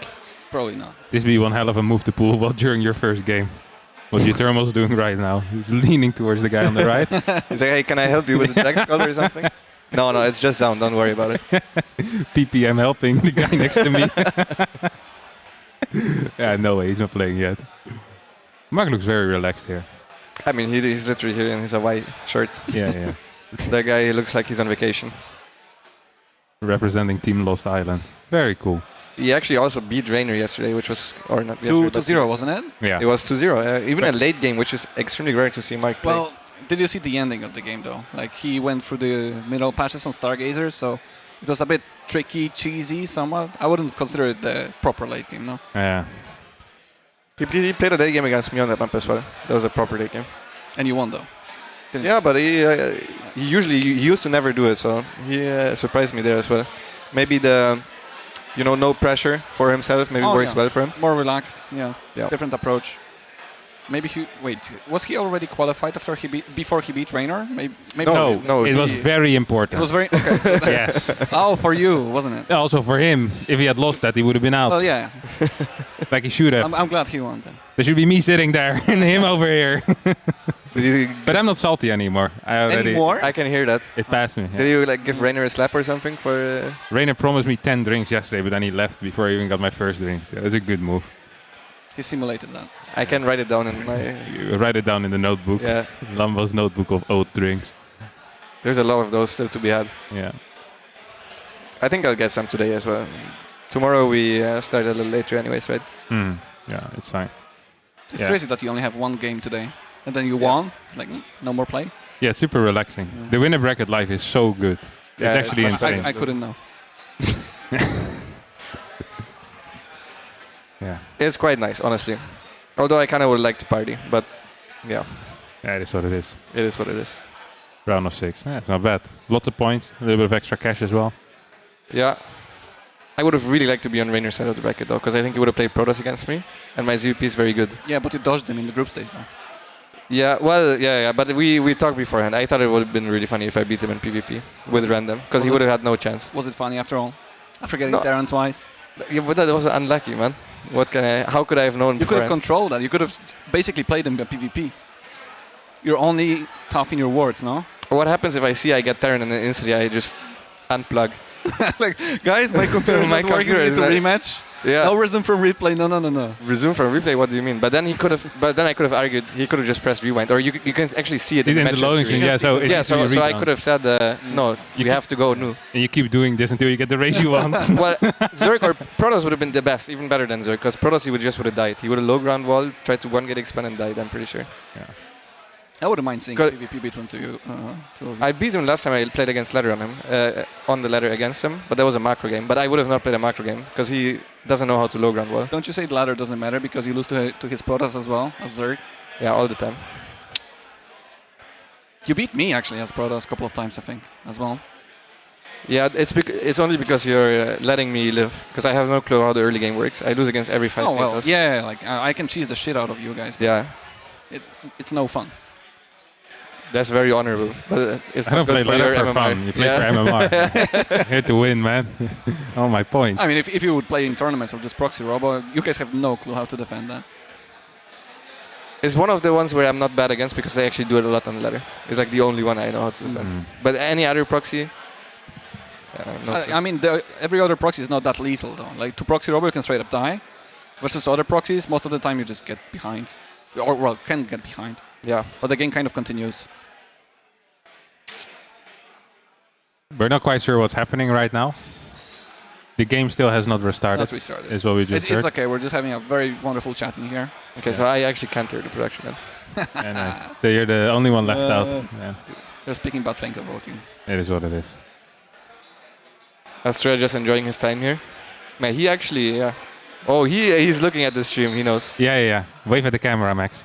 Do something. Do something. Do something. Make a move. Cool. Make a move. Dab. Come on, man. Yeah. Ah, here we go. Dab. Come on, dab. Dab. You think you can shame it into dabbing? Dab for €5. Dab for €5. For €5, I would do it instantly. Come on, man. $5. For 5. Ah, it's too late. Oh, he doesn't have headphones. No, his PC is not restarted yet, probably. Listening. Yeah. Unbelievable. Astrea is still smiling at us through the window. Oh, yeah, look at him. Oh, you're on camera again. Hello. Even pulled out his microphone, Look, wanting to talk back. us. Yeah. Does it work like that, you American? Look at this beautiful man. Stop hiding. Oh no. Oh, I like the other view better. Don't be a party pooper, Astrea. Come on. Do something for us. We're lacking the entertainment here. Yeah, so the other match also hasn't started yet, Mr. Production? uThermal just left this booth, so I'm assuming probably it did not start. Yeah, it is what it is. I mean, we can't fix it. We're just sitting here on these airplanes. How about more charades? I actually cannot believe he didn't dab for €5. I would have That's an easy €5. Yeah, I would have dabbed for 250. Yeah. I'm a cheap dabber. You probably would have done it just for the offered. lulz, no? Yeah, as well. Exactly. Both sides. Very fast. If he does 2 dabs, would you give him 10? No, it's That's not how it is. 1 for 5. Okay. Not two for 10. Then what if he just goes like a turbo dab? Like on the spot dabbing. No. That's all my HomeStory Cup prize money. No shot. It's like 20 dabs. You could do it in like 5 seconds. That would be crazy. No way. He still has a microphone out. Sometimes when I see Gabe playing, like at the end of the game, he pulls the microphone up, and I feel like he just goes into his Discord to talk crap about either the race he just lost to or the guy he just beat. What if he has a second Discord account and he's just talking to himself? I think it's just muscle memory, to be honest, because he does it after Every every stream, yeah. Every Monday he does it after every series. Yeah, it's also possible. That's pretty sick muscle memory. Do you think he does the same in the tournaments? Just pulls an imaginary microphone after the games in tournaments? He used to put his cable on purpose over his monitor because that's how he used to do it at home. His headphone cable. But it covers the screen a bit, right? Yeah, but he just did it anyways. He had a command exclamation mark cable in his chat as well, I think. Exclamation mark cable. Yeah. I didn't know that. We just got some info on Reynor. Did you hear it? He's resetting his hotkeys. No. Yeah. I couldn't hear. Oh, yeah, so they're redoing his hotkeys. Okay. So now you've also been cut out of production. Yeah. What if you're just straight up lying? Yeah. Now I can hear production as well. Yeah, production just called you an idiot. I heard that too, though. Yeah. I can confirm. Yeah. Can't believe we got a double confirmation immediately. It's rare for that to happen. Man, Astrea is having a blast listening to us. They are shit talking mana quite a bit. It's a little bit hard to understand though when other people are also talking. You know, you can hear them from both sides. Yeah. It's a little bit mean production. Let's calm down a little bit. You know, I had a issue. I had somewhat of an issue with my hotkeys. Not really hotkeys, but it's with the repeat rate, right? Because everybody at this point uses repeat rate. Yes. Like of all races. So I didn't know what the normal settings are because I use it from my keyboard. So I need the normal repeat rate, otherwise it doesn't work for my mouse buttons, you know? Because my mouse would just repeat like crazy. Oh. So I went from PC to PC, typing in the editor to find the normal numbers, but all of them were changed. Everybody is changed. Yeah. So I realized I have to go to laptops that no one played on yet to check their actual. Don't you have it like saved? Like, I don't know, a picture of it or something? Like No, I don't use this thing. I use it on my keyboard. I have a Ducky keyboard. Okay. I see. So yeah, Ducky, if you want to sponsor me, by the way. we can go to the laptop to give some love. I don't know. What do you mean? You don't know? I mean, okay, we can just choose one. You want me to do it? No. You want? Okay, good. Okay, no, We just go all of them. together. No, all of them together. All of them. Can you go onto the laptop then, please? It's unbelievable. Unbelievable. We were waiting this long. Yeah. I'm ready. We're ready My for the finger's laptop. right there, though. Yeah. Okay, there we go. Look at this. Twitch chat can say hello. You guys are wonderful. Okay. Subscribe Which to the sponsor? channel. Okay, the first sponsor, no? Who's the first? Who's the first? Shopify. Nice. We love those guys. Yeah. Those guys are awesome. They make the world go round. Thank you, Shopify, for sponsoring HomeStory Cup. Thank you, Maxnomic, as well. Look at that. Maxnomic. Thank you for Panasonic. sponsoring Good chairs. Yeah, Good Aegon TVs. by AOC. Okay. Monitors. Monitor. And Lead Desk. Lead Desk. That's the desk, the cat commercial. And then XMG. Oh, those laptops, by the way, are really good. We have quite high FPS for laptops. I didn't even know that was possible. I was surprised. Very to nice. Be honest. Very cool. We have also Krefeld Pay. No, it's, don't. That's how friends call Krefeld, no? Krefeld Pay. Krefeld. Let's go. And we have a tent. Why not? And a tent. Maybe down there. Check. Maybe Keep down going. there. Keep going. Guide raffle. The donation. raffle. Oh, A donation. hello. How about this? Can you click it? Can we click it? Don't do that. Don't do that. Don't do. No. You guys can subscribe, of course, to support HomeStory Cup. TaKeTv is sponsored by TaKeTv. There's a Twitter and Facebook. Twitter, Facebook, Instagram. TikTok. The guy said I'm that we so have the interested. game, by the way. Like 15 seconds ago. We want to go or not? No, Yeah, let's go to the game then. What do you mean? There's still stuff here.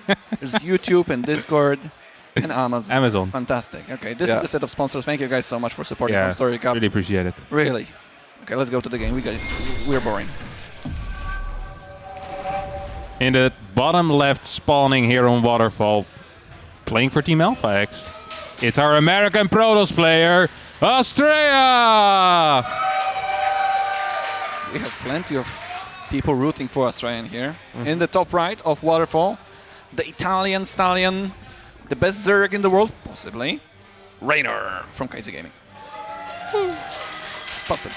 You meant because of Serral, not me. Don't worry. Maybe. I'm not pretending. If you beat him in PvP, you're definitely the best Zerg. All right, well, Astrea went for the block. Obviously, Harsum, you're enlightened. Tell me why this is wrong. Why this is wrong? No, Yeah. it's not. Okay, no. People don't understand the Enlightenment.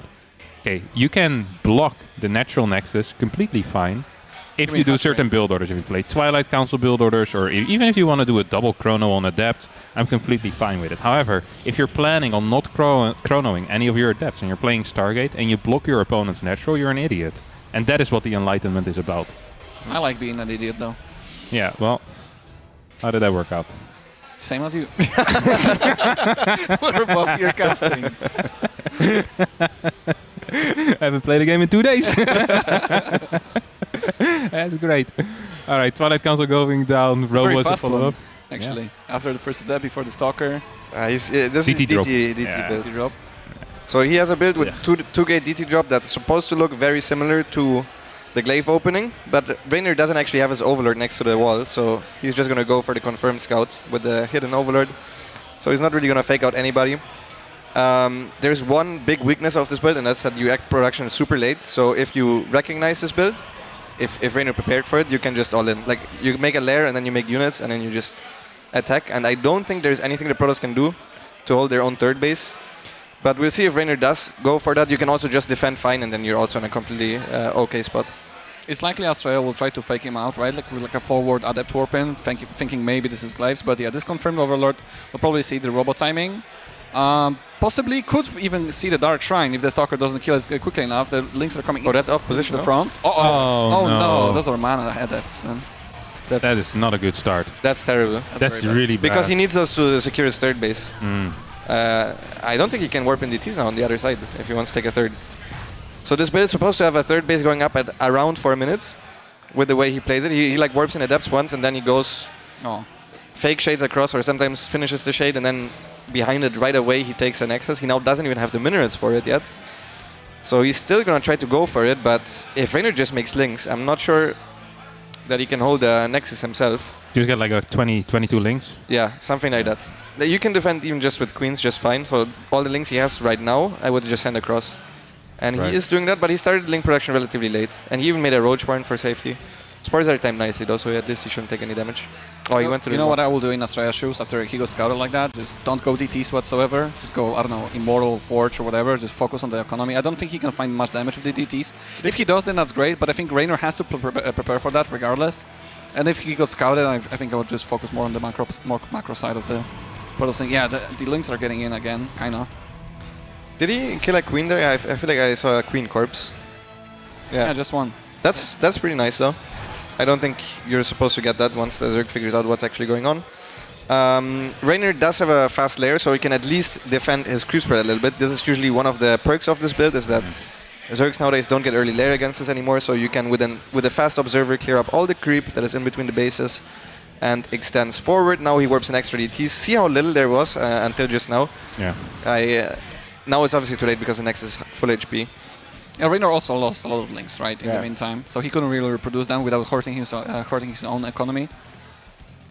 15 links went down so far, and the queen. I mean, overall, this does not look as bad as it felt like at first with the 2 adepts going down. Like, the worker count is still even.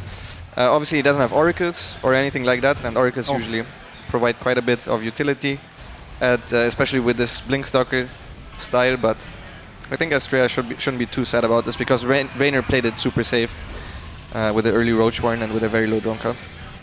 Yeah, kind of wondering how Reynor wants to follow this up. Maybe go to a slightly higher drone count. I know that Reynor isn't a huge fan of these very tight timings with like Ravager, Link, Bane anymore with 66, 67 workers. So it wouldn't surprise me if he just tries to drone up to 75, 82-ish or so, and then kind of take it from there. Still wants to obviously be aggressive on a map like this, where it should be somewhat possible. Yeah, I think if you have a good early game against this, you can just go 66 drone Ravager Bane, and there's probably nothing that Protoss can do. But this early game wasn't super smooth for Reynor, and I think once he sees the Robo Bay, he's going to go second Evo and drones. Either that or he's going to all in right away, which I think his supply is not high enough yet. So I wouldn't mind seeing like second Evo, Infestation Pit and drones. He's making more roaches though at the moment. Maybe he will try to bust the potential 4 base or prepare for a Astrea attack. He's making like more roaches than necessary, I think, at the moment. He would definitely focus more on the drone part. Yeah, I think he saw the Robo Bay quite late, so maybe he thought there was some pressure follow-up. But yeah, he's almost over-prepared for this, and he's still making roaches. Astrea is moving out with very little units, and as long as he doesn't get his army caught, this is pretty good for Astrea. Yeah, I like this. That's a cute move, actually. With Blink finishing, there's very little that the Zerg can do. Like, you can pick up the Archons at the War Prison, Blink back. I mean, Blink is not done yet, but, well, the speed for the Roach is just finished. So yeah, a little bit of pressure, and that means that the worker count has been kind of equalized. And Reynor will not be able to really break Astrea that easily with the Disruptors. The Roaches are not that great in this kind of situations, but Astrea is going for the 4 bases in the meantime. And well, if the Protoss is spread out too much, you can maybe do it, but I don't think Astrea will be out of position that much. Yeah, I mean, Reynor is definitely all-inning, and Astrea doesn't have vision on the drone count at Reynor's 4th base. So he needs to watch out right now. I think if Astrea just stays on 3 base, he should be in a fantastic position to hold this. But if he, as you said, spreads himself a little bit far, he also needs to spread all of his static defense. So there's definitely potential in that attack for Reynor. It's also a very short map and a very good attack map to attack on. Yeah, Baneling Speed about to finish up. First Disruptor shot's going to connect with 2 Roaches. A lot of Ravagers here as well. This is a crap ton of Stalkers, dude. I'm not quite sure how Reynor is planning on breaking this, but this seems kind of tricky, moving up a ramp like this as Reynor. Yeah, Banelings are not going to be that effective as well. However, well, with this many of them, he can maybe spread them a bit for the middle line. Oh, that's a big Disruptor shot, almost, but nice split of the Banelings. One Disruptor shot again.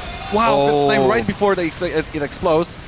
So many Stalkers, but Reynor is going in for it. There's only Roaches and Ravagers. Scared a bit of the super battery, rightfully so.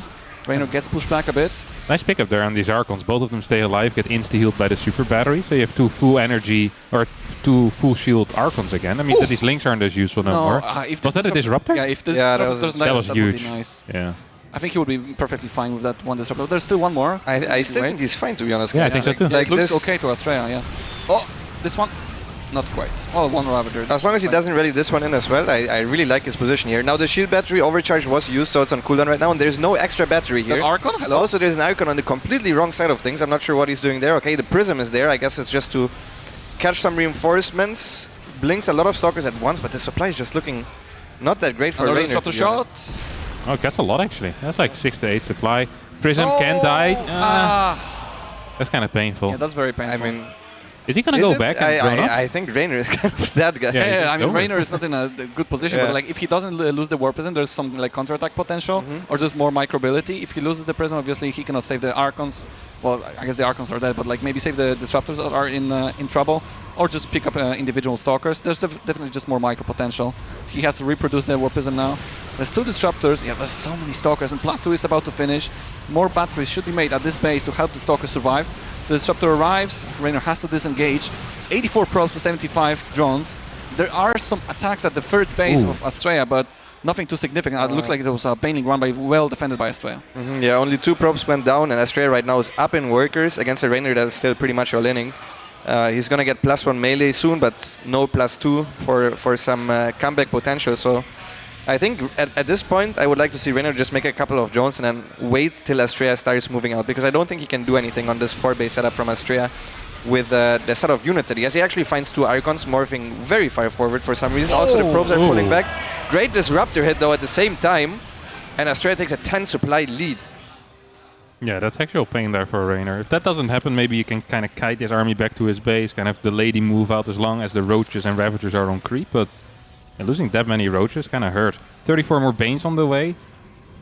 Is Reynor going to continue going, or is this defensive? I think he has to make those units at this point. He's also saturated already, so making more drones till that hatchery finishes, which just happened now.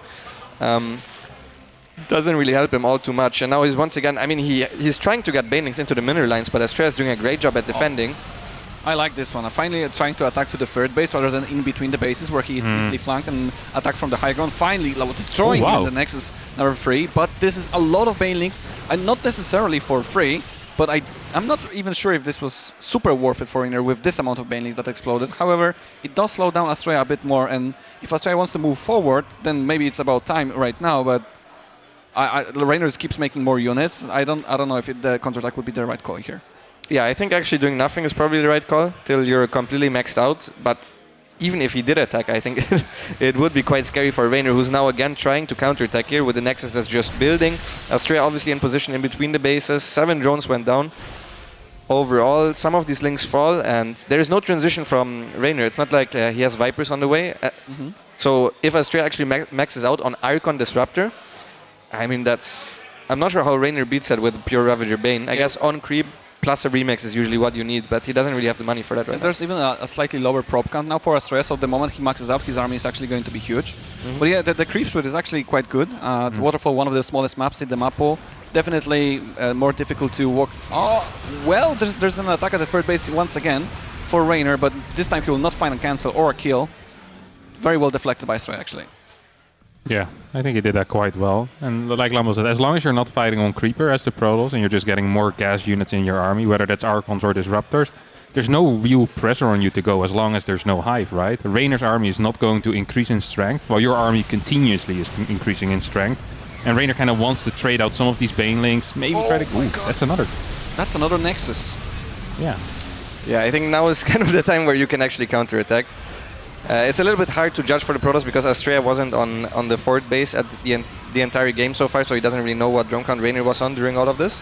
So it could have been that Reynor actually droned up to 90 and then still does these attacks. Reynor's control is really good. Like these type of pickups are so big. If you can pick up 1 or 2 Archons before the main fight happens, not too many Baneling connections there, so we'll need a couple more Banes. I mean, Astrea's army is actually massive. Yeah, it's huge. They can warp in DTs here. There's one. Oh, the 1DT actually zones for the Zealot warping. That's really good. If you don't get full flank, like with not you enough, need a 360 round. Yeah, it's very difficult for Reynor to defend this. Yeah, it's so difficult. That's why the Archons and the Disruptors work well against this army, because you kind of are forced to engage with everything at once. Otherwise, the Archons just kill this stuff. And if you do, then the Disruptors usually get good hits in. And now, at this point, Astrea also has quite a big gas bank. I don't think he has a Templar Archives, but he can even just warp in more DT Archons. So, I mean, it's looking really good for the American.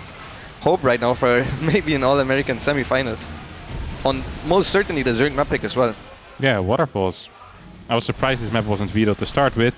This drop is going to get cleaned up as Reynor gives up one of his bases. Does have the +2, so some Baneling counterattacks are possible. I think the main issue for Reynor right now is just staying alive. There's no charge, by the way, on these bad boys, is there? Hive is done, but no Vipers yet, no other Hive tech, only just starting the Adrenal glands. Vipers will be pretty good against this army. Just Blinding Cloud, like even pulling Archons one by one if possible. But obviously trying to counter the Disruptors most importantly, I think. Yeah, for sure. Viper, you want Vipers against those. I mean, preferably you would like Broodlords against those, but he does not have the money for that, so Vipers would be great. And I think Astrea just went back because he had a lot of money in the bank, so he figured, okay, I'll warp in a couple more Archons, and then I'm fully expecting him to send it again. Yeah, definitely. Reynor still having trouble getting that 5th base up and running. Do like the Adrenal Glands. If that finishes, it's going to help a little bit with the damage output for the Lynx. Look at this. Oh my god, that's so big. It's a huge army. There's so many Archons there, it's insane. And there's a lot of micro potential as well. With this amount of Stalkers, like he has, 2 free Disruptors in here. That's a big shot. Oh, he actually missed, well, I want to say missed micro, but there's still all 3 pretty good shots. There's not a lot of surround from Reynor. The Banelis are getting a lot of splash damage. So many Archons at the front going down, but I don't think that was too bad for Reynor, to be honest. But Astrea is definitely still capable of pushing a bit more forward. Yeah, I think Reynor just needs more than that. Like, it was a fine fight if you're on 85 workers, but if you're on 63 and struggling to get a 5th, I don't think that's it. Yeah, and Astrea also keeps tabs on those 5th bases the entire time, towards the right, towards the left. Now he's getting Templar Archives to get a little bit more efficient Archons, and he's chrono boosting out the charge, getting +1 shields upgrades for the Archons as well. Those will help his army quite a bit. And Reynor is going to try to get the cancel on his opponent's 5th base. But off creep, I don't think Reynor has any chances at taking a fight against his army whatsoever. For sure. Now there's 6 Disruptors in row, maybe some run-bys. There we go, there's an open wall. Reynor always finds these. Yeah, good run-by from Reynor. The recall is available, but maybe he just wants to clear it up with DTs and start attacking on the other side. I don't think those Archons are helpful. A recall. Yeah. They're going to be stuck on the other side now. God, I wish Scrolls had a wall. Poof. Or a door. A door, that's what I meant. Oh, that's a big disruptor. Decent splits there at the end. Means he's only going to lose, what, 2-3 Ravagers? It's so hard for Reynor to just come even near to defend. Without the Vipers, there's no range advantage. Yeah, the Disruptor count at this point is crazy, together with the Archons. Reynor is just not equipped to deal with this. The attack that he did earlier on in the game, it's kind of an all-in. This is why we call attacks like this all-ins, is because you really need to deal damage, otherwise you're kind of dead if the game is played out the way it's supposed to be played out, and yeah, he did not get any damage done whatsoever. So trying his best though. Another Link run by. His Disruptors are going to try to catch the Lynx. Will not quite work, of course. The Lynx do slightly outrun the Purification Novas, but in some miscontrol they will end up falling anyway. I feel like the path is pretty straightforward here for Astrea. Now he can move across the map and pretty much win the game at any point whenever he pleases. Yeah, Reynor's army composition is still pretty much the same as it was 10 minutes ago. And then meanwhile, Astrea has really increased both in the upgrades and just the quantity of Archons and Disruptors. His army is just so much stronger. I really like how active Astrea is with the Warp Prism. Like you said, like keeping tabs of the 5th base. Now a warp into the main base. Now Reynor has to split in 2 different directions, but Astrea's army is actually even stronger in both places, to be honest. So it's a very hard decision for Reynor to prioritize to defend, the main base or the 5th base. But looks like Astrea is not pushing forward just yet, so Reynor has enough time to deal with the main base in the meantime, but he's losing really a lot. Yeah, I mean, he didn't even send enough to the main base. That's why Astrea, I think, is waiting to see if Reynor is splitting even more units towards the main, and once that's the case, he runs in, also goes from another angle, finds a nice spot, and obviously Reynor can't engage into that. There's Disruptors in there, and I mean, at this point, Reynor's trying his best with a counterattack. He killed 8 workers, but he's still down over 10 workers. He's now also down in bases. All his bases that he has are even mined out, so he has to go for the fight. He needs to win that fight, but it is a fight that is impossible to win, I'm afraid. So, I mean, Reynor does GG quite late, but the GG is called. And a big fist bump by Astrea. America 1-0 so far. On Waterfall. On Waterfall, yeah. And the beginning was very bad as well for Astrea. Keep in mind, he got fully scouted. He lost the 2 adepts in the wall-off. What a fantastic comeback. Well, he wasn't like super far behind to call it a comeback, but just a fantastic game by Astrea, I think. Yeah, that was very well played. He played it out exactly the way he should be. Maybe took a little bit too much damage, like maybe losing both the Nexuses wasn't ideal, but he stayed calm and he attacked whenever he needed to. Didn't overstay his welcome ever. Just took out the 5th base again and again and again, and eventually took the dub. Very impressive. That was pretty impressive, yeah. I think Reynor must have messed something up in the early game, because usually if you get 2 adepts like that, you're supposed to be quite far ahead in workers, but he only overtook him at like 57 or so. And never got the cancel on the 3rd, right? Yeah, never got the cancel on the 3rd, even though he made some Zerglings. I think he lost some Zerglings in the wall at some point, which hurt him as well. And he defended the DTs on like 35 workers. I'm not sure how that's possible. So there must have been some mess up there. Otherwise, this attack is supposed to be very good against what Astrea did, especially on that map, but it just hit way too late. Like Astrea already had 2 Disruptors at that point, and it was like 150. And 1 missed rally Disruptor as well. Yeah. So yeah, that was actually, I think, a little bit on Reynor's fault. Maybe now he's warmed up and now he feels a little bit better. We'll see what happens in the rest of the games. So if Astrea didn't veto Waterfall, what could he veto then? Moondance maybe? Maybe. I can see Astrea vetoing like Cosmic Sapphire because he's not really a macro. Like he's not really a late game type of player. Well, we could see a little bit of macro this time, no, on Waterfall. Like yeah. But I mean, like he kept growing every time. The Stargate type style. Like I think he likes, for example, the short maps for the Twilight openers. Yeah, they're good for sure. Definitely put the pressure on the Zerg and then maybe get into the mid or late game with a little bit of an advantage economically. So probably one out of the 3 big ones, but I can't really see him veto Data C. Yeah, I don't think anybody will veto Data C. It's the 2000 atmospheres, right, of the new map. No, I think it's slightly more. Well, I veto it against Protoss sometimes. Yeah. No, of course. Like I mean, just it's the most standard and it will not get vetoed. Obviously, it has different attributes. Look at this beautiful man drinking water. Wave if you can hear us. Stream cheater? I would hope not. Oh. What are you laughing, guys? Wow. He can still has a microphone. Has a microphone, yeah. He doesn't have headphones on. He seems annoyed by something. We also see maybe the admin next to him. Can we go into I can't hear production, but can we go into uThermal Zoun? Is that ready? Yeah, also 1-0 for Zoun. I forgot to say. Production told me, but I forgot to mention it at some point. Okay. Sure, we can watch that. Yeah, we could watch that. We could watch that. I would not mind watching it. I wouldn't mind switching to uThermal versus Zoun for a bit before the game starts. We can do that. Look at this. I really would not mind it at all. Not at all. Oh. Oh, it just started. Literally just started. That's sick. In the top right.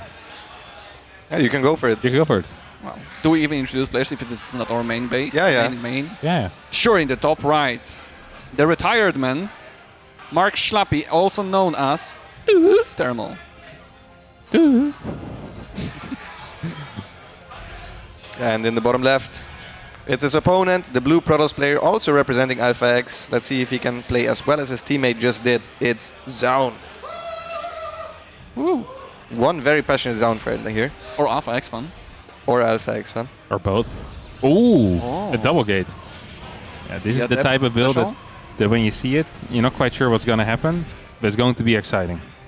You like to play 2-gate, don't you? I like that on Berlingrad. It was a short map. You could also mine the mineral in the middle of the map, so the adepts got in a little bit faster. But I think uThermal's build is very good against that. You don't want to face the one base Terran. I think it's the worst possible case. Yeah. Yeah, this is supposed to be very good for Terran. I've overheard uThermal talk, I think with ShoWTimE it was, because I've had breakfast with both of them about the TVP of Zoun, and I think ShoWTimE wasn't, or maybe uThermal even wasn't such a big fan of Zoun's openings. But ShoWTimE said, okay, yeah, he sometimes goes for the max specs, where one of the gates is proxied, and uThermal was like, yeah, that's not an issue. I play 2 gas a lot. So one base openers are supposed to be the counter against that type of stuff. And Zoun upon scouting the full wall, throws on the Nexus, goes double up, but this double up can't really achieve much, right? No, it will do nothing. Especially if uThermal goes for the CC on the high ground. He could still go on the low ground because he hasn't spotted, right, the double gateway. If he would see it's a double gateway, then he definitely would go for the high ground, but he decides to scout around. Yeah, this CC will maybe get cancelled. Nah, no way. You're gonna have like what, two Reapers versus 2 Adepts, a Hellion out as well. Well, I mean, I don't say it will get killed and cancel and make it to the high ground, but at least the STV will have to run.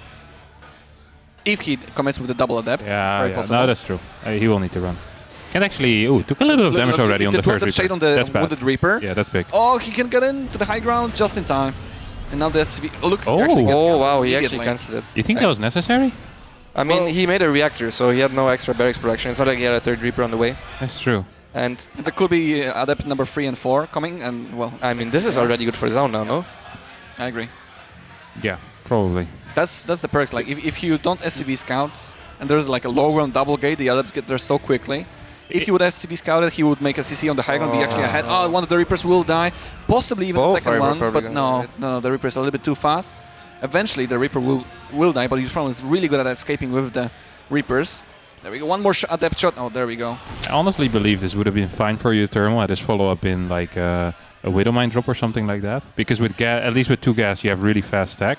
One of the big disadvantages of this build is that you stay on 1 gas for so long as well. So this Twilight is insanely late. Yeah, there's not Imagine really like mines with like that are invisible. Like your robotics facility is gonna finish at like what, the 6-minute mark. It would be terrible. But in this case, I really do like Zoun's position. Yeah, by the way, we could pop back over in Reynor versus... let's do that. Let's do that? Okay. Yeah, I think it's better to focus on one map and then... This looks good for Zoun though. I would say 65-35. I agree. That adds up to 100, right? Nice. That amazing. Especially with DTs on the way, I think it will be it's a very good choice, I think, in my opinion. Yeah. Can we go back to Reynor then? Maybe the game is not started yet. Yeah, I see him touch stuff. They're both playing, for sure. Oh, we can switch them. Sick. Oh, no 2-gate opening here. Yeah, so this is Astrea's map pick now. Moondance, another short map, but with a pocket base. Top left Reynor, bottom right Astrea, obviously. 3-gate Stalker, no tech. Double Stargate follow-up, possibly? No. Oh, Twilight. Yeah. So the more adept style, I guess. I think Maxpack started to do something like that before. Wait, what? There's 2 adepts at 310? That had to be core before Nexus then. Or it was 17 Nexus. We'll never know. Either way, pretty aggressive stuff. Core first. Okay. Gets 3 workers and a creep tumor. I think that's pretty good, especially since both adepts escape. I would be pretty happy with that if I was the toss. He also didn't show any of the extra gates in the wall, so we'll see how well prepared for this follow-up attack Reynor is going to be.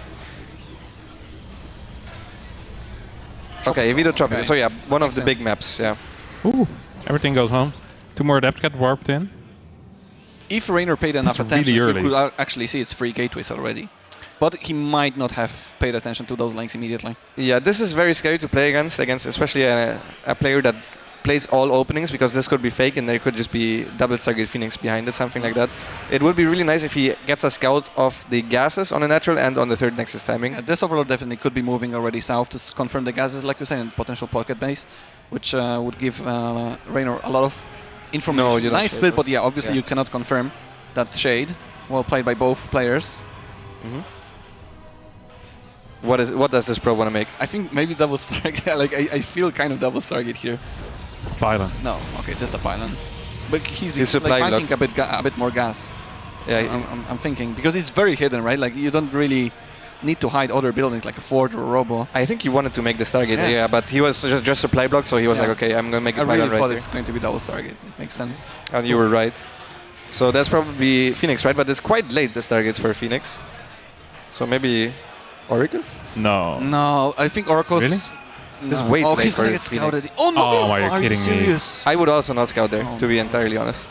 Because I would do the exact same thing, because I don't want to lose the Overlord.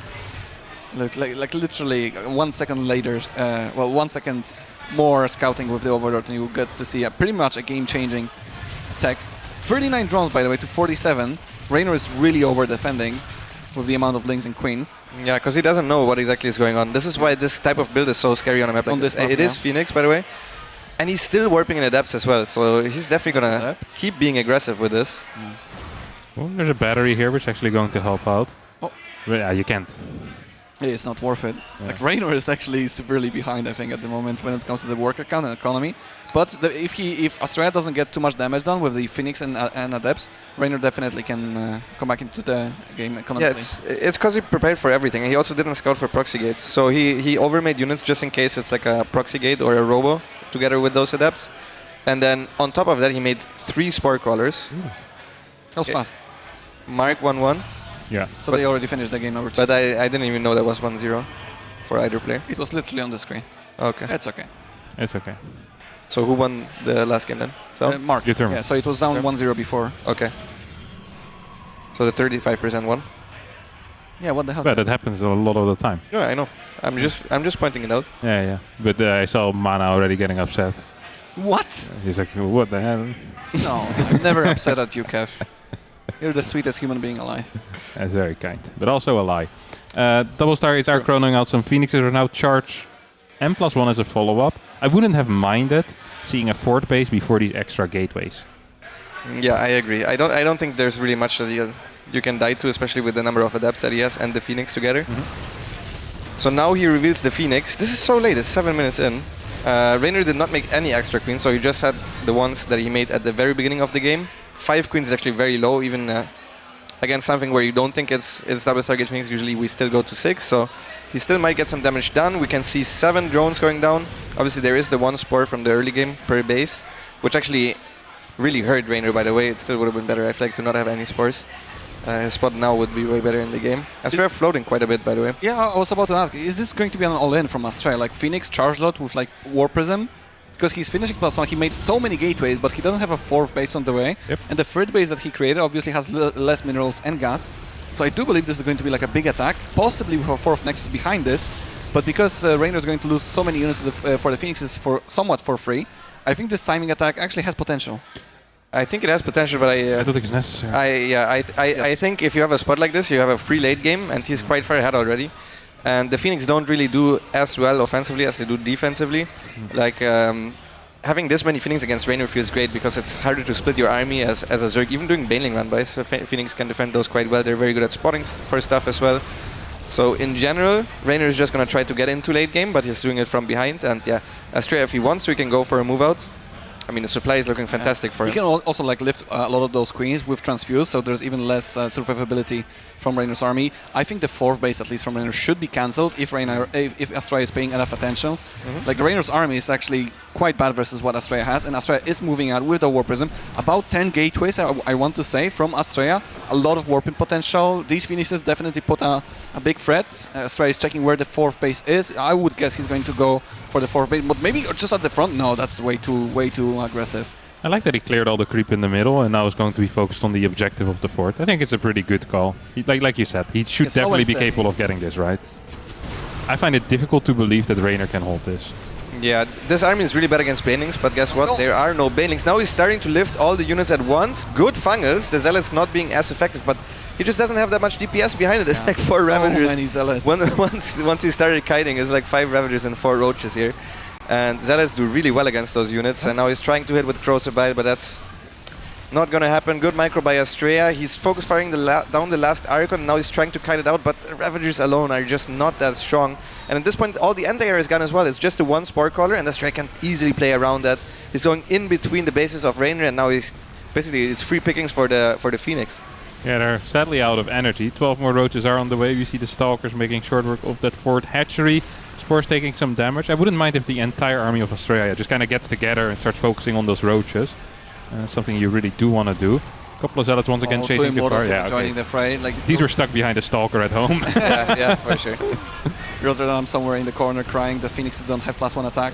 That would have been very helpful as well. Yeah, it would have been. Astrea, by the way, just going for the throat. He doesn't even care about the 4th base. He lets it stay alive. Reynor just making Roaches, and he's on even supply, and we all know that that's not good.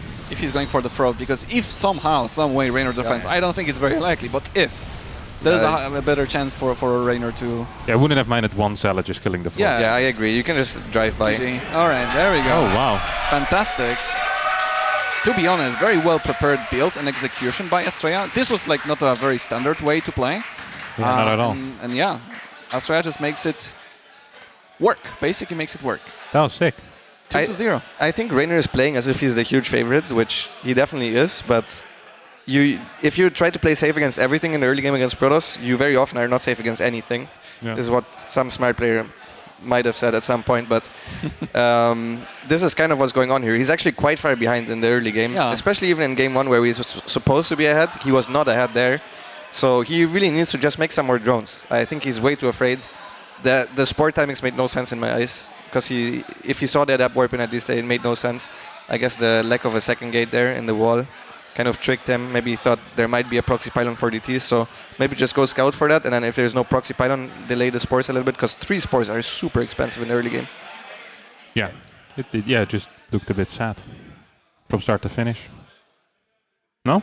Uninspired, I agree. A bit, no? Uninspired, just triple helmet play, and helmets are very expensive. Yeah, and he's usually not a helmet player. This is not Yuna we're looking at here, so. Yeah, it's kind of wild. Not a lot of people would have predicted Astrea to be leading 2-0 in this best of 5, myself included.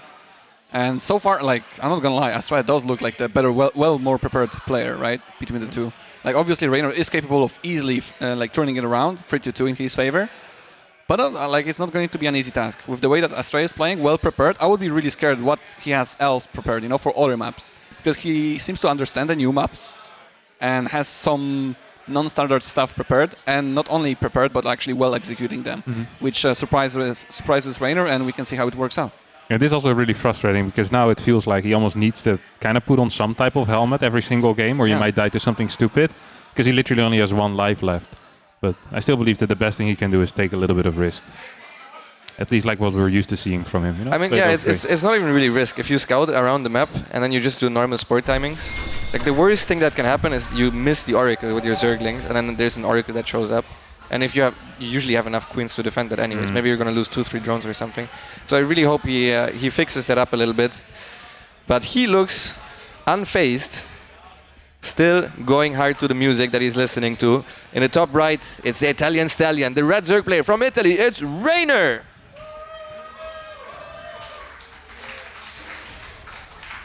And in the bottom left, the American that's surprising everyone, playing for Team Alpha X, it's Astrea! What was that cheer? I couldn't understand. Utah? I don't know. Utah? US? I don't know. No, I thought it was going to be NA, but it definitely wasn't I NA. thought it was going to be USA. Well, this is a more standard map, and I feel like this might favor Reynor a little bit more, because at least you can't really die that easily, and then if he tries to get into the later stages of the game, which is what he tried in the last game, he should at least be able to get there. Scouting is also a little bit easier, right? The main base is very wide open. You can pretty much peek with Overlord from every angle, depending where you want to go park your Overlord. Yeah. You can check for the gas timings. The third base cannot really be hidden like on Moondance, so yeah, a little bit more scouting potential for Reynor. Well, on the other side, for Astrea, it's a pretty good map for Oracle harassment. But so far he has not been opening with Stargate, and possibly even on this map he might open up with Twilight Council. But I would definitely expect on this map to make sure to use the use of the map and go for the Stargate. Yeah, I agree. We've seen him play Void Ray as well very often when he plays Stargate, so maybe even going for a Void Ray first. But the build that he did last game on this map would not be as strong. As you said, you can scout the third Nexus timing, which he couldn't before. And much more importantly, there's actually a pillar next to the natural, so you can see the warpins. So the moment he sees there's 5 adepts, he doesn't need to worry about an Oracle showing up instantly or DTs. And he goes into the main right away. This is a mix-up that you usually do once or twice a series. If you expect the Protoss to not go Stalker first, it's a nice thing that you can do as a Zerg, and you can confirm the attack, especially if you've been getting tricked 1 time or 2 times, and so far we never saw Stalker first, right? So I think it's a nice little mind game there from Reynor. He retreats with the Overlord before seeing the gateway unit, because if, as you say, this is Stalker first, he might lose the Overlord. But because he's playing again with the helmet on, he will not get to see the Stargate, and this is even an adept second instead of a Stalker, so this Overlord would have been perfectly safe to scout the Stargate, but yeah. I'm not a fan. He doesn't even know if it's double chrono right now or not. That's going to give him nothing, right? If that was double chrono, he would be in some trouble. He has, 3 links at the third and 2 in the main? Soon. Okay, sees his second adept. That's pretty big, because usually it would be Stalker second, right? If it was a Twilight. Absolutely. It's time for the Overlord to move again, right? If you see the second unit, there's no gateway in production, or no unit in production of the gateway, so it's fairly safe to move the Overlord again. Could be a Void Ray first, but at least you get the full information of what the tech is for the Protoss.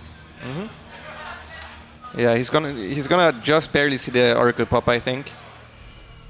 Which is also gonna be big. He will know that he can't delay the spores. There's a Void Ray second. I know Astrea does like to go for it. I'm actually surprised he's going Void Ray second. Usually I would expect it to be first. It makes it a little bit harder to scout as well for the Zerg player. Maybe he just wanted to get some luck with the Oracle first, if the Stargate is not found, because he's been playing Twilight Council before that. There's a possibility that the Queens or the Spores will not be in position. This is really nice. This is actually a very good delay on the third base. If he can get the Adept and the Probe. The Probe could put down a Nexus actually in the meantime, but he decides not to. Maybe there's no enough units to defend the third Nexus if it would be building. Yeah, the Oracle will be deflected very easily by Reynor. Nice Queen positioning, not even a drone kill. This is a really clean early game for Reynor. He's gonna get the Evo Chamber as well for the fast +1. This is by far the best early game that he's had in this entire series, and that's got to feel somewhat good. Well, the first game, early game was pretty good too, no? Right, scouting the DTs. The end of the early game was pretty bad. Like, the end of the early game. He ended up in a bad spot, so I assume his early game there were some mistakes there, but. Either way, this is really bad for Astrea. Like, he got punished for being a little bit greedy with the Oracle and moving out instead of trying to secure the third base at first. Now he finally finds some damage. That's later, though, into the game. That's like a minute after the Oracle first arrived. And he's still struggling, still losing some units at the third base. Finally gets the first Overlord with the Void Ray, which is also the only Overlord that he should get. So yeah, looking good so far for Reynor, who's going +1 melee, and Astrea is going to go 6 gas, I'm pretty sure. So that's a decent build run matchup for Astrea, at least. Yeah, because ideally, if you're playing +1 melee, you're going to want to be playing against low gas styles, right? Yeah. Or like a 2 Stargate Phoenix or something. Sure. He likes to go for like an Archon drop with this. I saw him play versus, I think versus Su the other day.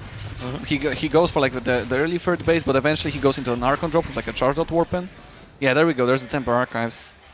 Do you think this is worth it? I don't think killing the stasis with 1 queen is worth it for the mining time you lose compared to just giving it to 1 drone.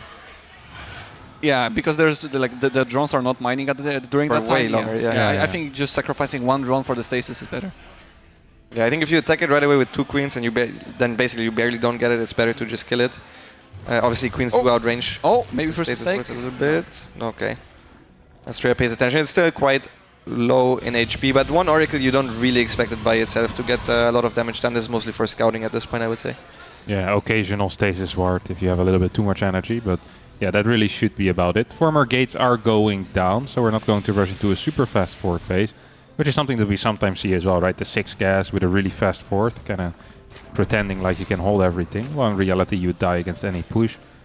That's not quite what Astrea is doing here. So he's definitely setting up for some type of attack. He's getting a cannon at home as well, and he's just scouting around, making sure that something is happening. Spire out of Reynor. This is something we don't see very often out of the Italian. He loves to, well, hardly get any tech units whatsoever. A lot of the time when I see him win, he just kind of builds Ravagers, Lings, and Banelings. We're probably going to be seeing 8 to 9 Mutalisks here. Second Evo Chamber going down as well, so that's somewhat interesting. Did that Oracle spot the Spire? I think it did, no? Can we get confirmation on that? No. Natural? Oh, okay. I thought it was in the natural. He didn't. No, that was a Baning Nest. By the way, Reynor... Oh, he cancelled it. All right. Cancelled it and remade it. Reynor is so good at like aggressive creep spread. Like Astrea ideally would like to cancel the 4th base or like try to trace with some units, but because Reynor has been so aggressive with the creep spread forward, he has to spend a lot of time just clearing them at the middle of the map. And Reynor obviously spots the actual unit composition. Yeah, that's really big. Astrea actually going for a Storm. Astrea has no clue that the Spire is on the way. That's such an unlucky scout because he was with the Oracle just right there. Reynor played it quite safe though. He didn't even go up to 7 gas yet. So if this is even more so plays to the picture that this is not in fact Spire. Like if I would drop the Zealots there and I would see 6 gas, you guys don't think it's Muta, right? Yeah, probably not. Especially if you saw both Evos, because usually you don't go double Evo with Muta as well. Yeah, it's kind of rare to see something like that. You also see a crap ton of roaches. It's like, oh, this does not feel like a Muta game whatsoever. It's also not going to be that many Mutas. It will be like 6, 7 Mutas max. And I mean, yeah, Astrea just doesn't have blink. We see a pause coming out of Reynor. He seems a little bit annoyed. Zoun 2-1. Okay, thanks for the update there, Mapu. Wonder what's going on with the... It's a close best of 5 between them. Yeah. Zoun winning map 1, Mark winning map 2. We didn't see how the map 3 looked like. But I can only guess it was a very close match. Yeah, I imagine. No proxies whatsoever for sure. I heard it was really close. Really close. Late game, ghosts, nukes, battle cruisers. You guys missed it. Yeah, sick. God, I'm sad. I already have FOMO just thinking about it. Maybe next year. Wonder what it is for Reynor. Is it the hotkeys again? Drag scroll maybe? I don't know. He has his left knee up currently, and he's leaning his left elbow on it as well. Yeah, it's weird. I mean, I've had lags there earlier, but the game didn't really look any laggy. So we'll see what's going on. At this point, I want to shout out Creed, who practiced with me earlier, and I lagged out at least 7 times, and he still stayed there to keep playing with me. So shout out. Shout out. Shout out. Also shout out to my Instagram, the best Instagram content out there. If you're enjoying the HomeStory Cup content and you wish you were here but you can't be, follow me on Lambo SC2. Lambo SC2. On Instagram. Fantastic. I don't have 2K followers yet, so I would love to get those. 2K definitely. I'm missing like 50 or so. After this shout out. Oh, stasis. That's kind of messed up. He queued that up just before the pass. That is a nasty move. Oh, he got the good revelation on. He's going to see the Mutas pop. That's actually pretty big. If he looks. Is he going to be paying attention though? We can actually see where his screen is now, which is really nice. I don't think it was not there. Yeah. They didn't see it. That means that these mutas can go out. There's 3 cannons that just got built though. Where are those cannons? Yeah, so he probably saw it fly above something that was revealed. Oh, maybe it's just all here. Never mind. Okay, nothing in the main. Okay, no, he did not see it. You probably also would start Phoenix. He doesn't have blink, right? Oh, there we go. Okay, he knows. Oh, it's a bit late. The mutas. Oh, recall on the warping with the Archons, I'm gonna guess. There we go. Oh wait, warping with the Zealots. That's a big move. That's useless. Oh no!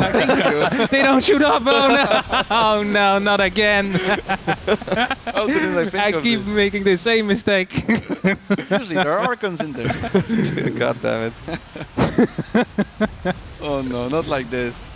This actually is kind of painful. 7 even worker the kills. first Phoenix goes down as well. Yeah. What was that? An immortal? Yeah, it wasn't Rallied across the map. Things are falling apart here quite fast for Astrea. But it's for the first time in the series that something actually works for Reynor, so that's a good confidence boost for sure. When you see your opponent is making mistakes like that, definitely there's potential for coming back into the series. Yeah, Reynor again playing it quite safe, still not taking up to Hive. I guess he realizes he did some damage and now he wants to attack, but I feel like if there's a... We saw there was quite a bit of static defense and there is Storm ready, so this is one of the ways where Astrea could get back into this game. I feel like if there was a Hive, could almost be done at like a Greater Spire building.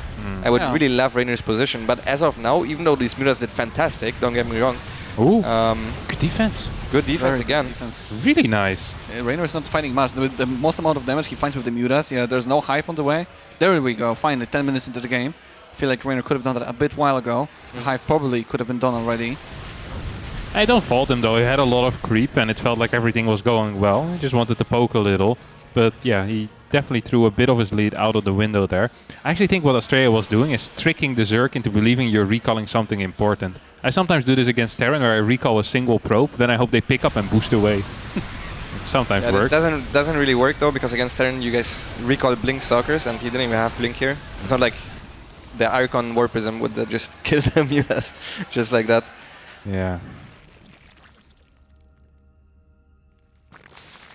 So yeah, I mean, overall, I honestly, I don't absolutely hate Astrea's spot. This map is kind of impossible to attack into, Protoss, so Reynor needs to wait until Astrea moves out, just like that. And now he's trying to go, now that at least he's halfway on creep, but that's not enough Banelings. One of the Banelings connects with the High Templars, there's more coming forward. One more! Oh, that's no, so none of them close. connect somehow. That was really close, yeah. But good fight for Astrea. Can we see resource loss? It should be in favor of Astrea for sure, yeah. 3,000 favoring the Protoss. Keep in mind, this is the last map, right, for Reynor. Like, he cannot make any more mistakes. 8 more gates on the way. 8 more gates, that's a push, no? That's a push.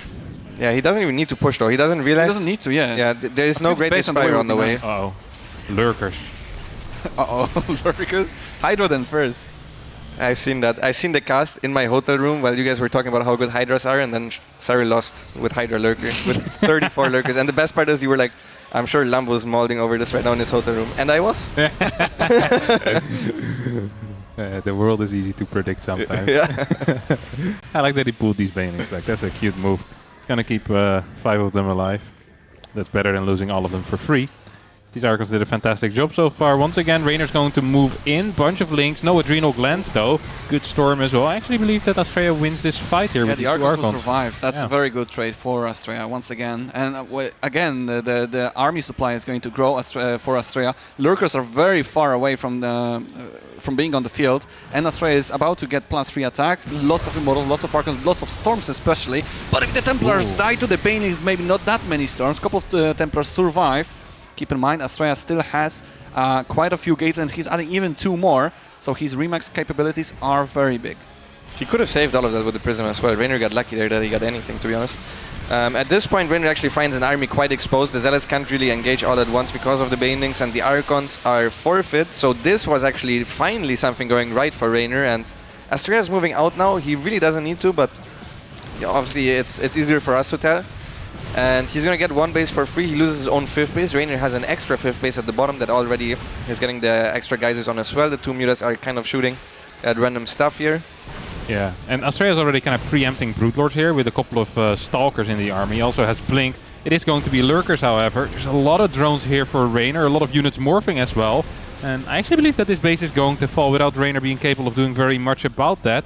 Now the lurkers are out. Both the upgrades are being researched, as we saw double lurker then, as Reynor continues expanding towards the bottom side right now. Feels like the game is going to head into a lurker late game. I don't quite think that Astrea can move up a ramp here.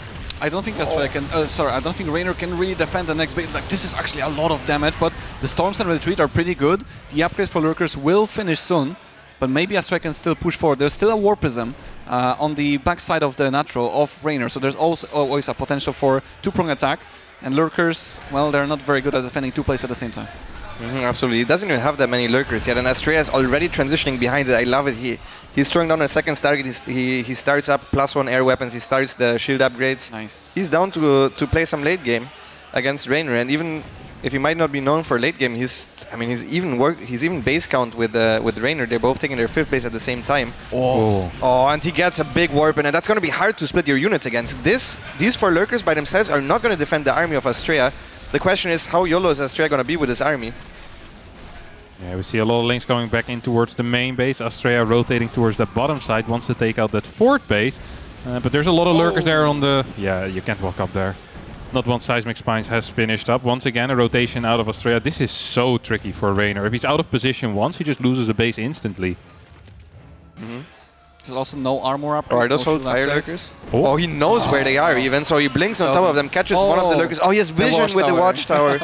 That's so crucial, actually. Yeah, I was wondering how the hell did he know about that, but... Yeah, well done there by Astrea. Obviously, Reynor realizes, kills his stock, and another Zealot Warping into the main base of Reynor, and this is so hard to split against. At the same time, he obviously needs to be aggressive himself. You can't just let Astrea go up to 5 bases himself while he's stuck on 4. And go up to carry is good. Zergling counterattack, those have +2. I'm not sure if they have Adrenal or not. Yeah, they do have Adrenal. Gets a couple of the queens, and I mean, he's doing a great job. Honestly, once all the creep is gone in the middle of the map, it will feel almost claustrophobic for Reynor. It's very, very hard for Reynor to find any kind of opening there. The links are doing a lot of damage. The Mutas, by the way, that were killing the Templar Archives would have been very useful at cleaning the War Prism. That will give Reynor much more time. But yeah, Astrea is on the way, like everywhere at the same time, but so is Reynor. The middle of the map has a little bit of creep spread left. That's a bit funny to say that the creeps has been cleared from both sides, but not in the very center. And Reynor actually moves out with the lurkers, moves out with the links, and keeps Astrea on only 4 bases. But Astrea has already transitioned into the carriers. There's very little anti-air for Reynor in his army. Yeah, Astrea is actually struggling on the mineral department quite a bit. So we'll see how he fixes that issue. As he's still expanding, the hive is getting very low throughout all of these Zealot Warpins. And at this point, Reynor is really respecting the War Prism, sending a lot to the main. I wouldn't mind him even remaking the 2 Mutas for the War Prism, because that War Prism is a supply net positive for the Protoss, just chilling there in that airspace. You need to leave a lot at home. 2 Corruptors. Yeah, 2 Corruptors. Yeah, it's just for that. Something.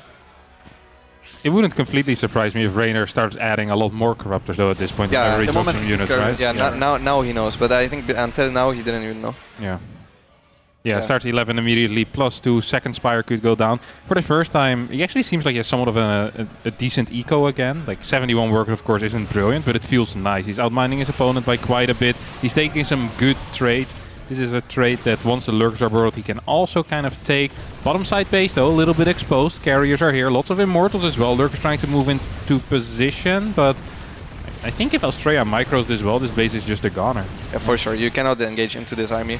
He doesn't have the Corruptor count yet, and there's nothing you can do about the High Templars with the lurkers. You can't really just run into the High Templars and burrow there. So finally he gets that War Prism, but once again, Reynor is down to 5 bases. And Astrea, with a double expansion right now, is making sure that he is going to get an extra base up. Now this army is quite exposed. Reynor is trying to burrow on top of it. The issue is just that every time Astrea kites, the lurkers are not really shooting, so he's just fighting the Zerglings alone. So even though this finally went well for Reynor, we saw this go the other direction already a couple of times. Finds a couple of exposed carriers. Nice abduct there. Yeah. This is what Reynor is really sick at though. Like he's so quick at switching screens and controlling well these different locations. And if he gets there, even if the position isn't great, he can make things happen. He has a lot of units right now they can just kind of throw at Astrea and he can micro them well. This Viper Corruptor force of Reynor is absolute hell to play against. It feels like you're constantly out of position. As I said, it actually loses a Viper. That's kind of big, and Astrea seems to want to send it. I'm not entirely sure about that, but there's not that many spores here. Actually, correct me, there's 2 spores here at least. A couple of carries are going to get taken out. Astrea's dropping quickly in supply as well, but the lurkers are going down at the same time. Supply for Reynor still very high. Takes out the left side base. This is looking really scary. It is looking really scary, but at the same time he takes out the entire third base. 30 probes go down and 2 lurkers. He finds the time for a 2 lurker run by as well. He sees that base is not defended whatsoever, so he attacks it with the Zerglings as well. And at this point Astrea is not mining anymore. He's completely all in, and this is exactly what you want to play against as a lurker player, because it's so hard to attack into it. The last remaining carrier goes down, and at this point, I mean, once the revelation turns off, you can't even get detection there for the lurkers anymore. So even though Reynor is on his original 4 bases, he somehow made it so Astrea attacked into him still. And Astrea's Procon still is pretty decent. He has still that fresh Nexus. It's very important that he kept that alive. But at this point, do you still make air units? No, right? You just go full You ground? can't afford it, right? Like, he's been stuck on 4 bases for so much. So basically his bases are mined out. The only fresh base is the 5th base, which is barely alive. But he kept it alive. As you said, it was very, very important. That Krefeld actually gives Reynor so much vision of the positioning of Astrea's army. That's very useful. Also wasting some energy on the Oracle, which is one of the very few resources that Astrea has for detection. Yeah, I love it. It's actually really nice if you have Corruptors left over with the lurkers, because you can keep sniping the observers. Yeah. So yeah, it's going to be quite annoying for Astrea to actually get some solid detection going against those lurkers. And Reynor at this point up 40 supply. Yeah, so many lurkers there. Yeah, he has a lot of lurkers. Oh, nice to adapt Rambai. Not sure if that's actually worth it warping into adapts. Where did those come from? It's so random, right? Yeah. It's like an early game of PvP or something. I accidentally left them in the top left side. Yeah. Oh, no, not the Corruptors. Oh, they're so important. A lot of them died there, but still some alive. It's annoying, but not, not the end of the world. Not the end of the world, but it would have been super nice. Definitely opens up an option for potential switch to there. I mean, at this point, I just think Reynor's army composition is better than Astrea. Oh. 22 lurkers. Okay, now he gets some good storms here. A lot of these lurkers go down quite a bit in HP, but at the same time, he still has enough lurkers left over to not only stand his ground at the top, but also attack at the bottom. And Astrea either needs to take a fight now against the main army, or he needs to go defend his Nexus. Yeah, seems like he's going for the defense here. 1 Immortal's walking in already. The lurkers start fighting. Nice little kiting. Does not take too much damage there in the early start of that fight. Should be capable of collapsing on top of these lurkers. Reynor realizes that and pulls back. Not losing too much here. I really like the way that Reynor is playing this. It's important for Reynor to snipe the corner base now with the links. If that goes up, Astrea is definitely back into this game. The army of Reynor is sick though. 21 lurkers. Like, you're gonna need way more Immortals. Yeah, in a direct fight, it's so hard to engage that. I'm surprised he's not producing from the robo. I feel like that should be constantly producing right now. Yeah, definitely has priority over anything else. It's the only... It's a good snipe. Oh, the Hive might go down. That means no Greater Spire, no Vipers. That's a very big warp in for how little money you have. Reynor actually is kind of going to send it here, and if you walk in storms long enough, eventually you will die with the lurkers. Yeah, it's not actually that easy to attack with the lurkers, because as long as the Protoss is not just defending his base, but standing a little bit ahead of it, you're going to eat a lot of storms. And once those lurkers are softened up, and the Protoss gets a good surround, it's actually possible to take quite a good fight with even just 4 Immortals and 4 Archons. And there's like no meat for these lurkers as well. Like with 4 Immortals, before you get to burrow, you will lose like 1 or 2 lurkers every time you move forward. So it's and like it's not like these guys are swimming in money. So every single unit really matters here. Oh, so close. I wouldn't even hate him. Like he should be constantly producing Immortals, but I wouldn't even hate him making some Stalkers. And then every time you blink back, once Reynor starts moving out. It's very difficult for the players at this point to know who's mining more, though. I'm pretty sure both of them think they're mining less. That's why both of them are trying to attack. That was a bad engagement for Astrea. Walks and clumped up into the lurkers, gets 1, but takes quite a lot of damage. Honestly, after sniping the Hive, I almost wouldn't mind a Robo Bay and some Disruptors here. Oh, I would love it, yeah. Nice flank with the lurkers, though. Like Astrea gets trapped a bit. Not too many units die. Lots of shields lost, but... Maybe it's time for Reynor to push south. Maybe he has the position. Astrea's army is not in position. This base is it needs to go. Should be exposed. There's just no static defense. So the moment Astrea moves out, he's just gonna lose all eco. And Reynor realizes it, pulls the drones away immediately. Still can take the right side base perhaps. If he takes out all of the workers and escapes with his own drones, that would be fantastic already, right? Oh, there's an Immortal misready. Astrea's also like the supply would actually be even if he would just spend his money. Maybe he doesn't know what to spend it on. I think even just sell it. You don't really have a choice. Yeah, it's just zealots now. He recalled back of his army. Oh, Well, Oh, I mean, he did kill Reynor's base as well, so he's just trying to kite back and keep expanding, I guess, with the minerals that he has. He's running into a lurker there on the left side. Oh my god, there's more lurkers. Wherever you look, there's more lurkers, and the recall is on cooldown, obviously. We saw it used to go to the corner base. The last units of Astrea, the last tech units, that is, get killed. All the probes get wiped out, and all that's left is the Zealot Warping in main. GG is called. Holy crap. What a game. That was sick. I mean, that was such a typical Reynor game, though. ZVP, very chaotic. Just trying to pull your opponent out of position, getting a free unit here, free unit there. Fantastic game, actually, to watch and commentate, to be honest. Absolutely. I honestly was worried that Reynor was right with the 3-0, but it was the other way around. I think as Astrea was in a fantastic spot there at some point. Yeah. Yeah, he just... I'm not sure why he felt the need to attack with the carriers instead of just getting a couple more. Yeah, maybe because he never really but never got to saturate his 5th base for such a long time. Maybe he thought he needs to do something since Reynor was like on 5-6 bases.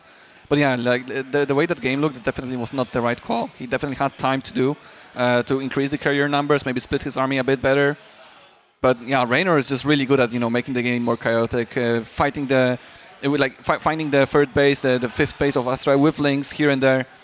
What a great game. Yeah, I mean, he was about to die, but he kept sending units across the map. He was like, okay, the only way I can win this, because I'm also struggling to expand, right? Astrea was good at denying the 5th base, was at least I need to stay on even worker count, and then I need to trade effectively, and he did exactly that. He distracted him a couple times, picked off some of the carriers, and then eventually won the carrier fight, and then... And Reynor is the faster player, right? Between the two. So if they're going to be fighting with 2 screens, Reynor will most likely take the right calls at both of the screens. Yeah.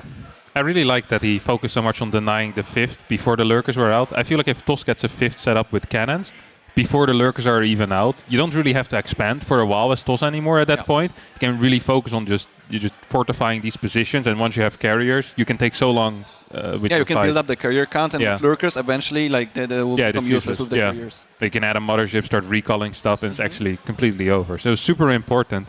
It's really impressive that when Reynor, it feels like he's about to die, still managed to find like the headspace to send a couple of links there to cancel both sides, because Astrea was double expanding. You mentioned it a couple of times, like the entire time. He understood the importance of that 5th.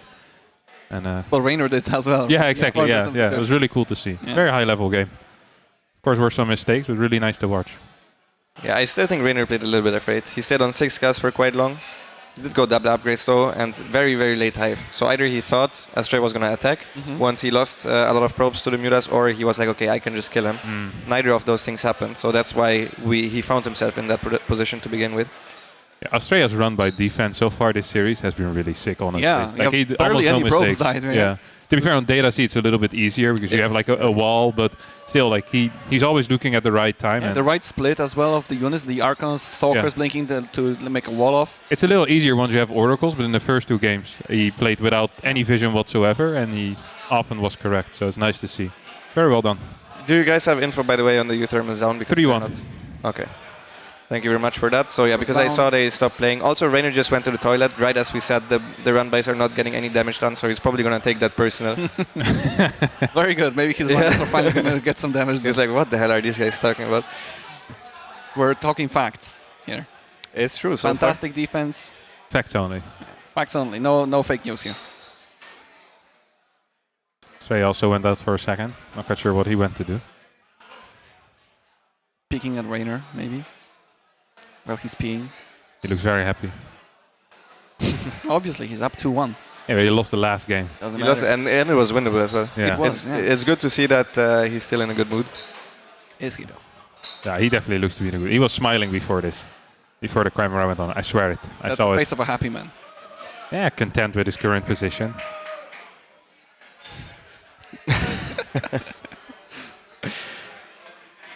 Yeah, I mean, we can't really make as much fun as we usually do of NA if 2 of them are in the winners semifinals. Yeah, it's kind of messed up. Yeah, that's... God damn it. And they're Protoss. Yeah. What am I so gonna you do guys with my also life? can't complain about it. That's a lose-lose. Nothing, yeah. That's a lose situation. I'm European cheering for Protoss. Yeah, we're all cheering for Reynor. No, I'm just lying.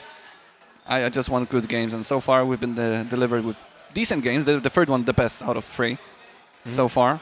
Yeah. So I like that a lot. Since we have Tropical Sacrifice vetoed, what maps do we have left? We have Data C. We then have Inside and Out, most likely making it into the map pool. And the 5th map would be What's the fifth? Cosmic? Cosmic Sapphire. Cosmic Sapphire. Cosmic, I think, is good for Reynor. Right. So, I think so so what too. did Reynor veto then? Stargazers. Stargazers, obviously, obviously. Okay, yeah. So then we will probably go inside and out. Inside and out, we'll see a Twilight build. Yeah, Most likely, right? I think he's gonna go Glaives. I mean, if Reynor did his preparation, he will know because Astrea actually has quite a big talent, which is you see he makes 5 adepts with the first warping. He warps in 3 adepts. Yep. He doesn't do that with the DT build because it's impossible. Yeah. So at that point, you can even skip the spores if you want to. Ooh. But I don't think Reynor does as much preparation as maybe some other players because I don't know. Otherwise, I feel like he would. Astrea does that 2-gate DT build, for example, very often on Waterfall. I feel like he would have had a better response to that if he actually did prepare. Maybe he heard it while he was peeing. He'll know the tells. That's why I said it, because I'm his friend. Very nice. Cheeky. Oh, we're gonna bring up the lower bracket on the screen. Take a look what's happening there. ShoWTimE versus Solar, Spirit versus Serral, GuMiHo versus Zoun. So Mr. Mark has been eliminated just now by Zoun, and Elazer versus TBD. I guess that's going to be the loser of Reynor versus Astrea.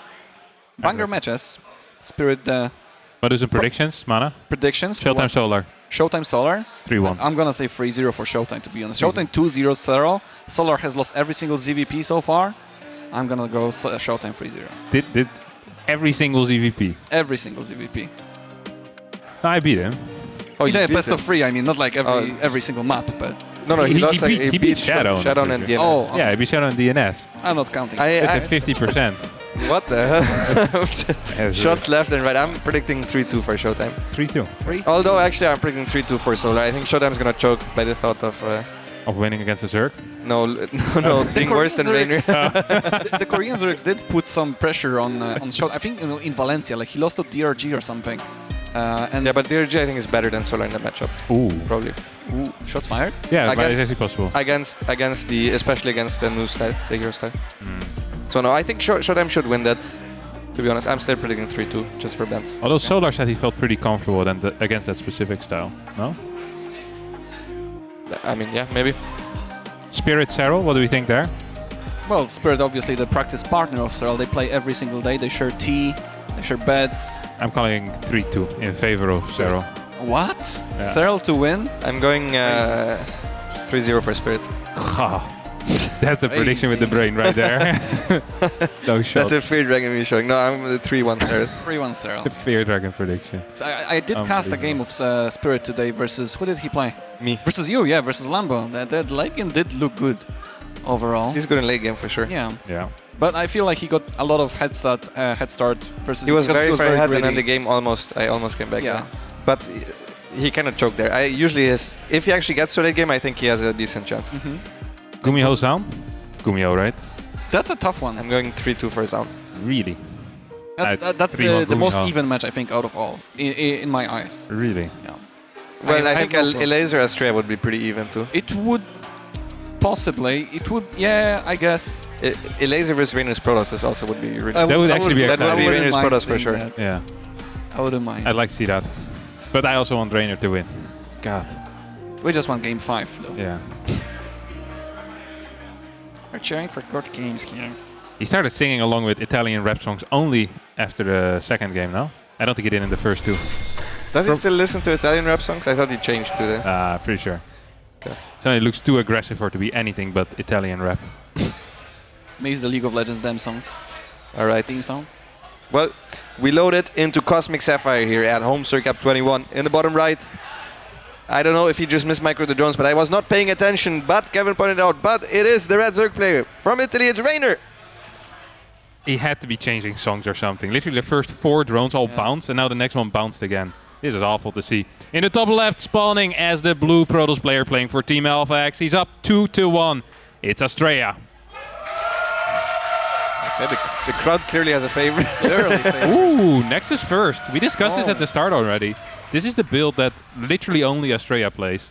In the end, and Rotterdam 08. Well, Rotti has his own version of it that he already plays for 5 years straight, but yeah. Cancels the next and makes a fort if it's a pull first. Yeah. Come on, guys. Be nice to Kevin. Be nice. Yeah. But yeah, he does do that. But Astrea actually does the same build on the same map every time.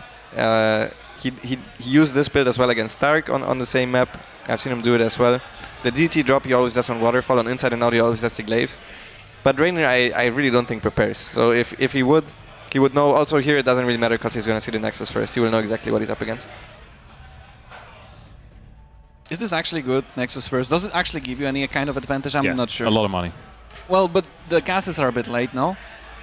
Yeah, but you get a lot of money. Your tech is late, but you get a lot of money. Double gate. This is how the Protoss make the math.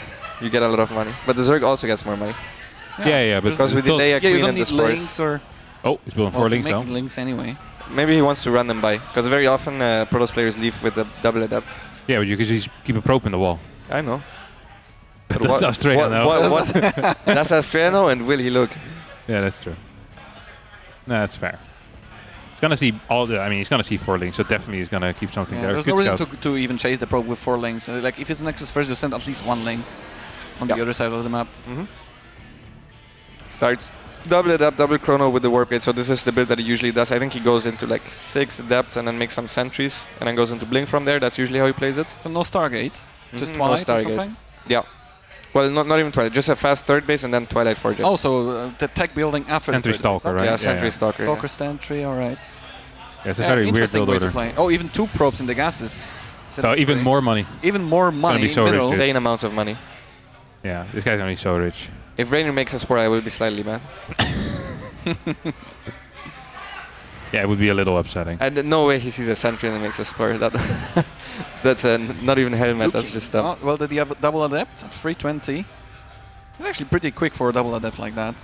Feels like a very similar timing to the standard gateway. It's the same. Yeah. Chrono boosting out the warp gate. More adepts on the way. He should have made the sentry on the top gateway and not shown it. Yep. That was a big mistake. Because now you know there's no tech. Confirmed. I mean, if he prepared, then he already knew, but now he knows for sure because Protoss doesn't have that much gas early on. Is the random probe coming back? Happens to the best. Yeah, that's when you just press the collect. The collect button and the probe goes back to the minerals that it mined from in the main base of the Zerg. Obviously all intentional, just to scout, to make sure that the Zerg is still there on the bottom right side of the map. Yep. Twilight Council, I think he's going to warp in 1 more run of adepts and then fake pressure and then he goes into a blink push, which is pretty committed. So I think the best thing to do against this is you just make a couple of Zerglings, drone to 66 and a mage Roach Ravager. So that would have been my response if I played against this. We'll see what Reynor does. That's really cool actually, very interesting build. There's the 6 adept pressure, getting pushed back by the queens. There's not too many links yet. The adepts are splitting into the third base. I think you get some damage. There we go. Mismicroing a bit. Only 2 drones so far. 3 for 2 adepts. It's an okay trade. A little bit of a drone pool as well. It's alright. Especially since the first base of Astrea is on the way. I think I will take it as a Protoss. I wouldn't be unhappy. The thing is he kind of likes this as a second prong together with his Blink All-In. So he has like adepts on one side and Blink All-In on the other and then it shades into the natural. I'm gonna try again with a... he's just gonna leave them there, I guess? Yeah, he's gonna leave them there till like that. There's some sort of distraction. There's actually a DT shrine on the way just to be safe. Not sure what he saw with the hallucination that made him do that. Maybe the lack of gas and the roach horn being done. Gonna lose a second probe here, a little sloppy. It's not necessary. 2 adepts are gonna go in, does see the links of course and knows that there's not going to be any links defensively. Oh, misses his first 2 shots again. Yeah, and he didn't even fire right away, so that could have been way more. Yeah, there should have been 4 or 5 workers there, a little bit sloppy out of Astrea, who is getting, like you mentioned, Blink, a Prism right now. We're on 6 gates, I believe, or 4? 5 gates. Fantastic. Almost got it, Kevin. Yeah. How expensive is Dark Shrine nowadays? 150, 150. 150. Do you think he should cancel that once he realizes it's not an all-in? Yeah, I mean, he could. I don't think. I don't quite know what the point is. I don't think he wanted it for an all-in though, no? I'm not quite, because he didn't see anything weird with the hallucination, and he had pressure with the adepts. He saw drones come out. You think he's gonna warp in DTs and then run in one base at a time and hope? And pray. There's no. Yeah. I mean, now he won't do it anymore probably because the overseer is gonna scout it. Much faster infestation pit though. Swarm host? No, it's lurking. I don't think so. Has to be a faster hive, right? Yeah. I know he likes swarm host though. Yeah, but like not against Blink, fast Blink. Yeah, like Swarm would be awful here. Yeah, I don't like him either, but... It's a little bit of... this is not going great for Astrea, is it? Well, his worker count is okay. He is going for the one DT warpman. The question is, did Reynor actually see the Dark Shrine? There's no Forge, by the way, keep in mind, he just started it now. I don't think Reynor will be watching for the DTs, no? Like, there's no unit in position. The DT is already warping. There's an Overseer. He realized Feels now. like a bit of a panic Overseer. He's not even going to be in the position for the DT. There's a Spore. Oh, there's a couple Spore. of drones, actually. okay. Yeah. Couple of drones will go. That is completely The fine. Hydra that's then is fine. way too late. Like, this Hive is gonna be useless. What if it's just for very quick adrenal glands? Yeah, that would be super weird considering he's going low. Okay, range upgrades. Maybe it's just for Vipers initially? Yeah. He believes like a double robo type of play. No, I think he just forgot the Hydra. Yeah. This had to be the Lurker then, I guess. Yeah. Yeah. Yikes. Like, he still usually goes for double Lurker then, right? For double upgrades, but he's not very rich at the moment. He's also struggling to drone. I wouldn't really like that. I would much prefer one Lurker than... Yeah, three. of course. In this position, for sure. He really doesn't have that much money. Yeah, the thing is, Astrea also, his army is not that good though. He can't really, like, if you want to hit a double robo timing, with especially if he wants to go Colossus, having some sentries would be nice. He has none of them, I think, or at least one maybe he left at home. He doesn't really have any gas units, his upgrades are very late, so yeah, one sentry. Maybe he rallies Disruptors here instead? Yeah, I think he should go Disruptors, but I honestly like Reynor's position, even though his worker count is quite low. Okay, now he pushes it back, should go up to 81, 82 or so. He's already adding a couple of drones at this moment. Scouts the fort base as well, which is nice. He knows that it's very late. 8 minutes for a TOS fort base is late, especially given how fast the third was and the fact that it was a Nexus first as well, of course. It's very hard for Reynor to do any kind of counter. Oh, maybe this Warpism? I didn't even know you can hit there. Nah, barely. All right.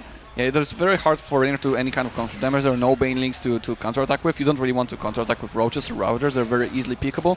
So Astrea is free to probe up, get the fourth base. As soon as the Disruptors are out, even the Roaches, like mass attacks, are not going to be that useful. So Reynor is basically stuck on his side of the map, try to tech up to the Lurkers. Is he going for the double Lurker then? I really am wondering, because the Hive should be done now.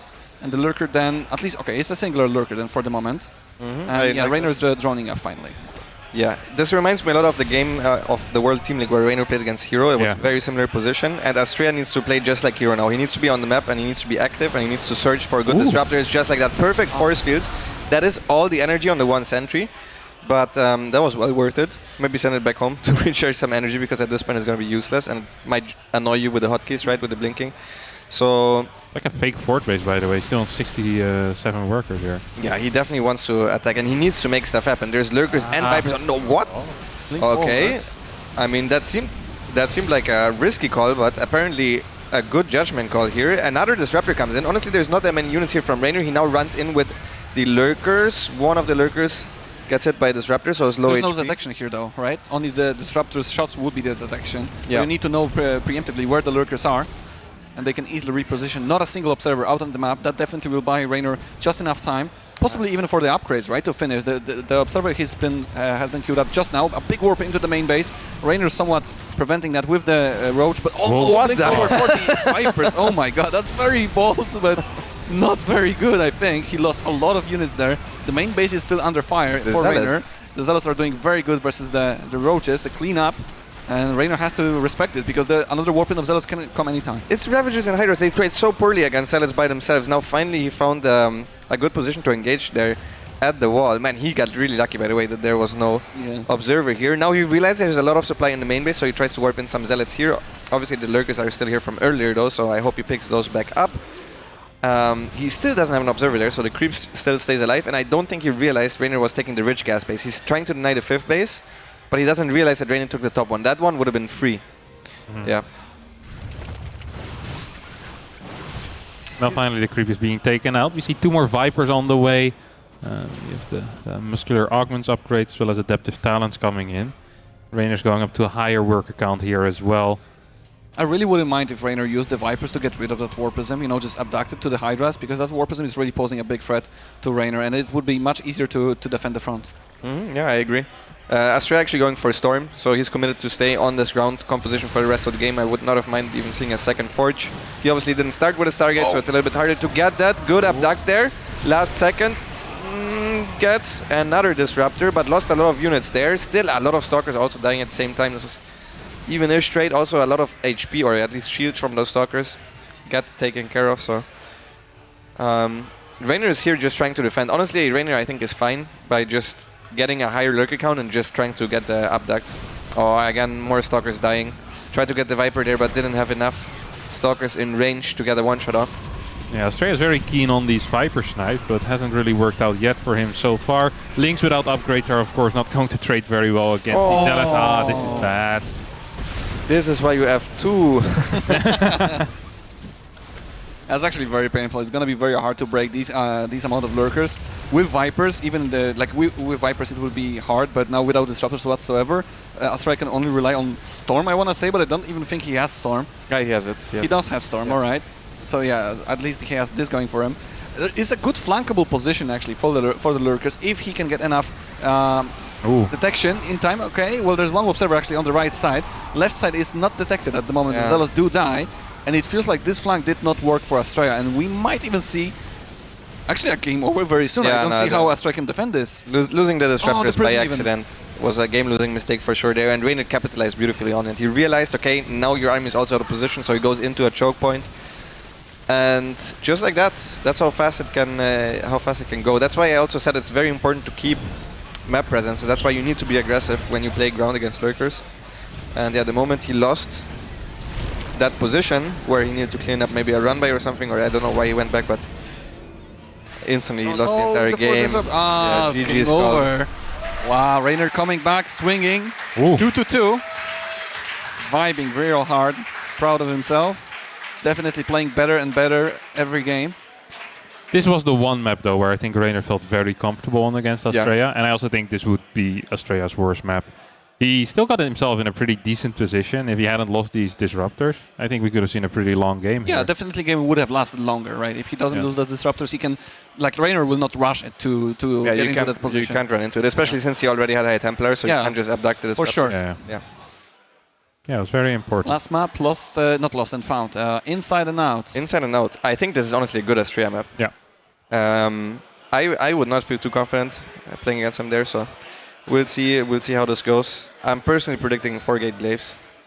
Just the standard 4-gate glaives? No trickery with the one more adept than usual. With the one more adept than usual. So 9 to start out with. And maybe he starts with split up adepts as well. He likes to do that sometimes. It's possible. Maybe he has something else prepared for us. One more build. He might also go for the DT drop again. He also played Reynor somewhere recently where he also got into a good position with the DT drop build. So maybe he's like, okay, this worked for me already. Maybe I'll just do that again. Yeah, it worked in game 1, even though it was scouted. So maybe if I do it better, maybe it will work even better. Yeah, that's definitely a thought.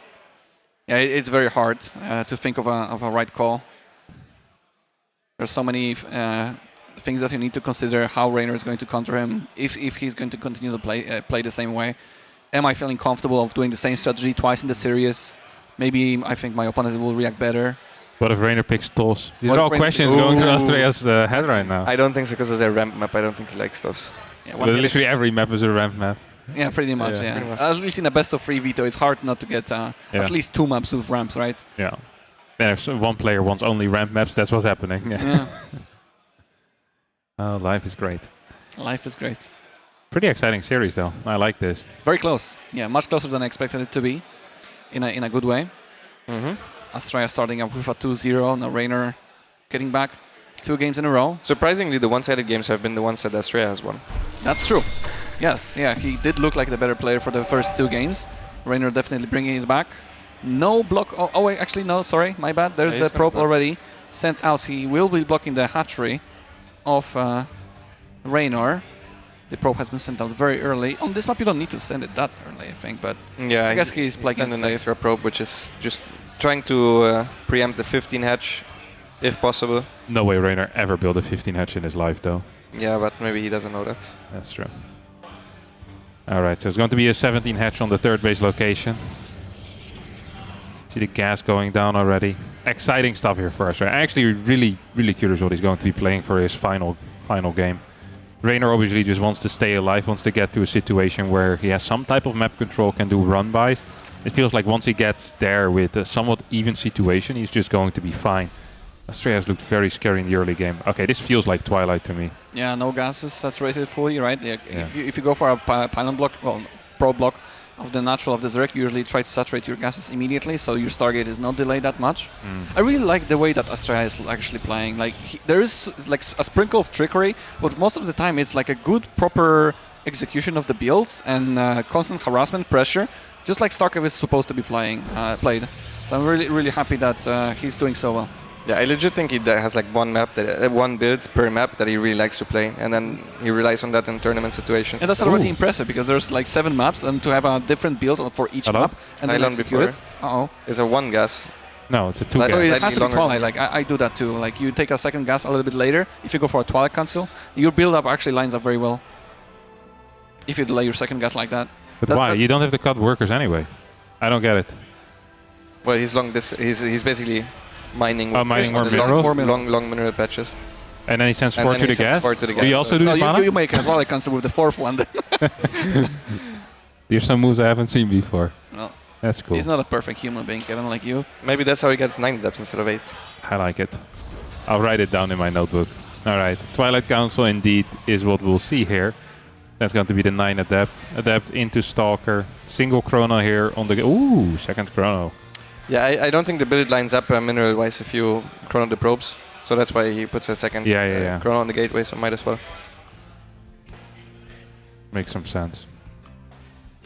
Reynor going towards the gas side of things, so you either have the chance to go to a pillar, but it's quite far away from the natural, so Reynor instead goes to the dead airspace where he can see the geysers at the natural. No way that shade is ever going to finish. Yep, it's literally not possible. Well, it is possible, but I've never seen it happen before. 4 lanes, faking link flood or something, or just trying to be cheeky as he sees the adept being on the other side of the map. So did Reynor make 8 links? Can we check? 10. Oh, that's really bad. And if he catches the adept, it's fine against Glaives. Okay, he gets 1. Yeah, that's really for nice. sure. That one is dead. Yeah. He can even pressure the wall off of the Protoss now. The Stalker in the wall, yeah, he has a battery. I'm not sure. A pylon would be better. Now you can kind of break the battery, but he doesn't try it. This really sucks for the build order, though. Yeah, you wanna keep the Zerglings alive as well. Pylon just starts now. He's gonna be supply blocked for. Yeah. It's just because of this battery. Oh, that feels so bad here for Astrea. Nice catch by Reynor, though. Yeah, that was well done. At least he's going actually 3 instead of 4, so he should go Robo Bay already. I think. And double definitely a Robo Bay. Before like the initial warp in, Yeah, should yeah, have probably. Yeah, you definitely can afford it as well. Observer. Oh. So he's just gonna take a fast third, I guess. Yeah, that's interesting. It's gonna be a really fast third. The entire build revolves around clearing the creep, turns out. So this is the 5 adapts that I talked about earlier. So if Reynor listened while he was walking by, he should know that this is Glaives and not DTs. He's still making 3 spores though. Yeah, he's very great. So maybe he didn't listen to me. Astrea is supply blocked again, by the way. Was supply blocked for quite some time, especially on the probes. It matters since this is a macro. Did he make a second observer now? I think so. I think so. Yeah, he makes what? A observer. I'm not familiar with this build. Right. Mana, Maybe, take it away. Maybe the nerves get into him, you know. This is not that great for Astrea. I mean, the fact that there's 3 spores is nice, I guess. Reynor's also going to build 3 more roaches. Reynor is respecting this a lot. I feel like he wanted to go Robo Bay, but then the Overlord was next to the gases, so he didn't want to take the gases right away. And at this point, he's just freestyling. That's my guess. Yeah, because there should be a tech building already, either a Forge or a DT Shrine or Robo Bay, ideally. It should be already done for Astrea and probably be producing Immortal. Well, an Immortal in this case. No Forge. It's so late though. You can't push with that. Yeah. It really does feel like a bit of a freestyle now. Okay, gets 1 worker, good save on the second drone. That was a quick spore. Cancels the shade. The links are in position. Still gonna lose 2 more there if Astrea wants to. Barely. One more. Oh, Reynor not following there with the Zergling. So 4 drones overall. He even made some roaches, which is nice for Astrea. Those were not necessary since it was a 3 gate, and also the warpins were kind of delayed. Gets another drone. Astrea being really nice here with the warpism. Astrea is flowing a fair amount of money as well as gas. I'm not quite sure what he wants to do with it. Okay, there we go. Robo and Blink at the same. Okay, this build is not a build. It does feel like he doesn't have an exact game plan anymore. He's just trying to freestyle it a bit. He definitely could have made either a Robo Bay or a Forge or the Blink a little bit faster. Floating a little bit of money just it does make it look like he's thinking about what to do next rather than intentionally already doing what his plan is. I'm very surprised he keeps warping in adepts because he doesn't have anything to go with them, you know? Yeah. Fake push within a model to scare the Reynor? I'm not sure. Reynor sees everything. Can we see the... Okay, so there's 2 Immortals, but this should already arrive at this point, usually. Yeah, the Immortal production could have been a bit faster for sure. Kind of like the Spire here, honestly. Yeah, I mean, usually it's quite risky against Glaives, but Like, if this was a real 6-gate Immortal follow-up, Reynor probably would be in a little bit of trouble, but because this isn't, well, there's actually not that many units here, now that I look at it. Oh, the split adepts on the third base. Oh, those adepts adepts. can do a lot of good damage. spin oh, out they're of killing Reynor. the roach. No, there was 3 drones that should have been dead. Yeah, for sure. Nice defense actually by Reynor. Queens at the front to tank damage, both of the Immortals and the Adepts.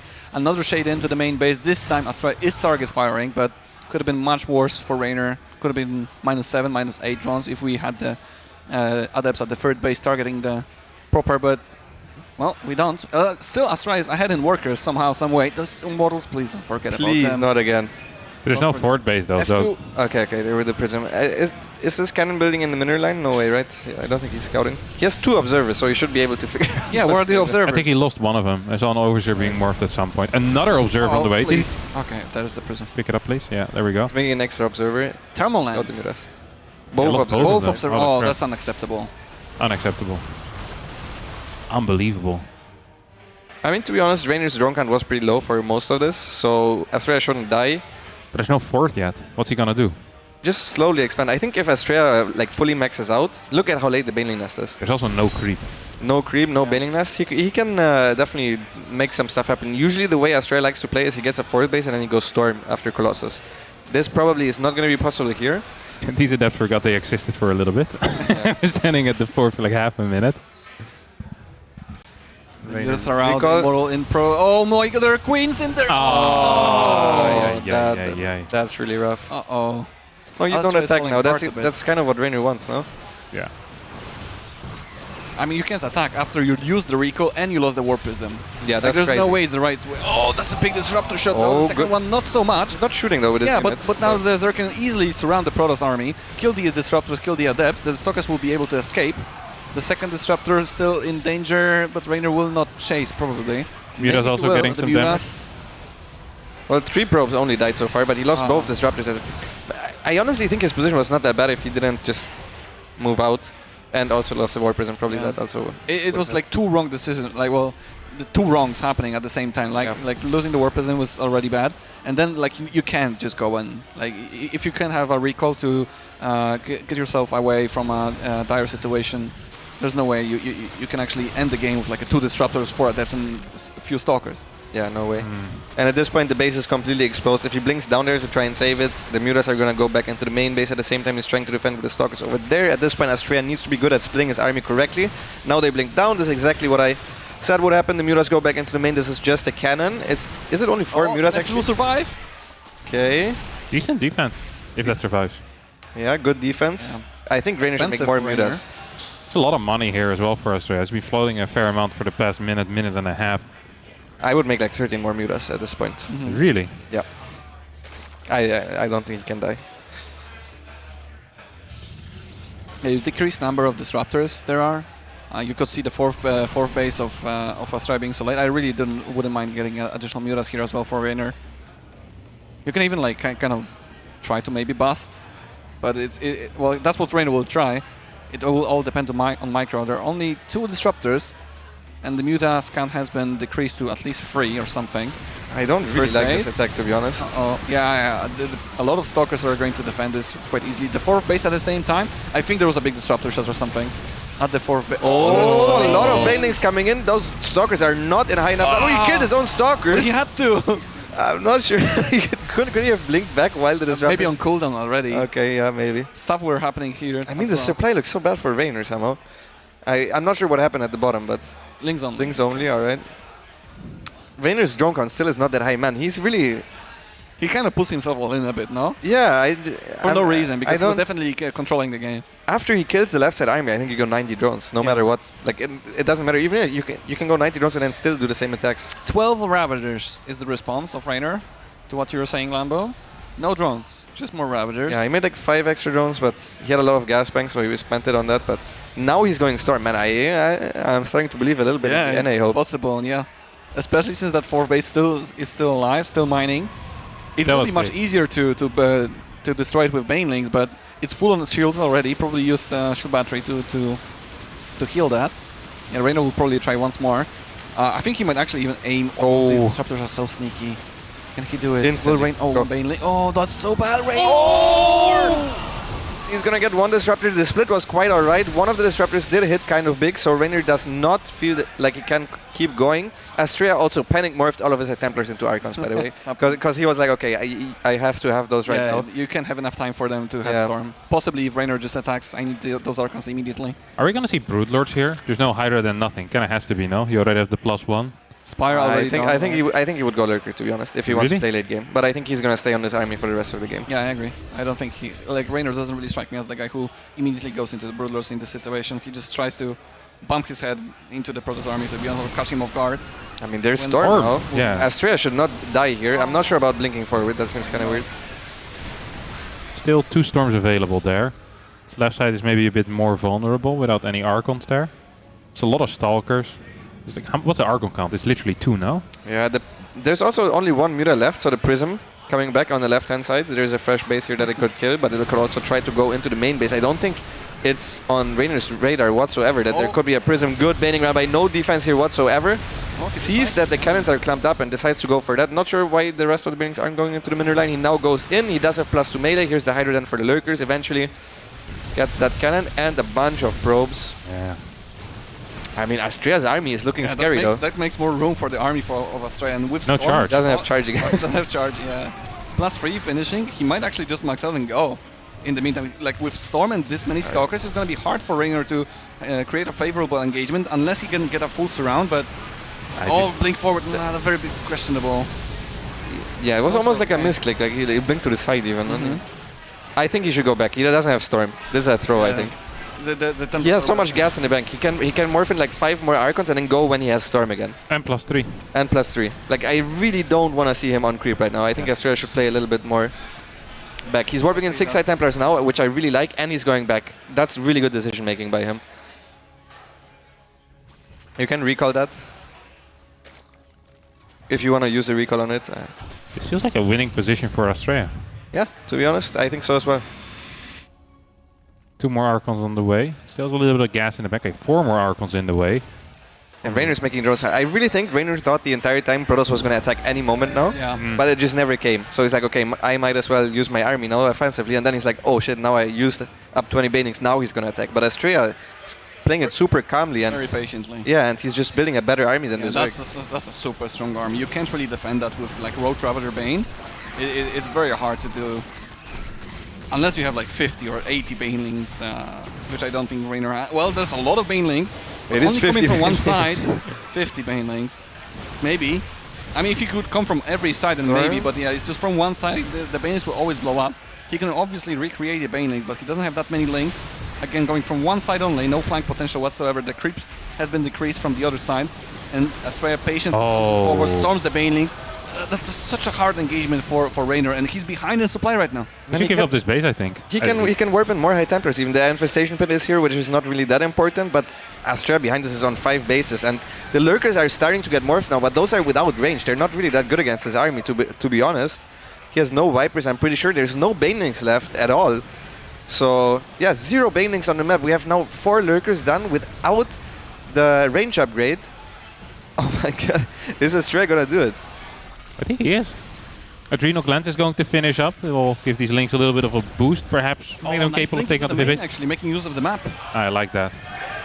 Oh my god, he's blinking into the main base. At the same time, the Lurkers are exposed. Let's see if he tries to capitalize on that. The Hive goes down. He made 1 Viper beforehand. I wonder if he queued up the other Lurker upgrade as well. Or if that even gets cancelled after the Hive is not dead, I'm not even sure. Yeah, it didn't. So those Lurkers are going to have slow burrow for pretty much the rest of the game. I would be surprised if that game takes longer. Yeah, but the range is the more important upgrade. For sure, for sure. A lot of probes will go, or well, 4 probes go down. Recall gets used. His little run by will get spotted by the Zealots, which is important, because it allows Astrea to get back into position. Astrea isn't really in a hurry right now.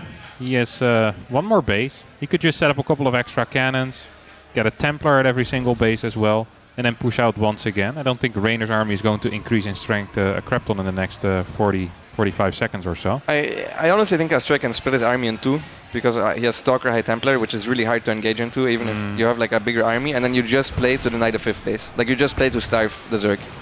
So he is exactly what he's doing. I love it. Well, the one Viper has definitely a job to do. Abducts 2 Archons. Well, gets the second Archon. There we go. Pretty much for free. A good split from Astrea, denying the 5th base of Reynor. It's gonna be very hard for him to take a 5th base in the meantime. I think Astrea should kill these rocks, actually, so he can go in between more the right. maneuver, Yeah, and he's doing it as well. Yeah. Astrea has really good army movement in these scenarios, so he's quite good at these. He might not be a god at controlling a maxed out carrier army, but this type of late game, he's used to it. He used to play a ground late game when every other Protoss was already playing the mass Stargate style, and now once again he's retreating and storming. So even though he's not really killing that many units with the Stalkers, he lost actually a lot of tech units there, but yeah, that wasn't It's more great. important for Reynor though. Like Astrea's economy is bigger and will be bigger for a bit time. I like the Stargate transition here out of Astrea. I think it's a good call. I like the extra cannons as well. There's almost no creep on the map whatsoever. I don't really see a way for Reynor to get a 5th base. Did he just get an observer with a bile? yes. Nice.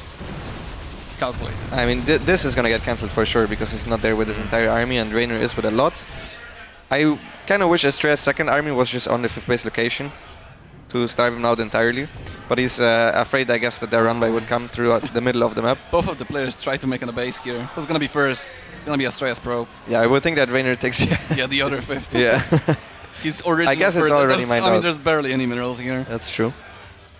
That Viper still alive, halfway done. As soon as that finishes, I would like him to add additional Vipers to make sure this guy has a couple of brothers or sisters. Oh, here he comes again. Very careful. No oracles, by the way. I feel like he could make some. Those are good in this scenario. Abduct? Maybe not Feedback? possible. Feedback, abduct, anyone? Any takers? No takers today. No supply. Sad warping. Hey guys, I'm here. I'm helping. And they're well upgraded. Links with +2, no carapace upgrades. It's a nice little position that Astrea managed to find there. Zealots are still getting the best possible fight there. Not a big deal, but it takes attention away from Reynor. That makes Astrea's army more easily positioned around this. Well, 5th base I want to say around Reynor, but can we really count it as a base? Maybe for the gas? Yeah, we'll count it as a half for now. Once again, it's just so hard to punish Protoss for splitting their army if they have a lot of High Templars and you don't have Ultras or something. Like the melee units, usually if you get a surround, you can clean it up very effectively, but with Roaches and Lurkers, you need to run in and then you have to burrow, and the other guy just runs back and storms. So I like the way Astrea is playing. Maybe now going for a surround, if he can. He's posturing for it, but obviously there is creep there, so he can just retreat. And Reynor's getting mined out on every base. He's getting mined out on every base. And if he is spending all his money and then there's going to be carriers and he does not have anti-air, he's going to be in some big trouble. He is getting +2 air already, so he's kind of preparing for that scenario, I guess. Why doesn't he just make it like 1 mute or 1 corruptor to deal with this warpism? He has free supply, it doesn't really cost him that much. Yeah, like he's patrolling like 15 supply of units in the main base. You for sure should. Although this warpism, it wouldn't die to 1 unit, it would just go back to of course, like, but at least you push it back. I like it. I like it. I mean, I would be very afraid to go here. Oh, the abduct as Reynor. I feel like this is a perfect surround. Asking to be made good abduct on the next Colossus, but actually get saved by the shield batteries. Now running into the cannons. This army is not good against cannons, besides the Lurkers that can outrange them. So now he's here. Oh, Overlord farm. Oh, but I think Reynor can go for a surround now with the Lurkers that were on the other side. There's a lot of High Templars here and Disruptors. He's setting up a trap here. Oh my god, he barely went out of range and instantly shot. So well microed by Astrea. Still retreating Storms. Constantly trading. It's just so annoying to chase this army as a Zerg. For sure.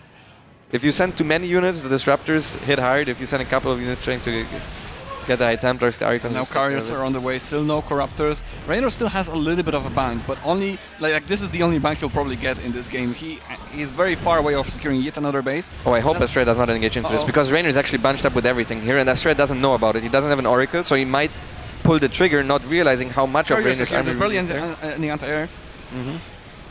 How many carriers are here though? I just see 1 for now.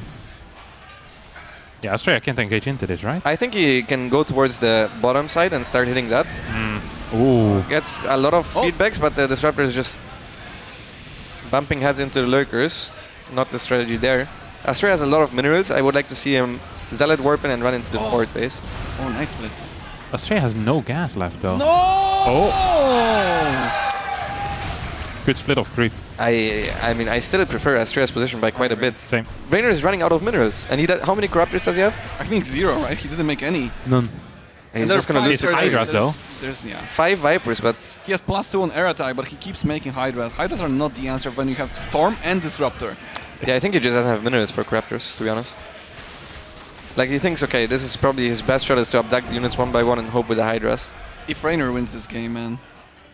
I think maybe with the bank that he has and the income, I wouldn't mind seeing Infestors. I think it's the one way he can win. True. Yeah, Neural. Just a surprise Neural, I guess. Yeah. That's the only thing. Like even Fungal would not really make that big of a difference. Oh, this could be good. Oh, okay. Couple of adapts, getting rid of the disruptors, but the carriers There's not enough anti-air, guys. And there's no carapace upgrades as well for the Hydra. So the carriers can just like. So what if they get abducted? There's no anti-air here. Reynor realizes he's sending all of his Hydras to the front. It's only 8 Hydras. Those don't deal well with the interceptors, and those don't even have carapace upgrades. The American looks to be advancing into the upper bracket semifinals, making it an all-NA semifinals. That's very well indeed. One of the final bases for Reynor is going to go down. 9 workers being taken out. Reynor looks a little bit flustered. Astrea is going to be very happy with this win. 3 more carriers on the way, +3 air weapons as well. 4 more Hydras are being produced. At the same time, Zealots making their way over towards the bottom right side base. Lurker still in position there, but the spores will get taken out. And still Astrea is taking it slow, does not want to rush into anything he isn't quite sure about. Finally is getting an Oracle here, I'm a huge fan of that. An added layer of detection. Oh, it's for the harassment for the drones for sure. Need to get rid of that economy of Reynor. You saw there were no spores at the 5th. I mean, Astrea's he's been playing it beautifully. Like the way he played patiently, and then he constantly just moves around, just tries to deny the economy of the Zerg. This is how you're supposed to play against lurkers. And yeah, he's been demonstrating it quite nicely here. He barely made any decision-making mistakes, right? It was all like, oh, maybe I lost a War Prism here because I was not paying attention, or the disruptors. Yeah. But most of the time, like build order or the decision-making or like unit movement was very good. And GG gets gold. Astrea takes it 3-2, makes it to the semi-finals to play against Neeb, USA. He's really happy. I think we're gonna have him here for an interview as well. Fantastic games. Astrea immediately joins us here. Fantastic. Get on the headset. What a series that was, Astrea. Congratulations on your 3-2. Getting into the semifinals, beating Reynor 3-2. How does it feel? I think this is the first time I've been this excited playing StarCraft, honestly. This is like, I think this is the biggest win probably of my career, honestly. That's fantastic to hear. Here at HomeStory Cup 21. That's right. Biggest career move. You were up 2-0. Yeah. And then Reynor started to, well, basically defend your attacks. He played very good late games as well. Yeah. And it was 2-2. Were you worried at any point, like let's say in game number 5? Oh, I was very worried game number 5. I messed up my build slightly, and his Lings caught my first Adept, so that obviously makes the Adept push a lot weaker. So yeah, I thought I was at a disadvantage out of the openings, honestly. Yeah, I think in a lot of the games, Reynor played a little bit too safely, so you actually went into the game sometimes even ahead. In the last game, I think you were a little bit behind, especially after you lost the War Prism and the push failed. Yeah. It looked really dire, but I mean, great play overall. I have one question, and that is, can you actually hear the crowd here? Because when we were doing introductions, every time they cheered, it was actually for you. You have an insane NA crowd here. I'm not sure who it is, but they love you.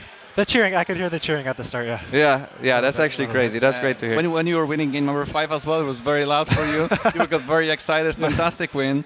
Because of the first 2 games, especially, I wanted to know the Nexus first that you did on Cosmic Sapphire. Yeah. I am just wondering, like, do you think it's just better? Do you actually get more money? Do you like it? Because you're probably the only Protoss that does this kind of build. Do you think it's worth it, or just a little bit of a mind game to not show Reynor what you're capable of? Honestly, it's probably similar-ish. It's just that no one else plays it. But when you play Nexus first, you have a few more probes, but your tech's later. And instead of tech, like a fast Oracle or whatever, you got 6 Adepts. So that's to cut the worker count instead of a couple Oracles. I don't know. I like playing it. It feels nice. So highly recommend it. Highly recommend it. Yeah. Make Nexus first be in the semifinals of HomeStory Cup 21. Your next opponent is going to be Neeb, yet another American. Yeah. And yet another Protoss. Do you have anything special prepared, or do you feel confident in PvP? It feels like you versus Neeb happens quite often. It happens quite. I've lost a couple of times. The last couple of times I've played him, so I'm not too confident. But I mean, I'm more confident than playing Reynor, so I've got that going for me. I don't know. I'll think up some good builds and do my best. It does seem that you keep winning versus the players that are, let's say, favored against you. It's happened as well in the group stage. You keep beating the guys that are favored. So if Neeb is favored, then that's probably a good chance for you. Maybe. I think that more has to do with my PvP being questionable at times in the group stage, but I like the mindset. I'll try to take that. Kevin? Any questions? In all, beautiful play in all the games. I think the decision making was fantastic to watch. Very patient all the time. And pretty much every call that Lambo made is what you executed. And that's a rare sight to behold. So I think if you watch back the VOD, you'll be very happy with how you performed. Okay. It was really nice to watch. It's genuinely good. I especially liked your army movement, denying the 5th base and splitting your army. I thought was great. I have just one question about the 5th game. What was your actual game plan going into that? Did you want to go for the mortal push, or was it because did you change it since you lost an adept? I just messed up at the start. I was just going to play a normal 4-gate Glaives build, but I do it with 9 adepts instead of 8. Yeah. And then play an immortal follow-up from there. But everything, I don't know what I messed up. The battery. You lost the adept and then you had to wall with a battery. Yeah, so I guess, I didn't you have got supply blocked. So anyway, yeah, the build just was slightly off it. Yeah, I don't know. It was a little bit rough at the start. Well, you still made the best of it, so congratulations for advancing. That was very impressive. Thank you. Yeah, fantastic 3-2 victory versus Reynor. Congratulations, Astrea, and best of luck in the semi-finals. Hope you can make it. Hope you can give us yet another exciting series. We have a guaranteed USA player in the finals. That's pretty pog. At least in the winner bracket final. Winner bracket final. Let's not get top 3. Let's not get out of it. Let's not push it, buddy. Come on. Just calm down for a second. All right. I know. Thank you so much, Astrea. Thank you. I'm not really sure what else is next. I guess we're going to cut it right into the break. Thank you guys so much for casting. What a fantastic series. We'll go into the break.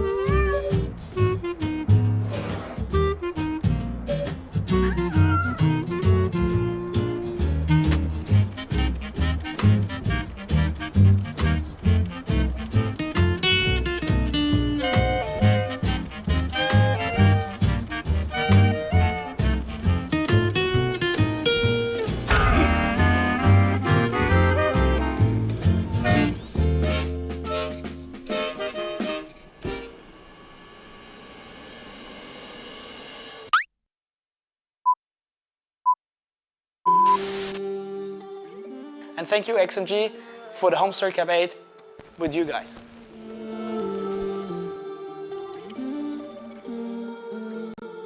Da musst du das Extreme auch ein bisschen präsentieren. Also da noch ein ganz großes Danke an XXI, dass ihr das Ganze auch unterstützt, und das ist ja auch so wichtig. Es ist irgendwie für uns so pudelwohl mit euch, dass wir freuen uns auf noch viel mehr.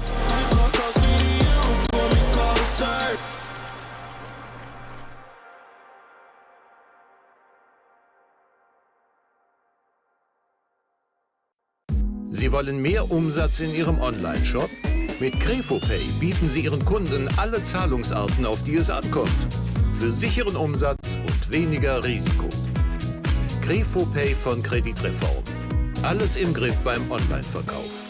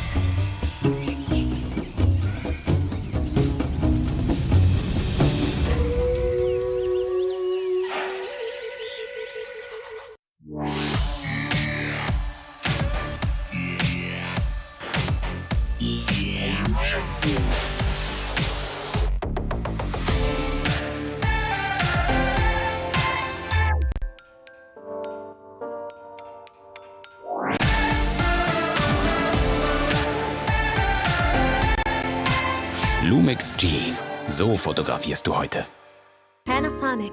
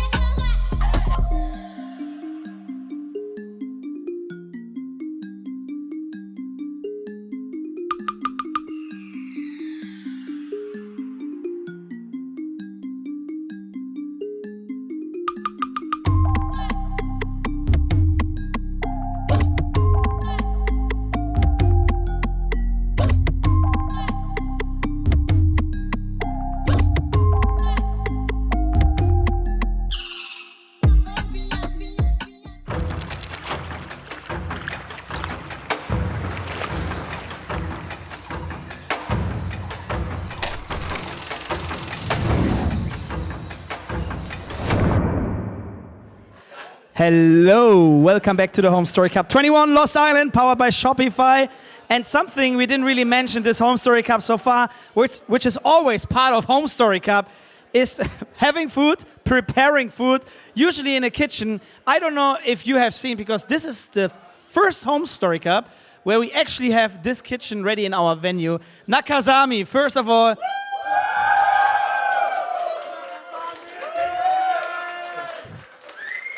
Thank you so much. He's the boss in the kitchen. He's also a long-time fan of the HomeStory Cup and StarCraft 2. You keep still watching the German stream, the English streams, everything. How's it going so far for you here? It's great to be here. It's great to be part of the show and making it something special for the players and for all here. And yeah, it's nice to be here and be a part of the show. He's an absolute beast. All day long, he's cooking meals for over 50 people here, from the morning to the night, 2 warm meals every day. It's a one-person army doing it. But I have a cleaning team. It's right here. Please, yeah, make some noise for this guy. He's insane. He honestly is insane. I don't know how he does it. He does it. No, man, really. Well, I mean, thanks to Sematic, who are actually partnering up here with our kitchen, we have the chance to provide all of this. I can't wait to get some more food. Man, I mean, I don't even know how you call it in English, to be honest. Do you know? I don't know. What do you do every day here? What is the meals you're preparing, that the people get an idea of what we get served by you? We had pork belly, we had fried noodles, we have tomorrow we make roast beef, and yeah, it's the good salmon. Stuff. Yeah, salmon. Oh, the salmon was really nice as well. Always nice side dishes on top of that. This guy is just insane. I honestly just want to say thank you to you, because you support us so much by handling all of this. It's a lot of work. You keep working here all day long. Yeah, you can see the food around. And yeah, I mean... It looks a little bit messy right now. But it's, honestly, for a HomeStory Cup, this looks really clean. For 50 people eating here, all the players. You know, I just came up with a few plates from the VIP area. Believe me, I mean the players, that you are all awesome. You are great. Not the cleanest guys in the world. I mean, they are really not. But they enjoy the food, they enjoy the meals, they enjoy the time. I hope you enjoy the time here at HomeStory Cup as well. Anything you're looking for at this HomeStory Cup? Any game, anything else? The small after-show party tonight, will you have the energy and the power to grab a beer with us tonight? I will, and I hope I wake up ready tomorrow to be here for the lunch, and yeah, just have a great time here with you, the guys, and the fans, the crowd. It's awesome to be here. Thank you. Thank you so much, Nakasami. Nice to have you here. You guys better stay here. We already had a lot of great games today, which made us a little bit late in the schedule. So let's not waste any more time to keep watching great StarCraft 2 here at the HomeStory Cup. See you in a bit.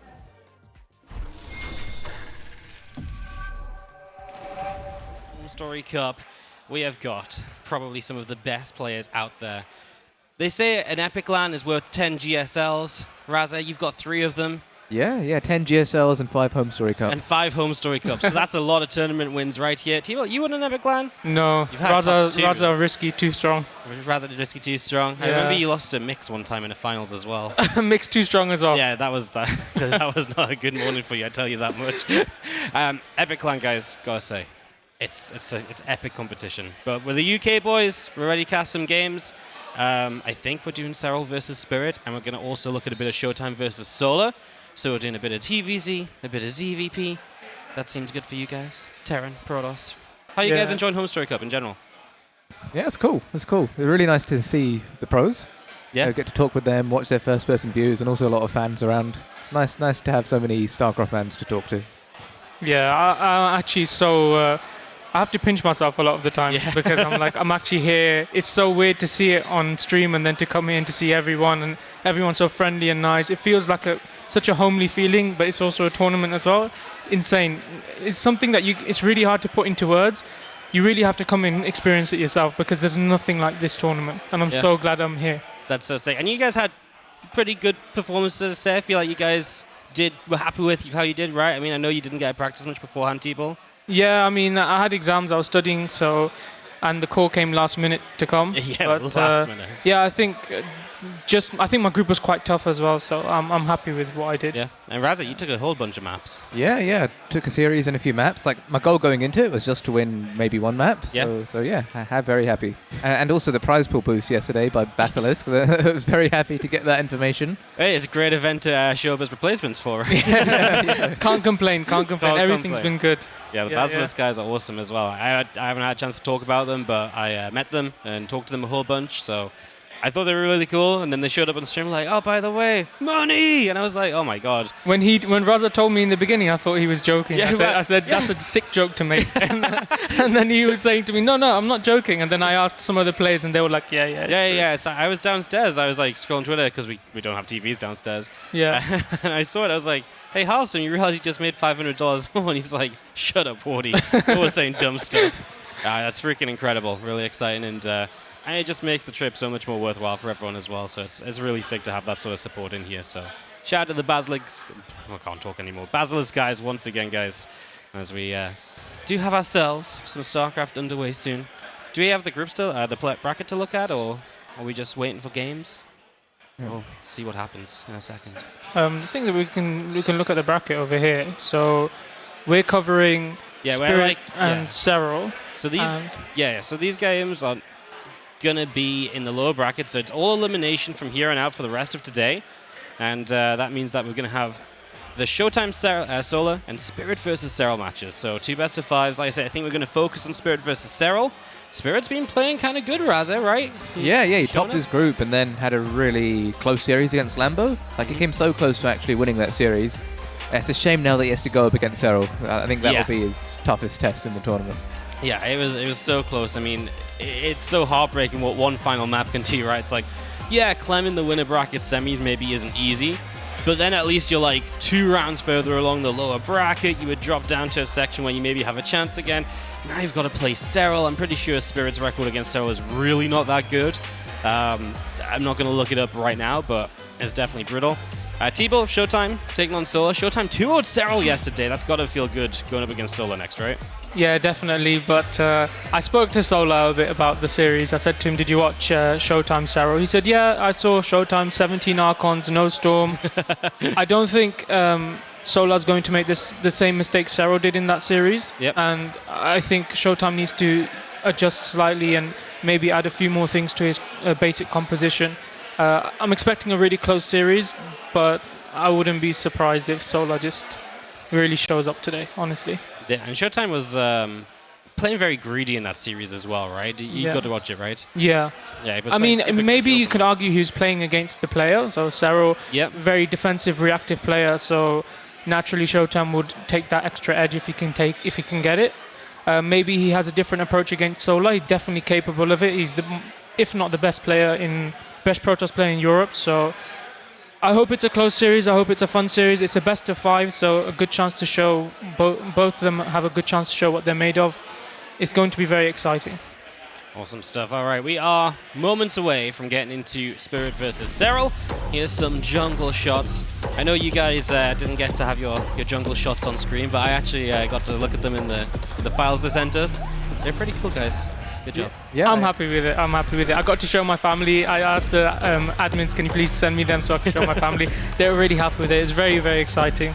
And these ones are really good as well. Serral. Yeah, I like Serral. It's really cool. I like the ones with the animals in them. Those are pretty cool. I like how that one just has Serral with a freaking butterfly whizzing around his head. Only Serral, right? Well, you know, when I went in the butterfly bit, they just flew into me. But Serral obviously has this aura. The butterflies know you don't fly into this guy and get out alive. So, very cool. All right, here we are. We're going to start up on Stargazers, and it is going to be in the top left-hand side of the map from Ents Esports, the red Zerg Serral. And in the top right, spawning as a blue Terran, we have Spirit playing for Kaiser Gaming and requesting a pause. Nice quick pause. Maybe a hotkey or so. Obviously, these guys do sometimes have to change PCs and stuff, etc. through the day, so little things can happen. No sound, that's a good one. That's a classic. We've all been there before, so. At least it's not a lag issue or bottleneck issue, Yeah. so I think that can be done. We've had some of those, haven't we? Yeah, I think that can be sorted out quite easily, and we can get back into this series. I'm actually really excited for this. I think if there's a chance for Spirit to make an upset, it's probably here and now, just based on Serral's recent games. Yeah. I'm not sure what's wrong, but I feel like this is not the Serral that we know, and that's basically just been dominating on a tear. I feel like something's a bit off, and maybe he just bounces back and says, you know what, just had an off day, I'm here, I'm ready to play, I'm ready to just dominate through the lower bracket and come to the finals. Or Spirit can really show up and say, you know what, you've shown a bit of weakness, let's go, I'm ready to take you on. Yeah, it's going to be really interesting because even earlier today, like Serral, yeah, he 3-0'd Su, but he really let Su back into games when I feel like the Serral of old isn't that kind of guy. And I know sometimes it's like, he plays to get ahead later and he likes that too, but today it felt unnecessary. It felt like there was moments where he had such a lead, he should have just been able to get in there, get the job done, move on to the next one. Because to me, that's Serral, that killer instinct, right? Yeah, he's got epic macro, but he's not afraid to attack you if he believes he can end the game. I feel like that has been missing a little bit.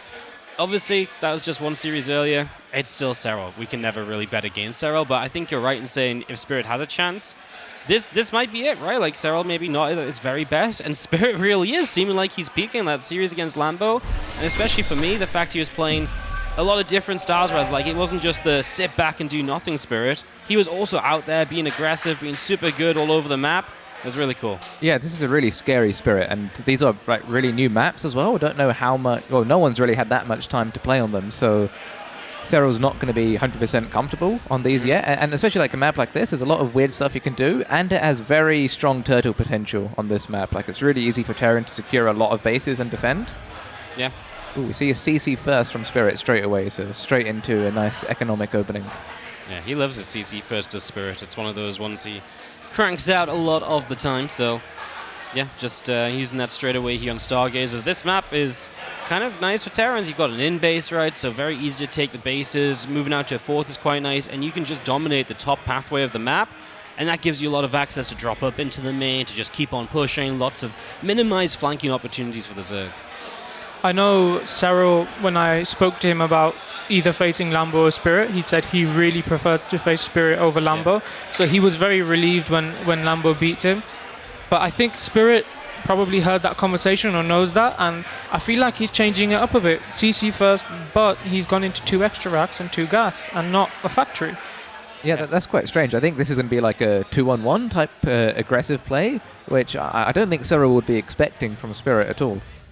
Yeah, it's actually, it is kind of unique, right? 2-on-1 off the back of the CC first, so very eco-focused.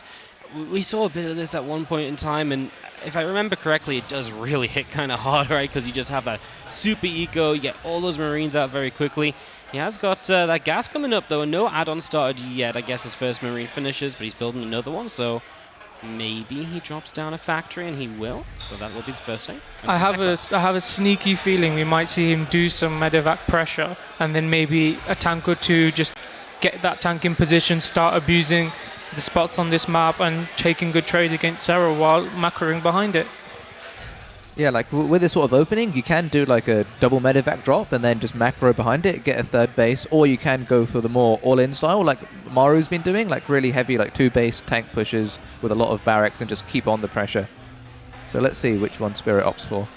Yeah, that's the real dangerous part of these kind of builds. It's not just one thing that happens and you're on to the next one.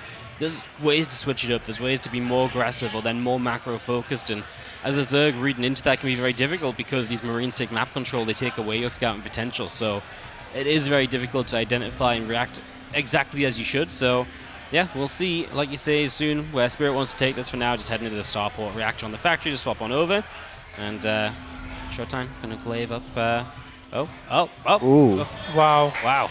ShoWTimE, not known for his glaive openings, I would say. More of an Oracle player, really straight up, wants to poke and scout you and get into that mid game. Probably really surprised Solar with that glaives opening. So that's very nice to see. Yeah, it's really cool. I'm excited to see a bit of ShoWTimE and so I know we can't not show Serral. Everyone wants to see Serral all the time. But I really feel like that ShoWTimE Solar series is going to be good fun to look into in between the games as well. So excited to see that a bit later on. Here is Serral's scout, and he sees the barracks, and he's going to see all the Marines, and he sees the starport and the factory, so pretty nigh on perfect scouting. You don't get much more information than that. The only thing he won't see here is the tech lab going down on the factory. He can probably make something of an assumption towards that. Yeah, Serral's got the information he needs now to defend this first double medevac drop, which will be on the way soon. And Spirit's probably not very happy with that scout. He had a Marine patrolling, like in the top left side of his base, but that Overlord snuck in and Spirit's Marine just wasn't ready for it. Zoun needs to... It looks like he's going to counter-attack. Doors are open, Lings go in, but then they see the Marines and come back out. And I think now Spirit's aware of these Lings. He's going to keep that door closed while he sends the medevacs with Marines across the map. Tank in production, combat shield also. Maybe that follow-up push I was talking about, that follow-up pressure with an extra tank or two in an abusable position. SCV going towards the back base, dropping a third base there. I like that overall. Yeah, so this is like a good middle-of-the-road mix of like aggression, but with a good economic third base behind it. So Spirit needs to get some economic damage here, or at least just like force a lot of units, maybe pick off some queens and slow Serral down, but he doesn't need to end the game at all with this. And we go. Obviously a lot of queens here, and we do see Spirit going to get some damage onto one of them. Immediately just lifts up, keeping his units alive is very important. He is probably now going to go and try and hunt some creep spread over on this right side. This is going to be most likely the position he pushes in the most throughout the course of this first game, so not too surprised to see him unloading here, and I assume just waiting for a scan. Been there, done that, wanted to scan, couldn't. Oh yeah. That's kind of sad, yeah. It's really annoying when that happens. You just assume you have a scan, but sometimes that doesn't happen. Sometimes just too good at dropping them wheels, man.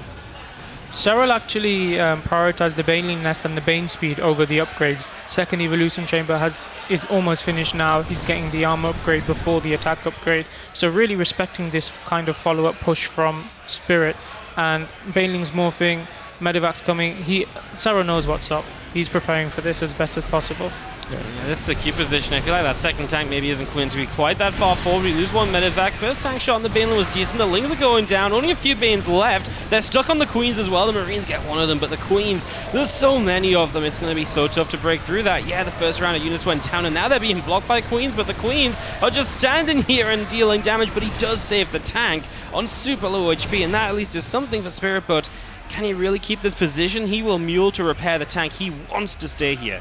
I really feel like Spirit missed an opportunity with that second tank. If that second tank was more further back, he could have got a lot more damage done and maybe killed a few Queens off. And with the Liberators joining now, the push would have been even stronger. But he's still going to stay, still going to try and look for some damage while transitioning. I'm not sure about this though. Yeah, this is way too far forward, man. Yeah, the Queen count's just been insane. And so it's like, well, you can attack me all you like, but if my Queens are here, if nothing else, I'll be able to buy time. And, you know, it's been good trades for Spirit, but just doesn't feel... I guess it's not that bad, right? I mean, you look at Serral's economy, it's only 60 drones at the moment. He gets to start droning it more. He is behind on upgrades.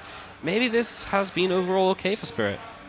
Yeah, like, he only needed to get a bit of damage done and slow Serral down. And he's forced so many Queens. Like, Serral has a ridiculous amount of Queens, which could have been drones. Yeah, these Lings are going to clean this up now, just trying to get some extra value. We get rid of one of those Queens. Liberator finds one final bit of victory. Well, he's actually going to keep dropping that same kind of position, but there's an overload to the top side that Serral is going to be using to scout. And with all of this focus into that in-base natural of Serral, there's no creep spread clearing going on elsewhere in the map. So if Spirit ever wants to like actually push on the ground, he's going to have to slow down simply to start clearing out those areas. And that's definitely going to be something that could be problematic a bit further down the line. Something's heading down towards the fourth base of Serral as well. I'm not sure. It's a Liberator queued up, so I think the push in the top is just a distraction so the Liberator can go in and do some damage. Banelings do connect, and Spirit's going to have to pick up and get out once again. He's been good with saving the tanks, though. You know, he's been really quick to unsiege them, knowing that this is a fight he needs to back away from. Identifying those things early has at least kept his tank count a little bit higher than it maybe should have been otherwise, so that's definitely been one benefit. This Liberator just been as annoying as possible, but does have to back it up and come back around this left-hand side. Yeah, this map has some really annoying Liberator spots, actually. Like, it's really hard to chase away this Liberator, and it can easily go between the natural, the third, and the fourth. Yeah, I think I'm going to start doing this. I really feel like Spirit's abusing the things that he can on this map, the things that he knows. The tank spot now, the Liberators everywhere. He's really trying to slow down Serral while he powers up, and it looks like it's kind of working, honestly.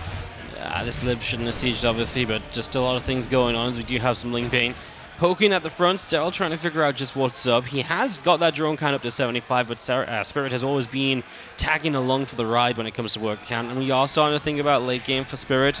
Goes to Academy, his 4th CC moving into position. He is building a 5th base. So Spirit's very ready to start turtling this up a little bit. And that is one thing we have seen Serral have some troubles with this weekend. Serral actually supply blocked at 160. He made 5 overlords at once. I think a bit too distracted with all this harassment. Spirit, meanwhile, securing his 4th base and finishing his 2-2. Maybe looking for a 2-2 timing attack, possibly? Yeah, well, we see Spirit adding on his 4th orbital, 4th base as a planetary, and adding another base. So I think he's getting ready to play a very defensive game from here, where he's not really going to try and end the game soon, but just try and trade well and deny some creep. Slings. Oh, Spirit has been fun with targeting Banes down so far this weekend as well. In that series against Lambo earlier, he had some amazing target firing onto Banes, which Roddy was saying at the time, it's not something you typically think of as Spirit. Like, yeah, the man's pretty confident if there's like 3 or 4 Banes rolling at him or something, but he's been a lot more confident today, and I feel like that's still shown a little bit in this series too. More CCs, again, not afraid of letting this go long. And Serral says, well, I've got to go into the Ultras. I've got to get something a bit beefier in my army so I can really start trying to bust down your bases and shut down some of that economy you're getting set up. What do you guys think about Spirit's choice of just massing tanks and going straight into ghosts over maybe like Widow Mines with the upgrade? I think it's quite nice just for the fact that he wants to play so defensive, and I think it's very map specific as well because he knows he can take so many bases so easily on this map.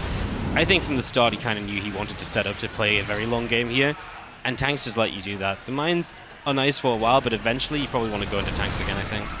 Yeah, like mines just aren't as supply efficient in the late game. Like tanks only are 3 supply, whereas mines are 2, and the tanks are much better overall in that end game scenario.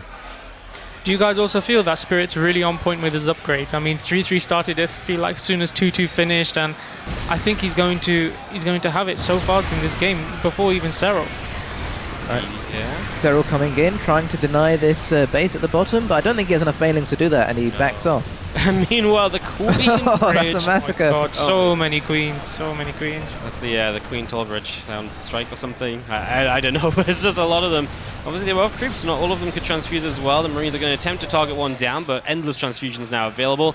And that will hold off that little drop of Spirit, which is the one thing he had on the map, trying to get some action going. I think the creep spread actually isn't too bad. Like, Serral had a very good job early on, but he hasn't really pushed it into Spirit spaces yet. Like, Spirit can still comfortably expand to the bottom right-hand side of the map without having to worry about creep. Serral is on 94 workers, looking to trade as cost efficiently as possible. Is setting up for a link drop, maybe a few banelings in those overlords as well. I'm not sure if Spirit actually has any defense or even knows about this. There's no sensor tower vision on that side, so this is going to catch him completely off guard.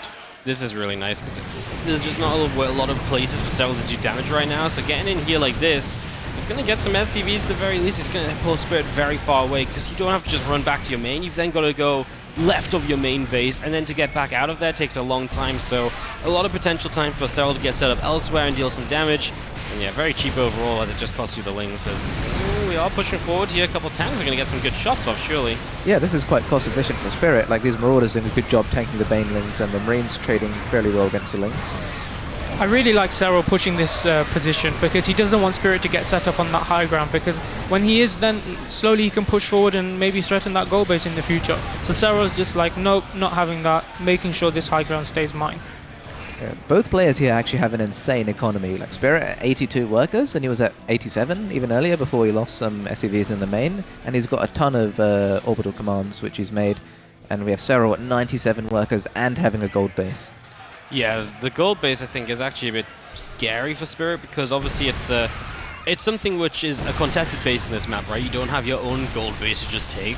So Serral getting them start mining from that very early on is going to at least give Serral that little bit of a income advantage and resource advantage, which is nice because obviously you're not going to trade efficiently into a Terran. It's just the problem for Terran in that scenario is that usually Terrans want to slow that base down at least a little bit so they have a better chance at kind of out trading. I'm quite surprised we see Ultralisks.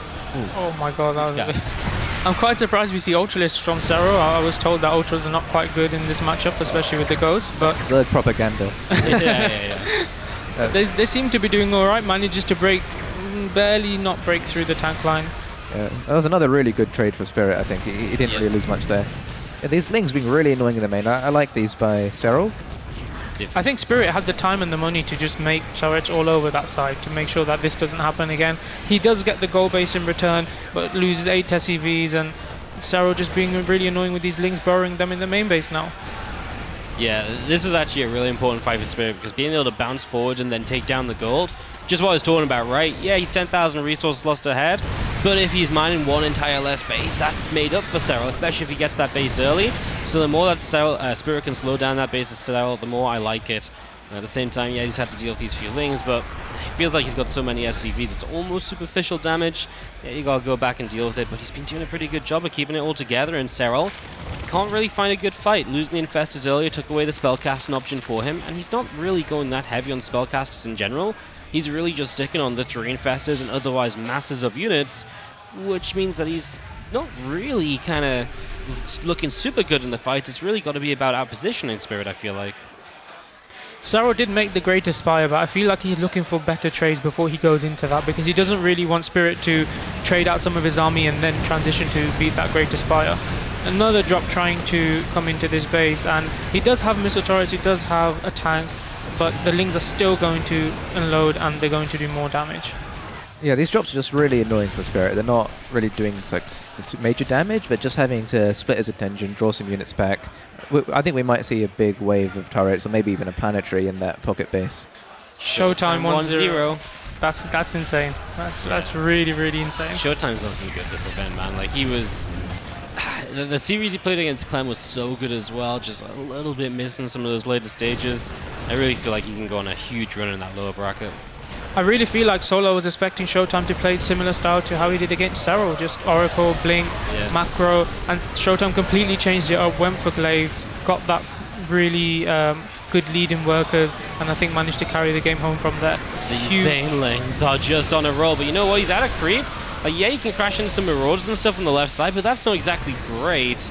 Serral spends a lot of money there once again for this fight, and Spirit nearly caught up with the band. He could have had them if he kept moving forward. Probably didn't expect Serral to bring them up the top side there. Another Marauder doing some tanking. We get some snipes maybe in line. Not quite just yet. I mean, Spirit just rebuilds off the back of this easily. What's the resources lost at map here? Give us a look again. Still about 9 or 10k, so still good for Spirit here, but again, Serral is a base up overall. Yeah, he's got that gold base back, and I think Serral having a decent fight there really helped him in just being able to secure this gold. And he doesn't have to be worried about Spirit doing a push to deny it now. He really wants to neural a ghost and EMP all of the other ghosts with that one Infestor. I feel like that's why it's there. Where are the ghosts at though? Like, there's not a lot of them down here. They're quite spread out. Only 8 on the field. Usually you want to do it when there's more and they're clumped together. But I feel like still just having that option always open is a very good play. Serral feels like, I feel like he's just trying to distract Spirit as much as possible so he can finish mining out that gold base, because that becomes a real point of contention when all of the other bases start getting mined out. He actually gets a base here, which is really nice. Serral has killed SCVs in this game, but killing the planetary slows down that Terran economy a bit, so that is a big win. At the same time, he's going to go to the bottom right side, try and do the exact same over here. Spirit's going to do a great job keeping SCVs alive at least, but he does lose bases. That will have to be replaced. We still have those lurking infestors that Serral loves to have set up around the map. Yeah, Spirit losing 2 bases there is quite big. Like, his mineral bank is almost non-existent. Spirit's got a very big gas bank though. I'd like to start seeing some nukes maybe from Spirit. Just try and get Serral busy on his side of the map. I really feel like Spirit needs to see this Infestor. I mean, he does have turrets. I can see them with the intention of being built, and hopefully they get built and then he can kind of stabilize. Missile turrets are really good at detecting those kind of things. Sensor tower does go down, so Spirit again going to be naked on that side in terms of vision. Bioforce just trying to catch some of the Lings up top, but that's a lot of Lings as well, and they are going to get the full wraparound surround, so got to evacuate away from that. Tanks at least will do a bit better. And again, Spirit just very happy to play the style that he loves to play here. We do not get all the snipes needed on that Ultralist that goes under attack over there. Finally it goes down. Banes keep rolling through for the bottom end of this trade, but towards the end, not quite as brilliant. And Serral again taking a big dip in supply. Yes, again, right now he has the money. He just has to be careful because, again, he's already kind of on the countdown, right? Like, again, the resources lost will be adding up against him. And if it goes too far, he's not got any other bases to contest or to take to kind of stop his opponent anymore. So it's, yeah, kind of wild. I agree. The top base has been, it feels like fortified now by Spirit. He's made the center tower. He probably has some units there as well. So now Serral's looking to just hit the top base that's open and the bottom side. But it looks like he has to hold that for a moment because he needs to defend this gold base. Yeah, and Spirit really trying to close in on this gold base, bringing his tanks forward, and he's got a nice wave of turrets on the high ground there. Ooh, nice sling run by. Yeah, good to get rid of some economy. This gold base, obviously not a lot of minerals left on it. Just taking that away. The fusion core going to go down. Did we finish advanced ballistics already? I don't think it finished. Oh, no. Oh, it did finish. Okay, that's good. Well, that's nice, at least. Not much need for the fusion core then. Otherwise, we do see that one ultra does go down. Has to get rid of it. Maybe a sniper on the overseer would be nice, but it's just too far gone.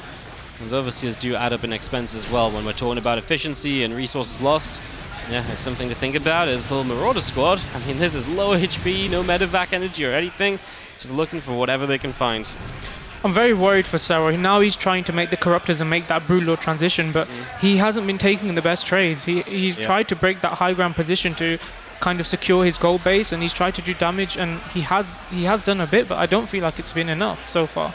No, I think it's been quite close. Like Serral, while he doesn't have the gold base, he's nearly mined it out, so he has a lot more minerals to work with. Like, I think Spirit actually might be running out of minerals like fairly soon, within the next 5 to 10 minutes. But I think because Serral's already mined them, though, I think he's going to be in trouble soon, though. No? I feel like it's getting to the point where it's very close to Spirit trading well enough that he's outdoing the gold base issue. That's a great parasitic bomb, though, and it is just going to force these liberators to have to split away. I mean, Spirit minimizes some of the damage at least. Really nice micro by Spirit there, unsieging and then sieging that Liberator. That was parasitic bomb. He does stop the drones mining out that top side because he knows that could be a contention where Serral can just stand links. Serral is trying to push Spirit back and just defend both sides, but it's quite tough now. It's coming up to the point where the resources are almost even. Serral does have a big gas bank. He does want to spend it on Broodlord soon. He is clearing up this top side drop, but Spirit's securing the bottom side. I feel like this is, I mean, Serral has to go into the Brood soon if he wants to do it. Yep, I mean, why not? Just try and do whatever you can. Take any money you can from this base. But yeah, I think the time is now for Serral to make Broods because he's running out of money otherwise. Like, he really is genuinely on his way to mining out. If he doesn't make a Broodlord switch soon, then it's never going to happen. Really good defense on this top side. I don't even know if he has the money to make enough Broodlords to justify it in a way. He is losing some drones here, which will open up some more army supply. That could be scary, but I think right now, as it stands, his army isn't that scary. A 14k resource loss difference. Spirit knows he has Thors ready, pre-Broodlord. He has more ghosts coming. He just needs to take a good fight here. I feel like this is one of the last fights of the game we will see. Spirit splitting backwards and really good fight. It's absolutely incredible because these Thors are tanking so much damage, and Serral's supply drops heavily, but he has basically no minerals. He's got a few Corruptors that are going to show up, but you mean missile turrets are just going to kind of deal with these as well. Okay, we lose some lives, but Corruptors are getting pushed back. You kind of want them to be Broodlords at some stage. I mean, I guess here Serral could maybe argue, okay, I just got rid of some of the Thors, maybe now I make Broods, but he has no money. Like, so much gas, but basically no minerals, and we're working on, what, 2 half bases or so? Serral took a deep breath. I think he knows that he's maybe traded a bit too cost inefficiently this game, and Spirits, he's just held on. He's taken base after base. He has taken some losses, but I feel like he's done more damage and traded better than the losses that he's taken, and you know, slowly in this 23-minute game he's managed to do it. Yeah, Serral's making a lot of infestors right now. I think he's hoping for some sort of miracle fight with a lot of good fungals, maybe some neurals, and that's really his only chance back in this game. If he can take a great fight, clean up this 7th base of Spirit, but it's a long shot. And it's the only thing he can really spend his gas on as well, right? At this point, you know, infestors are very gas heavy, so I guess you make the infestors or so, because what else are you going to use if you don't have minerals? Gotta do something. Drones are surrounding an SCV. And they get it. Oh, poor SCV. He thought you were safe with his +3 armor, but... Serral trying to get rid of some drones. He knows he doesn't have the ability to mine or to use them for mining, so he's just trying to get rid of them, add more army supply, and just try and take a really good fight. Is adding 5 Broodlords now. Maybe we'll try to add a few more, but I feel like the Broodlords are not going to do much. He already had some Thors, and now adding 3 more, adding Vikings. He had a good ghost count. Spirit's looking poised to take this first game, honestly. Yeah, 5 to 6 Broodlords isn't really enough to make a dent in this Terran army. I think there's going to be more Thors on the map than Broodlords. Yeah, the Broodlord count just is not scary. We've seen it repeatedly, right? It's like 10 Broodlords or so just doesn't really do enough. And again, getting beyond that count seems almost impossible right now for Serral because he just doesn't have the money. Spirit is mining more from him in minerals, more in gas. We know Serral has a big gas bank, but if he has no mineral income, really, I mean, the bases that he's got left over, I think the top base, the in-base natural, is the one with the most left on it. And okay, that's still 5 patches, so maybe a couple thousand minerals left there.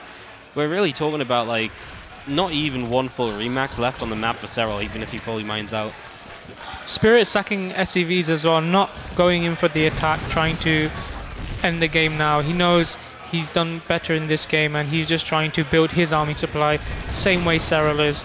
And it's just a very good play from both, but I think Spirit's just traded too well this game, honestly. I mean, this one fight still decides it, right? Like, if Serral takes a great fight, Spirit messes up, gets fully fungled, Neurals he can't get rid of.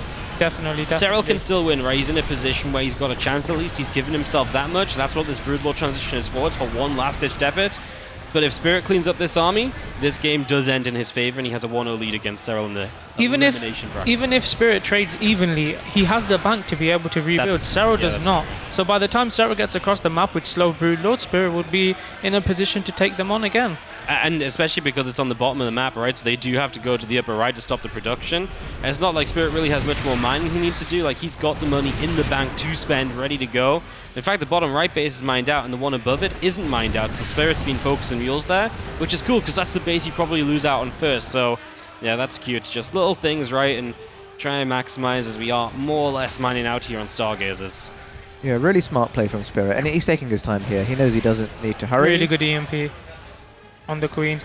I feel like both players are just trying to get that maxed out army, that 200 supply army, now slowly removing SCVs and drones. I think though Spirit with the nukes might just put Serral into a corner. Yeah, he's going to create some spaces, if nothing else, right? And that's obviously a pretty big deal, pushing the group spread back, make it even tougher for Serral to take a fight, give himself more time to build up that little bit of extra bank. Serral is at least getting the chance to fully mine out himself as he does press forward ASAP afterwards. He wants to try and keep this forward position, but he eats some tank shots, and again, just expenses you can't really have when you've got less than 1,000 minerals banked. Your income's obviously very low. Still better than Spirits now, though. I mean, he has also mined out of minerals, so going to come down to still just, we've been talking about this one final fight, and the Broodlord's trying to get forward. The one thing, I guess, is there's not like a lot of like anti-Brood lane. It's not like we've got like Blue Flame Hellbats or anything, so that could perhaps become an issue. We saw that first Thor die pretty quickly when Serral took the fight on it, so a couple of things to look at still. Spirit did get a good EMP on the Infestors, I feel like, and Spirit knows Serral needs to get a really dominating fight to win this game, and he's just not going to give it to him. He's going to stay defensive. He thinks to himself now, if you want to fight, you're coming to me, I'm not coming to you. I'm just going to zone you back with nukes and try to get the best fight possible. Yeah, like at this point in the game, it gets a bit awkward. Like neither player wants to fight into the other, so it can get quite long. But that's where these nukes become very helpful. The nukes force your opponent to move back, burrow their static defense, and then you can try and get a few snipes in. Doesn't save the ghost there. Tries to pick it up, but Serral too quick with the lings. Spirit only has 28 SCVs. He has removed most of the SCVs from the game. Serral still has 57 workers, so his bank has been increasing slowly as well. So he might have the capability to do not a complete remax, but just add on the little bit of supply he does lose if he takes a really good fight. So still really neck and neck here.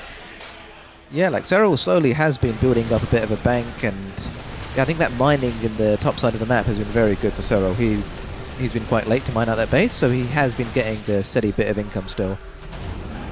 I feel like here is where Serral's the most scariest, like when he has this kind of army and he's just relying on pure control, pure perfect execution. I feel like that's when Serral shines the most, and that's where, you know, throughout his career, this is where you say this is where he shines the most. So I'm a bit worried for Spirit going into a final engagement, but I feel like the way he's traded all game and the way he's been patient, maybe that's the key to him being victorious here.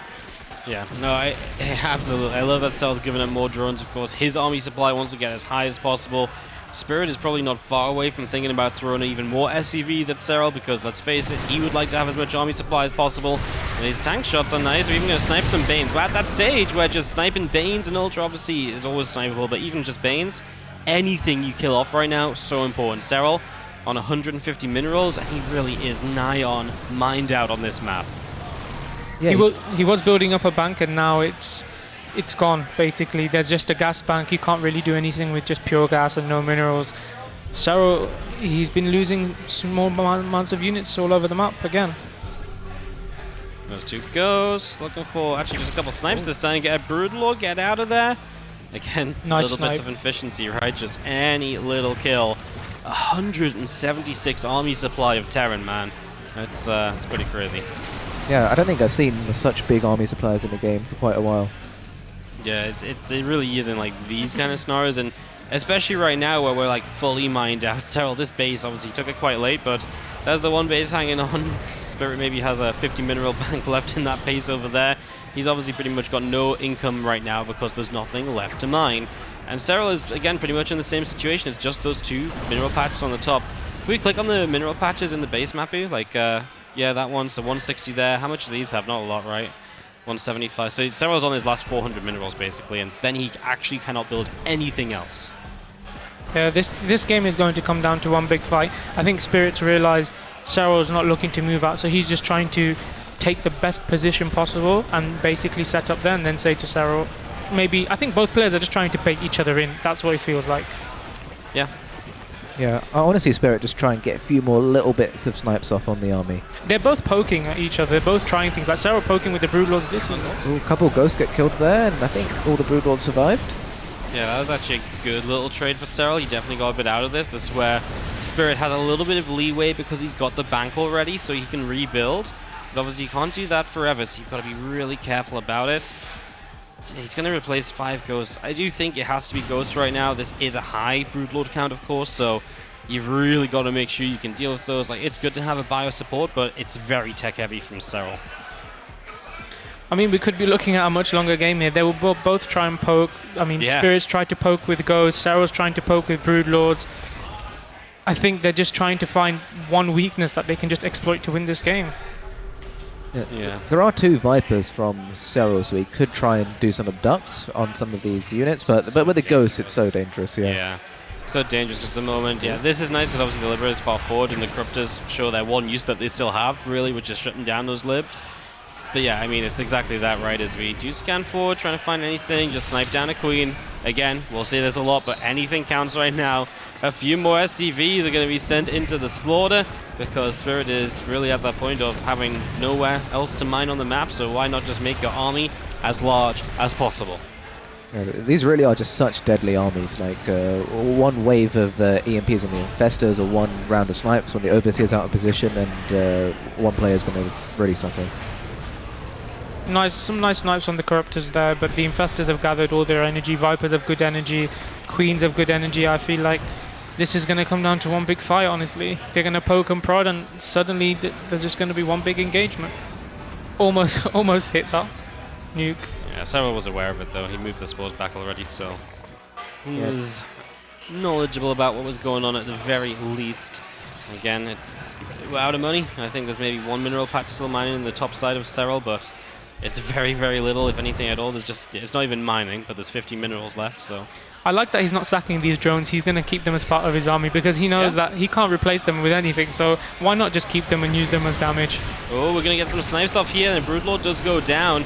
That's really important. That's exactly what you're looking for, these little skirmishes that just one unit gets picked off in. And this is why you said this game can go on a little while longer. There's 1-1 between Solo and ShoWTimE. Those guys are actually playing games that end over in the ZVP. But we've got a very late game ZVT on our hands still.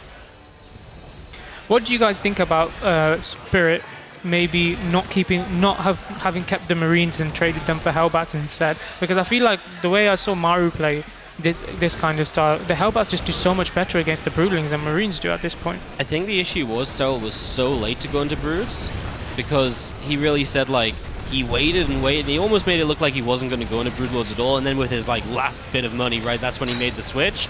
I'll continue in a moment because this fight's actually going to break out. Libs on siege, massive EMPs, oh my goodness! The Infestors are taken down, there's a couple of flunging Infestors on the left side, but Serral just gets out the game, and Spirit is going to take the 34-minute game number 1. I'm really not sure why Serral engaged there, honestly. He was just poking, it was a poke, and then suddenly all of his Infestors got EMP'd, and then his Banelings were lagging behind, and I think he just realized, oh no, I made a big mistake here. Yeah. Man, I just finished my point, I guess, that I was making. I think the Hellbats, it's hard to go into them too soon because it was still kind of Lingbane Ultra for a while, and then Serral slowed the game down a lot, and I guess at that stage you're kind of like, well, do I want to? You know, he was replacing all his money. He did, like, use all of his money in the end as well, right? So it's like he did have a use for it all. If he had, like, excess minerals, I kind of think maybe you do switch out for the Hellbats, but yeah. It's also something that maybe Spirit's just not tried that much, right? It's kind of a newer thing. Yeah, exactly. Like normally when players go from mech, they get the Hellbats. Otherwise, it's not as natural to just add those into your composition. Well, I really feel like Serral should have gone into Broodlord sooner. I think he should have realized that the trades were not in his favor, and there were certain positions that Spirit was just taking too good of a trade in. So maybe get the Broodlord, secure that goal base completely, and just play that slow game sooner rather than later. And he really thrives in those slow games. He takes those really good trades in those small skirmishes. And I feel like maybe trying to do that rather than this trade big with Ling Bane would have been the better call. Yeah, I kind of think so, especially on this map, right, Raza? Because I feel like this map, the Terran can just sit. Like, all the bases are down the right side as well, so it's not like the Terran's ever expanding towards you, so it's not going to become any easier to start running units in at the Terran either. Do you think, you know, Broodlord's a bit sooner, or do you think that's kind of putting yourself in too tough a position? I think the way Serral played it, he didn't really have enough money to get the Broodlords, right? Like, I think he was quite committed to just trying to bust Spirit with his Ultra Link Bane style, and it didn't really work in the end, so he didn't have any good options from there. I think the way Serral played it, just trying to get a really good fight with that maxed out army was the right call, but he just took the worst engagement. Yeah, obviously the plan is you kind of trade, you harass, you do whatever you can, and then at one point you're like identifying, right, this is going to become my final army. And then you're hunting for that fight, which you couldn't find. Obviously, we didn't think the mid-game or the early stages of the late game was necessarily great for Serral. And that's kind of why it led up to. So, Spirit, a 1-0 lead. This is the lower bracket of HomeStory Cup. Serral could be knocked out. I guess this is what, top 12? It's yeah, top 12. Not really where you expect Serral to fall. The fact he was in the lower bracket to begin with. And once he was here, I don't know about you guys, but once I heard Serral's in the lower bracket, I'm like, well, that's okay. He's just going to make a sick run through the lower bracket, right? We've seen that before from some of the top guys. To me, that's what Serral should be doing. But a game down, it's already kind of scary. Yeah, he's struggling here, and there are a lot of good Terrans still in this tournament. But I do think that even though he lost this map, the other maps remaining in the series are not going to be as good for the Turtle style, which Spirit played. So he has that going for him. Also, one important thing to remember is that you can think of this as a kind of feel-out game for Serral. He's seen where Spirit is really strengthening his defenses and how he's approaching the defensive play. So, you know, in the forthcoming games, he will look to exploit weaknesses because there are weaknesses in this kind of play. I really feel like he's going to analyze that game and think, you know what, I do this, and this better. I'm going to do more game-ending economic damage, and basically the same game plan that he followed this game will be better. So I wouldn't count him out. Yeah, and obviously in some of these maps that are coming up, we're going to have more than 7 bases, right, as well. That's always a benefit for these kind of games because then the Zerg can out-expand the Terran player. In this case, you can't out-expand Spirit because by the time you're up onto 5-6 base and the Terran is 2, you have nowhere else to go. So that's definitely one of the issues. Obviously, taking the gold base definitely helps Serral. That's one thing he did do very well.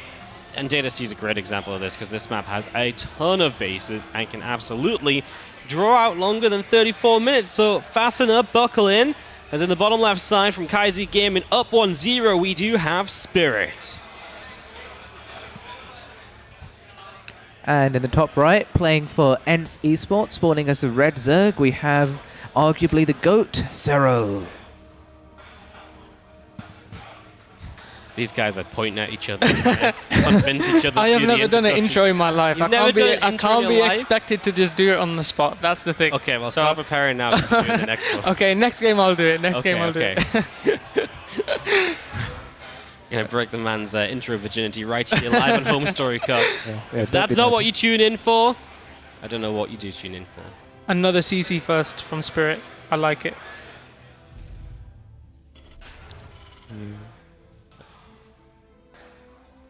It's okay, Mappy. You are allowed to leave the room once a day. Just make sure you stamp out and step back in so we know you've not left for too long. I wonder if Spirit is going to go for that 2-1-1 again. because maybe it was just map dependent. He felt like he could get into that back base and get those good trades early on, which he kind of did. But I'm not sure maybe that's the build he wants to go for in this series. I think it's so tough to find a position like that in like this map especially, so I wouldn't be too surprised if we switch it back up into something a little bit different, right? Go a bit of a different way.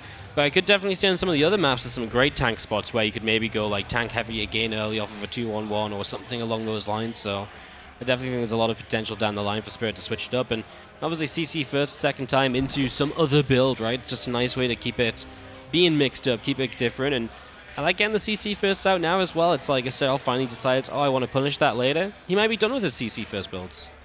Yeah, exactly. I think in order to be a top player in this game, you have to have a good variety of openings and builds and styles, and I think we see Spirit getting there. Like, he's started to mix up his play more, be able to put in some more cheeky stuff and show a range of openings, and that's really helped him in this tournament, and I think it will help him a lot in the future.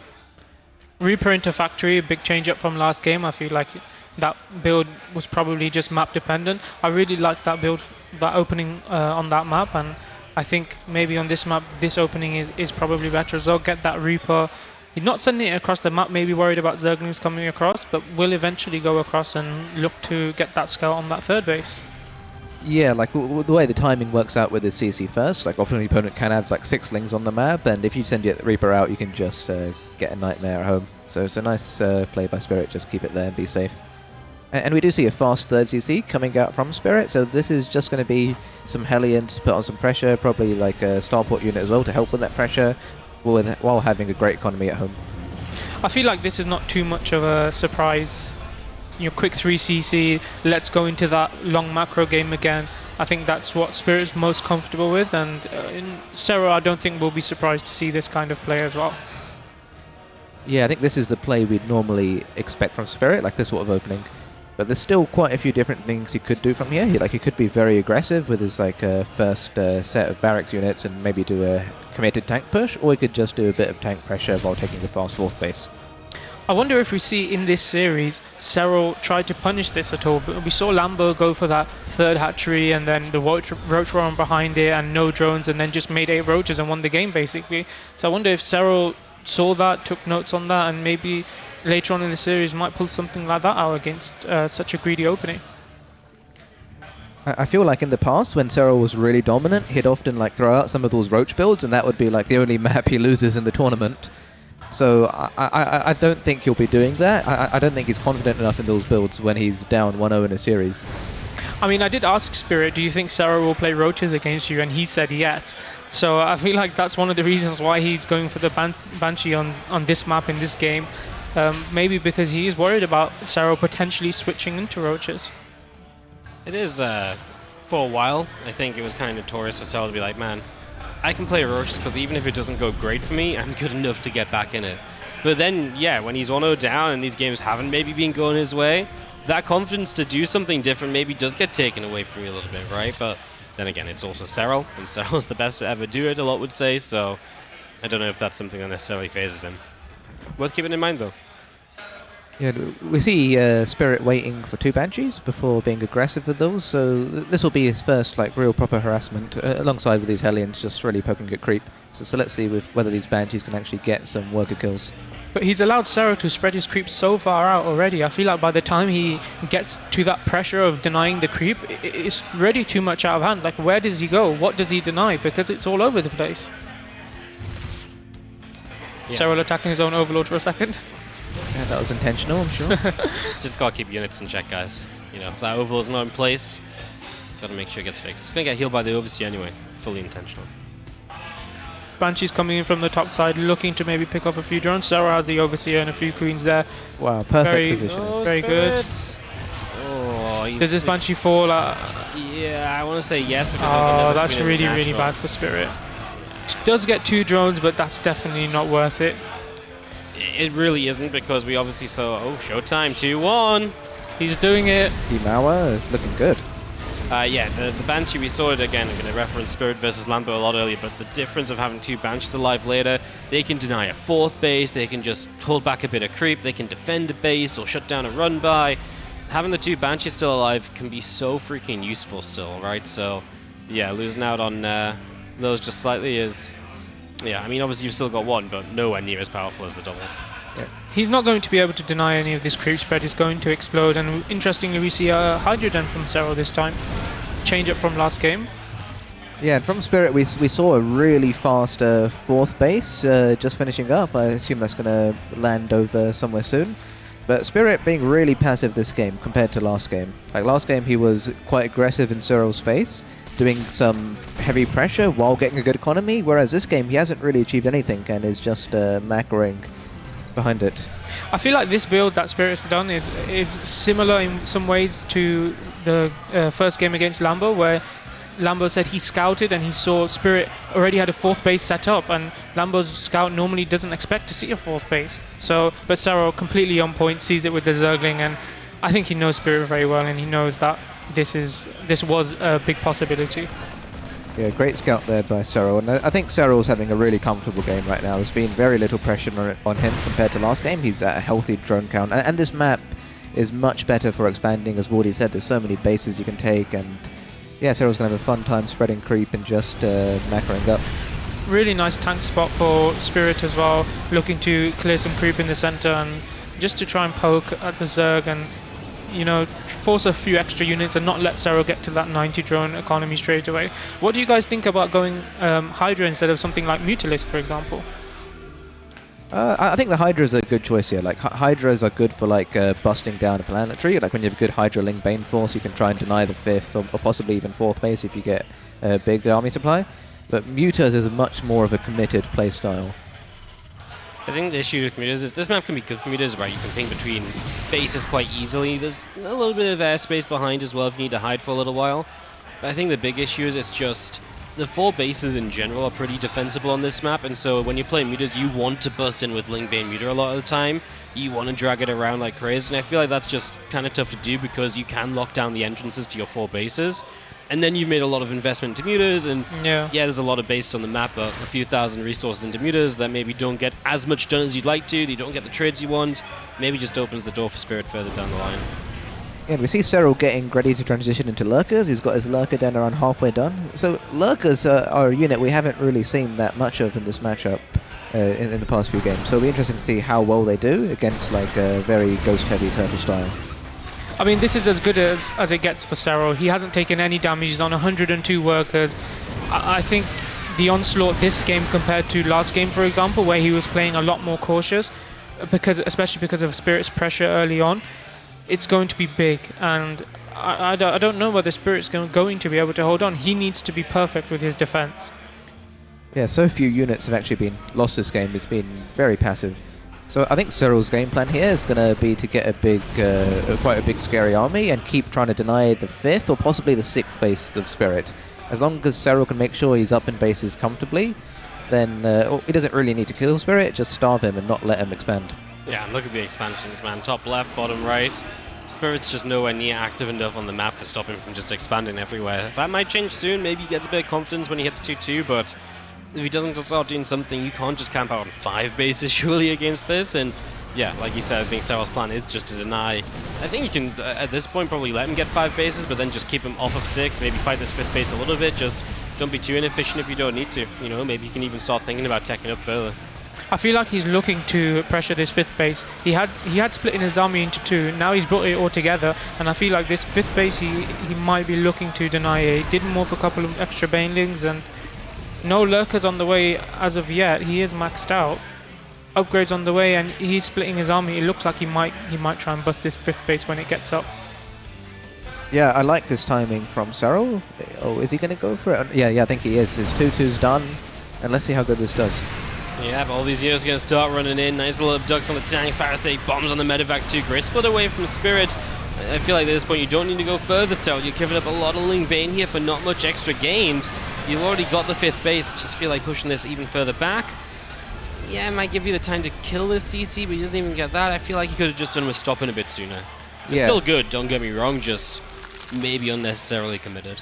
Yeah, I agree. That he didn't need to lose that many banelings there. I think if had he saved those banelings, probably the follow-up push could be hitting right now, and he would be able to repeatedly deny this 5th base, but he's actually given Spirit a little bit of time, and maybe with that time Spirit will be able to just bring a couple of extra units from the other side and secure this 5th base. Alright, wave 2's here, but the 5th base wasn't even ready to land yet. Yeah, and now there's Knives coming up, so that's something else that Spirit has to go and deal with throughout this as well, right? It's just another distraction, another problem, and obviously when you're expanding through this bottom side, the run across back to the main takes a long time to get back over there. I really would like to see Serral start pressuring that top side. I feel like we only saw 2 tanks, maybe a bunker there, definitely something he could look to attack, but I feel like he just wants to put all of his eggs in this basket. Yeah, a really nice engagement by Serral here, pushing the buy away. Like, all he needs to do, Serral does, is just deny this 5th base, which he's doing a perfect job of. Very, very well done by Serral. He needs to get this planetary, though. This can't all be for nothing. Baneings do get on top of the bio, do get some good trades. Serral's supply does hold steady, and Spirit needs this 5th base. Yeah, Spirit's army is just whittling away right now. Like, his supply is going down and he's struggling to rebuild. Oh, Nidus Worm, but the tank... That's unfortunate. That's very unfortunate for Serral that the tank was there. I think the tank is stuck. Oh, no. I think the Nidus walled it in, did it? Yeah. No, maybe the tank just came out and the Nidus went down. Oh, that's very unlucky for Serral, but he's going to go again. Yep, he's going to get one on the edge then. He's going to attack at the same time, so again, the idea of distracting while doing something else. He's got a lot of Ling Bane here running forward. Will he get onto the base on the bottom side? Maybe not, but he honestly trades pretty okay against everything else. He does have Lings and Hydras there. It's obviously not a planetary still. I don't think he's got the Hydras to chase it down, but a few SCVs, and he's really pushing Spirit down on that money. And Spirit just does not have what he needs to rebuild and remax and to go again in these games. Serral looks in complete control of this game, honestly. He's taken pretty much every base, repeatedly denying that 5th base over and over again. If one of these Niduses gets up and Lurkers get out onto that production, without ghosts, without proper setup, I don't see how Spirit ever defends that. I mean, Serral is trading more efficiently than Spirit, which just... That's a no-go in ZVT, right? Exactly. That's just not meant to happen. It's at all. And then the income advantage graph there shown by Mapu shows exactly why. Because the Zerg does mine so much more. And that's fine when the Terran trades well. The Terran ain't trading well right now, and just another wave from Serral. At this point, it does feel like he can probably just more or less brute force his way in here repeatedly because he's got a huge bank and he's got Spirit really strapped for cash. Serral played really smart this game. That first push on the 5th base, he actually had a Viper with that. And I think Spirit didn't expect that Viper to be there because that Viper really pulled a couple of tanks, and I think Spirit got a bit shocked by that Viper and ended up retreating further than he thought he should. Oh, that creep is so annoying. I love the scans. Like, where is he? He's like, oh my god, all the way over there? Come on. I think Here we this go will be the again. final push. Yeah, I mean, if this goes well, obviously Spirit really doesn't have much to hold on with afterwards, so we get forward. I mean, those planetaries attempting to build Nice are not going up to do from too the well. Ghost. Yeah, just efficiency out of Serral. Doesn't even need to go further than this. He went maybe too far one time, and it's hard to say it was even too far because it was still great for him. But now he really is just saying, yeah, as long as this base never comes online, he's watching the top side base, so he knows there's no base there.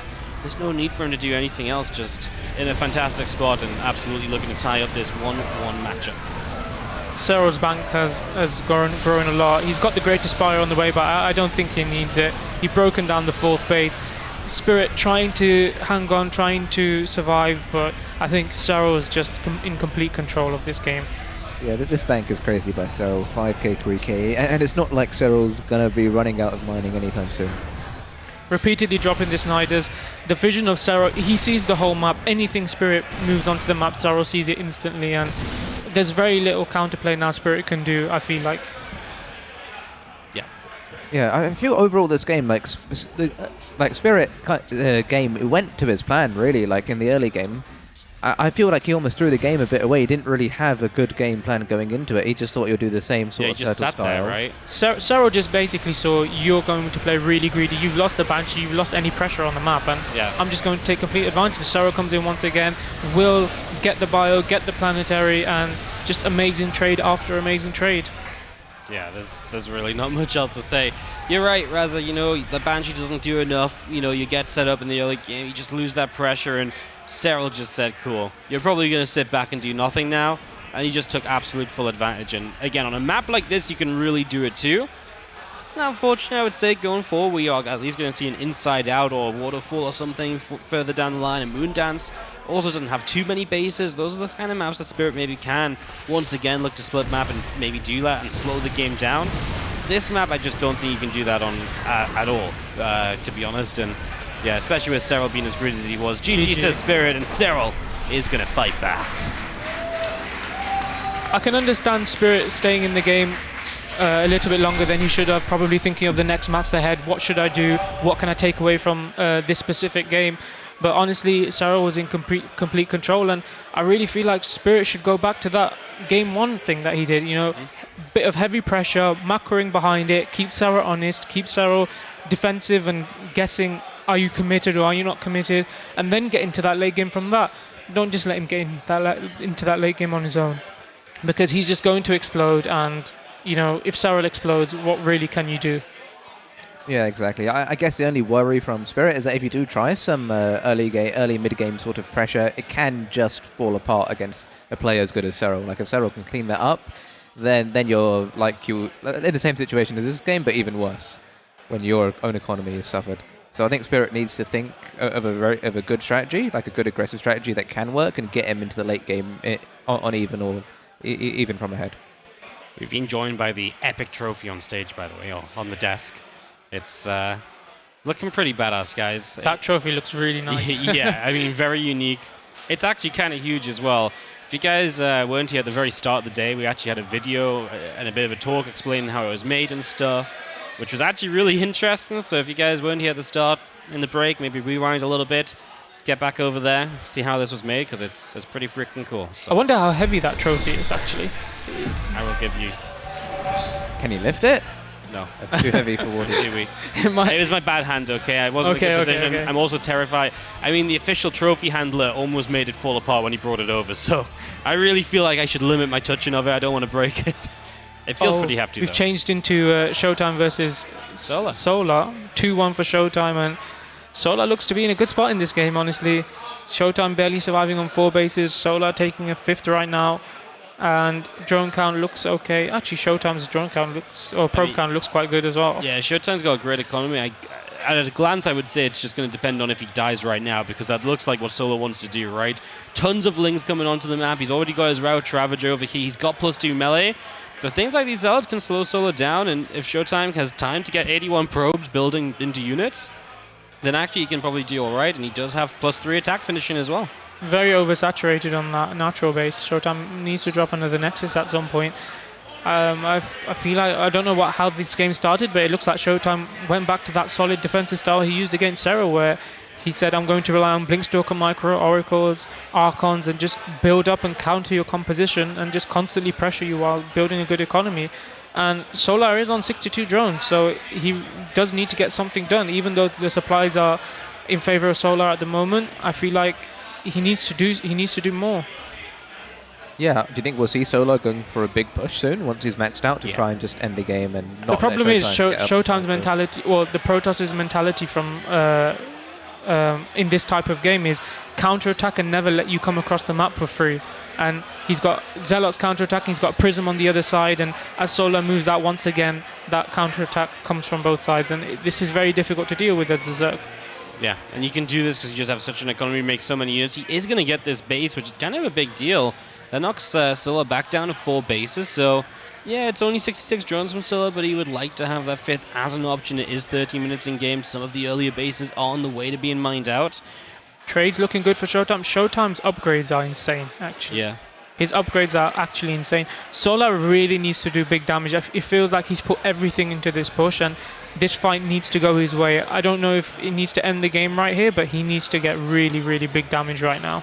Yeah, he needs to do something for sure. He can't just let ShoWTimE sit this far ahead on workers and everything, so he's going to get a good start. He bows down an Oracle, he kills an Archon, and where is ShoWTimE at with the rest of his army? He blinks forward to protect for some Banelings. He's eating biles all over the place. He's just busy in multiple places. ShoWTimE's army feels nigh on non-existent. Yeah, it was mainly a Stalker-based army, and then eating those biles really hurt. He hits the right side base again with the Zealots, which is absolutely what you want to be doing again, but it just needs to be... He needs to have the army to hold at home as well, and for now, Solar is backing it up, so the Zealots are going to buy him a bit more time. And I mean, if you can keep doing this, then maybe that is your way to victory here, because, again, his economy is fantastic. Even losing that right side 5th base for the moment, I'd say that's okay for ShoWTimE. He wants to get it soon because we are 15 minutes in game almost. But in this, he's keeping the 5th base away from the Zerg as well, and he's been trading better. So, yeah, for now, I think it's all right at least. I'm quite worried for Solar. I feel like he's really just looking for those baneling shots on the probes, and ShoWTimE's just been really good about pulling them away and not giving Solar that connection that he wants. Maybe Solar should start collecting these banelings up and go for the army, go for the big Stalker ball. A few Biles, just going to miss this time around. This is very Ravager heavy, which seems fun, but then if you don't have anything to protect the Ravagers, they die very quickly, right? So that's very dangerous if these Archons can get in range, can get in reach. We do protect that Nexus for the moment as well. ShoWTimE, pull that Archon back, get it some healing. The Prism trying to cause some chaos again, just everywhere you can be on the map. If you can get a big warp in of Zealots again. I guess he doesn't have too many minerals, but he could maybe get a few out. That'd be great. He's going to try and expand on the left. Solar is over there, and that's going to force a warp in, which will keep the Prism out of business for the moment. Solar did leave a secondary army to deal with the Prism. I really like that ShoWTimE did not commit to the main base warping. If he loses that Prism, he loses a lot of pressure on the map. Will try and warp him, but Solar has army there, and ShoWTimE just looks at it and says, as long as you have army there, you have less at the front trying to kill me, and that's perfect.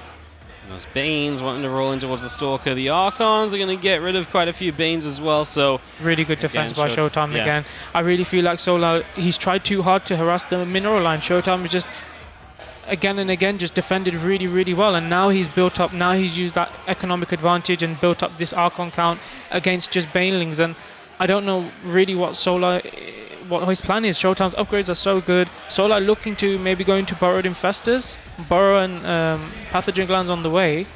I'm not sure how that's going to serve in the fight, but we'll see what happens. Solar definitely a man with the plan. Yeah, I mean, at points this was like a 50 army supply lead for Solar, right?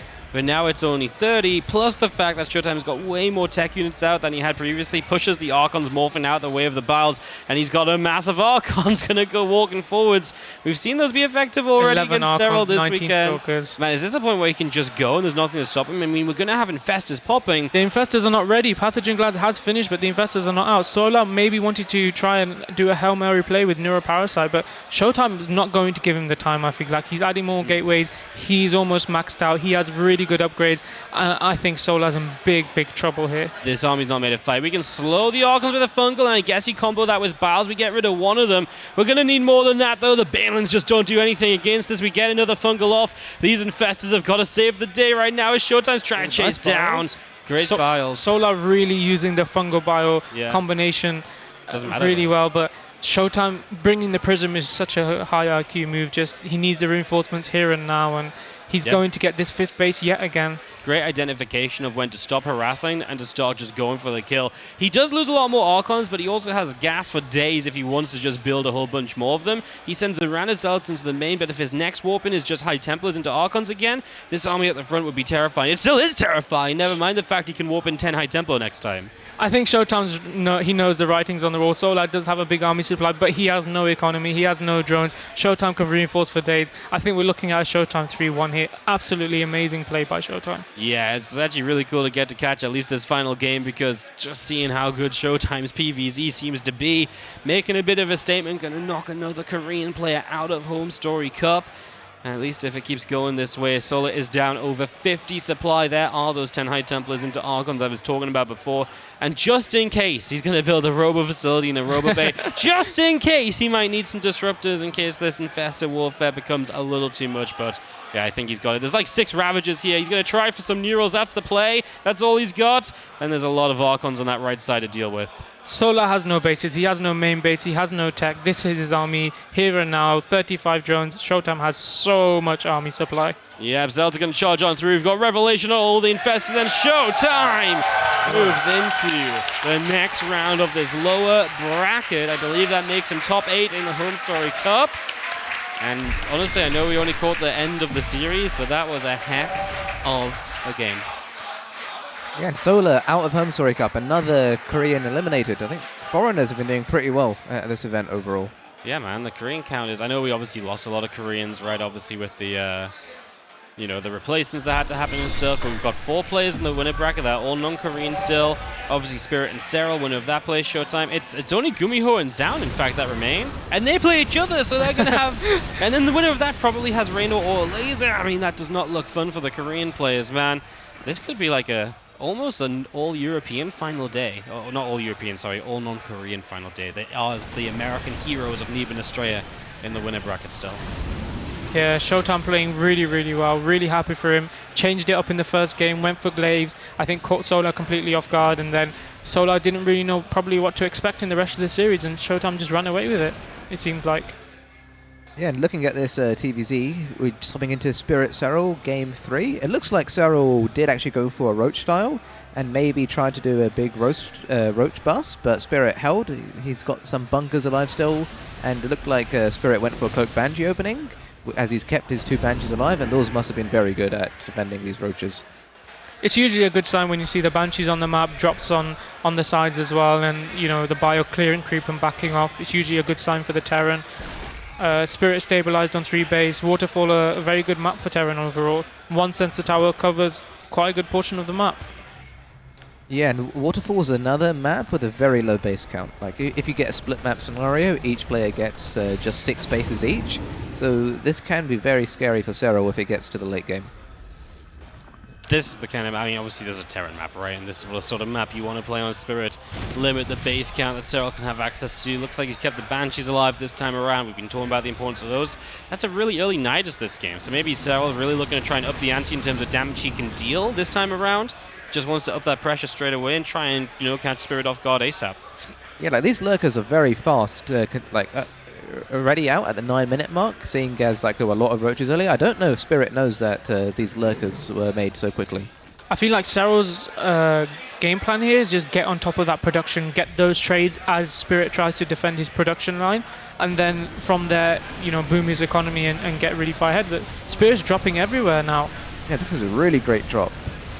And we see a Nidus coming up in the main of Spirit. There's a lot going on to Spirit. I don't think he realizes yet. He sees it. His camera went to it. SCVs up all. Marauders coming back. Spirit is on top of this Nidus. Oh, he's going to get a couple lurkers out, though. I mean, that's still annoying. There's a lot more units coming through. We scan. The SCVs are going to be in trouble.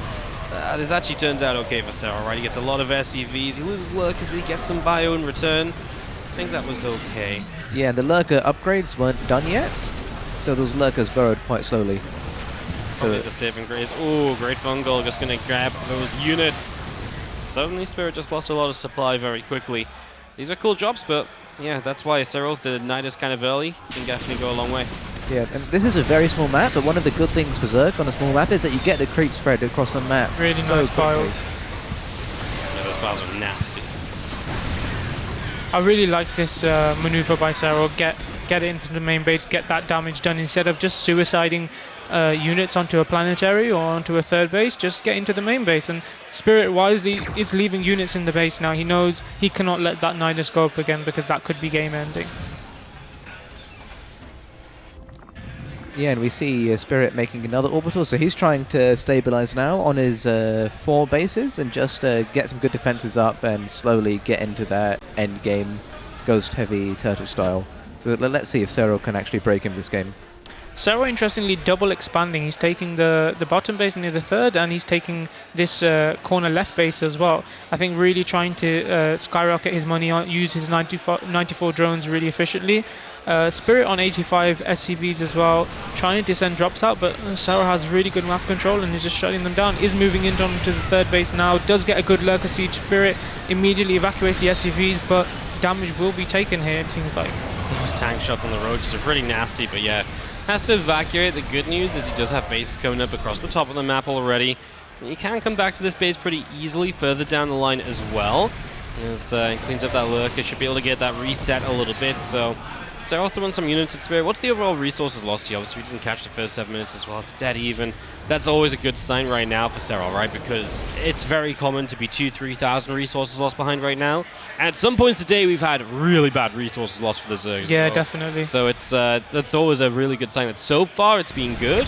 We'll see if Serral can keep it up, as he does still have a lot of Roaches on the map, and that's something which at this stage he's kind of happy to get rid of, replace with Lingbane and into those lurkers and so on as well. Yeah. Serral does drop the Spire, is adding Infestors as well. I think maybe looking towards that Broodlord transition later on. Has got the bank, is maxed out, is wisely not suiciding units in trying to trade.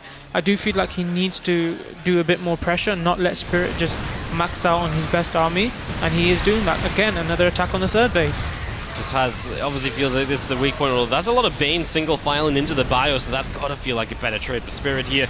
He'll chase this away, doesn't get any of the lurker kills, another Nidus in the main, has to be able to respond to this. He does turn that Marauder around instantly to help out with it, but needs to maybe pop a stim on it as well.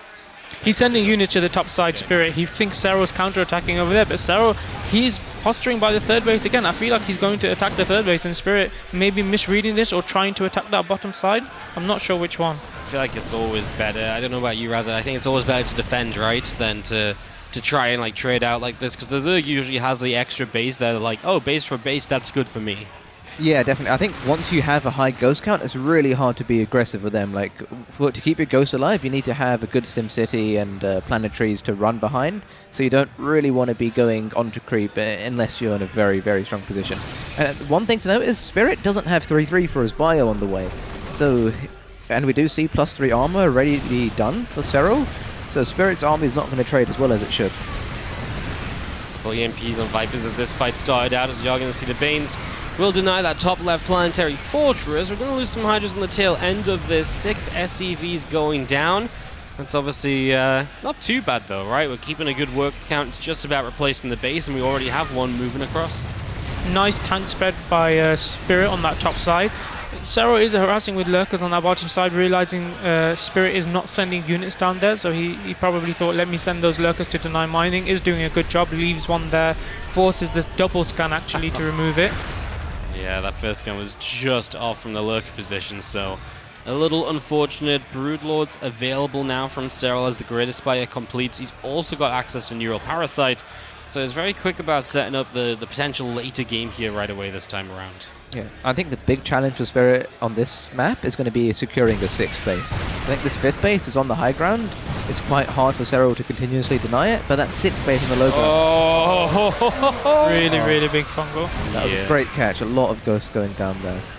This is the power of Serral. I mean, he lost game 1, but he took note of everything Spirit did, and I feel like now he's just starting to pick him apart. He's seen the weaknesses, he knows what to do, and this is what makes him such a top player.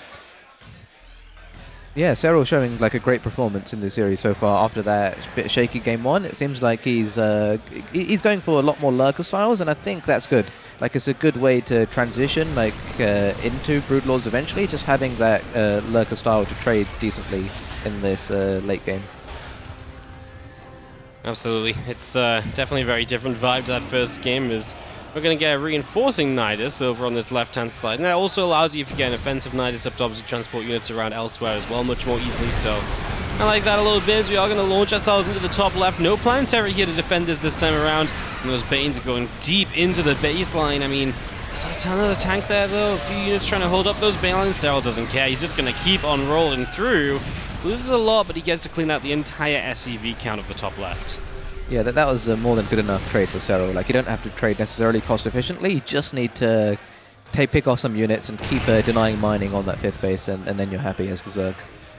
I mean, he has such a good bank. He has that extra base that usually would be Spirit. There's one more base left that needs to be that needs to be taken, and I don't think Serral's going to let him this base. I don't think Serral's going to let Spirit take this base for free.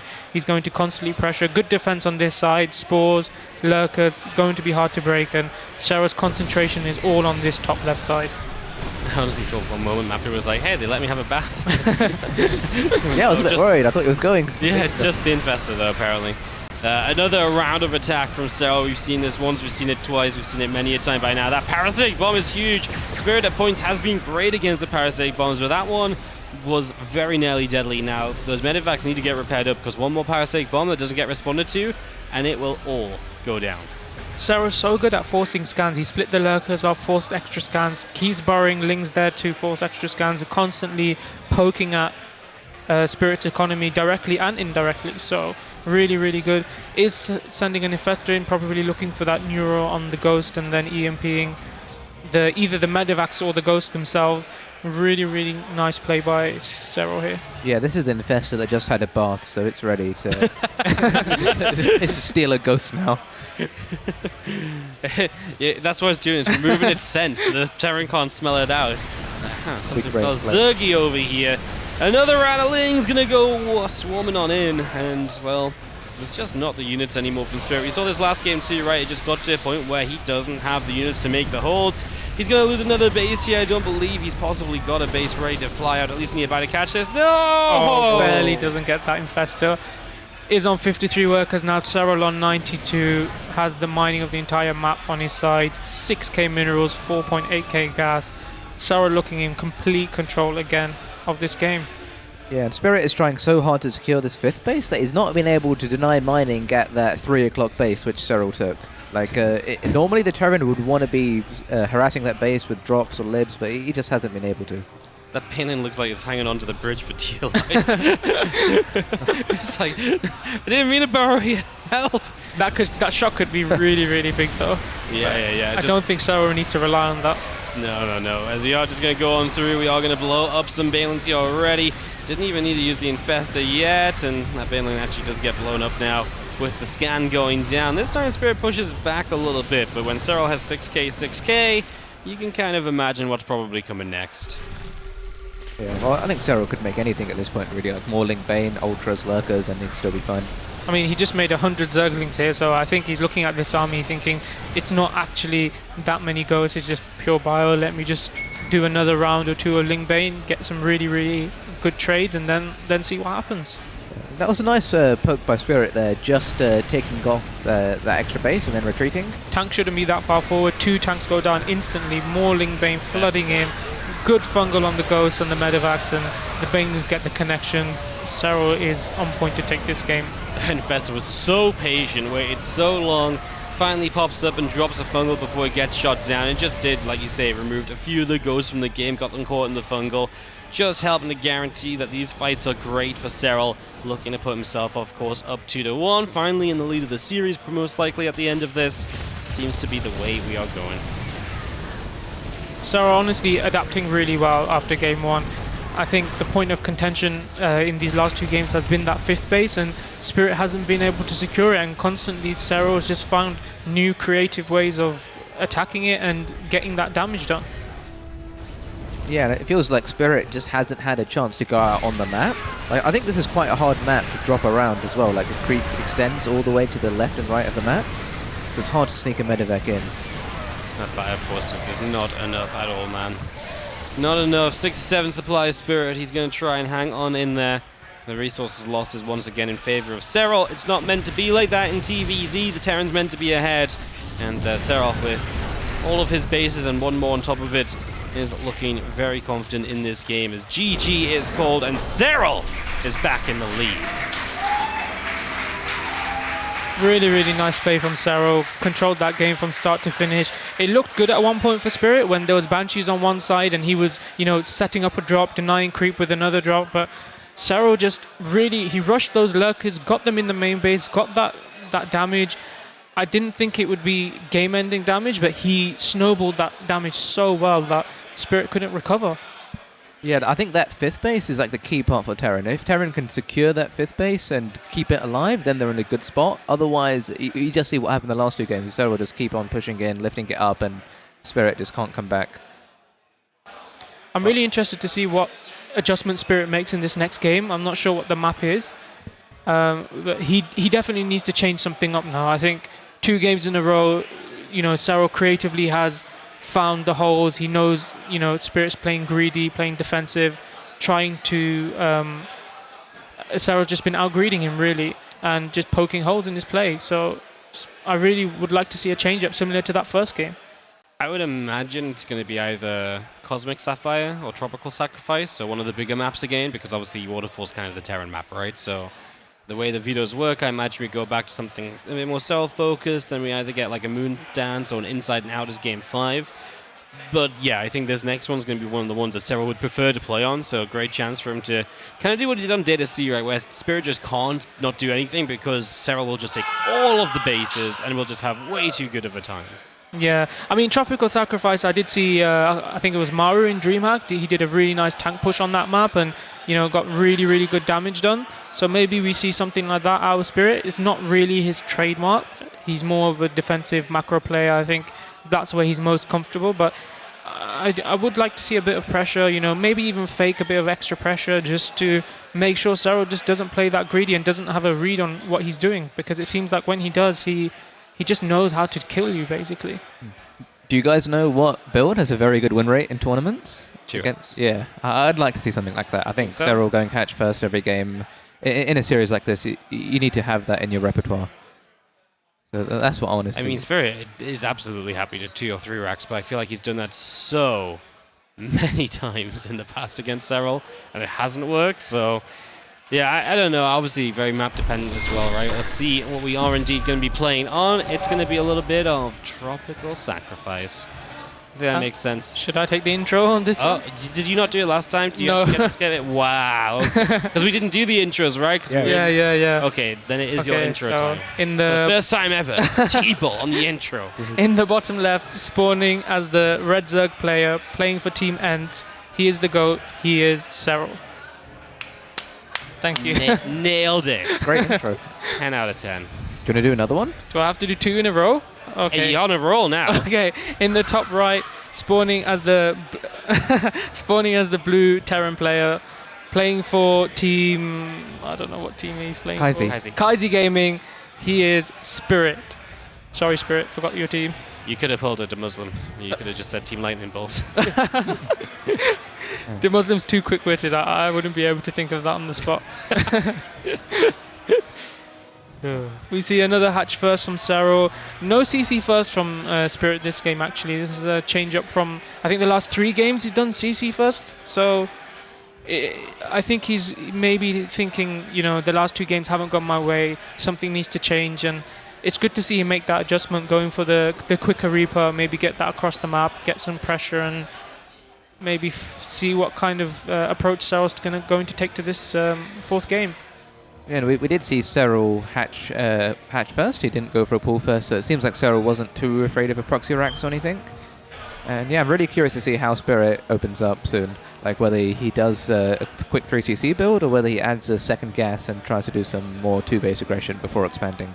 Does this SCV scout signify to you that I've gone CC first 3 games in a row? Have I baited you yet into 16 pooling, potentially roach pushing me?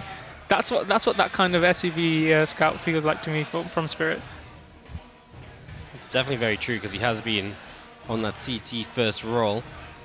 Yeah, we do see a second gas coming up from Spirit, so this means that he's not going to take a very fast 3rd base, and he is going to be a bit aggressive, probably with some Hellions and possibly some Liberator or Medevac harassment.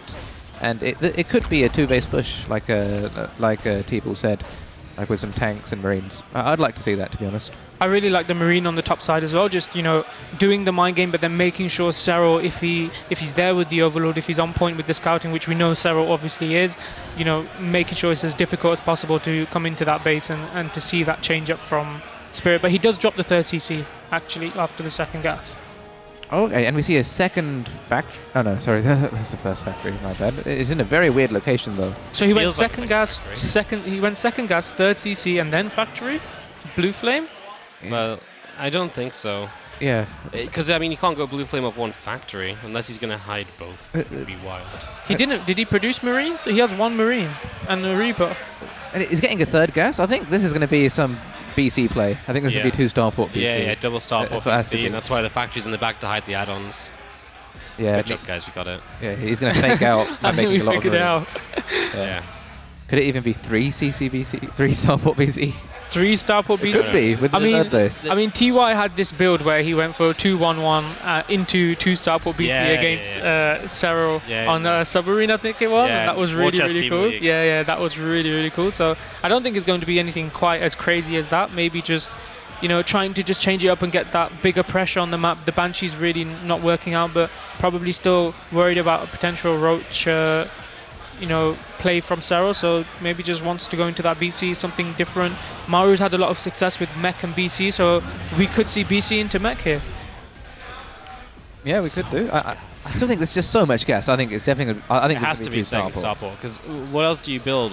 There's no reason to be throwing 600 gas, but now Fusion Core, second Starport, the first Starport builds the second Tech Lab. Yeah. I really like this change up by Spirit. He's played greedy. He's tried to outgreed Serral, and it hasn't worked. Serral's had a good read on him, and this is just, it's match point. I need to do something drastically different, and this is the kind of play that you need to beat somebody like Serral. So I'm really, really happy that he's taking this step. Yeah, good scout denial there. Like Serral seeing the 30C, he's probably thinking, okay, it's some sort of fast. Same greedy build. play, isn't it? He's looking at it, he's thinking this is the same greedy play I've seen all the time. You're not going to move out. You're going to sit back. I'm going to hold the drone key. And Serral has made a few mistakes against this. I remember a game 5 against Heromarine, maybe, I think, where Serral just missed the scouting slightly and then Heromarine just killed him with a big push. Something similar to this could happen where Serral's just not prepared for these double BC. It's so committed.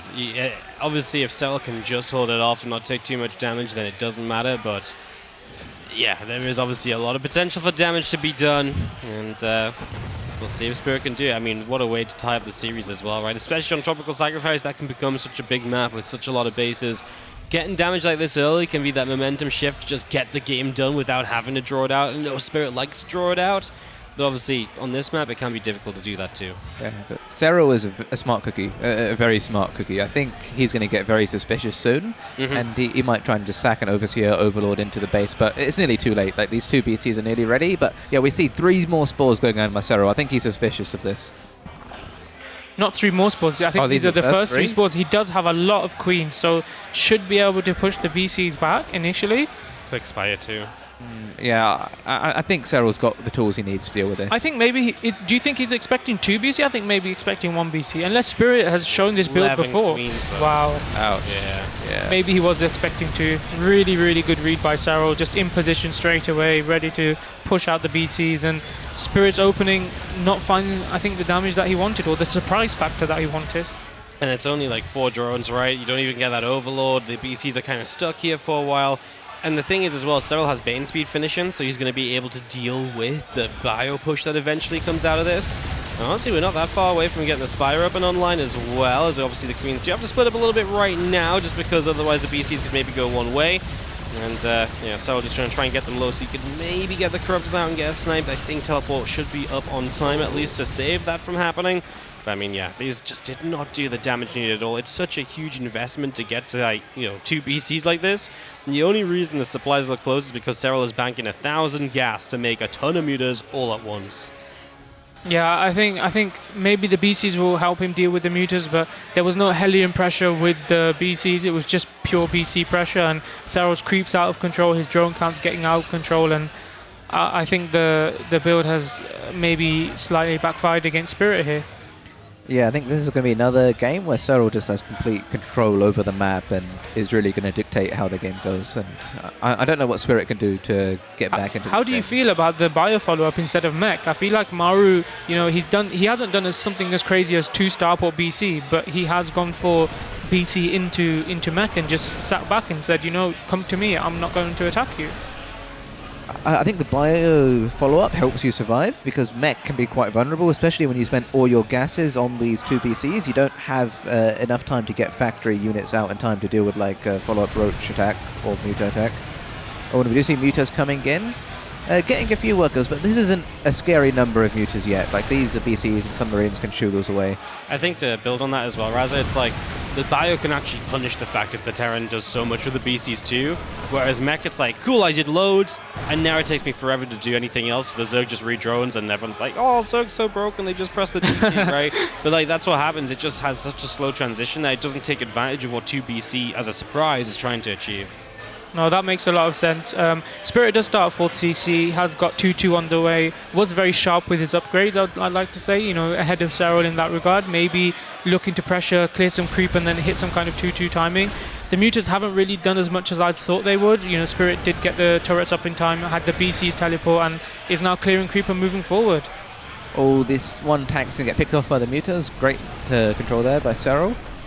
And yeah, Spirit's on creep with this push, so if Serral gets a good Ling Bane count and gets a wraparound, I think he can clean this up quite comfortably. It's kind of a nice map to play mutas on for the fact that this map is very powerful for the tank push because of some of the positions they get in, so if the mutas can chip away at those a little bit, that can just be a little bit frustrating, and yeah, just going to get a tank around the back here as well, maybe going to even go reinforcement hunting here. Ling Muta going to go across the map in full. Spirit says, okay, then I'm going to drop in your main base. What are you going to do about it right now? How will you defend that? Yeah, I like Serral's decision as well to just sacrifice the base and expand to the top side instead. Like, you didn't really need to have this 5th base online yet, because Spirit's still only on 3 base. He's just finishing up his 4th now. Spirit does see the amount of banelings Serral has and that he's been banking up, and I think now he realizes this is a big pickup for Serral, actually. Those units were like enough to stop the mutas initially, but obviously Serral's just like, yeah, follow me, and you're dead, right? And that's a good chunk of Marines that just needed to be with the main army for the big fight. It's going to be a lot tougher now for Spirit, who again is afraid of bringing units across the map in small clumps because of how the mutas are positioned, and eventually that might just give Serral the chance to jump on this. It is equal upgrades right now, so I think he might just commit right here and now. Why not? This is a good time because 2-2 is not done for Spirit, but it's also not done for Serral. Maybe he wants to wait for 2-2 as well, but Spirit may be recognizing that and is wisely pulling back. I feel like this is really good play by Spirit by pulling back here. Yeah, I think he has to try and join the armies up because he's just got so many reinforcements that haven't made it over. Serral might try and interject on this though, and at least grab some of these units, but there's a lot of forces up on the high ground here. He will just settle for what he could grab there. And that's just Serral making the most of it, as we are going to see these BCs take some fire. They do have teleport away, of course, and they are going to teleport back home so they can be repaired safely. Not going to try and be fancy and get aggressive at all right now. Yeah, no, Spirit's army is not very well equipped to deal with Lingbane Muta. Like, he has quite a few tanks, which aren't the greatest, and he's only just now adding his first store, and he's got no Widow Mines. Widow Mines are so good against Lingbane Muta. You want to have a lot of those around the map, being annoying and getting good trades. So these Mutas are just going to have a field day. He is adding turrets, but mutas with +1, +2 upgrades coming, and Serral's he's going to just get on top of this production again and again and constantly pick up units to get good trades with these mutalists. Oh, that's a BC going down as well. The BCs haven't been that scary all game long. Usually like here and there and poking around and being annoying. They just haven't seemingly had the chance, and that's just been one of the major setbacks for Spirit. Such a huge investment that usually lasts all game. That really hasn't, and now we're just going to jump on this Thor, get rid of the medevac straight away. This muta count is ridiculous. Wow, that Thor died so quickly, and now Serral's on top of the production. He will pick up this BC. I think there's no teleport. Yeah, and gets the BC and gets out. Really, really nice play by Serral. Amazing read, actually, early on. I feel like that's what really drove this home. He had the Bane Nest on time, had the upgrades on time, the mutas on time. Just amazing, amazing play from Serral here. Yeah, and Serral's got a huge mineral and decent gas bank behind this, so yeah, I like to see him just make a ton of Banelings and just kill this 4th base of Spirit and try and just pick him apart with the mutas from there. I feel like we're going to see a repeat of the last 2 games where Spirit tries to take a 5th base, and this time, instead of having Hydras or Lurkers or Roaches, he's just going to swarm with Lingbane Muta, and it might be even worse than the previous 2 games, I feel like. If Spirit tries to move out and take this 5th base. You actually have the chase potential a bit more with the mutas as well, to chase down that CC as well, right? And he pulled them around the right side, kept them out of range of Marines, gets the base. Spirit obviously isn't set up to replace bases just yet, and Serral says, cool. Great transition from here is going to be Ultras. Don't disagree. A bit more sturdiness on the ground, something to lead in with alongside the Lingbane. It's just a natural choice when you've got these melee upgrades and playing Lingbane muta. You need that stepping stone before you go anywhere else, so Ultras it's going to be, and Serral is setting up to really find a killing blow at some point soon because, again, Spirit, his supply may be okay. It just feels like he's not been competitive for a long time now. Serral trading out some of these lings, maybe not the best fight, but I feel like any damage is good damage at this point. He has complete map control. He has a really good mineral bank and, constant injects, constant production, Ultralisks on the way. I feel like Serral's in complete control, and we've seen how this story goes. Serral just picks off unit by unit, constantly does damage, and really pulls you apart. We see 3-3 almost finishing up for Spirit, so that is going to help him in this window to trade better. So Spirit has landed his 5th base, and he's morphing that into planetary. If he can somehow keep that alive continuously, then he can claw his way back into this game. Serral's so good though, moving his army over to deny that 5th base as soon as it lands. Mutas on top of the 3rd base. Serral all over the place, catches a few tanks. Man. All of the tanks actually, and the 5th base is going to go down yet again. The story of this series is Spirit can't secure a 5th base. Yeah. Raz's like, if he could just do it, and no. He's going to lose it while also lose every tank. Spirit was like, you didn't get these 2, mate. So I was like, okay, I'll get those ones as well. Obviously really not ideal. He loses the 3rd base during this as well. The mutas were doing so much damage, right? There's just so many of them now out of control. Big sigh from Spirit as well. I think he knows that the writing's on the wall of this series. Serral's played absolutely outstanding. +3 attack for every unit he has on the map on the way, and absolutely amazing reads by Serral, amazing plays, good bank, good ability to reinforce and remax. Really, really well played by Serral. Yeah.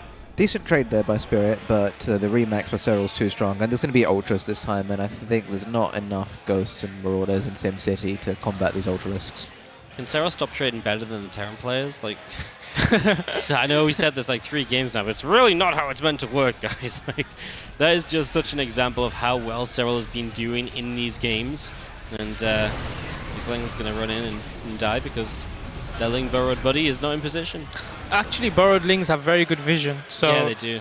It's actually crazy. I remember seeing it on Elazer stream once where he showed the vision of burrowed Zerglings, and yeah. So Serral saw a lot there. He saw exactly what defense is there, but he doesn't need to go there. He's going to counterattack in the main base, counterattack the third base. These are +3 Mutalisks, and when they're on top of your production like this, there's really nothing you can do. Lingbane Ultra coming in on the 5th base once again, and these are the last few moments of this game, I feel like. There's nothing you can do, right? The mutas aren't here to punish the medivacs at least, so that's the one reason that Spirit isn't completely dead on this push, but Serral just pulls back, rebuilds a few Lings, he's going to get those into Banes, ready to go again. All of this has been happening while one of the bases has been dead, so it's not even being a full base setup from Spirit. As he tries to take his 5th, it's just not a pretty situation at all. He is struggling across the map, and Serral still has 7k minerals, 2k gas in the bank. This really has kind of just been the Serral show after that game number 1. He's been very good, very dominant, very commanding in these games.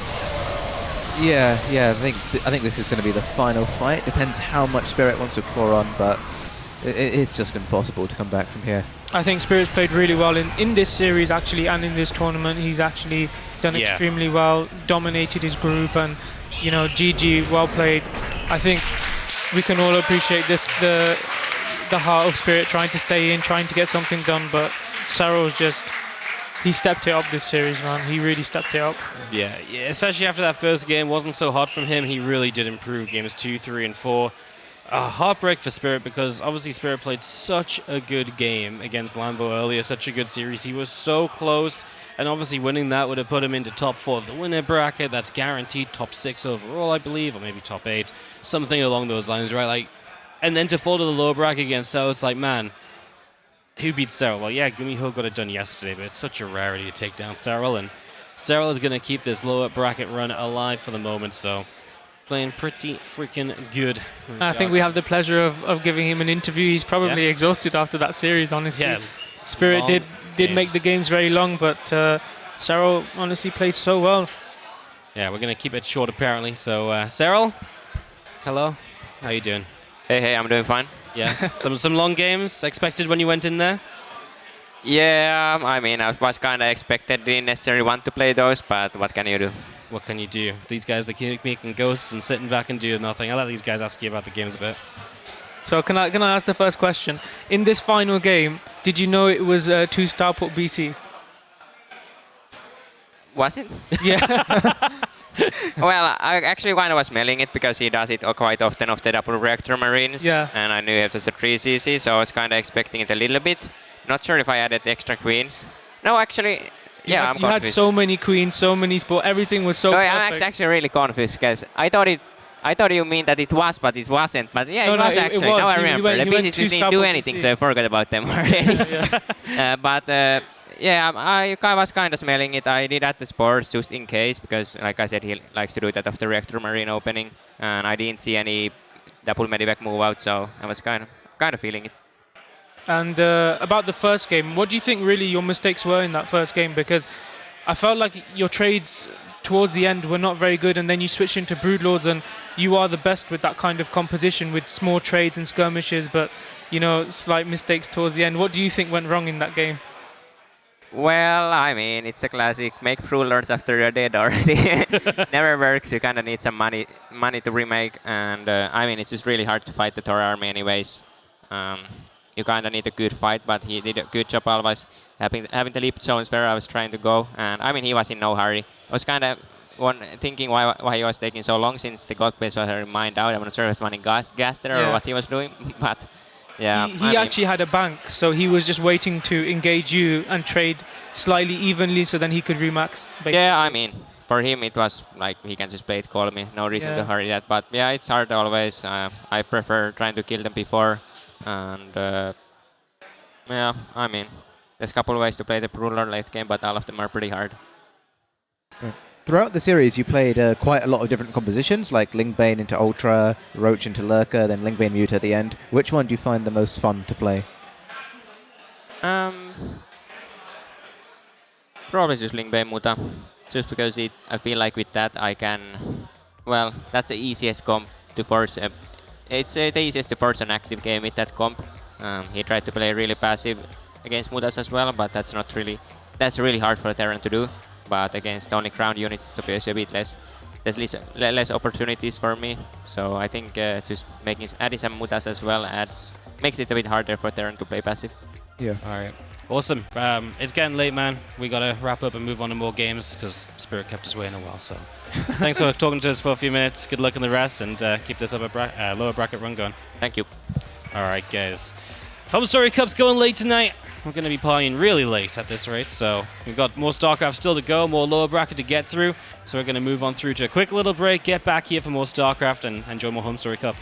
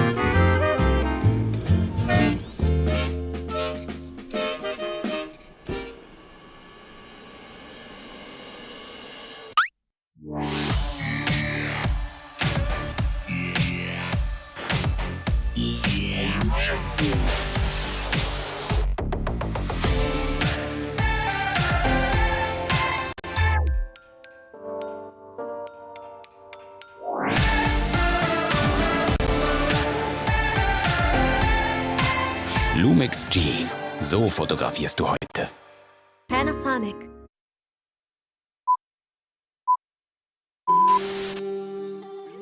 And thank you, XMG, for the HomeStory Cup 8 with you guys.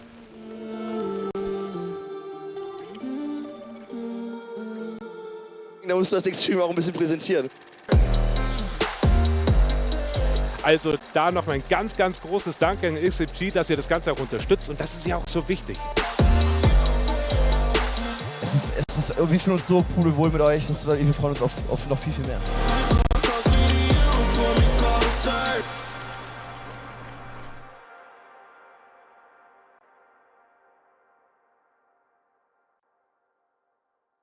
Sie wollen mehr Umsatz in Ihrem Online-Shop? Mit KrefoPay bieten Sie Ihren Kunden alle Zahlungsarten, auf die es ankommt. Für sicheren Umsatz und weniger Risiko. KrefoPay von Kreditreform. Alles im Griff beim Online-Verkauf.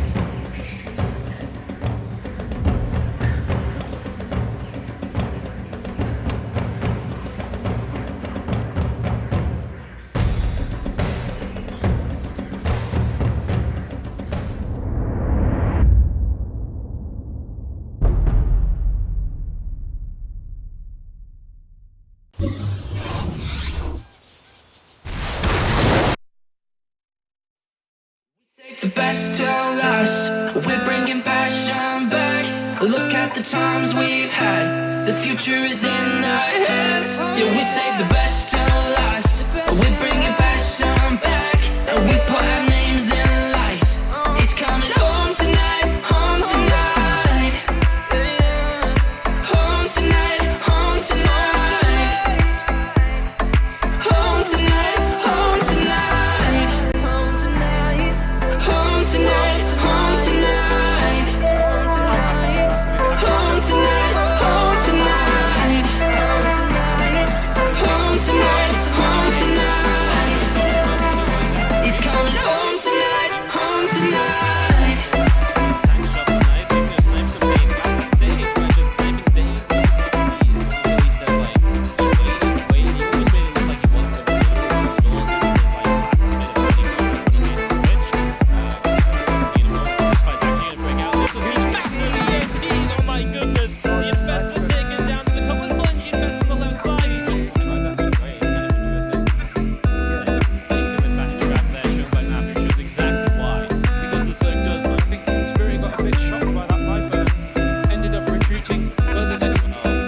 We saved the best till last, we're bringing passion back.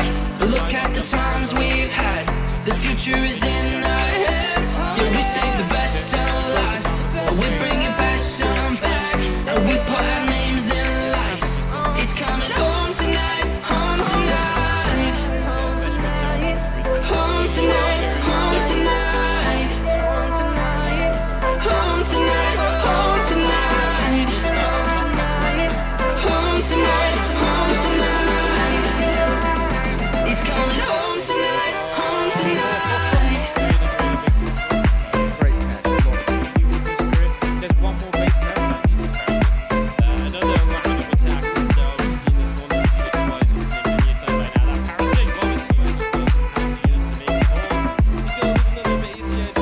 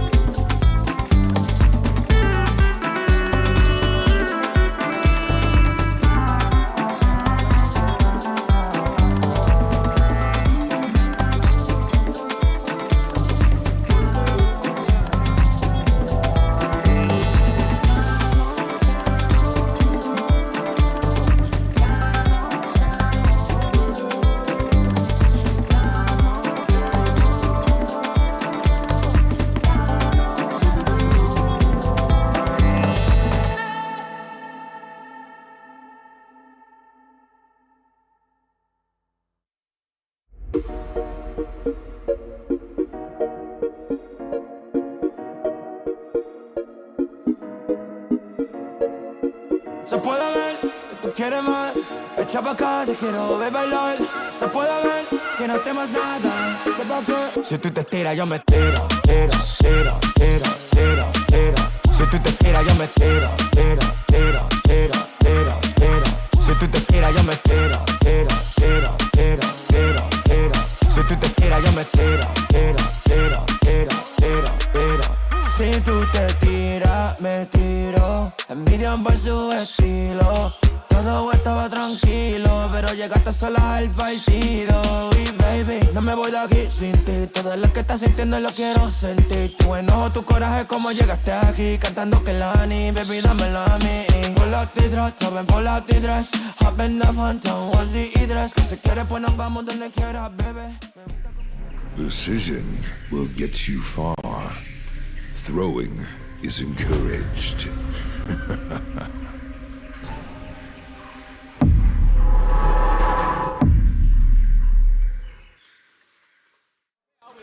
Hello everyone, welcome back to the third day of HomeStory Cup 21. As you may have already noticed, as the camera is slowly zooming out, we are setting up for a game of, well, good old friendly beer pong. We've got a couple of different teams. Team Terran, Team Protoss, Team Zerg. You all get to, well, throw the ball twice, one in each direction. Yeah, that's what I've been told. Yeah, and I think we take turns. You're the referee today. I'm the referee. I heard you have a lot of experience, Gabe. I'm a beer pong expert. We only have 2 balls though. Aren't we supposed to have 4? Yeah, I think you guys start. If you want, you can move the height of the table as well. You can start. There's a button on the side for some extra difficulty. So. You can start. So they start or what? Yeah, you guys start. So. With the lowest points. Who's the lowest points? We start. It's okay. Okay, whatever. Go. So one in each direction. Yeah. So one in the direction of Zerg, one in the direction of the Terran. Yeah. Yes. So one each. One each. You can move it. You can move the desk up and down if you want to. No. One. It's a feature, yeah. Yeah, one. Yeah. One. Yeah. Yeah. So each of the players on each team in every direction once. Not that cup. Hey, the referee.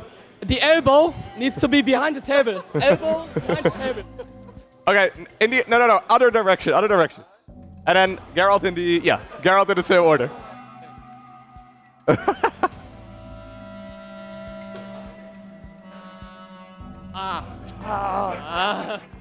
Aye. All right. Now the direction of the Zergs. So we have a 15-minute countdown. Not this one. And we'll see how many. We need to go in. No. Oh, you're gonna go over there again? All right then. No. They are so fucking bad. All right. Okay. And Gabe is already trash talking. Gabe, I'm ready. You've been practicing? Okay. Is it our turn or? I think Terrence can go next. It's fine. I'm excited to hear Gabe. You guys just keep going? You gotta take turns, guys. Yeah. All right. Okay. I'll do this. Here goes Heromarine. Oh. Embarrassment. All right. Diego. Oh. Come on. Fuck yes. Yeah, you can drink it if you want to. You go. You go this one. Okay. Yeah, you do have to drink it. No, but it's. No, not yet. Not yet. Okay. You want to wait after the round? Okay. If they hit the same one again, they get an extra cup, usually. Okay. Just go there, okay. Oh. All right.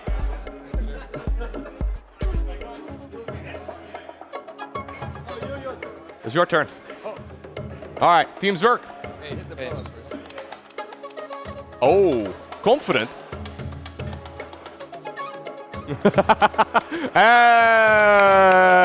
The table strategy has been not working so far. No, I think the table strategy is just helping the other team out more. Which one did he hit? Oh, close enough. But Rushy has really long arms though. You can basically just lay them in there. You're not allowed to do that because we have referee Gabe. Okay, yeah. Referee Gabe is busy drinking though, so I don't know. The elbow needs to be up. Oh, I think he drank about half of it and the other half in on his shirt.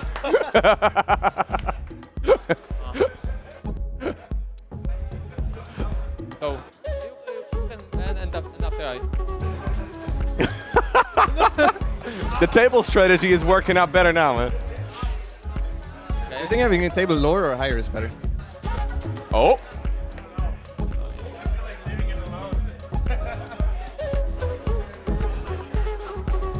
I think from top to bottom is better than going up. Yeah. As they throw. They didn't- Okay, so now it's Terran turn again. Okay, let's go. I've had a couple of drinks, I think, but... You may have had a couple, Gabe. I've seen you drink a few. Hey, you know what Gabe told me? He gets better the more he drinks. The other thing he told me last week or so, he played in a beer pong tournament. He got to the semi-finals. He played a beer pong tournament? Yeah, so he's a huge favorite here. They're big words. Big words, yeah. Before it even started. So I want to see some results now. Look at the technique. Oh. Is it common to play in Germany with family? Yeah. Yeah? Oh! Yeah, go. Oh, well done, Elazer. You want to drink, okay? Yeah. I'm getting carried, man. Oh! Elazer is powering up. Diego's insane. Hey, you guys need to remove the cup that he hit. Yeah. Which cup did he hit? You need to... This one. Okay. And it's our turn now. Yep. Yeah. Hey, wait. It's our turn. No. There. Oh! Well done. Oh. Close. All right. Diego, once again on the buttons. That would have hit. Close. Diego's the best player so far. Yeah, Diego's very good. He's been warming up. He's been standing like this for the last 10 minutes.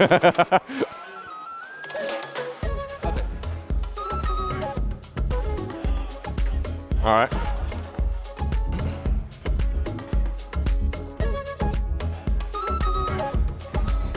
Oh. Terrible. With the table micro, eh? Oh, there you go.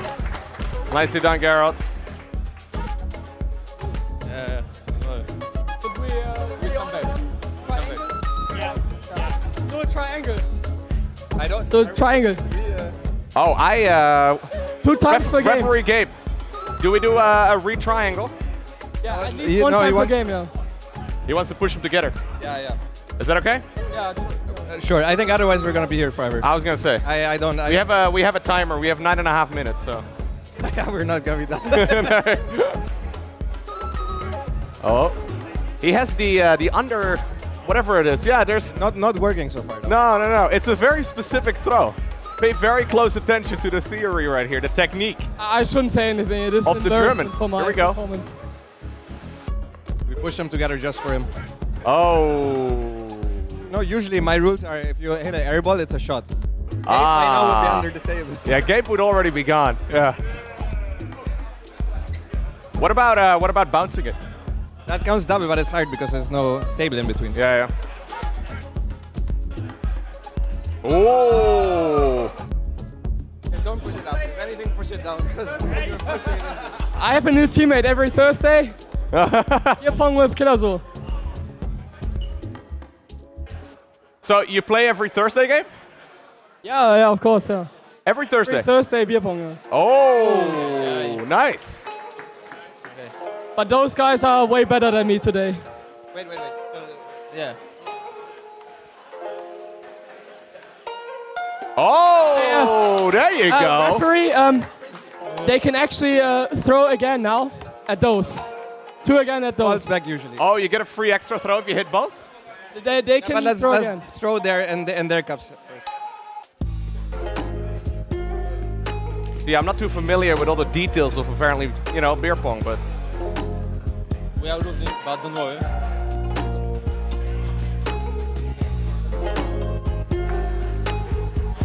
So usually we would throw in theirs again, but we can just keep We're going. still looking good. Okay, yeah. Let's just keep taking Haven't turns. hit Probably makes anything, it a but bit- we're still looking good. Now you. Elbow. Behind the table. Oh, Diego's table micro once again comes in.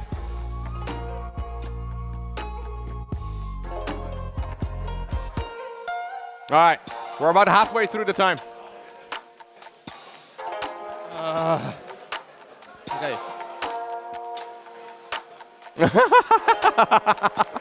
Oh! Are we actually playing towards the end? I think that's gonna take a while. There you go. We're playing another 7 minutes. Okay, yeah, then let's hurry up.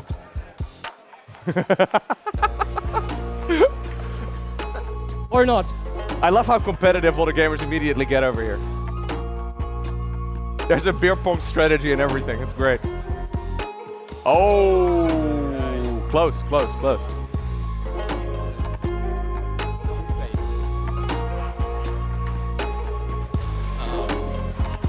Team Prodals. We're out of running points. out. Thank you. Oh. You know, Thank you. there's 6 minutes left. Let's finish it. You are winning. You are winning. All right. Oh, close. Oh, nicely done. One more throw from Rushy. Hey, nice. On fire. Oh no. Yeah. Team Zerk absolutely killing it.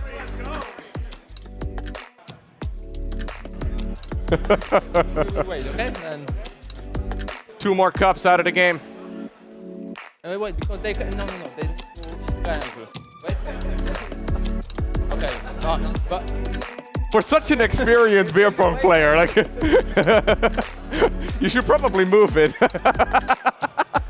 It's literally blocking it. Hey, we want the triangle as well. It's still your turn. We're not doing it. We're not doing it.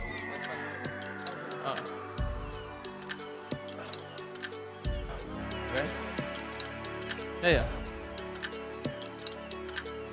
Oh. Prodal's struggling a little bit here. Oh.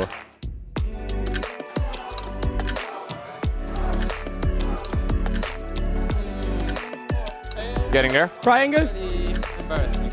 Yeah. I don't know. We still can win. Still can win. All right. Just, we have to change About up. 5 minutes remaining, guys. The pressure is too much for me. Oh, aggressive throws this time around from Diego.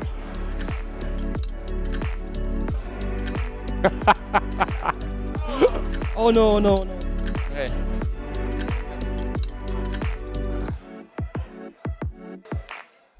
Nice.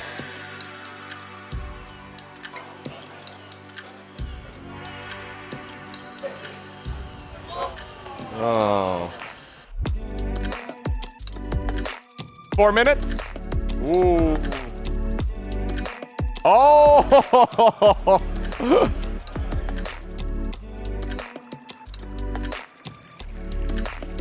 Oh man, you guys are doing a great job though.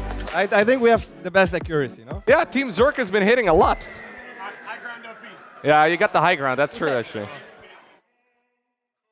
Rushy's like 2.5 meters ish, about 8 foot, give or take. Yeah. Okay.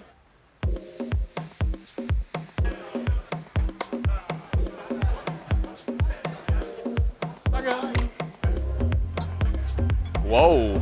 Okay. Now we win. All right.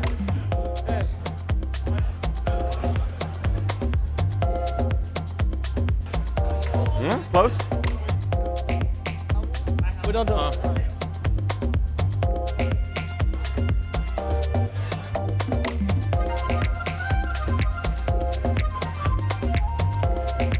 He's focused. And he throws again. Has Gabe hit any? I don't think so, has he? He was hyping himself up as such a god, but...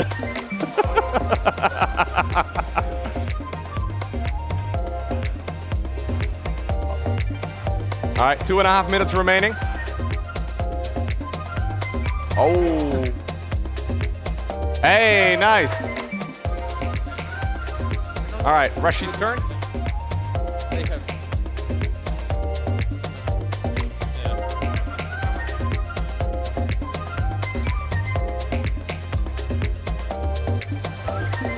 Oh.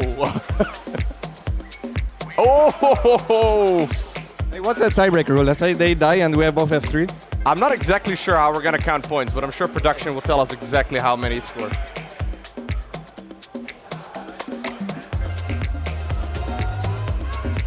Oh, okay. If there's two teams with the same cups remaining, it's Just sudden 2 death. minutes left. We have to hurry up. Okay. All right. 1.5 minutes. A little more.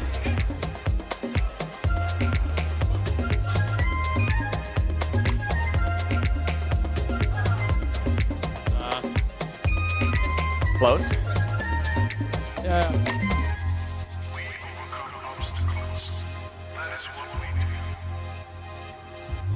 Okay. Only a single target. Oh. Yeah, that's pretty good. So bad. A lot of speed on those. Yeah. Hey! Nicely done.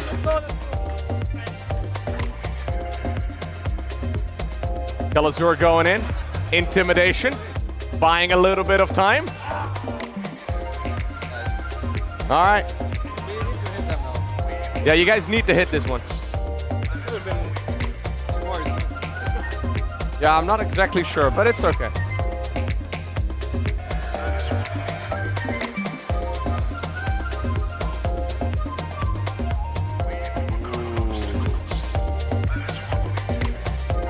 Okay, Rashid is what is important. Oh ho! Yeah? You guys want to win by cheating? Oh. I feel like it would not have been cheating if they didn't notice. That's It's true. fair game at that point. I wish that. There's probably only a few people watching, no worries. No one would tell. Come on. Oh. Diego's. Oh, yeah, time's up. Time's up. Aim. All right, final throw, final throw. One more throw. Oh. Now it's out. All right, guys. Yeah, Taran wins. GG. Well done. I feel like it was Diego mostly, you know. Yeah, actually, this is Zerk's mostly putting all of them in. Yeah. Let's go. How many did you hit, Gabe? 1. Okay. But it was the most important. It was the important one, Otherwise yeah. it would have been a tie, you know. But my teammate he's exceptional. I need him as a teammate. I'm out. The table micro from Elazer. Well played, well played. Well played, guys. All right. Well, we've got a bit of a special cast coming up very soon as well. We got a lot more StarCraft 2 coming your way, though. A quick commercial break. We'll be right back.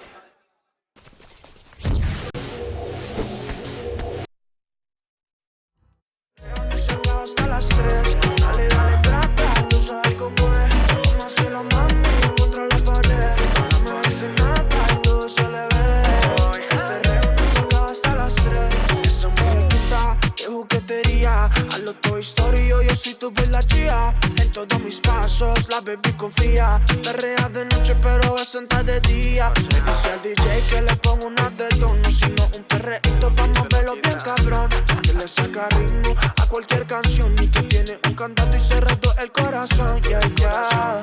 Como tú te mueves así, bien, bien, mami. Y con usted toda la vuelta.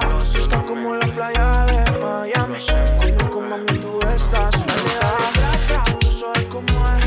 No se lo mami contra la pared. No dice nada y todo se le ve. El perreo nos saca hasta las 3. Dale, dale, trata. Tú sabes cómo es. No se lo mami contra la pared. No me dice nada y todo se le ve. El perreo nos saca hasta las 3. La vi solita, pues me pregunté ¿qué pasa cuando me bailó cerquita? Eso fue descomunal. Dale, dale, dale, trata, tú sabes cómo es. No se lo mami contra la pared. No me dice nada y todo se le ve. El perreo nos saca hasta las 3. Dale, dale, trata, tú sabes cómo es. No se lo mami contra la pared. No me dice nada y todo se le ve.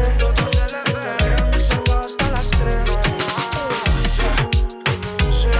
Ricky Baker, dueño del perreo.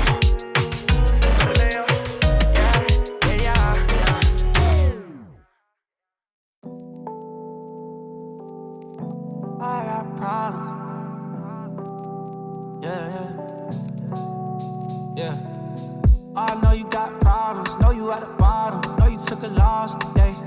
Everybody want bottles, living for a throttle. You just want bottle day. Tell me joy, west side. I've been trying to find it before I go all the way. Cause everybody got problems, everybody starving. But don't you go off today, yeah. Don't you go off, don't you go off now. That's right. Don't go off. Yeah. Nah, don't you go off, don't you go off now.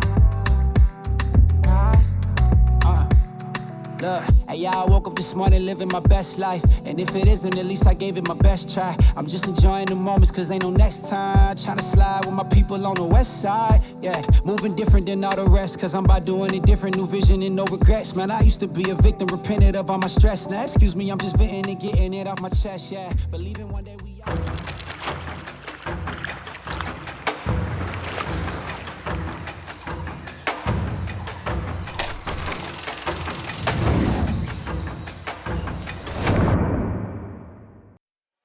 Hello everyone and welcome back to the third day of HomeStory Cup 21, the Lost Island edition powered by Shopify, where we have a couple of very special, lovely individuals joining us on this broken flight. I'm going to start off with one of the absolute biggest legends that I think this game knows. He made an expand, he defensed it, and he's back.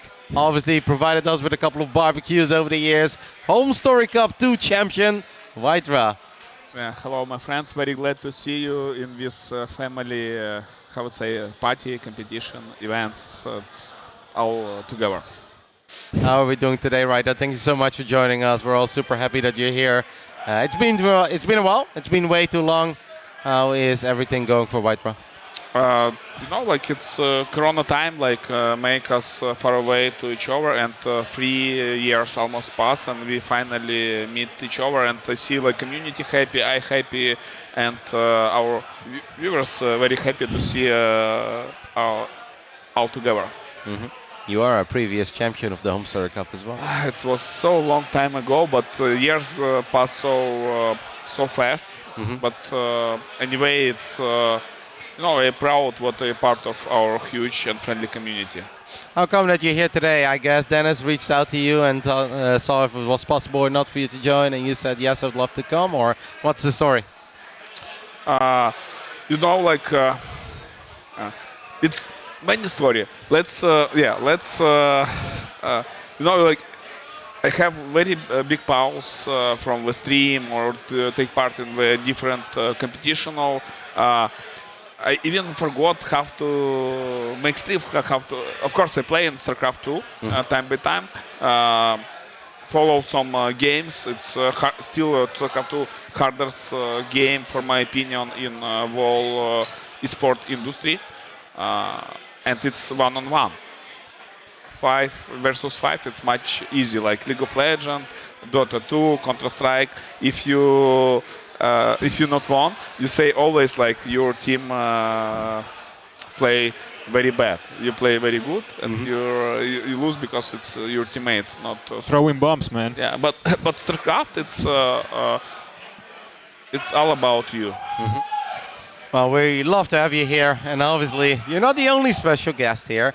Ben, I love you, but you're not that special because we see you all the time. I know. But we are also joined by an Italian Terran player from the past, Carlo. Some of you guys may know him as Cloud.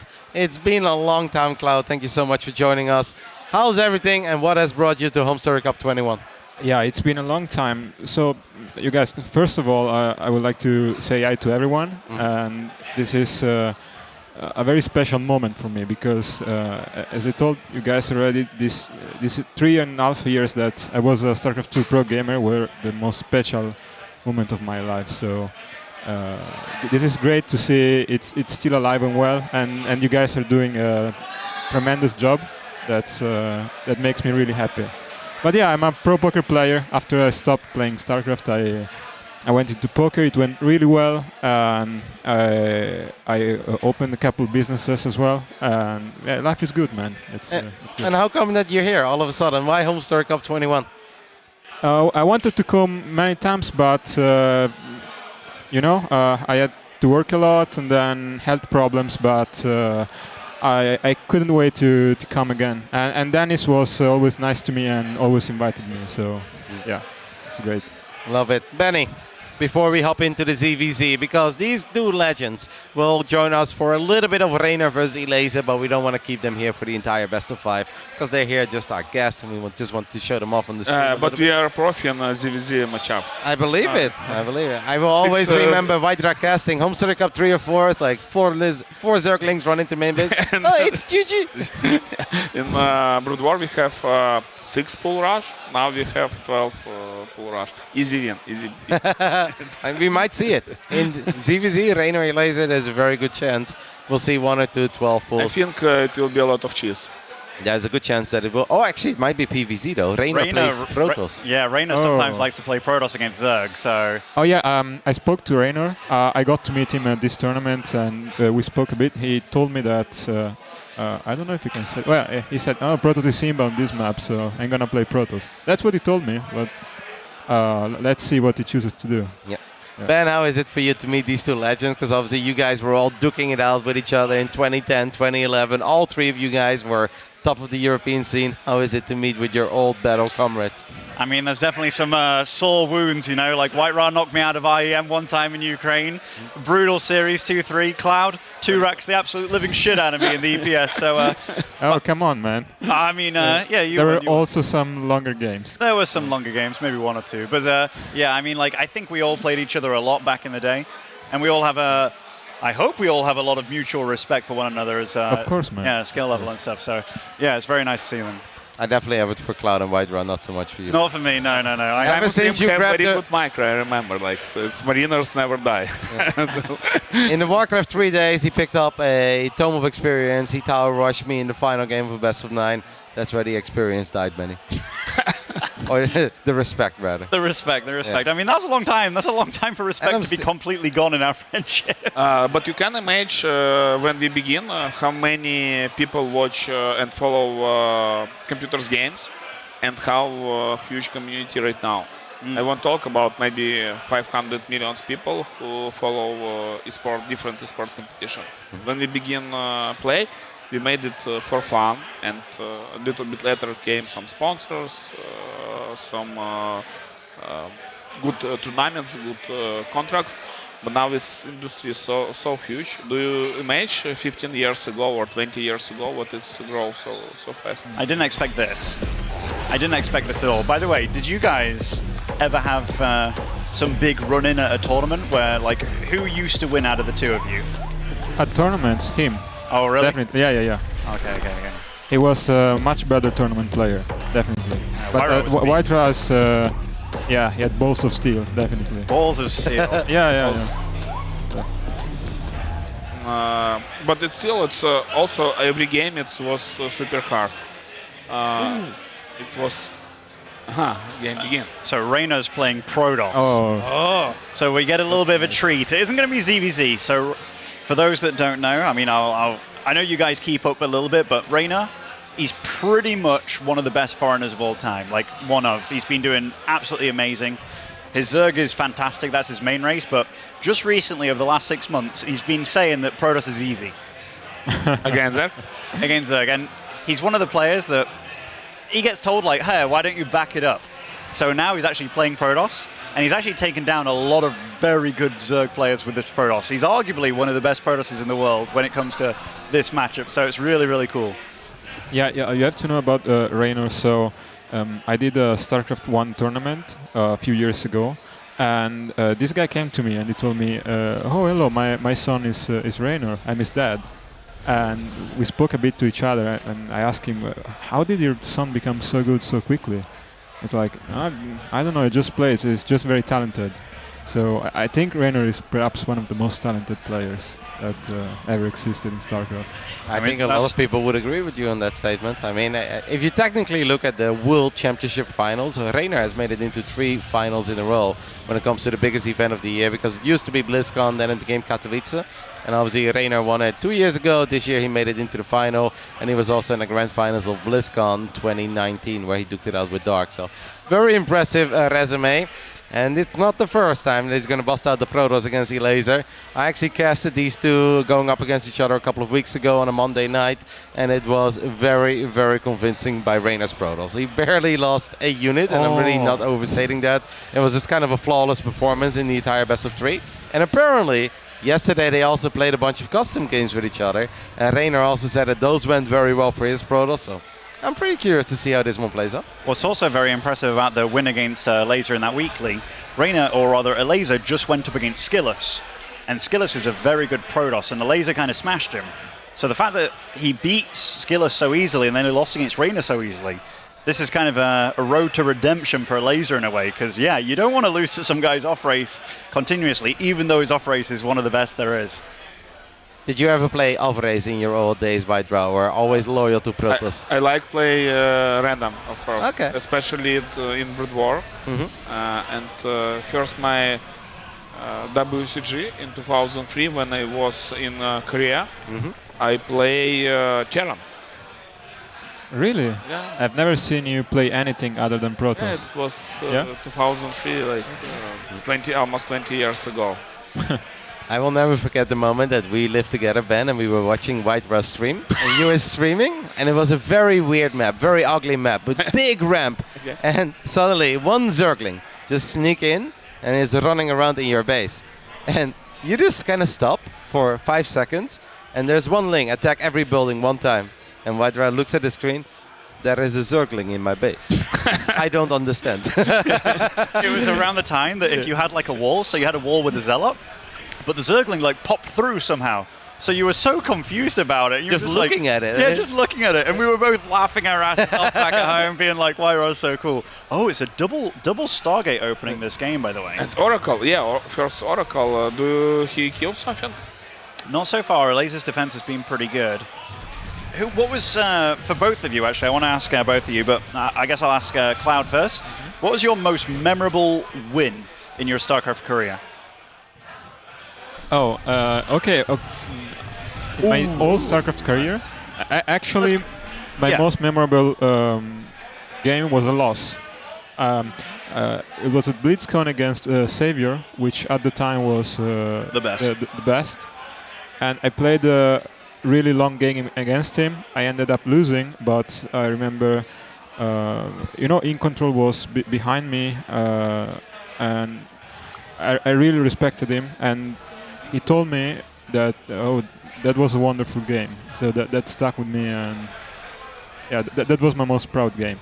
But one of my most proud wins was, when I beat you. Really? Yeah. Fucking A.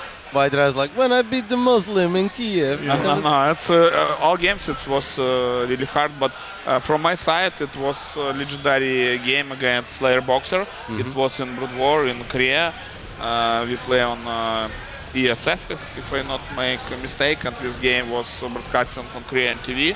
And Slayer Boxes, it's first our legendary pro gamer who we follow. I was his huge fan. Oh.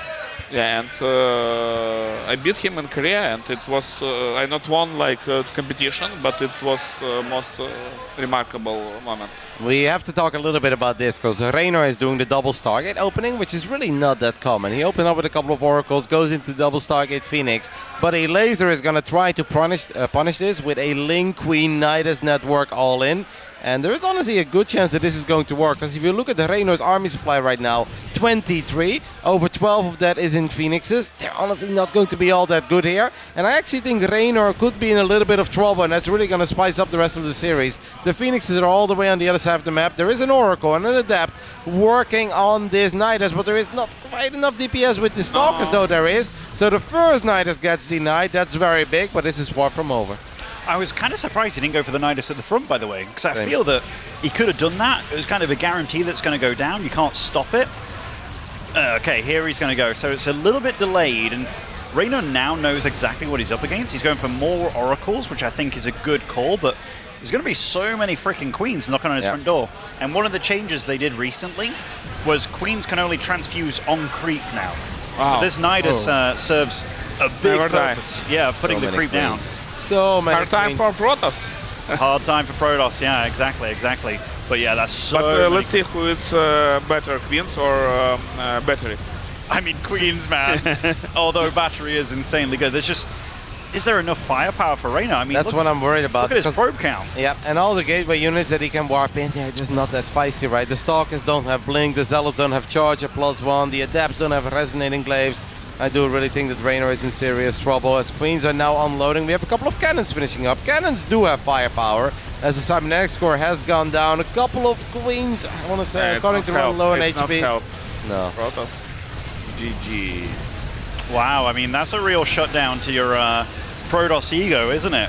Elazer just comes in. I do think when you are off racing, playing against some of the weirder stuff, it's the stuff that can really catch you off guard. Yeah, I was about to say the same thing. Yeah. Both players smiling a little bit there. Reynor smiling and shaking his head. Elazer smiling and obviously being very happy. 1-0 for Elazer with his Zerg against the Protoss. Nothing has changed, Whiterun.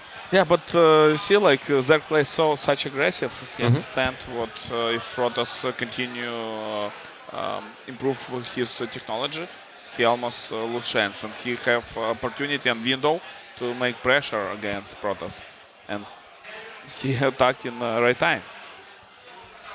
Yeah, I think it's a nice way to start a series because psychologically, if people say you're the underdog and you start with a strategy like this. It's mini White Ra, by the way, guys. So this is White Ra's boy. I mean, times have moved on. He's now 6 years old, you said? Yeah, and you also almost 3 years. I think our children will be duking it out in the future, just like we were. It's our future. I'm going to tell my child, my boy, to play the race with the most health. In the Stormgate, you know? But you know, I want to make tips to everyone. Sitting near computers, it's not make you happy. You need to take care about your back. You need to make yoga or something, because right now I feel some problems with my back, because sitting 8-10 hours near computers, it's not healthy stuff. You need to visit gym or a swimming pool, and yoga at least like 30 minutes per day. It's enough for you to protect yourself in the future. Yeah, I so think gamers. Yeah, I'll start on Monday, right? Yeah. I promise. I'm a little late to the party, but Monday, I've got you. I can make Lotus, you know, like put hand on hand, but some hardest stuff, it's still not easy to make. But time by time, need. You hear it, Ben. Less elephants, more working out. Less elephants, mate, less elephants. I mean, honestly, when you have a kid, you probably went through a similar thing when you first had your kid. It's a lot of lifting. Like, at first, I couldn't deal with it at all. This has become the baby show now, but either way. Reynor's playing Protoss again, by the way. He is allowed to switch race, right? Yes, as far as I know, unless something has changed again. But obviously, this tournament is part of the ESL Pro Tour, and that means that all the rules are the same among those events. And Reynor is absolutely allowed to switch race if he feels it's necessary. He doesn't think it's necessary yet, as we took a look at his main base. And obviously, in the bottom left side, the main base of our Polish Zerg player, Team Liquid Elazer. Carlo, you already said you think it's a nice way to start off the best of 5. Yeah. Why is that? Yeah, because psychologically, if you start a series, this is a best of 5, right? Okay. That's correct. So you have plenty of maneuver, even if it fails. I mean, you're still fine. You can still play, but. If you think maybe the other player thinks his advantage, I'm not sure about this actually, but I've been hearing many people saying that Reynor is one of the very best at the moment. I'm not following too much, but that's what people say. So it's a nice move psychologically, because even if you lose, there's not too much to lose, but you could gain a lot by winning the first game. I think we players back then used to think a lot more about the whole series as opposed to each game. So it was a lot about like, I'm going to show my opponent that I can do absolutely anything in game 1. And that's when I think it's very good to just show that. Because if you open up with like a macro focus that everybody knows you play, then it's kind of like, okay, you're in your rhythm, you're in your comfort zone. But if you show your opponent that literally you can do anything, stuff that they've never seen before, I think that's always a good way to start off a series. Yeah, absolutely. And as you have said before, if he's off racing as good as he can be, perhaps he's not as prepared against such an aggressive strategy.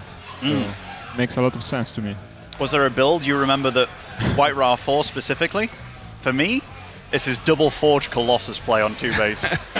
I remember the first time I played against this with White Ra 0, I was like, this is freaking imba, man. Like, there's no way I can do it. And then Sho played him afterwards and then ended up winning, and I was like, God damn it, White Ra. Because I really thought you would win that final. But you made mass mariners. That's true. And even the Colossus didn't support you. Didn't help. Man, White Ra was famous in StarCraft 1. Like every American Terran hated him in a good way. Like they didn't want to play against him because he had these special tactics, you know.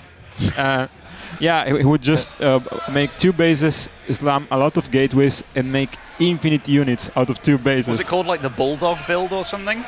No, I don't think so. Okay. No, it was the White Ra special tactics. It's the White Ra. Yeah. That's so cool. Ben, I want to ask you, like, now it's a map, it looks like pretty balanced. Before, like, back in the day, we cancel some maps because we feel like it's good for Protoss, for Zerg, for Terran. But what do you want to say me about this map? It's one-on-one. You mean this map in particular or this map pool? This map, what we see right now, but in the general also very interesting, your opinion, what do you think about the balance? Yeah, sure. So like back when we played, you could have a map like Lost Temple, where you'd have like the cliff next to the natural. It was very obviously broken, and it was like Terran owned, and there was ways to fight back, but like Zerg couldn't play on it, you know. So there was like 80-20, kind of 90-10 like win ratios, whereas now it's much better. It's got to a point where it's maybe 60-40 max on a map, but that's already enough for us to be like, oh my god, that map's broken, you know. But we've got to a pretty good point where this is a brand new map pool. This is one of the bigger maps in the pool, but everybody kind of likes it so far. Really lends itself to a certain style. And in StarCraft 2, it's way less about all-ins right now than it ever has been, and a lot less to the static style as well. Because for a while it was like, we've been through Broodlord Infestor era, then there was like, it kind of came again a few years ago where Protoss versus Zerg, they couldn't fight. Whereas nowadays, they nerfed a few of the really imba things, and now you see a lot of Protoss where they go with this massive gateway style, and it's like massive Zergling Roach numbers, and it's really fun actually. Oh yeah, the game has become so much free better. oracles. I not see often this strategy. I feel like you played it a little bit, White Ra, when the But game... it was beginning. Yeah, the very beginning. You played against a red in show match, and you make oracles and kill every drone. I was like, oh my goodness, oracle's best unit ever. And proxy Stargate. Yeah.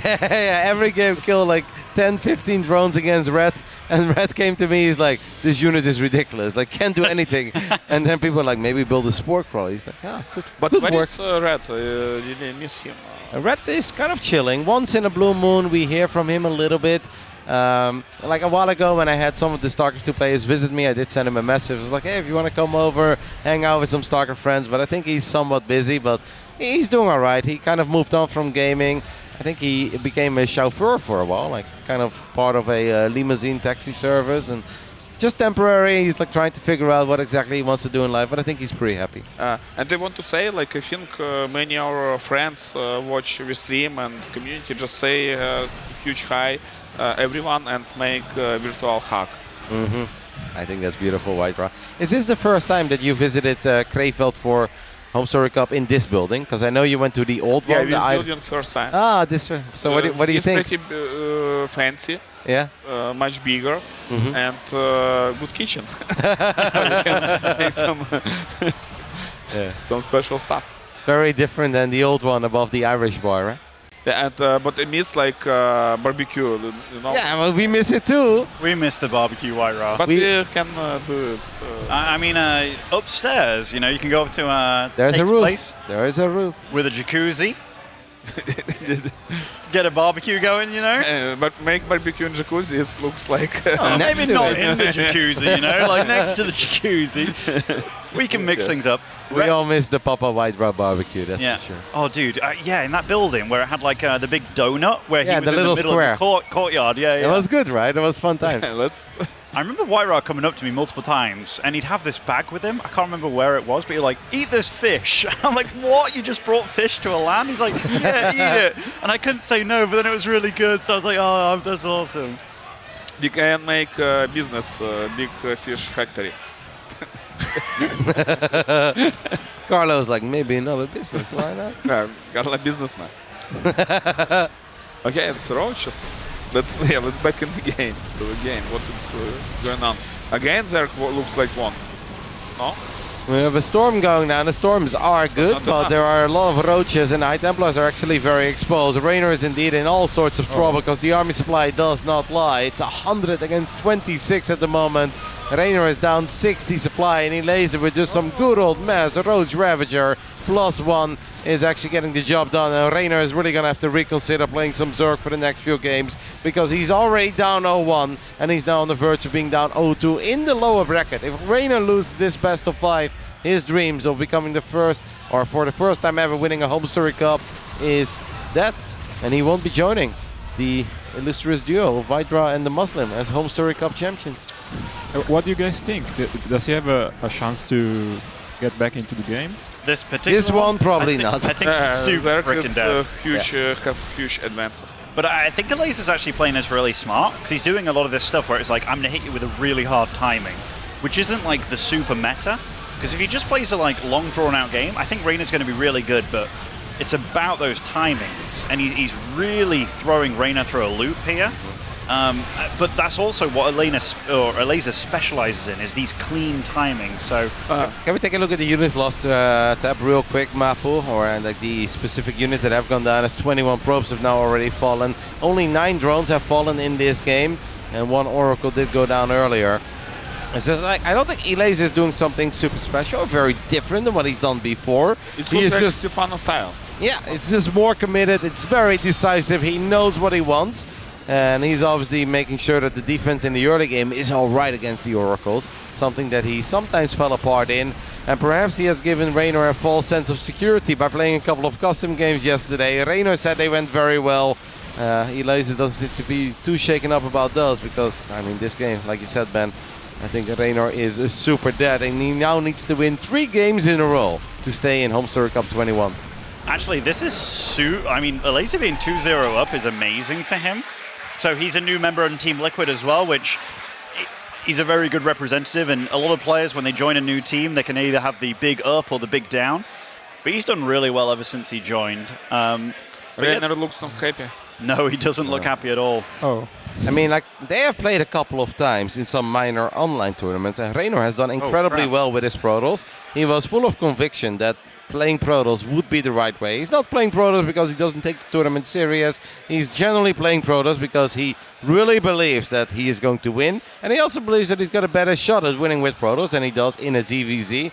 Because Elazer can be pretty crazy in ZVZ. He does a lot of wall-offs and he hides things behind the Evolution Chambers and the Queens. So Reynor really thought that just playing Protoss in this best of 5 would be a solid way to get a victory. Well, what do we do now, guys? Down 0-2. Yeah, actually, I remember back then in StarCraft 1, there were these Kespa games among Koreans, and I read the statistics that in a best of 5, if a player is down 0-2, there was like, if I remember correctly, like 10% chance he could win back the series. So this is pretty big for Elazer, yeah. But in poker we also see you have only 3 or 2% wins. And some miracle happen. Oh yeah, a miracle can always happen. Yeah. Let's see if that's the beauty of it. Yes. Kevin lives by the miracle when he plays poker. Oh yes, he does. I die by the miracle. He is a true degenerate. No. Sure. Do you Carlo. deny that? I'm so happy that you got to play poker with Kev. Carlo, I am not a degenerate because you are an ultra nit over here. You make Todd look like an adventurous player, and that's Is he really? yeah. No, I'm He's not. Todd on steroids, man. He's crazy, man. He has played 2 hands in 3 days, aces and kings. Oh, is it really? Come on, man. I bluffed you with nothing, and you took my €50. What do you want? Yeah, I snap called you. Yeah. One time. Try to fight the image. You know, if you needle them enough about being really tight, then eventually they'll play. But he plays poker for a living. Yeah, of course. Absolutely, Kevin. You're absolutely right. Yeah. All right, I mean, memes aside, this is a really big deal. Elazer 2-0 over one of the tournament favorites and a guy that he has struggled with, and not just with his Zerg, but with his Protoss. I mean, this HomeStory Cup, we've had a lot of crazy upsets. Do you guys think that HomeStory Cup has always been a tournament with crazy upsets, or sometimes just the best player wins? I mean, HomeStory Cup 1, the best player won. HomeStory Cup 2, the best player won. Entertainment. It's entertainment, and Stefano, I think, it's always show crazy style here. Stefano and Bling. Bly also, like, you remember his all-in strategy? Yeah, of course. We all love Bly. It's some games he showed one against Korean, and I didn't know how he lose. But we have good days and bad days. Sometimes you control games, you showed one, you lose. Sometimes from like loser situation you make a comeback. And this is hard to explain to me why this happened. So right around, you've been with Twitch for the last few years, right? Yeah, many years. Happy? You all tell them StarCraft 2 is the best game? Of course, it's a more harder game and more strategic games. But you know, for example, if you like chess, you can say like people who like poker, what it's chess, it's better than poker. So everyone make choice, and our life it's all about the choice and your solution. Freedom, it's I think most important things what we have in our life. Of course. Yeah, what makes a game hard are the people playing it, and I think StarCraft 2 at the moment is very challenging, and it is. Yeah, and it's very fun to watch. So I love it, absolutely love it. Yeah, I mean, how has it been for you, Carlo? Because I know that you've watched obviously a little bit of StarCraft over the last few years, here and there. Sometimes you tune in. You said you open a stream every now and then if you're in a good mood. I do. But how is it walking around here and also standing behind the players and seeing guys like Clem and Reynor actually play first person? Do you think it's crazy, or is it comparable to your days? No, I think it's great. To be honest, about Reynor, he achieved everything I wanted for myself in StarCraft 2, so I'm very proud of him. As a fellow Italian, I'm super proud of Reynor. But also Clem, man, it's insane. Yeah. I think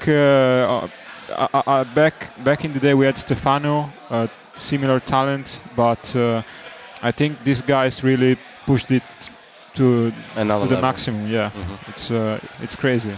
It's also very difficult to compare eras, you know, because I know a lot of people talk about like the MVPs of the world and stuff back then that were obviously amazing, but you would now watch Maru and see what he does at the keyboard, and it's just like, it's a totally different game.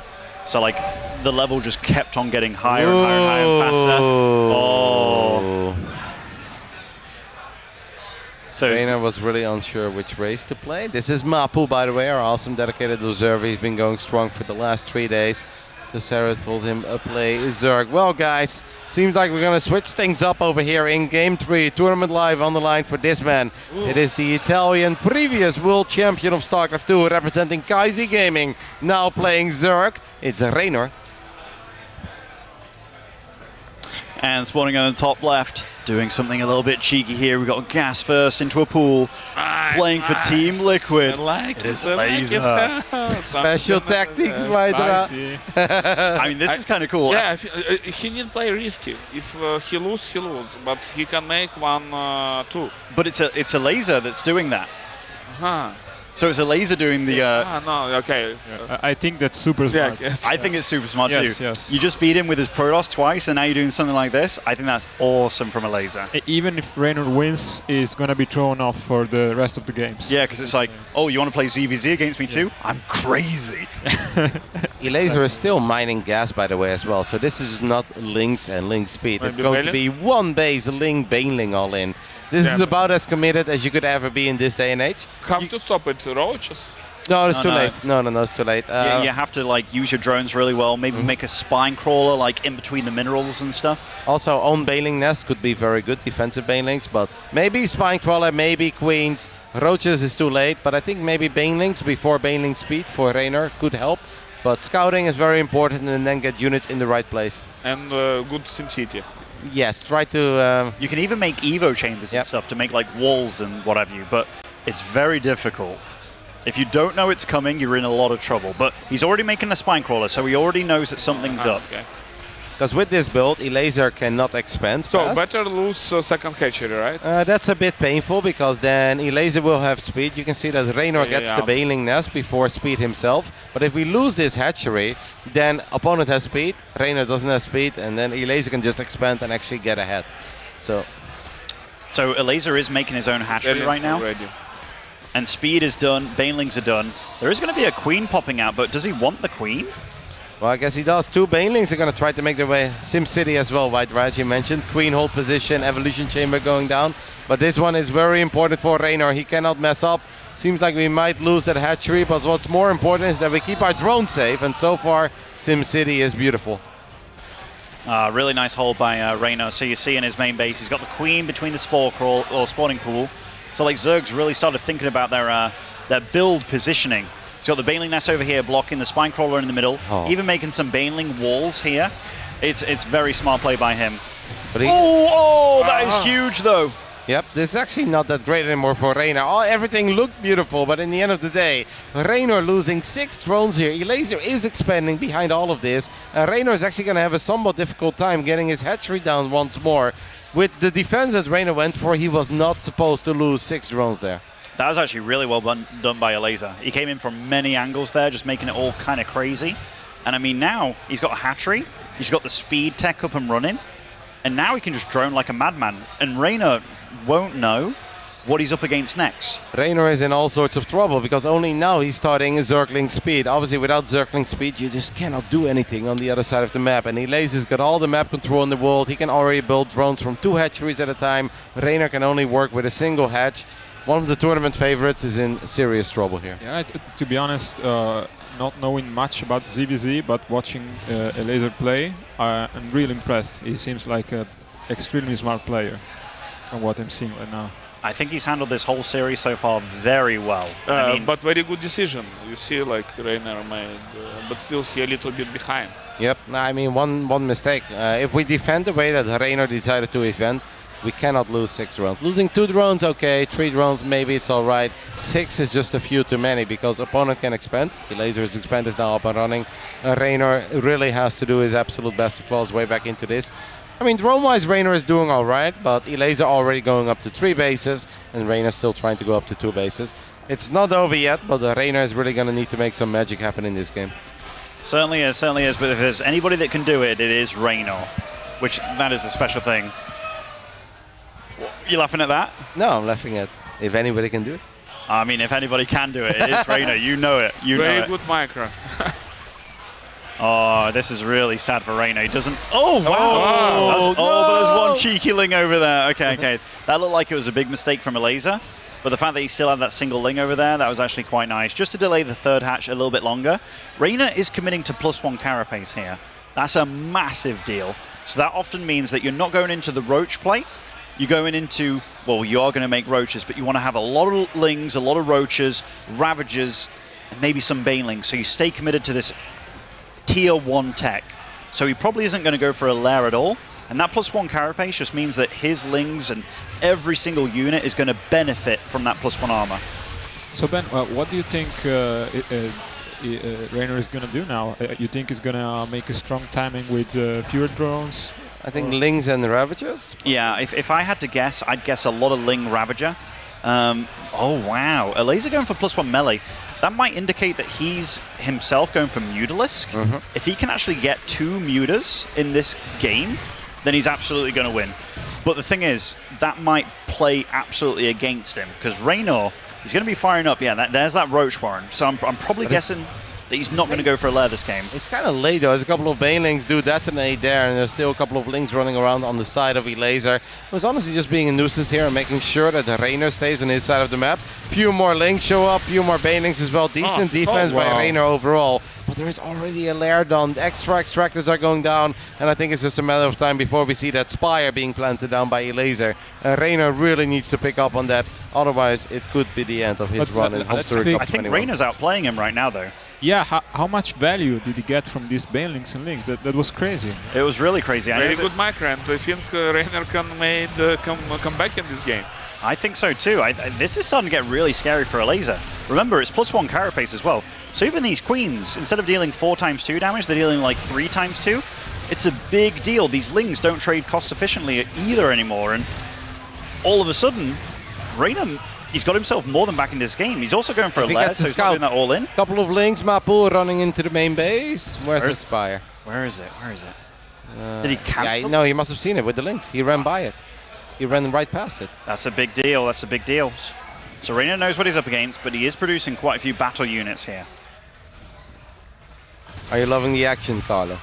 You're smiling. Oh yeah, absolutely, absolutely. I'm really impressed at the micro capabilities of Reynor. But I don't know. Let's see what they have in mind. I think they both have a plan, and it's kind of tough to understand what's going on right before that. What do we think, Papa Wydra? I think this game is amazing. We made, I would say, like, we changed our solution several times, and we make bet on the Elazer first at beginning, but Reynor made right decision, and step by step he protect attack his opponent, and try to make comeback, and it's. Reynor's outplaying him really hard right now. Like, Elazer made all those banelings, and it was banelings for what? He really thought like a ling flood was coming. Reynor on his side of the map, he's going for a Hydralisk Den as well. I mean, these are +1 lings, sure, but these are +1 armor roaches. Economics, it's way better for Reynor, yeah. That just shows you, man. His Zerg is mean. It's not totally over yet, though, because the Mutas are going to give Elazer all sorts of map control. And having Mutas out, +1 flyers, and obviously +1 melee for the links, it does mean that Reynor is kind of going to be forced to stay at home for a long time. And we are going to get the first longer games. These links are gnarly with their upgrades, and they're getting a lot of surface area on these queens, but the queens are surviving for now. Very good transfuse. Not a single queen has gone down so far, only one in the end. But I still think that Reynor is really going to have to work for the victory here, because this is kind of difficult when your opponent has all the map control in the world and you can't really do anything until you have a big army. I think Elazer's dead, man. yeah, 30 plus 30 supplies ZVZ, I think it's a huge add-on. Yeah, I mean, like, roaches are obviously like, you know, they're inflated supply kind of thing, but the fact that he's got 10 Hydras on the way, he's already got a lot of queens. Everything that Elazer's done after the, like, 4-minute mark, it hasn't worked out. I mean, the last 40 links obviously trying to pick off queens, and then it not quite good. Yeah, that didn't work out, but those links normally have a lot of value, especially if they do have +1. Yeah, I think in this game everything came down to the baneling micro, and Reynor did some wild magic there. Very wild unexpected. magic. Yeah. Absolutely. I mean, Reynor is ridiculously good for a reason. Moving the queens across the map, and even though you can't transfuse off creep, there is creep on the other side of the map in Elazer's base, so that's one thing that can absolutely pay off for him. He's got roach speed done now, the Hydralisk speed is coming online as well, and these Mutas, they can't fight against that. 150 supply. Reynor with his back up against the ropes, turning things around here in Game 3 on Cosmic Sapphire, as the Queens are taking an awkward fight against the Mutas, but it doesn't really matter. With all of the Roaches and Hydras on creep, Reynor keeps his tournament hopes and dreams alive and gets a point on the board with his Zerg. More ZVZ in Game 4, guys? I don't think he's... I think after that game, being in kind of a dicey spot there, the fact that he managed to turn that around, I think... Yeah, stick with the Zerg. Can make Reynor come back? Good shot. Absolutely. Now it's %. You say like if someone lead 2-0, it's 10% for. Yeah, it was more than 90%. But if if 2-1, how much more %? I don't know. I don't know. But one thing I know is that after winning like this, after being disadvantaged in the build order and out-micing with the banelings, Reynor must feel pretty good about himself. So yeah, he's gonna keep playing Zerg, like most likely, and I think he feels good right now, even if he's... He knows how his opponent play. Yeah, Elazer is very tricky though, and there are a lot of maps in our current map pool where there's a ramp going into the natural.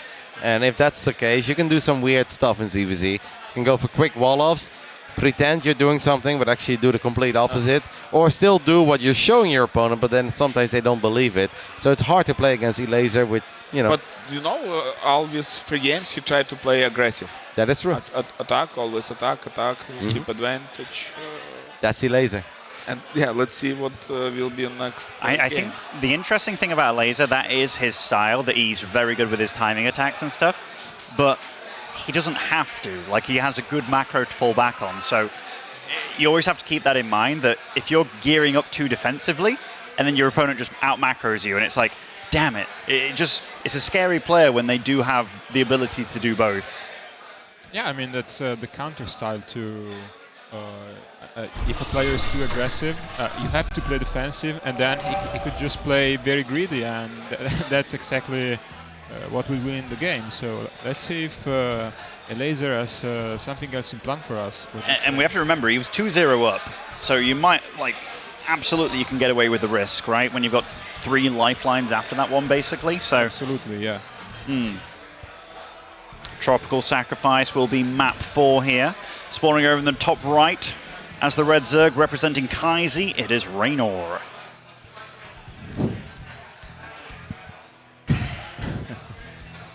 Okay, spawning at the bottom left, blue color, representing Team Liquid, Elazer. You're a natural, Cloud. Let's go. You're an absolute natural. Both players making expand first, White Ra. No more aggressive tactics. And defends it. Yeah, exactly. So without defense, not make sense build expand. Wise words. So I like macro games. I like more because when you made a limb or timing push, it's can be risky sometimes if your opponent hold it and you lose advantage. Absolutely, absolutely. Most happy things what I have in the games, it's when you hold rush. you get smile. Absolutely, absolutely. One time I made you complain about Terran. Do you remember? Yeah, but it was like joke. It was what? Like joke. Oh, it was joke. Okay. It was so funny. It was that was HomeStory Cup 1 actually. You said Terran unstoppable race, and I was like, damn straight. No, but it's unstoppable micro. You're such a flirt. You're such a flirt. No, it's not unstoppable. It was unstoppable. Oh, you remember it, yeah? I do. Yeah, it was so funny, dude. Like, it was so funny. I cried laughing. It's like a little bit irony. Yeah. You know, I not like bad manners in games and life. It's really bad because everyone have reputation, and every this move it's related to whole industry, not only about. Yeah, man, I know you since a long time. Probably I'm one of the players that know you the longest, maybe. And you're probably the most mannered player I've ever seen. So yeah. And I mean, like some of the most bad-mannered players, such as Lelouch. Wyra said he'd punch him in the face. No, it's not like kick. To be fair, he probably deserved it, Wyra. Like, he wasn't being a nice guy. We have. Lelouch was very spicy. He was spicy, man. He was spicy. Yeah. But I think it depends about personality. When you grow, who you, where you teach and study, who educate you. And also just age, right? Everybody at like 18, 19, 20. It's very different than when you're 32 or 34. I was an asshole, actually, sometimes. Still are. I still am. I've never been a good loser, man. Like, like trolling is good sometimes. Trolling? Yeah. Trolling's good. I mean, I've got better about losing as time's gone by, but I remember when I first started, I freaking hated losing so much. But I think all of us, when we first got competitive, nobody likes losing, right? Yeah, man, I don't know a single strong player who takes losing with, with dignity and grace. These weren't the words, but yeah, also. You might be right. Might be right. A little bit of a Ling micro going on here between the two. Oh, a few drones in the natural here for Reynor, so getting a little bit of extra damage done. It's important for Reynor to obviously scout the fact that there is a roach warren going down. Wait, did he get the scout? Oh, he's getting it right now. Yep, that is very big. Immediately drops his own roach warren on his side of the map. Obviously, he knows that he has created a little economic advantage for himself after picking off a couple of drones. Now all we need to do is make sure that we keep an eye on what Elazer is doing. And after Elazer, his roach warren got scouted, Elazer just goes back into droning immediately. And Reynor is still convinced that Elazer might actually attack him as he even morphs in a spine crawler. Certainly does. Elazer's playing a wild game here, absolutely playing his opponent to some degree. And Reynor's really respecting the fact that there might be a lot of roaches coming out very soon, but we look on Elazer's side of the map and it's not one roach to be seen, so your good scouting kind of worked against you almost. Yeah, okay. First off, I'm really impressed by Elazer, and I will again say he's super smart. This is the correct move, most likely. Yeah. Is he rebuilding a roach warren? Did he cancel the roach warren? It was already done, right? This is a full It's just a wall. Yeah, but Okay, why? it's a wall. He has a low ground expand. It's mind games. Mind games? I think he just didn't want them in his natural. He's making another roach warren? Yep, and now he left the gap bad. No, I think he forgot. I think Elazer legitimately forgot that he already has a roach warren, unless we want to go like tunneling claws and speed at the same time, but I have a very hard time believing that's what it is. But no, it's impressing me Zerling's wars, micro Zerlings, especially on the creep. Mm-hmm. So fast, right? Zerlings, it's very hard. Yeah. It's super hard. It's not Mariners without Steam Pack. He must forget that he had a roach warren, like he has to. Although that lair timing with that roach warren, there is potential that he is going to get tunneling claws plus roach speed. It's just almost never see that anymore. It's honestly a pretty big investment. It's a massive investment. I mean, a drone, the 150 minerals for the roach warren, and I mean, if your opponent's pushing you and you're going for 2 techs at the same time, it's not what you want. But Reynor, he's going to test his metal over here. And he's got quite a few roaches himself. He's got the +1 carapace as well, so the lings survive the one-shot to the banelings. The queens also do quite a bit less damage here, and that single baneling looking for a bit of a connection. There's a lot of roaches on the way for Elazer, but not quite in the right position yet. So now a lot of his drones are actually not mining. A queen goes down, Reynor with some fancy micro, trying to morph a couple of roaches that are low in HP into Ravagers. Obviously, he's not going to end the game here, but he's going to be pretty happy with what he got done. No, we never really used the second roach warren. I think it's just been a long day. Like, let's be real. These HomeStory Cup days, it's always awesome. Everybody has a ton of fun over here in Krefeld, Germany. But the days are very long, and you can kind of see that in some of the plays that the players make as well. Like, it's legitimately past midnight at this point. Yeah, so absolutely. Sometimes you're going to end up building 2 roach warrens. Absolutely, absolutely. I mean, I was making elephants earlier, Kev, for real. I mean, nobody would ever doubt the fact that you're making elephants. All right, this is kind of a nice little fight for Elazer, though. I mean, the concave's quite decent for him. He does have slow roaches. Speed roaches will be finishing a lot sooner for Reynor, which is a big deal. He's also fighting with... he's going to catch up on the +1 very soon. Going into such fast hydras, by the way. Is that because he actually had 2 Hydra Dens on the way as well, but I do believe he cancelled one of them, as we do have this little roach skirm. It's actually kind of feeling in favor of Elazer, if you ask me. Feels like he had a few more units here to begin with. We do have the reinforcements showing up for Reynor, but these kinds of trades, when Elazer already has a Spire finishing up, Reynor does not. And those are not quite the trades that he's looking for. We do have roach speed a little bit quicker on the side of Reynor, so he's able to hunt down a couple of these low HP roaches of Elazer. But the first few mutas are on the way, and this is where things get interesting. Okay, I wanted to ask you guys one thing. As a non-Zerg player, in this kind of game, what do you think is acceptable for 2 banelings to kill in terms of drones? At this point, even like if you 3. kill 5, it would already be amazing, yeah. They become useless. So it's like you made them for earlier defense. So if you can get like 3 or 4 drones, I think it's worth it. Oh, okay, that's cool. Yeah. Because they're more like leftover units as opposed to like, oh, I made them now. That's a pretty big pickup for Reynor. Very casually sending all of his roaches to the other side of the map. Picks off a hatchery, means Elazer obviously only has 6 gases to work with. This is one of the games, though. There's 2 ways to play with mutas, right? Sometimes you make a couple mutas, you kill a few overlords, you get map control, and that's all you really do. Or you go all out on the mutalisk, and that's kind of what's happening over here. +1 flyer attacks.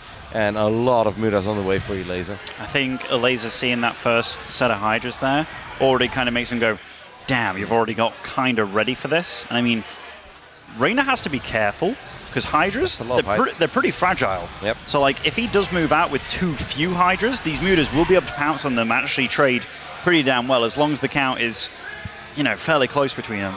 White if you see the muta list, do you still have Yeah, nightmares? see like 8, how many? 10 mutalisks? Yeah. Do he made upgrades? I didn't see it. +1 is on the way for mutas. So he can cross like, you remember Julie Zerg?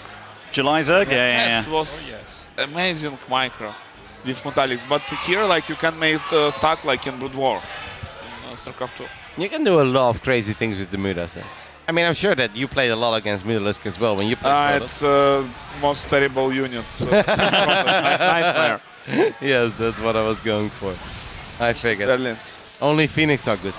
Yeah, Phoenix, but sometimes it's not enough to switch with Mass Phoenix with range. But Red looks like won the main battles. You think? This is getting a bit scary though. Like if he wins this Roach battle, then he's in really good shape as Reynor, but it's getting kind of close, honestly. And these mutas are getting a bit boxed in. They're not where he wants them, but the supplies are a bit deceiving. Look at the roach count, 23 roaches on the side of Reynor, so he's got a lot of roaches, I still think, running to the bottom side of the map. And Elazer really doesn't have that many roaches to begin with. 11 roaches, 12 mutas. There is a very good chance that the Italian Zerg is actually going to tie things up here. Obviously dealt a decent amount of economic damage earlier. I think that was all pretty good, as long as Reynor gets his units together. Certainly. I mean, the supplies are still pretty close. These mutas don't want to be in a direct engagement. They want to pick off reinforcements or drones like they're doing right now, but Reynor, he's kind of got his units together now. The Hydras pack a real damn punch in the back line. What do you think the mutas are going to do? Will they stay on the other side of the map, or is Elazer forced to bring them home? I think it's too late. I think it's too late to go back home with them, even though he needs them in this fight, but that is enough Hydras to deal with them, I think, with 2-1 upgrades, and it's a rough one for Elazer over here. Reynor's packing heat on Elazer's side of the map, and he is really closing in the mutas. They're wasting so much time. Looks like 2-2. There's a good chance. We're not there yet. Mutas can sometimes clean things up, but I think you're right, White Ra. It is starting to look more and more like it as the supplies swing heavily in favor of Reynor. Yeah, see how many drones he lose already. 22. Yeah, and what we told, like 10% if 2-0, and now it's if we have score 2-2, it's 50-50.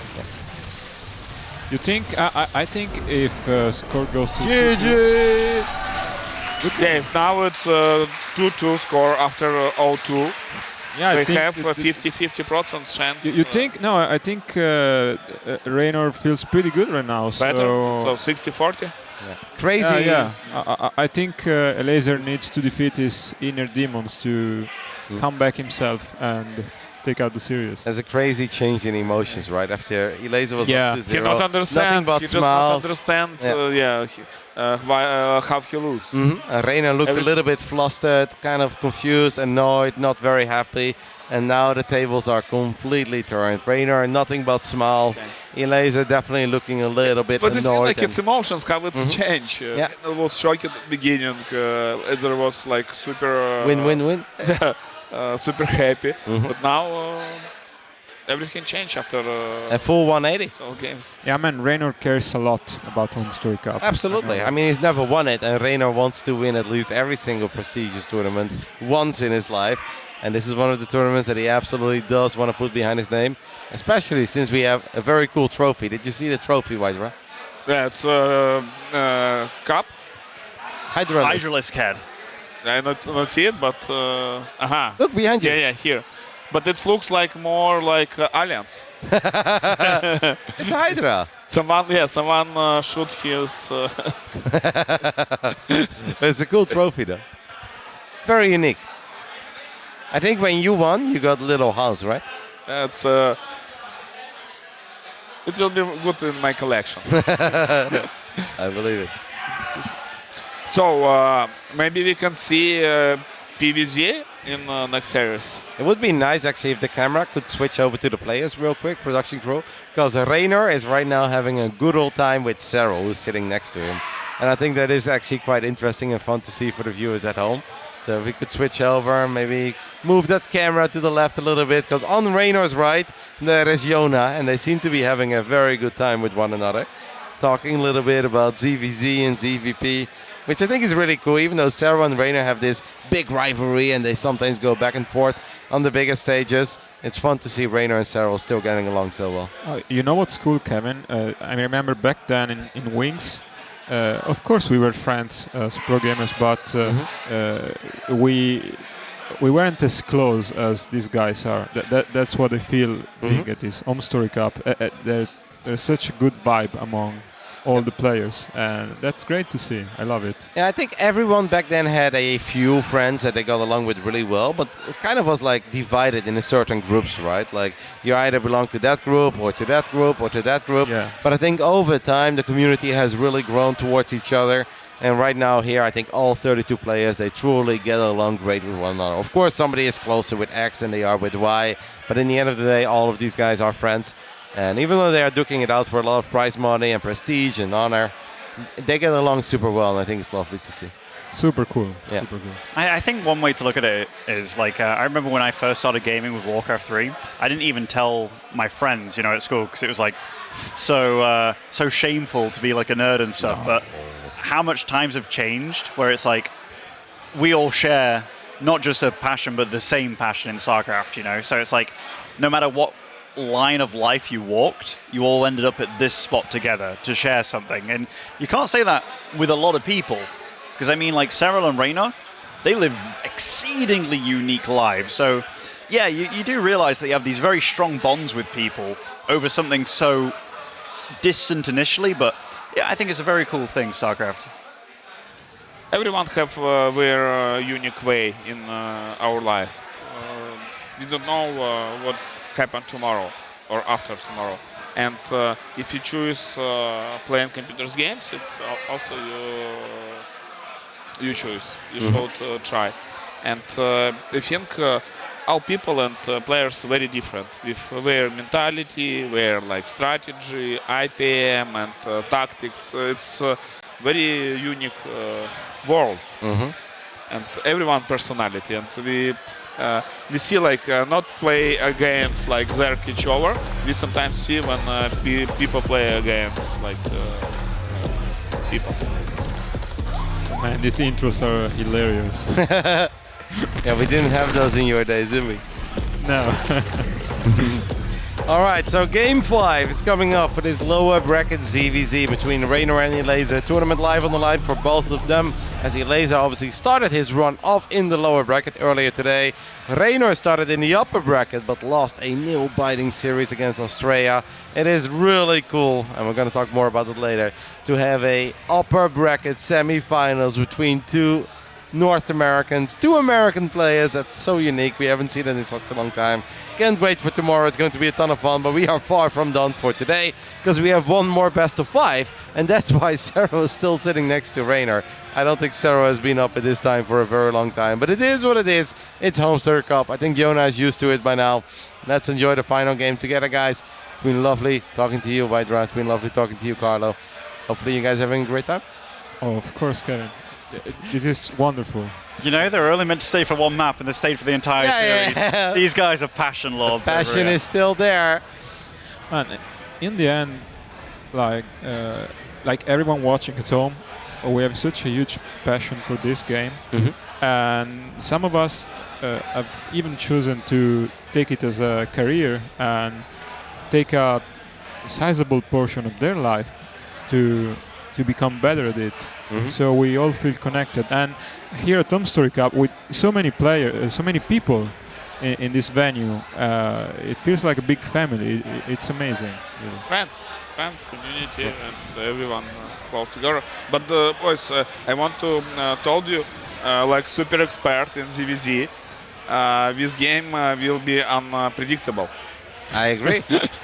Reynor did open up very safely. I believe he went for the pool before the hatchery, right? Or did I misread that? I think they both went hatch gas pool. Okay, then I definitely misread that, as I was listening to some inspiring words. I guess they finished up at the same time, so that does make some sense. I do have a question, Vidra. When you're walking around here, it's been a little while, and it's the first time in this venue.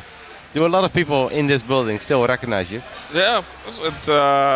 But they grow. It was teenagers, but it now tall and big boys with family. But not just the players. I also mean just like random people that came here to watch of course, StarCraft. and we talk and we discuss many important things. Talk about different topics, and they're happy what people getting older, but they still support StarCraft community and understand who is does something in this direction, like when esport going up. And I feel happy myself because I feel like home. Carlo, did anyone other than the pro gamers that you used to play with, did anybody's like, hey, that's Cloud? Yeah, I'm surprised. Actually, yes. That is amazing. Because it's been like almost 10 years. Yeah, it's been 9 years. I'm surprised, but I'm very close with mostly the pro gamers. It was very cool seeing you guys. Take, of course, we almost lived together for 2 years and spoke a lot with Mana and all the other guys. But some people even asked me for a signature. I would never think that would happen again. That was funny, yeah. All right, the Reynor is the one opening up with some aggression here in the final game as Tournament Live is on the line for both of these players. Seems like Elazer is actually going to be able to keep his hatchery alive for now. We have a few more links showing up for Reynor, but this seems like a pretty decent skirmish for Elazer. The hatch is low on HP, and as long as we can keep it alive, it's okay. This is going to be really close. Lings running away from the queens. The Lings will get the hatchery kill. And Reynor gets what he's looking for. Oh, that got close, Benny. That got ridiculously close. He's also making some defensive bailings on his side of the map. Now, the drone count isn't super good for him right now, like he is behind, and he's still making nothing but units. So Elazer's not down and out just yet, but Elazer needs to get a little bit of damage done now. But the bailings come. He held it with attack, and looks like Reynor a little bit ahead. Even if we are down a couple workers, it's obviously okay, because we have 3 hatcheries on the side of Reynor and only 2 hatcheries on the side of Elazer. So Reynor is able to make a few more drones at once and should be able to turn the economic deficit into an economic advantage. Elazer did have quite a bit of money in the bank there, by the way, as he is morphing a few banelings himself. And Reynor decides to drop the Roach Warren. Down 0-2, went back to Zerg, won game 3 and 4, and is now perhaps in the driver's seat in game 5. That's honestly kind of wild, right? Playing 2 games with your Protoss, losing 0-2, then turning things around. ZVZ, a lot of people say a very volatile matchup, where it's hard to be very consistent. So far, Reynor's looking pretty damn good in it. I mean, the thing is, Reynor's so freaking fast, man. Oh, those banelings, okay. The first connection, not too bad at all. Reynor trying to get some scouting, some information going on. Both their Roach Warrens will finish kind of around the same period of time. No upgrades going on for either one of them with the Evo chambers and stuff. Oh. Okay, Elazer did remember what happened just then. That was a lot of explosions, and I think it was good for, Reynor? But Reynor have plus 20 supply. Oh, wow. That Zergling actually finishes up. 1 baneling does get picked off, and a single bane is not enough. What is that Queen doing in the middle of nowhere? So Reynor is able to capitalize on that and obviously pick off that Queen immediately. It's a lot of roaches on the way for Elazer at this point. That single baneling did connect with a few drones, but obviously 1 bane is not enough to take down workers. Both players have very good multitasking. They're very fast, Wydra. Yeah, it feels like Elazer fell out a little bit, but he can take it back. It's still close. I mean, especially because Elazer did float a little bit of money, so if we put that money to good use, and it's honestly still a very close game. It is very close, and they're both going for different paths as well. You got Lair Tech on the way for Elazer, along with +1 Carapace. Whereas Reynor, now he's going for his Lair a tiny bit later, but he's going for the +1 ranged missile, which that would be better for the Roach Wars once they happen. But the Carapace, it's very nice for if you want to do some battles with Zerglings accompanying everything. But right now, Reynor with a bit of a drone lead, which is nice, but he also thinks that an attack's coming, which he might absolutely be right. He's getting some spine crawlers ready and stuff like that. What do we make of it, Wydra? I told you, like, I'm a master in ZVZ. This game still unpredictable. You're not wrong. It honestly is anybody's game at this point. It really comes down to execution, unit movement, and obviously scouting is going to be very important. If one of the two players decides to drop a Spire, it's very important the other one picks up on it immediately. Elazer is actually the one who's firing up a Dropper Lord, but I think that's just for a couple of Banelings and potentially trying to take down some drones. Maybe some Roach Drop as well, but I don't know if I really want to try to out-multitask Reynor, because Reynor's pretty good at that. So. No, drop, Bailing drops. Yeah, that makes more sense. Bailing drops can always be very scary in ZV. In fact, in any matchup, I feel. Fire. And also, it's a nice way to use those leftover Banelings that you had just lying around. It's very smart. So let's see if he kill. Yeah, let's 10 see drones. how much damage can you do with that. Even if you get like only 5 drones, you're already pretty happy. If you get 8, you feel like it's the jackpot, but... He made double drops, I think. Yeah, I mean, Spire is 30% done though, and it's very, very important that Elazer picks up on this. I think this Drop Lord is going to have a pretty hard time getting those jackpot shots, but the speedy Overseer does get a perfect scout off in the main base. Spots the Spire, I think, at an ideal moment, right? 55-60% done. That's kind of when you love to scout things. Certainly is. This Queen being rather cheeky, filling in that hole as well, so the Lings can't get inside. So Reynor does not have the good scout that Elazer does. But right now, they're both sitting fairly comfortably. Like, Reynor's going for that +2 missile attack, getting his Roach speed a little bit later than Elazer, which means he probably wants to sit back and he's comfortable doing that. Roach count's very similar between them. Yeah, I mean, regarding the Baneling drops, as a player, I think the hardest thing to do is when there's action in the middle of the map, you can manage to drop Banelings in 2 different positions, you might end up killing all their workers. So I'm not sure if this is going to happen. We even have a little transfuse going down on a single drone there. Here in Game 5, everything matters. With Tournament Live on the line, and we have Queen transfuse on single drone. Very good care for the drones there, Wydra. Every unit's super important. So let's see if he protects his Overlord. Drop again. I wonder what's in that drop, though. Like, is that the same Baneling drop, or...? Yes.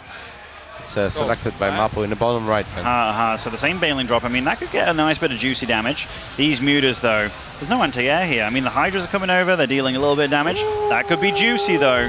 Quite a few. Oh, there's more drones dying elsewhere.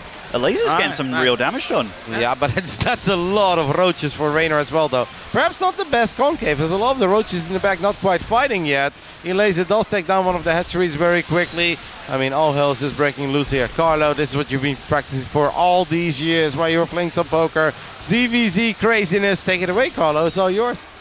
Yeah, absolutely. I think. Do you understand who is one? I not understand.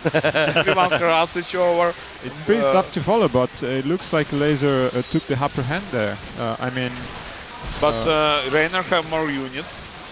Elazer more workers.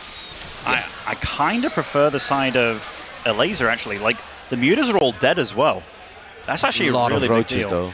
And it's just +2 missile attacks. +2 missile attacks is 1-1. I think I prefer to have +2. If Reynor is able to find some good damage in the next minute, I think everything could be fine for him. If nothing happens in the next minute, then, like Wydra said, Elazer has way more drones, and that economic advantage could absolutely kick in. But if they just max out right now, Reynor's army supply is going to be a lot bigger than Elazer's army supply, and all of these Roaches, they seem to be pretty stuck as well. Yeah, I mean, catching this is really good for Reynor. I like the fact that Elazer's going for this kind of stuff, though, like guerrilla warfare, right? Like, he's really going to try and deal with the eco, trying to bruise down on what advantage he has. And I don't think this is the fight that Reynor wants, man. I think Elazer's doing it. Absolutely crazy.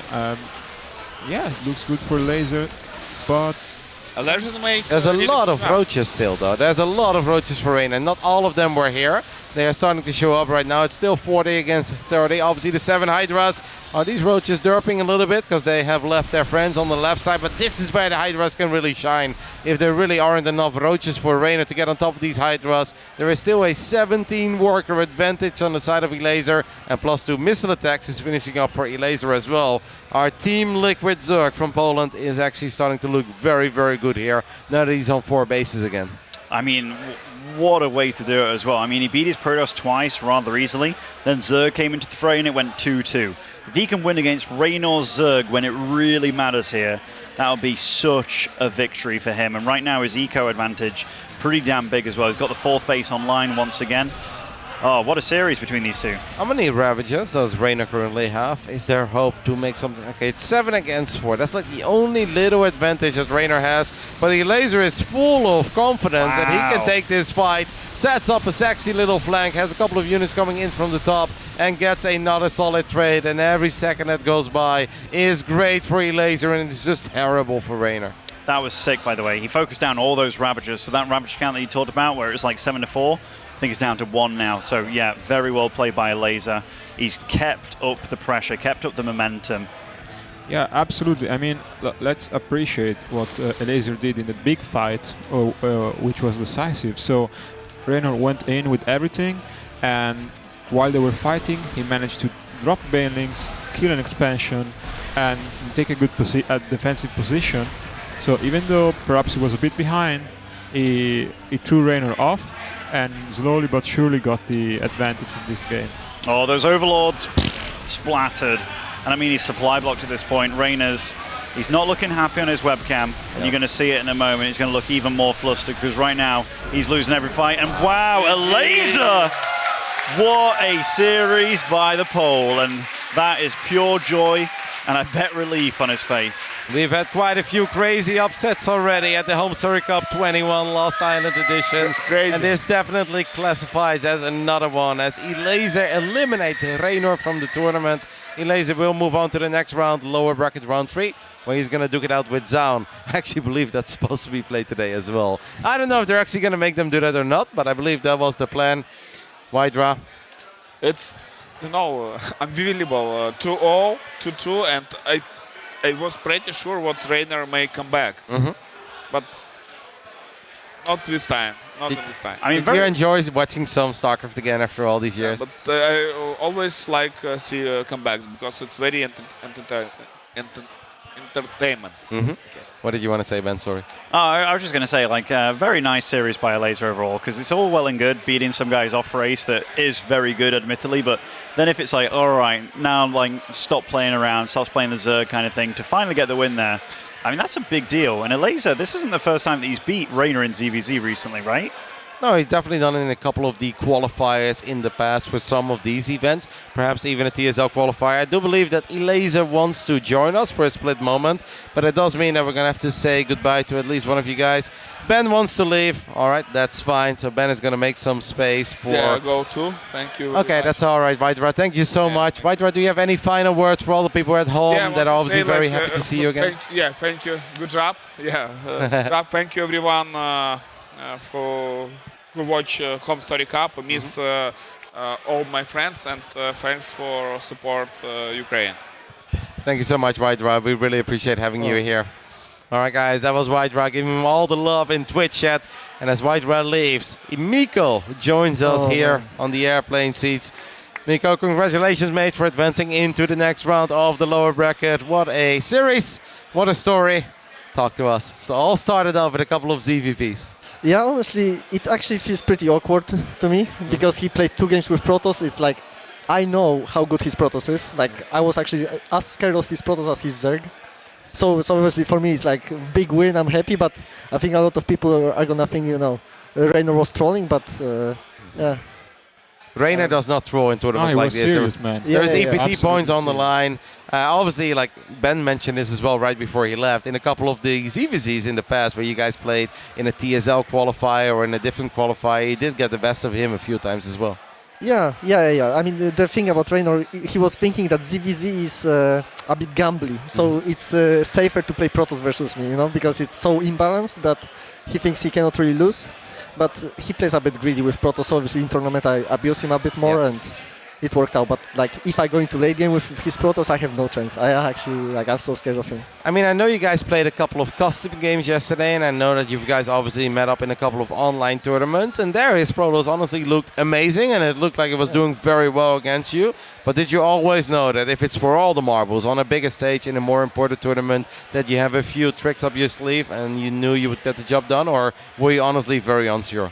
No, I'm really scared of his Protoss. Okay. Like, because it looks like there's a lot of holes in his play because he plays super greedy, but then you try to punish him and it's not so easy, because he's just so fast. So even if he doesn't have a shield battery and you think a run by should kill him, it's like he loses one probe and that's it. It's like, okay. So yeah, I don't know. His Protoss is amazing, honestly. So what did you? Why did you go for the Queen Knight as all in, for instance, in game 1? Because I was expecting the Phoenixes there. And if he has Phoenixes, he doesn't really have units to deal with the Queens and Lings. But I was hoping he wouldn't expect the Nidus and he wouldn't stop the Nidus in the main base. Because after I guess he realized something is happening because he saw fast lair, and then he just started scouting for the Overlords. He found all the Overlords and I had to put the Nidus in the front. I don't think it should work.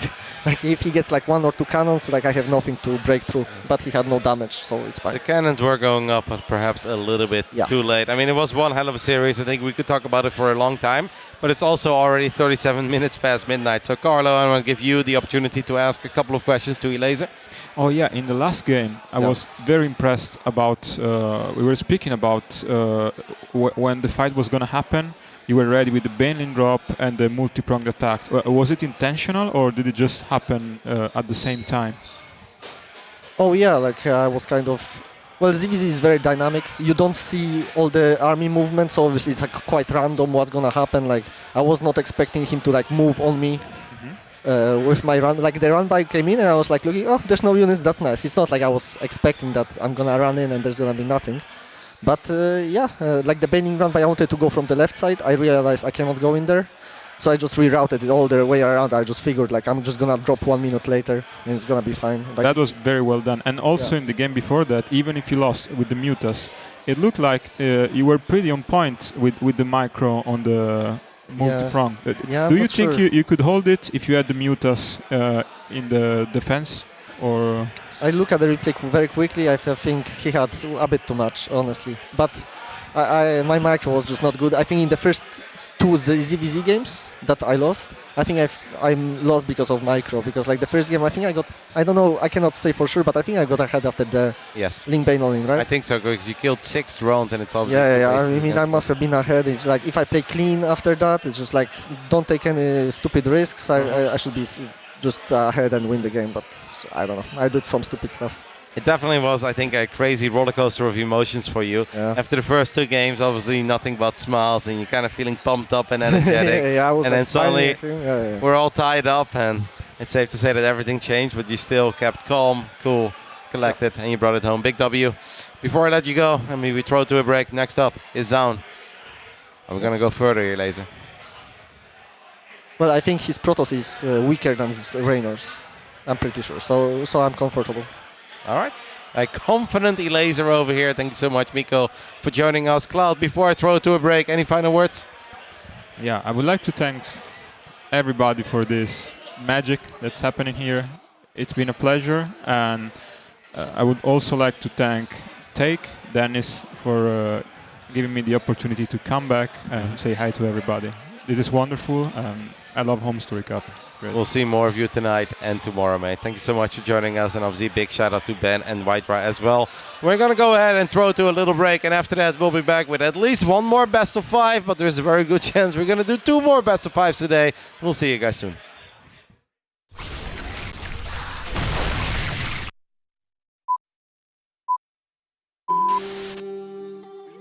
And thank you, XMG, for the HomeStory Cup 8 with you guys.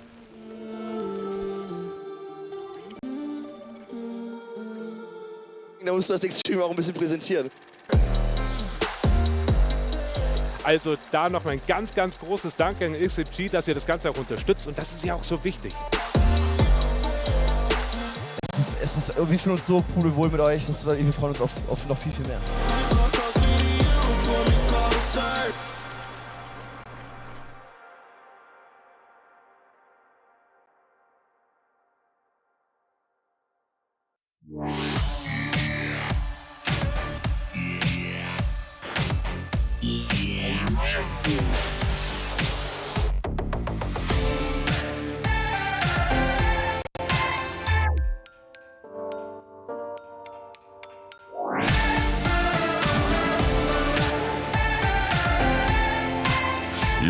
XXI. So fotografierst du heute. Panasonic.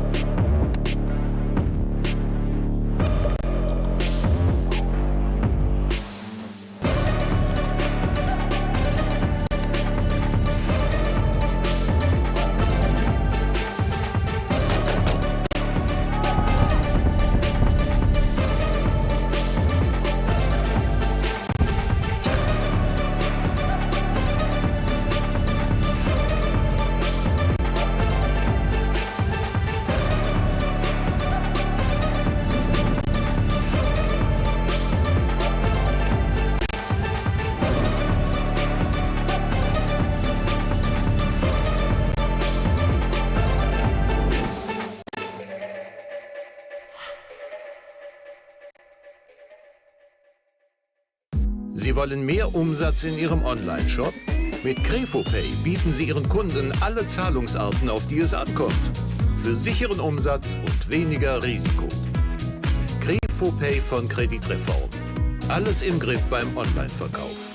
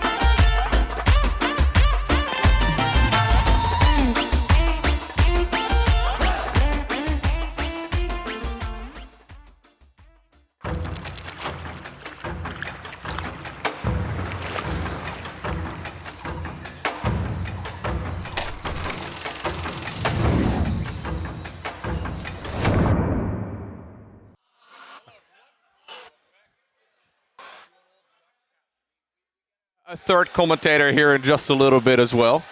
Mr. Rotterdam is on his way. My name is Loco.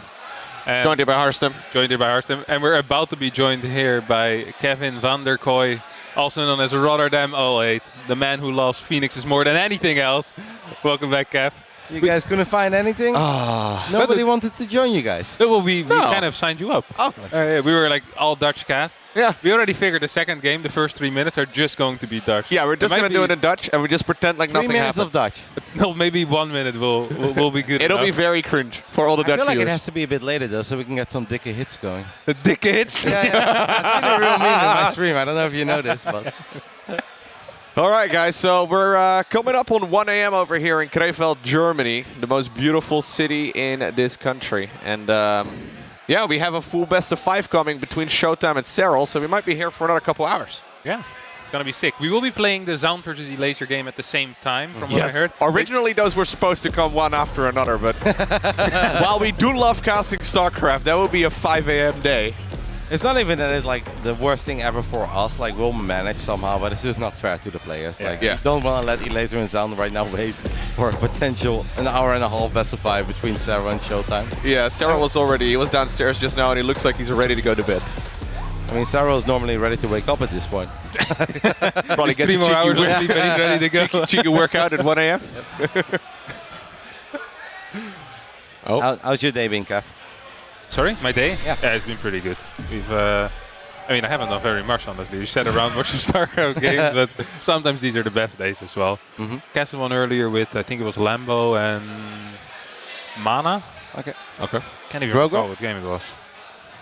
But yeah, it was fun. Yeah, it's been a good day. Just walked around for a bit, had a couple of drinks earlier. Is that the Astrea Reynor one? Yeah, it was actually Astrea Reynor. Yeah, I know that one was very popular. Like all the Protoss players were lining up to cast that one. Yeah, it was a good series as well. Like actually very impressive. This tournament overall, pretty crazy results, eh? Yeah, and good games as well. Yeah. Like actual very good games, high level stuff as well. A lot of game 5. Yeah. I think we had 5 series, 3-2 today. Yeah, there's a good chance, yes, because we started off with 3 out of 4 being 3-2. I feel like every single Terran versus Zerg we've casted has like mined out like 80% of the map minimum.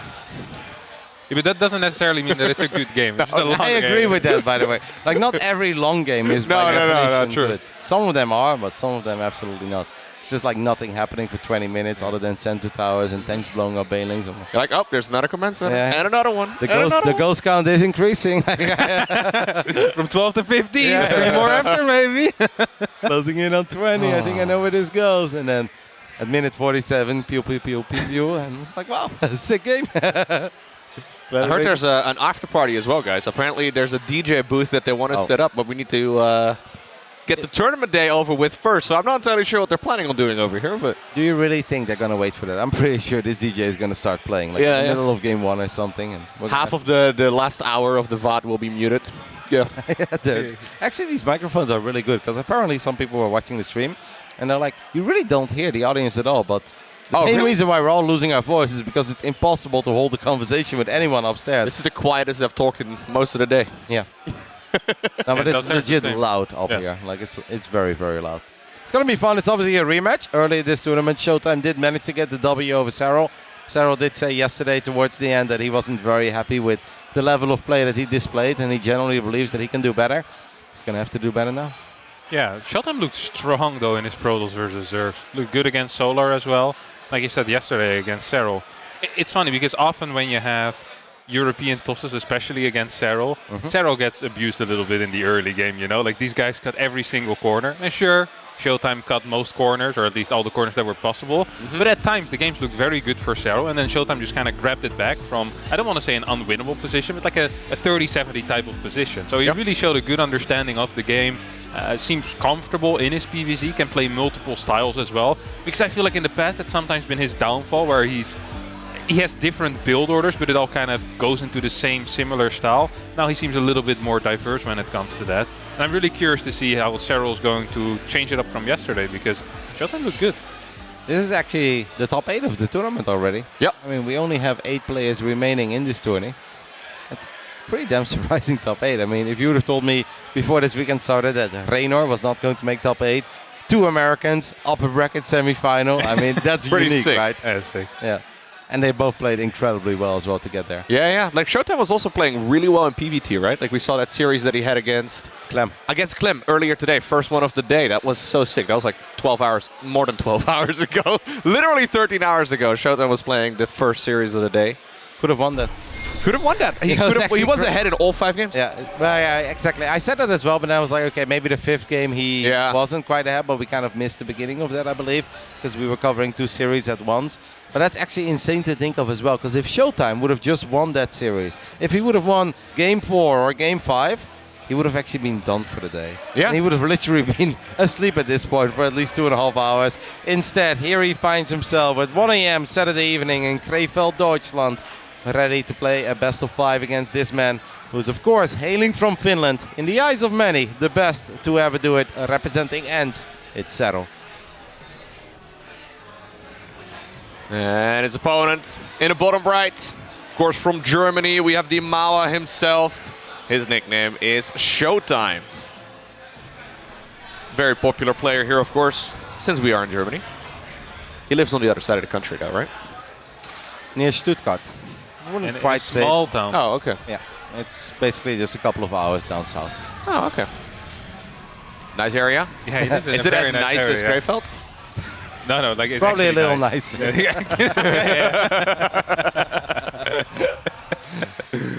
You know, after all these years since we've been to this place for like the last 11 years, you're like, are they cleaning it up? And it's like everything No, it's identical. Yeah, you're like, nope, still the same. I mean, TaKeTv is getting way nicer over time, but the rest of Krefeld is trailing behind a little bit. The zoo wasn't too bad. I gotta say It wasn't too bad. And I feel like some of the donor shops have really stepped it up over time. Or they have Astrea Grill, which before, well, it wasn't great. And now, I think like 5 or 6 years ago, they did a renovation. And a Grill Palace, of course, still a clean #1. I mean, it's just a fantastic place, honestly. If I remember the first time I came here, the level of donors we were getting, it was different, Kev. It really was different. The competition in Krefeld for donor shops is fierce. They have need to pushed, step it up. they have pushed each other to another level. That's beautiful. You love to see it. It's hard to make a living, though, when you look at Krefeld, and there isn't really a whole lot going on. The city center has around 27 kebab places. You know, you got to step up your game if you want to survive. Even Fabiano's left. Yeah. That's actually really sad, by the way, because I love I was like, it was a Fabiano's. great place to go to. Yeah. The sickest thing is that there was a subway, the first thing you come out of the train station. I'm And sorry, Mapu. I didn't mean to break the news like that, but yeah, he didn't know. Papianos is gone. They don't let you out, though. Go ahead, Mapu. Kev, with the subway. Yeah, there used to be a subway when you come out of the station, and the first thing I see, I come out of the train, subway has been replaced by another donor shop. It's like, how is this even possible? Someone, Imagine, like, guys a young coming together. entrepreneur in Krefeld was thinking, you know what this place means? Like if you leave the central does the station market of research? Krefeld, you look around, you're like, I see a hole in the market over here. Like, yes, there are 9 of them in a row, but we've got a special sauce that we really think can make the difference. Tzatziki.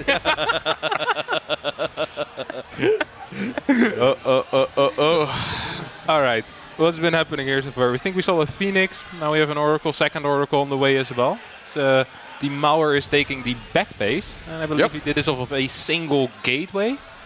And that's well, it's not greedy on this map. Usually would be considered a little greedy. Quick response there out of Serral, pulling the drones away. Of course, the intentions of ShoWTimE were clear as day there. Wanted to lift that queen and then take out a couple of drones while he's at it. Did not quite succeed. Yeah, you can get the Nexus up really early on this map. Obviously, it's only a half a base, so it's not as ideal as you'd like it to. But I guess if you go for like the heavy gateway style, you don't really need so many gases. There we go. Twilight Council, Forge coming up. He'll probably go straight into the Blink and the +1 ground weapons. As we're taking a look at these Oracles, diving in, trying to find a few drones, and it's only 2. It's a lot of damage though on not just the Oracle, but the Phoenix is taking a serious beating too. Kev, I'm sure you were watching a little bit of the previous best of 5 we just covered. What did you make of Elazer's performance against Reynor's both Protoss and Zerg? I actually missed both of the Protoss games, and I only arrived back here by the time they were playing ZVZ. So, yeah, I can't say too much about the ZVPs, but the ZVZs look kind of close at least, and pretty sick to watch. Were you surprised that Elazer was able to take a 2-0 lead with his Zerg against Reynor's Protoss?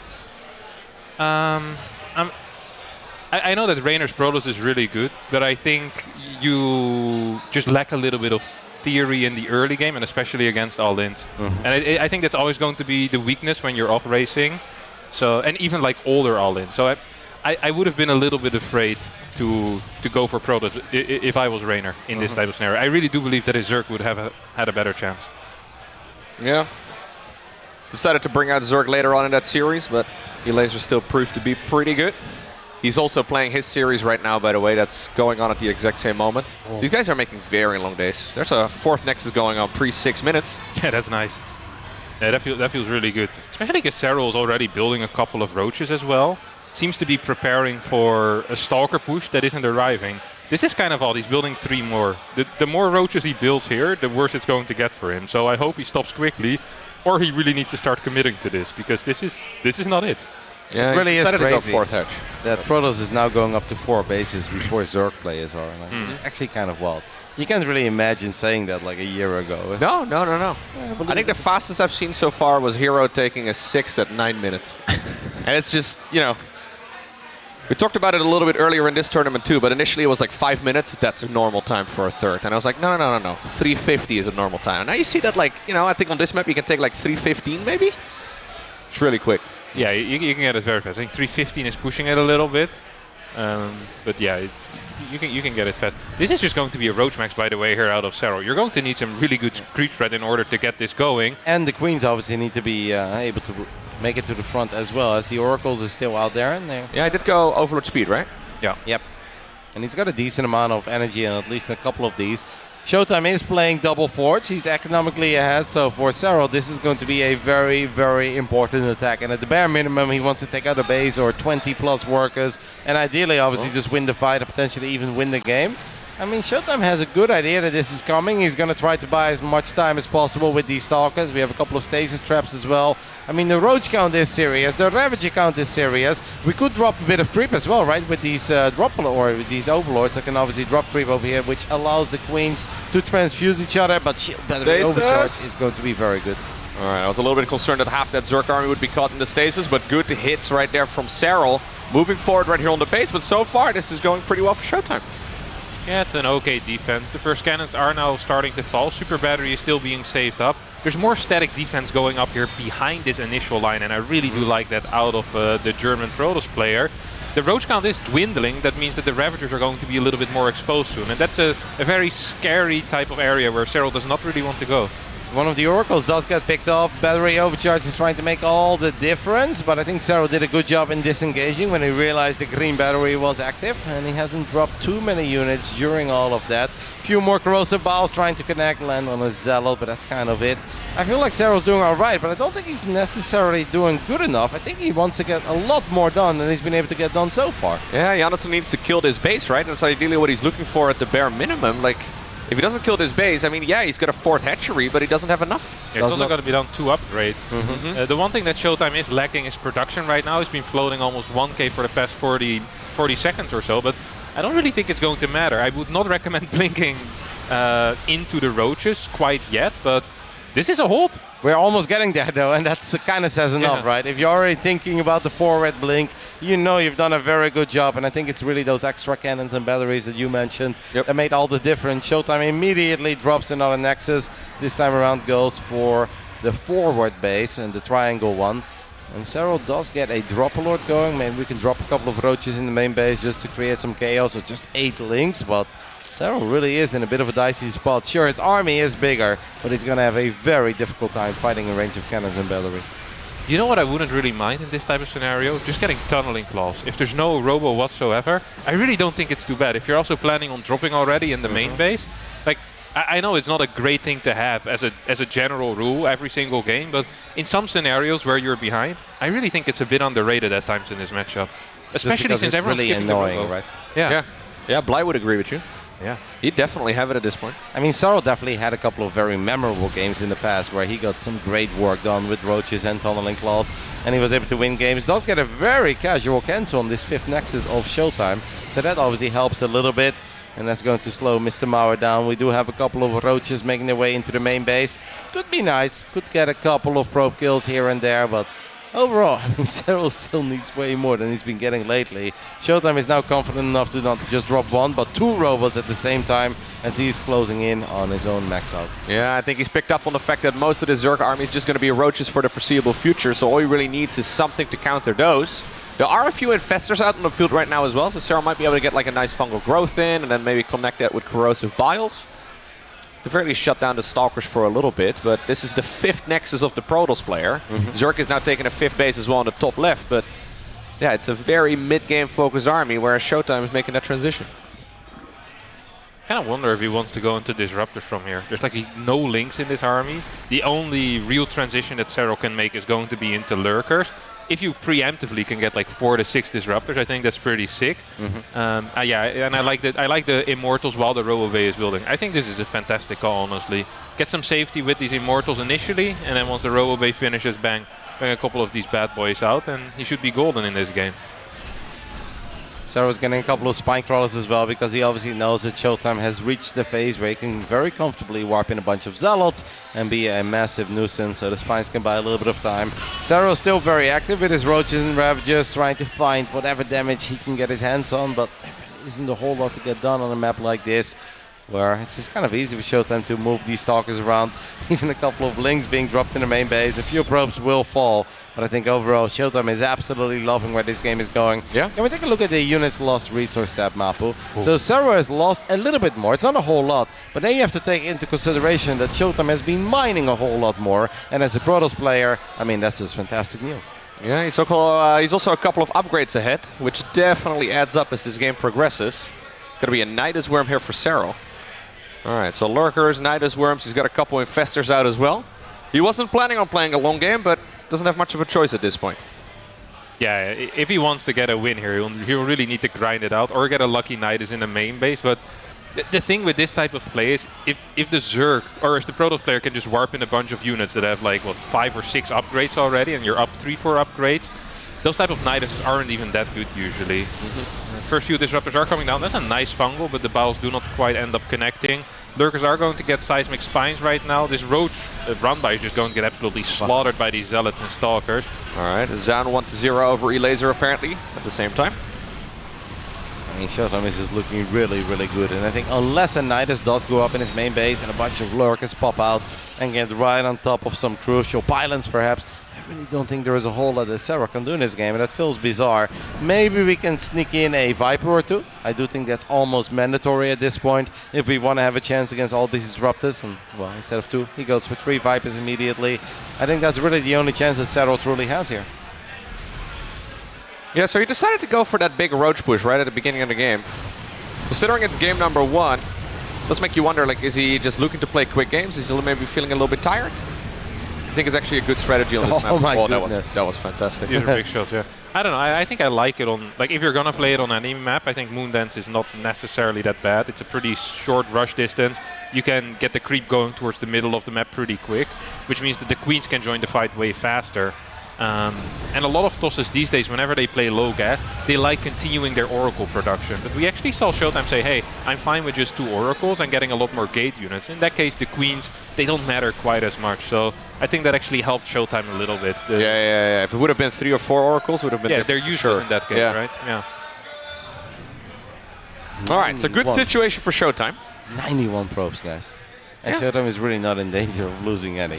He's just having the time of his life, getting a couple of trades, getting more fancy upgrades. +3 shields, man. The last time I saw anybody get +3 shields, it was HomeStory against Max Packs on Glittering Ashes. He was very rich. The one thing that I would like to criticize ShoWTimE a little for is that he hasn't denied a lot of creep in the middle yet. And I think he had a lot of time for that at this point. And it makes life just a little bit easier here for Serral, especially when it comes to these defensive rotations that he's been doing.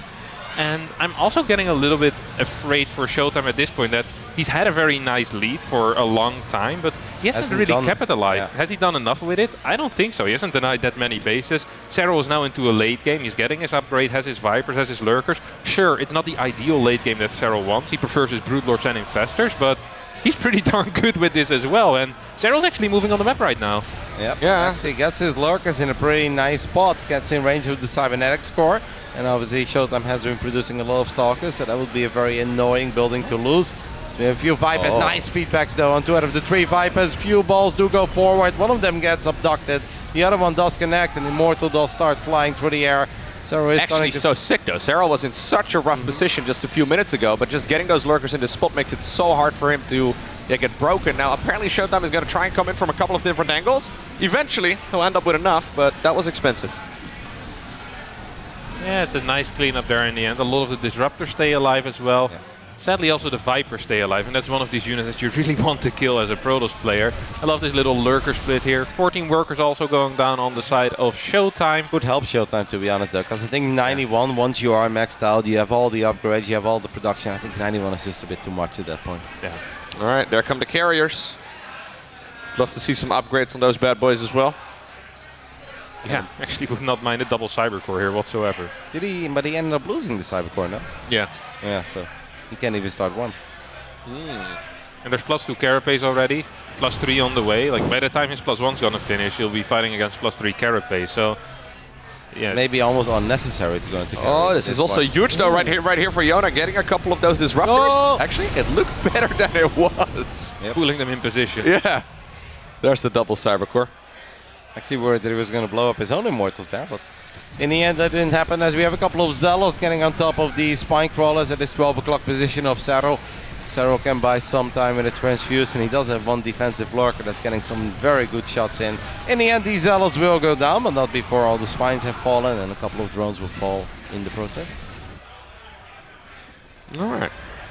Kind of felt like Serral was up with his back against the wall, right, earlier, when that push first failed. Now he's actually making a really good game out of this. So where do you think he should have been more aggressive, ShoWTimE, that is? It's often hard to say where he should have been more aggressive. I really think he should have cleared the creep faster. It gives more opportunities, maybe a Prism somewhere, but hold that thought. We have a little bit of a run by here on the left side. ShoWTimE will be capable of holding that with a quick warp in. I don't know, in this type of scenario it often feels like you can at least deny the outside bases if you take care of a lot of the creep. It shouldn't be too difficult, I think, with superior upgraded Stalkers. But yeah, perhaps ShoWTimE just a little bit too passive, too comfortable in his position, and getting into a lot of Disruptors. Now, once again, Serral is going to be moving up this ramp. ShoWTimE not quite ready for it. Storms are not going to be zoning this out quite yet. Now we'll get a couple, but the Lurkers do move into a very powerful position already. Quite a few Disruptors still available. They're going to try and bowl a couple of those Lurkers down. They do get 3 of them right there. Same time though, the army is going to town over here down south. Now the carriers are joining into fray as well. Another very nice hit.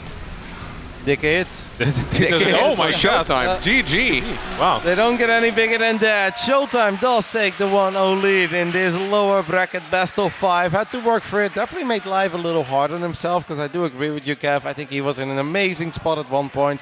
And maybe could have pushed the issue a little more. Just be out and about on the map, be more in Serral's face, because he had better units, he had a better economy, and they were more well upgraded. So you should be able to get some decent trades.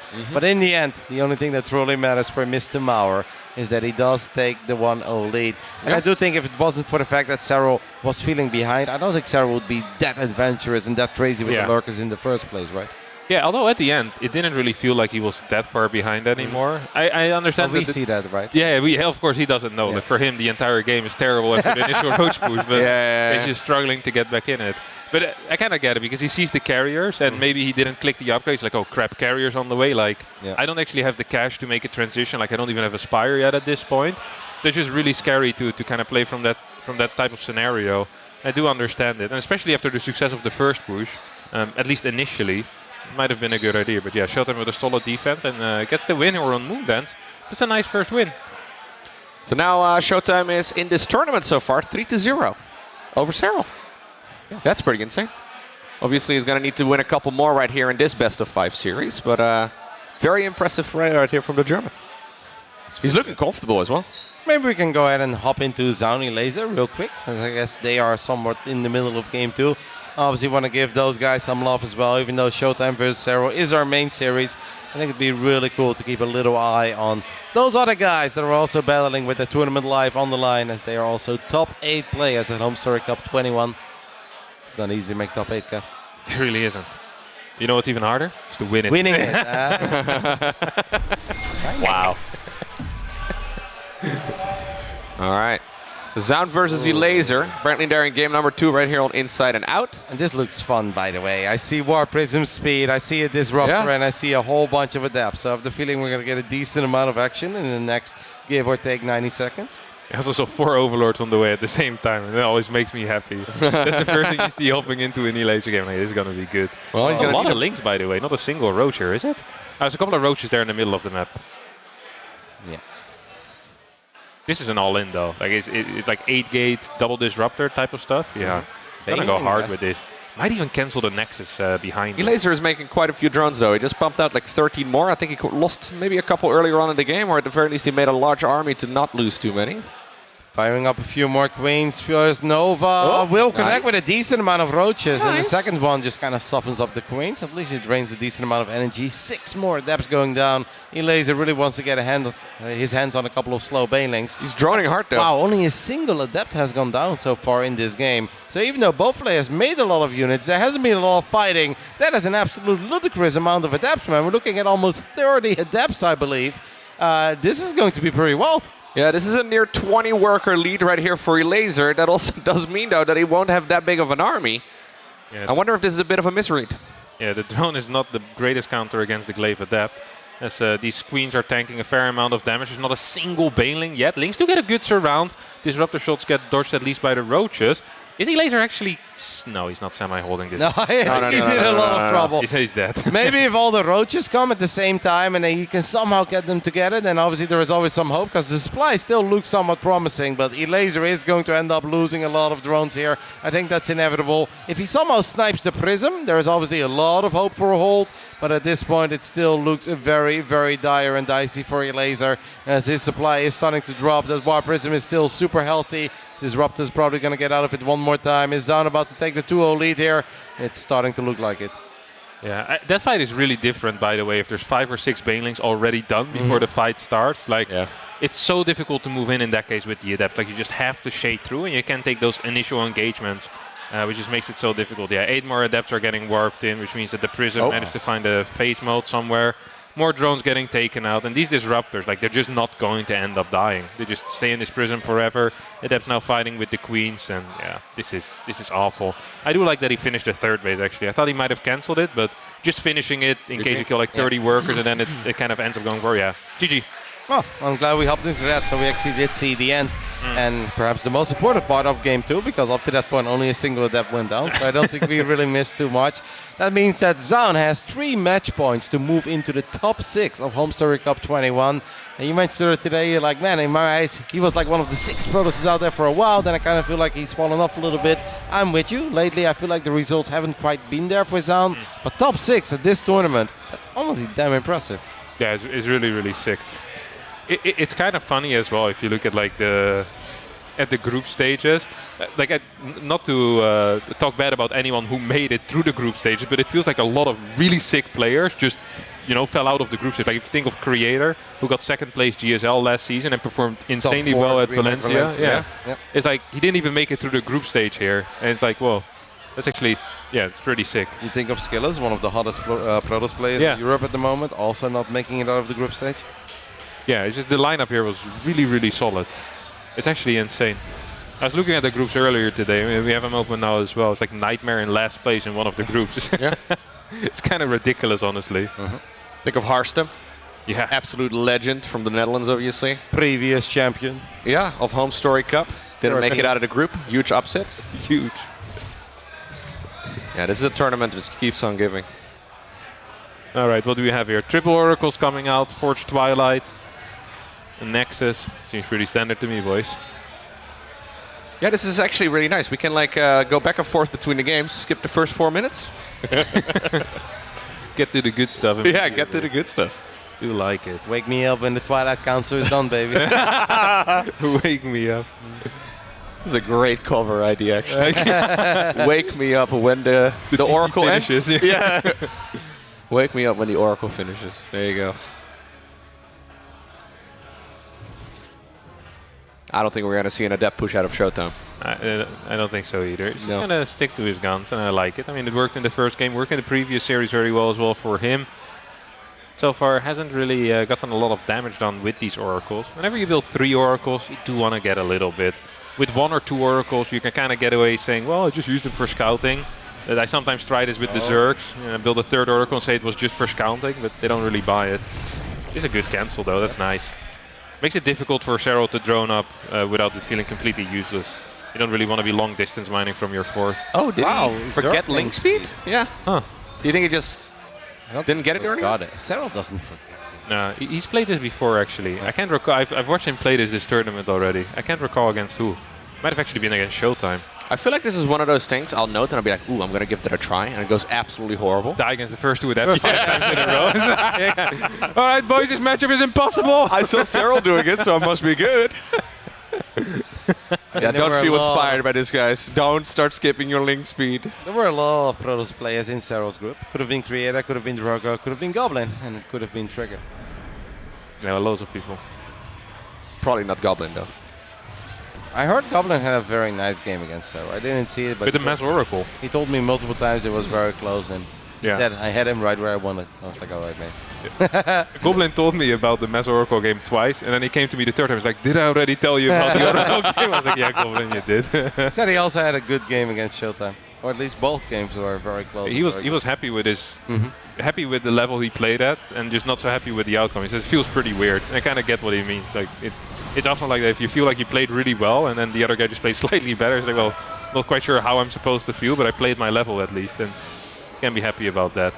Got to be a Baneling Nest, 2nd Evo already here for Serral, and it's up to 75 workers.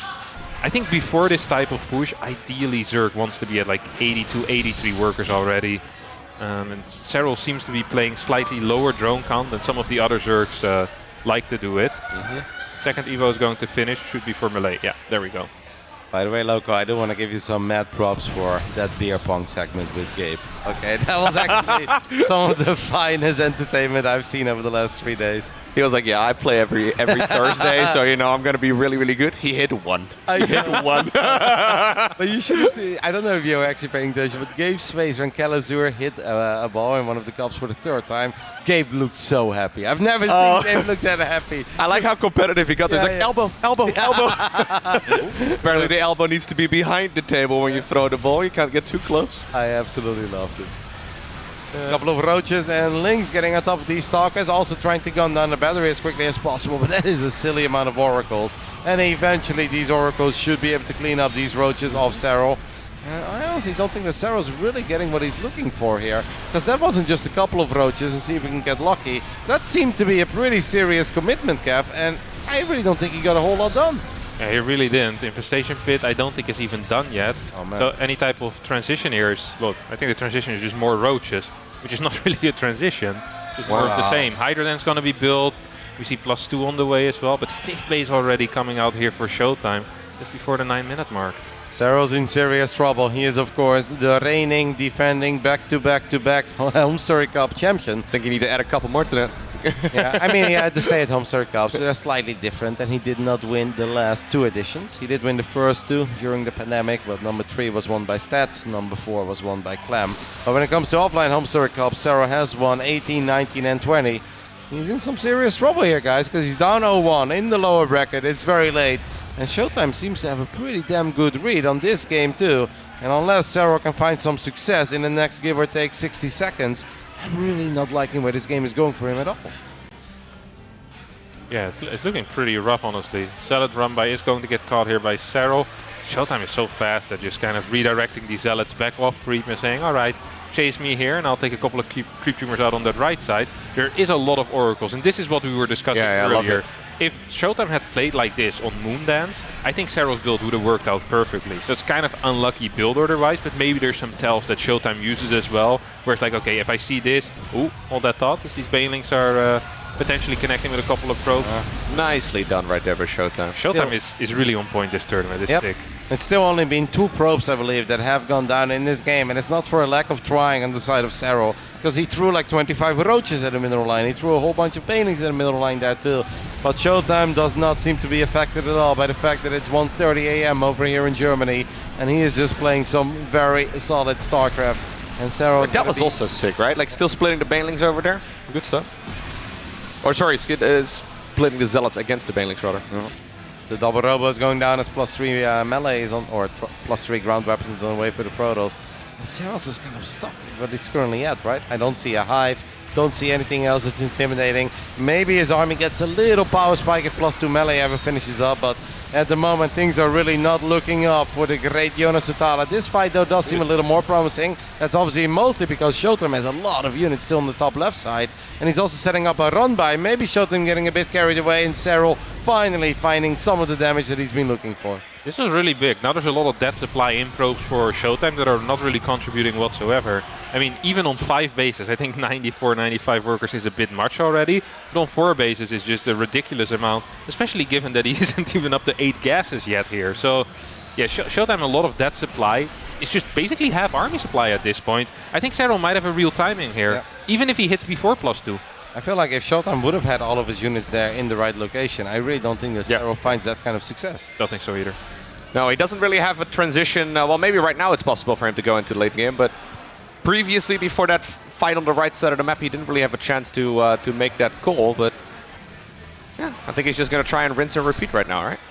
I do like that thought. I wouldn't mind if he shows a couple of units on the left side that force ShoWTimE to either keep the oracles or just like a couple of stalkers on that left and then just hit the 4th base in a big way. I really would like that. These oracles are going to be out of position if Serral decides to attack. Serral is giving ShoWTimE a lot of time here.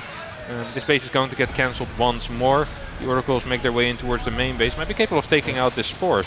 I think top left we have another baneling run by as well. Kind of curious to see if that one can get something done. And it is going to get a lot done. That's a lot of workers finally falling on the side of ShoWTimE. Serral now with +2 melee, obviously in a position to finally get an economic damage that he's been looking for. One more mighty fine baneling gets 10+ probes there. And these Hydras, I mean, Kev, I've been talking about the Hydra for a while. That's one hell of a unit. GG gets called. And Serral, despite the fact that 3 minutes ago, this game really did not look all that hot, is able to tie things up. Yeah. The result right there is amazing for Serral, but that game really did not go his way for like the first, well, I don't know, 95% of it, right? Yeah, up until like the 9-minute mark, I don't think a single thing went well for him. No. Well, I guess he stopped the Oracle arrest pretty well initially, right? First 3 Oracles killed like half a worker. I think you can be pretty happy with that. Right. But they did get a cancel on the hatchery, and that was kind of nice. Yeah, that was. right, that's true actually. Yeah, that's true. Yeah, Yeah, but anything else? Yeah, once he threw away 20 roaches, I mean, the game's just going to get a little bit more difficult. The than roach before. attack really didn't work out. That first big baling run by did not work out at all. Didn't get a single worker with that, I believe. And at that point, it started to look pretty dire. But ShoWTimE was kind of thinking of the next phase of the game. And Serral was like, no, we're going back. We're going to try one more time to bust this base. And once he succeeded, killing that Nexus finally, there was something to work with. And from there on out, Jonas Serral, it almost felt like he woke up and he started finding damage. And then he started making some Hydras, baby. Yeah, they did well. It's really nice to Is that your objective this tournament, just pushing the Hydra? It's been for the last 2 months. No, Lambo is listening somewhere. No, Lambo's asleep right now. I can safely do it. Probably. It makes him mild. This is how he feels about the Hydra. Right behind me. It's a great trophy. I mean, they looked pretty good there towards the end, let's be real. Yeah. The Archons and Immortals. He actually didn't have the movement speed upgrade there for like the majority of it. Imagine He's if getting he it did. very late. Doesn't need it. they hit so hard. They you just don't shoot need to be over fast. everything You anyways. go so quick, man. You don't need that crap. No shot. Good unit. Good Yeah, unit. it's kind of nice, I think, to mix in like 10, 12 Hydras there. If there's Yeah, this yeah. many Oracles. The Because then DPS Oracles is really good. useless. Yeah. Because if you kind of think back of that, like ShoWTimE's actual army supply is super low in that game, right? It's what 90, 98, 95 workers. Then he also has like 6, 7 oracles. That's like another 20 supply basically down the drain that isn't really participating in a fight. And then it kind of makes sense if you have 40 Banelings and the rest is Roach Hydra that you're gonna do well. I'm not quite sure how to actually deal with that. If Lambo's listening to this, he's going to be so pissed at all of us. he's going to be going yeah.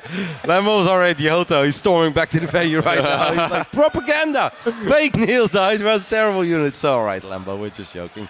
Seems like we have hopped into Game 3 of Zoun versus Elazer. Obviously, this is a must-win game for Mikko, the Polish Zerg, representing Team Liquid as a couple of balls are connecting, few Ravages go down. And this game really does not look all that hot because the Zerg supply is supposed to be way higher than it currently is. We don't know how this game started. I do think we know how it's going to end. Zoun is making a proper statement here, guys, as he's most likely going to break into the top 6 of this tournament. And he's taking out Team Liquid's Elazer 3-0. Yeah, he's not there yet. Go ahead. I said that would be a very big win because I think Elazer is quite good at the moment. A couple of disruptor shots are going to hit, and I think he's pretty much there, Loco. Yeah, I think he is. I think you're right. There you go. Linking into his own army. Nice. Loco is like the worried guy in the train. He's like, I'm not sure if we're going to make it safely to our destination. The train already stopped Rotterdam Central. It still just needs to do the final 10 meters. He's like, we're not there yet. Anything could still happen. It's like, no, we won't derail from here on out anymore. Big win for Zoun. Very well done. Your man is back, Kev. I know you're a big fan. Yeah. I'm a fan. A little sad for Mikko, though. Yeah. Seems to be having a blast as well. It is what it is. Can't win them all. And it's good to see Zoun back in shape as well. It's nice to see a Protoss, Protoss perform very well. Upper bracket, Neeb, mate. Astrea. Yeah. And we have Zoun, ShoWTimE playing well. Might have got 4 tosses in top 6. Oh my goodness. Oh no. Red's not gonna like that. All right, well, We might even have a Protoss winner. No, that would be a bit much. That would be a bit much. I'm sorry, guys. If That was just a Liquid joke. Clem has something to say about it, No shot. or the great Jonas Serral, or Lambo, don't forget about Lambo. Still up there as well. He's fired up. Mate, we would have a great Sunday evening if Lambo wins HomeStory Cup. I mean, you'd have the evening of a lifetime. Yeah, that'd be a party and a half. You know, sometimes people buy drinks, when they win a tournament. Lambo would buy the bar. But like Dennis, how much? Keep the money. Give me everything. Bring the trophy home. Yep. Open the storage. Give me the keys. Just go home. It's fine. Yeah, it's good from here. Yeah, that'd be one hell of a party. We're not quite there yet. Obviously, tomorrow we're going to kick things off with Clem, Lambo, Neeb, and Astrea. And after that, we'll continue some lower bracket action. I guess the loser of Neeb Astrea will play against the winner of ShoWTimE Serral. And that obviously means that the loser of Clem versus Lambo will duke it out with Zoun. I mean, sick run by Zoun so far today. He played 3 best of 5s today, spread across 12 hours, and he's got the job. That's got to feel so good. He's probably still a little jet lagged as well. I don't know when he came. Like 4 or 5 days ago. And I'm jet lagged for like 2 weeks after I arrived somewhere, so...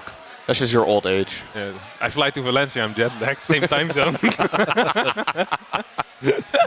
Pretty sure if you go to Center Parks by car, you'll be jet lagged, mate. You're like, woo, 90 minutes in the car. No traffic jams. Pretty tired. Yeah. First the nap and then we see what we do. Good thing you had a day to catch up at the zoo. Could really get used to the time slot. Yeah, for sure. What's happening with the game, by the way? Serral has got one hand on the keyboard and the other hand on his forehead, so I don't think he's playing. That probably means his late game Zerg macro. Joking now. Oh, he's pressing buttons now. The game, I think, is probably just loaded up. I mean, it's obviously a big moment for these guys. They've been here for a long time, so even if it's very late and you might think, don't they just want to get it over with? Sometimes it's still important as a player. Even if it's 1 a.m. or 1:30 a.m. and you're tired, take a minute. Go over things as well. Don't just play on autopilot because you don't want to randomly end up losing to a couple of DTs that you weren't thinking of or something very obvious that wouldn't happen. Oh, Zoun almost tripped in front of us. Had a minor heart attack there, but it's all good. He's happy. All right. And he's off to bed. Off to bed he is. Sounds like, see you guys. What time does he play tomorrow? Like 12? Yeah, He's probably one of the first. I think we're starting a little bit later. Like Clem Lambo first and then Neeb Astrea first. No, He'll he's be got fine. time. Yeah, he'll be fine. He'll do a good job. Oh, Nico gave us a pouty face. He wasn't walking by. It sucks, yeah. I mean, sucks still to have a good showing and then have a quick 3-0 in the next match, right? Still had a good run overall, and I think overall 2 very strong weeks by Elazer. Obviously found some success in Nation Wars together with Spirit. He traveled to Paris right before this event. They are now the world champions when it comes to Nation Wars in StarCraft 2. And over here, top 8. I think that's still a very respectable showing. Yeah, it's good. It's actually a good performance. Yeah, ended up winning against Reynor just now, right? Yeah, pretty good. Taking out Ryung as well. Ryung looked very strong in the group stage. That was a banger of a best of 5, by the way. Those are the guys that push each other to the limit. Yeah. Game 5 was a little one-sided, but I think up to that point they really pushed. Oh, that was right. That was with the Baneling. He pushed right into the Baneling speed. Yeah. Game 5 was a little underwhelming, but everything else looked very good. All right.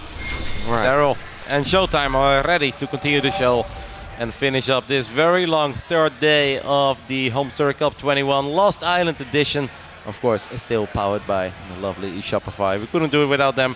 In the top right side, we are looking at the main base of the man that's representing Berlin International Gaming. This is Mr. Mauer, ShoWTimE. And his opponent in the bottom left from Finland. Many people call him the GOAT. He is Serral. Want to get Twitch a little riled up, Harston? Oh. Who's the GOAT? Who's the GOAT? Serral. Oh, yep. There's only one GOAT, and his name starts with an S. Ends with arrow. I mean, I love Snoot too, but I think you gotta carry his way now, mate. Well, that'd be a spicy take.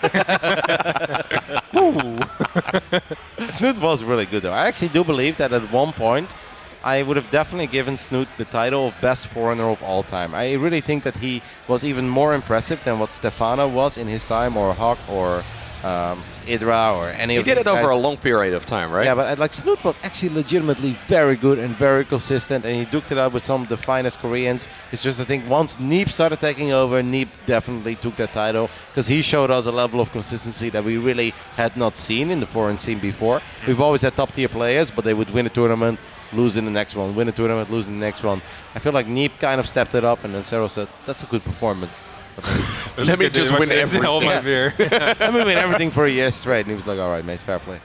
I guess it's you. At least when it comes to the foreigners. Yeah, Neeb's still here as well, though. Yeah. Alex is a sicko at the moment. It's He's playing tomorrow. To watch.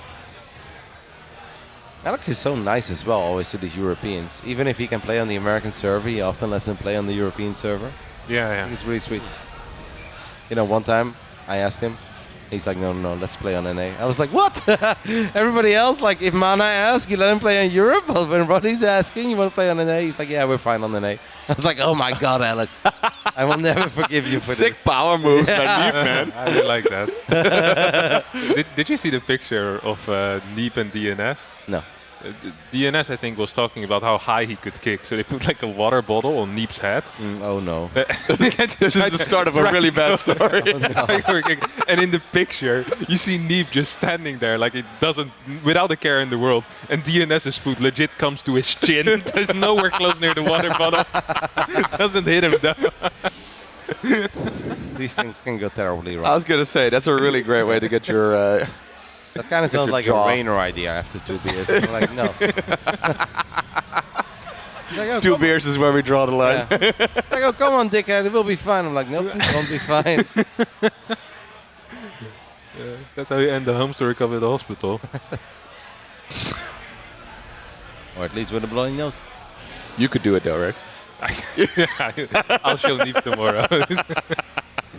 Yeah, don't make Todd fly over from Vegas right now, guys. Hey, you guys want to see a sick kick? We're practicing this kick for the world, look. It's okay, Todd. It's StarCraft tournament. We're not here for MMA. Yeah, look at this. Come on, throw a kick. It's tomorrow's minigame. We're kicking water bottles off of each other's heads. What could possibly go wrong? It'd be fun, though. Oh, no. Twilight Council, guys. No Forge? No Forge. Yeah. Looks different. Also, only one gas being taken here. So this is probably pretty going quick, to be, though, right? This could be Glaives, or this could still be like Blink, but a little more aggressive Blink. So far, we've seen very heavy emphasis on the upgrade. This is not going to be it. That's a 4-gate, right? Because he initially started with... Yeah, okay. Yeah. We kind of need one to build a Cybercore. Yeah. But usually you build a second one. You build a pile in the wall. They will try hard. You were like wondering if those 4 or 5. Yeah. I was like wondering if you level 3 or 4. I was like, yeah. Have you played Protoss before, Hars? That was a stupid question. God. Let's get a Forge behind it. It's going to be Blink. It's going to be a little more aggression initially. We'll stick with the 2 Oracles as well to afford slightly more Stalkers. Ooh, could get 2 drones there. That's nice. It's good damage. Wow, that's 3. more. One more? We're getting greedy. I mean, they both greedy, live. you got it? Yeah. Never really like it, though, to lose that much HP on my Oracles. Yeah. I mean, I make it seem like I keep them alive, but... You'd F2 them back right now? From the casting point of view. No. I never even pull them back. I'm just like, send them in. 5 drones, I'm happy. Just hang out in the back. They're going to try and get on out of there. So this is a faster Blink than we saw last game. Is there a significant difference with this? Is he planning on being more aggressive? Yeah. Oh my goodness. Usually you're going to kind of fight around the Fort base here, right? He did a decent job at denying the creep, or Serral didn't do a great job at spreading creep towards that base. And you're going to double stasis, triple stasis, and then hopefully get a good fight here. I feel like Skillers would absolutely bring a probe to the other side of the map right now, build a pylon and build a gateway. That's something that Protoss that's a lot of troop. Absolutely loves doing. I don't know if ShoWTimE is as much of a fan of that. Doesn't quite seem to be the case, so it's just these Stalkers for now, and he's going to push back the creep a little bit more, get a few more shots up on these queens. But I do feel without a way to properly reinforce this, how much can we realistically get done? Well, he's forcing quite a large army here out of the Zerk already. Look at the amount of money, by the way, on the side of ShoWTimE. Yeah, there's honestly not that many drones here for Serral. Somewhat surprising. Also, once again, skipped the link speed initially. Yeah, so it's actually quite difficult to hold this. He finishes road speed right now. There's a stasis. That's actually kind of a big stasis here. He's lucky that road speed already finished here. If it hadn't, he would have lost every roach on the return. Even now, these Stalkers can definitely deal some damage. His Hatch might take a beating still as well. I think we are building a pylon and a gateway, but just on the top left side. Is that correct? No, those are the Oracles. Okay. I thought he was building. I think they're coming up at the 4th. Kind of a shame that there was absolutely no way for ShoWTimE to reinforce that, because I feel like if some of the Stalkers would have joined the battle a little bit quicker, there really was some serious snowball potential there. Yeah, I kind of feel that as well. Alright, so Serral does stabilize there, keeps that base alive. But nice aggressive little start right there from ShoWTimE. That's a lot of supply, by the way, Serral. All of that is in roaches, of course.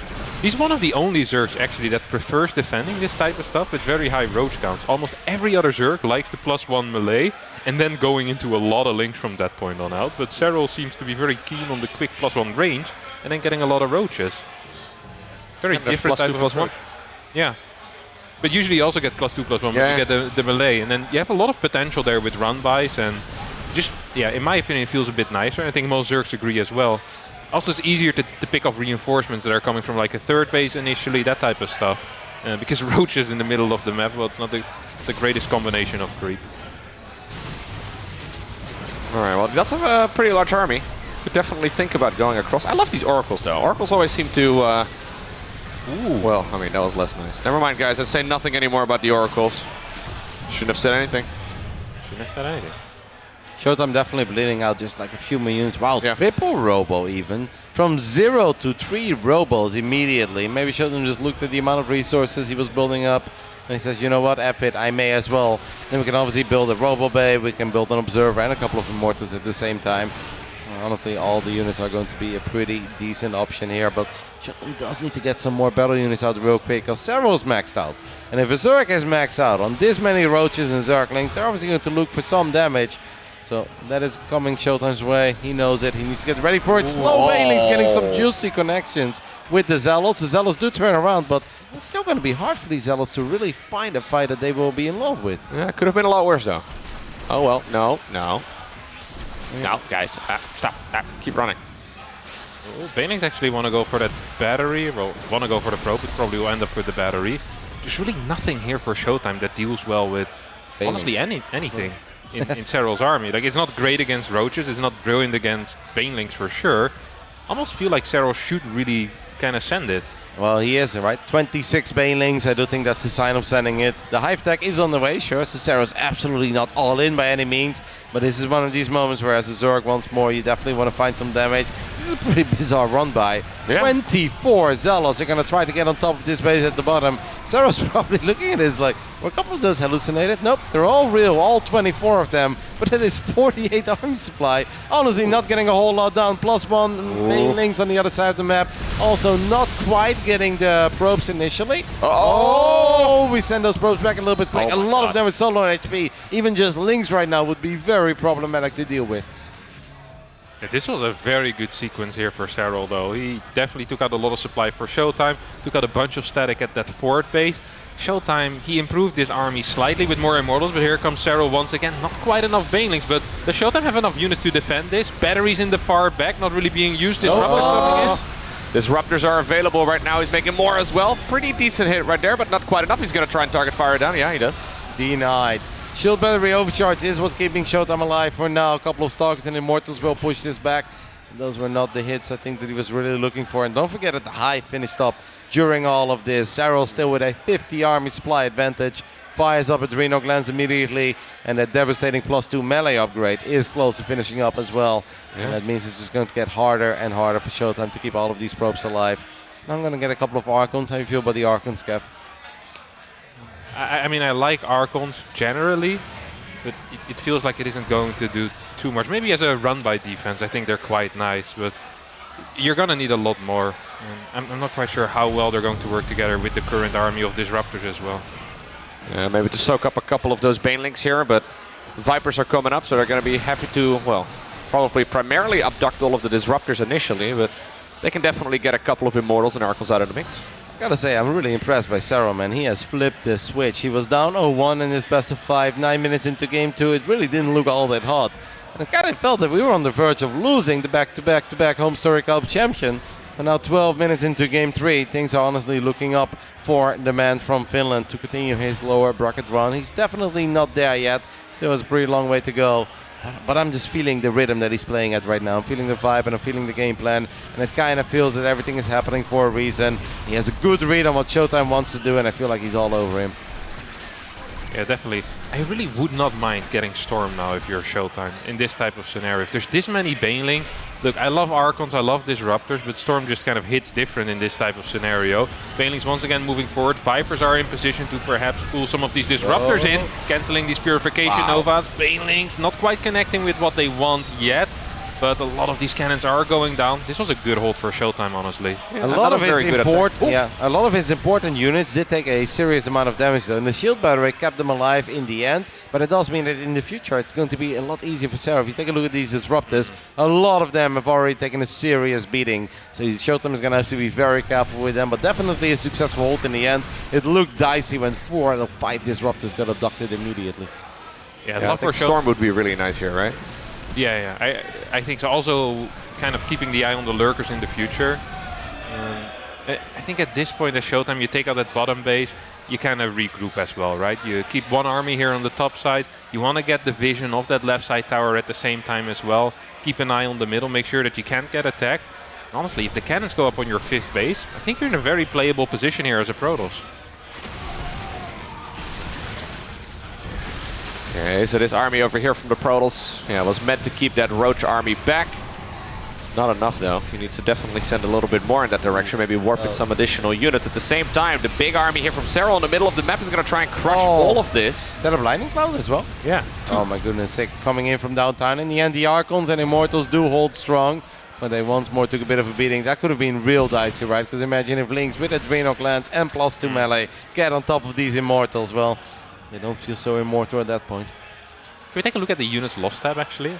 Kind of curious what we're at right now. Yeah, it's pretty close. That's really good for Serral, though, with this style. Yeah, although if you play low gas as Toss, you're also planning on throwing away a lot of Zealots initially.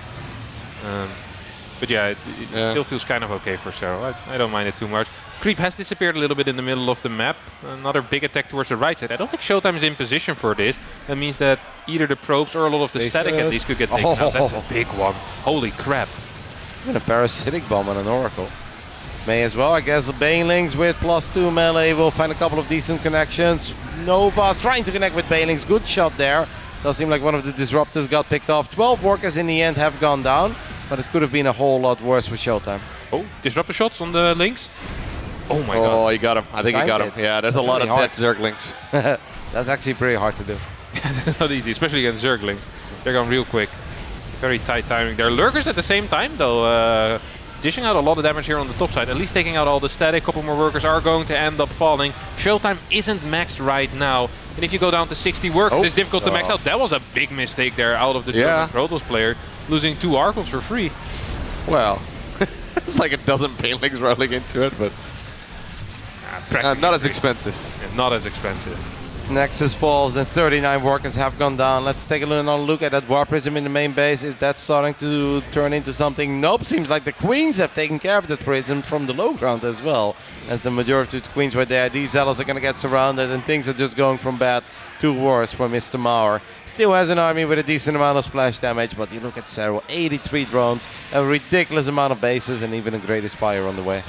And the doors are just wide open everywhere. Yeah, there's absolutely nothing to do with Brood Lords at this point, right? So there's already a next step in the plan of Serral here. ShoWTimE's still desperately trying to deal with his army that he's got. And he needs a base up north. Like, if he doesn't get the 12 o'clock running, he is super dead. Like, he doesn't have any money anymore. Well, he's got some money in the bank, but the bases are running really low. Yeah, his army, funnily enough, is quite powerful. Like, it's an army consistent with like 10 Immortals, 6 Immortals, 6 Archons, 4 Disruptors and 4 Templar. It's not like this is 45 Zealots and 6 Stalkers and half a Sentry. This actually can deal some damage, but Serral is just all over the place. Lynx once again getting a lot of these initial warp ins. We'll have to give up this base at least for now, but I don't think you can push up a ramp into 7 Lurkers, especially with a Viper there as well. The army does look scary, though. There's Storm in here, there's Disruptors in here, Archon Immortal. It's like, hey guys, come out and play! Alright. It's not a nice thing to see where you're being warped in. Warrior, you've been called from Ire to defend against... Oh, never mind. Good luck, soldier. Couple of Broodlords are on the way, and as our local said before, this army of ShoWTimE is just not very good against Broodlords. Sure, in a dream world, the Archons can get underneath them, they get a couple of great shots up, but it's not just the Broodlords, there's a couple of Lurkers on the low ground as well, and sure, the Storms are decent, but it's just not going to be enough. Serral's got the reinforcements for days, ShoWTimE does not, and Serral takes the 2-1 lead, and once more, it really does feel that this best of 5 has taken a full 180, because ShoWTimE looked very convincing and strong in game 1. You're like, he's won 3 games in a row, kind of off to a pretty damn decent start in game 2, 9 minutes in. And now suddenly it just feels like we're back to the picture we saw in 2020 and 2021 when these two often went up against each other. But it just seems that Serral has it kind of figured out. Yeah, he honestly looked extremely strong this game as well. It also didn't feel like the greatest start though. Very low drone count initially. Sure, it didn't take too much damage, but once that big stasis hit on like 10 roaches or so, for a second there I'm like, oh, there's 3 roaches, 5 queens, we still have 9 stalkers. There's some real potential there. And then at some point ShoWTimE loses an Oracle, it becomes harder to see these aggressive rotations. And then Oracle's just great to have as well for extra damage output, right? It just helps a crap ton. But yeah, it's kind of wild how it turned around. It's really sick. Serral's been playing well this tournament, especially these 2 games. It's been very fun to watch. ZVP in general, it's so much better now. Yeah, I really enjoy the matchup. Oh yeah. It's kind of funny how Oracle Zealot, Stalker has become such a, especially the Oracle. I don't think a year ago people would have really expected that the Oracle would be so powerful, but Has knew all along, guys. yeah, Hess has been playing this style for a long while. You gotta give credit where credit is due. People talk about hero style. It's all Hess. It's all Hess. Yeah. He was playing this genuinely like 3 years ago. Even more. Like triple gas, like 7 Oh, XI, yeah. let's go. It's obviously always a bit different. And the problem for Hess is often that I do feel like he's got pretty creative and unique openings, but then he's just stuck.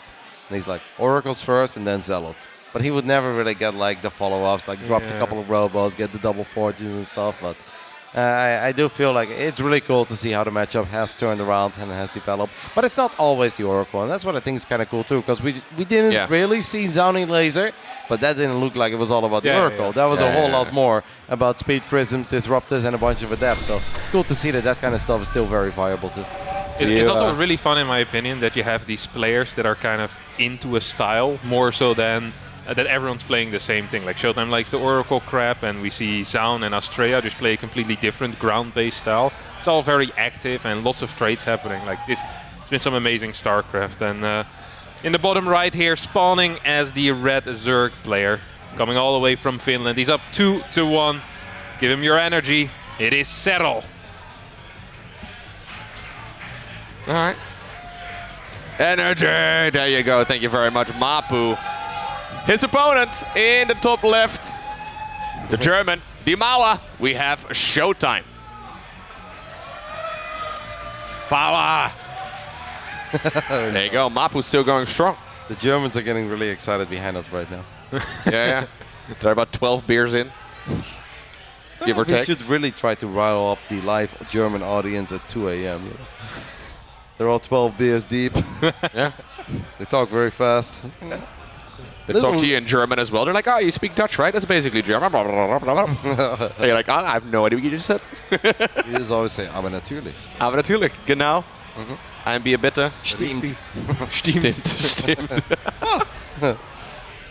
To be fair, I can understand, like... Uh-oh, this is being blocked by the camera. Like 10%? 10% Dutch. Yeah, fair. Ja? De gas Staat first. het gewoon als we gewoon Nederlands gaan praten? Oké.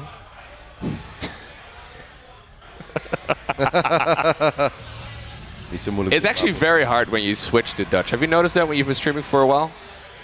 I kind of struggle sometimes, like switching from English to Dutch on stream.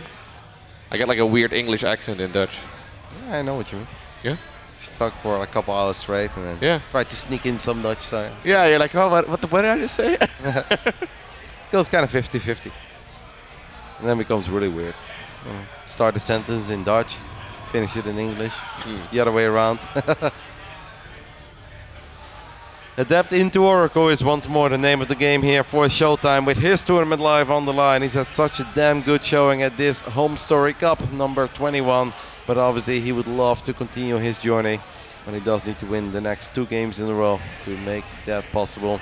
And play some games on Championship Sunday. Still a thing. We're back offline, baby.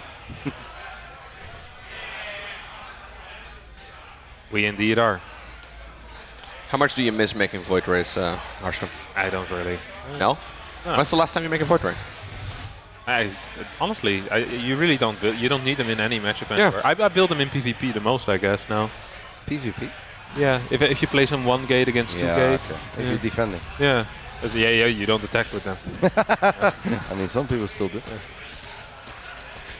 I think sometimes, once in a blue moon, if a Terran does like a 1 base all in, and you scout it kind of late, and you already have a Stargate, I think there are some rare moments where I don't hate building a Void Ray. Yeah. I don't love it because they don't have the same micro potential as some of the other units, and obviously like Cyclones and Vikings, it feels like they're very good against them, but sometimes the Void Ray is the best option.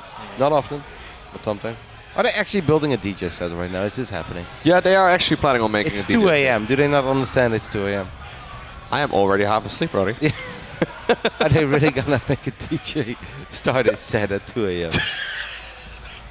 You know, the best Probably thing later. as well. This series is not done yet. I don't think we can get started until probably like 2:30 at soonest. I'm just really looking forward to our production talking to us at the end. Like Serral's coming over for an interview, and Serral's gonna hate all 3 of us, and immediately I'm like, "It's okay, Jona, please go to bed. Like, just have a great showing tomorrow, mate. We're starting a little bit later, fortunately, but I do not want to make that man do an interview at 2 a.m.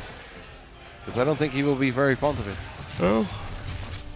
Well, normally he doesn't have to deal with it, right? Normally he just goes through the open bracket, or the upper bracket rather. Yeah. Has a good old time.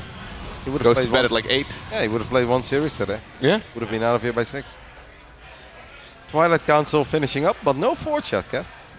Yeah, similar build order as last game. Slightly greedier though in the opener. No scout into gas first, so could probably still hit a little bit tighter.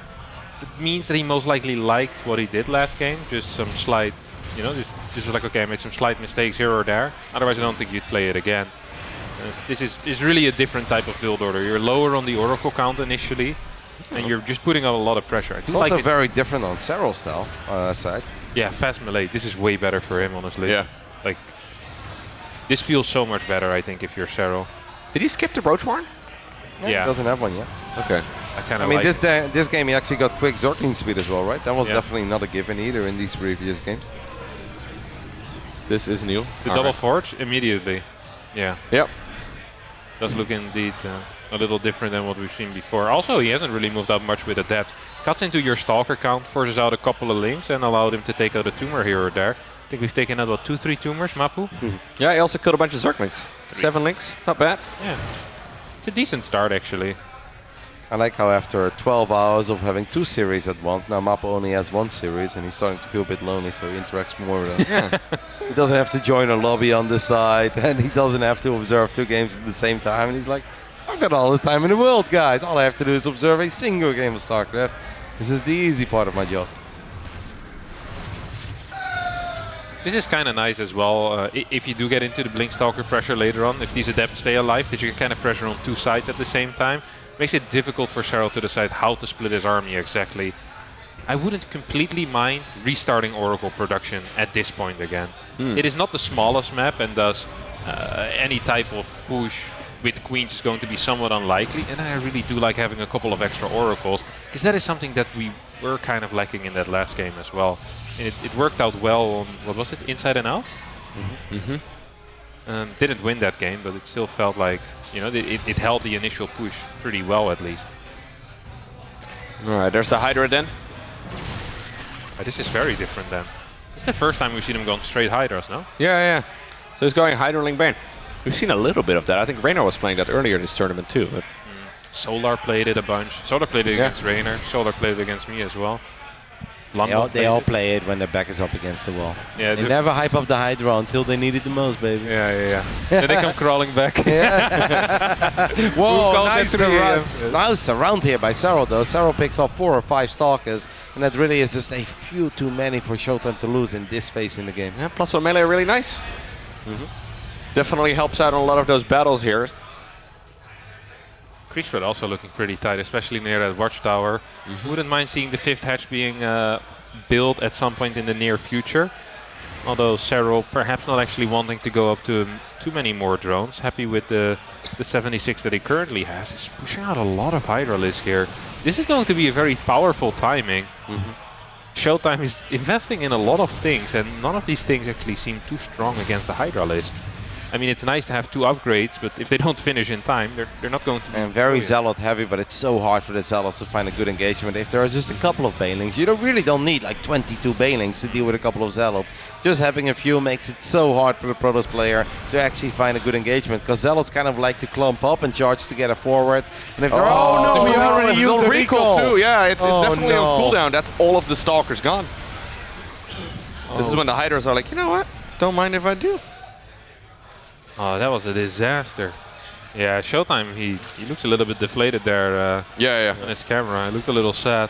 It's going to be tough for him to take a 5th base, wants to attack into a Templar Archives, but Serral's already at his doorstep. Still has 2 upgrades going in as well. This just looks terrible. I don't think he has enough to hold. Yeah, I think it might be tough for him to stay in this game, although the Hydras do get charged at right now. There's only 4 Stalkers. One of the Oracles get picked off as well in the back. We have a lot of extra Lings and Banelings showing up, and +2 melee is about to kick in. And that means that these probes need to run for the hills, but even without +2, they're already going to be in some trouble. And once that upgrade finishes up, you can really see how effective the Banelings are against the Zealots. GG gets called. And Serral will continue his lower bracket run. And we'll see more of the great Jonas Zotala tomorrow at the final day of HomeStory Cup 21. Man, impressive comeback, impressive recovery, because first game didn't go his way. We all know that Serral really isn't a warrior of the night. He doesn't necessarily love playing games at 1 or 2 a.m. No. Looked in a bit of trouble in game 2, just flipped the switch and really stepped it up. Oh, they're gonna make him do an interview. Poor Yona. We'll keep it short. I don't know where the headphones are, guys. Sitting on Should local. be behind you, maybe? Some? Is the one here? We are just going to try to find another headset for Yona. And obviously keep it somewhat short because it's very late. This is not his time. Does this one have a longer cord, or is that fine? Well, that's one Sandy headset. I'll take this one. You want this? I'm not quite sure if it oh wait, I can just make it go over. Do we have this? This works? We're getting there, guys. Very nice. We are getting Oh, nice. Yeah, only one ear, no? Oh yeah, this is the one I moved away earlier because it's only got one ear. Hey, congratulations, Serral. Thank you, thank you. How are you feeling? Pretty good. Wasn't the cleanest games ever. A lot of supply blocks and that kind of little mechanical errors, but otherwise extremely happy. Yeah. Are you okay playing at this hour of the day? Not really, but at the same time, I think playing tournaments late at the night, you kind of always have the adrenaline and everything going, so it's a bit different than if I would be practicing at this time. Mm-hmm. Fair enough. Were you worried? Because game 1 obviously didn't quite go your way, and we all three of us felt that the first 8-9 minutes of game 2 were also not quite going your way until you finally took down that Nexus, broke through the static defenses, you started getting some momentum, and you never really stopped. Obviously at that point it kind of felt like the rest of the best of 5 was yours, but 8-9 minutes into game 2 it really didn't look like it was your best of 5. Yeah, the first game I did the push, didn't work out. Second game, yeah, I had a bit of a rough start. He was actually he wasn't doing the fast talker move as he was doing the other games and the last series. So I kind of just blind countered, made units out of 65 drones. So my drone count was pretty bad early on. Then I had the one pretty bad push when the Oracles came in, and I moved my roaches there. I'm not sure how much I killed there, but that was pretty bad. And my supply wasn't looking too good. But yeah, I don't know. Kind of felt like I did a lot of mistakes that game, but I guess he was just a bit too split up with his army, so that my Hydras could actually, well, just in general, my army could kill that Nexus and limit his economy a little bit. Those Hydras did look pretty damn powerful in multiple games there. Only one game. No, in the final game as well. Yeah, but it looked pretty bad in that. How do you like the Hydra? It's okay, but yeah, it's okay. Yeah, it's okay. It's fine. Kev, any questions for Yona? No, I think, well, anyone you're looking forward to playing or anyone you don't really want to play? Not really. Everyone's fine, I guess. Yeah, not really. All right. I have one final question then before I let you go and obviously give you an opportunity to give some final shout-outs. You seem to be having a lot of fun with Reynor. While Reynor was playing his series, you guys were kind of going back and forth. The camera didn't all pick it up. It was mostly focused on Reynor, but I saw you sitting next to him. It seemed like you guys were talking quite a bit. What's going on in that playroom? What were you guys talking about? When was that? When Reynor was playing against Elazer, right before the series. Oh, right before the series? Yeah. Were we talking then? Yes, you were sitting next to, we were seeing you, like Reynor. I don't remember, but I mean, as usual, conversations with Reynor are really not the most interesting anyways. All right, Loco, any final thoughts? No, I think it's been good. You probably also want to be heading off. You got to play again in 12 hours probably. I don't know exactly what the schedule is going to be like for tomorrow, but any final shout-outs? Just shout out to all the fans, and yeah, fun event as usual at TaKeTv, and so thanks to TaKeTv as well. Thank you so much, Yona, for joining us at the end of a very long day, and all the best tomorrow. Thank you. All right, guys, that was Serral, and I guess that's kind of going to officially do it for us. The end of a very long third day at HomeStory Cup. I like how Dennis was like joking at the beginning of the event. It's like, we've got a couple of 14-hour days, haha. And it's like Saturday evening, it's like, it's 6 minutes past 2 a.m., Dennis. He's done it again. Yeah, it's been a long day, but fun games, and I think it helps. Like if all those boring, campy games, it's very different, but this was very interesting games, very back and forth. It was very fun to watch. Yeah, the quality of games today have been amazing, honestly. Like we've got some very long games, and obviously some of them really, can be a little bit more turtley, and maybe we're just kind of waiting until something happens. But I think overall the game quality has been fantastic. Yeah, a lot of game 5s. It's always good to see. Imagine if the final series of the day would be a TVT with a bunch of sensor towers and Vikings. And the scanning sound. Yeah. Mate, sometimes I lay in bed and I actually hear it. Like, if I have a long broadcast at home and I've seen too many freaking sensor towers and scans going down, lay in bed, hear the pinging sound. Can't deal with it. All right, I guess then it's time for us to officially wrap it up. Tomorrow we'll be back a lot later. All the previous days we obviously started at noon European Central Summertime, which is 6 a.m. on the East Coast and 3 a.m. on the West Coast. I think tomorrow we start like 2 or 3 hours later. I think 2 hours later, yes. Only 2? I think it's 1400, so I think it's 2 p.m. Yes, okay, so they actually have to behave here tonight. Otherwise they're not going to make it. Yeah. It's going to be a tough day for a lot of people. But you don't want to miss the final day of HomeStory Cup 21 Lost Island edition. I think it's been a ton of fun so far. We obviously hope that you guys are enjoying the show at home. We have a raffle. Make sure to participate in that. You guys can win a couple of awesome prizes, but more importantly, you guys can show some love to the partners of TaKeTv that make this amazing event happen. We hope you guys had a ton of fun tuning in today, and we'll see you tomorrow at 2 p.m. Central European Summertime. Good night, be safe, and have a lot of fun. Good night, guys.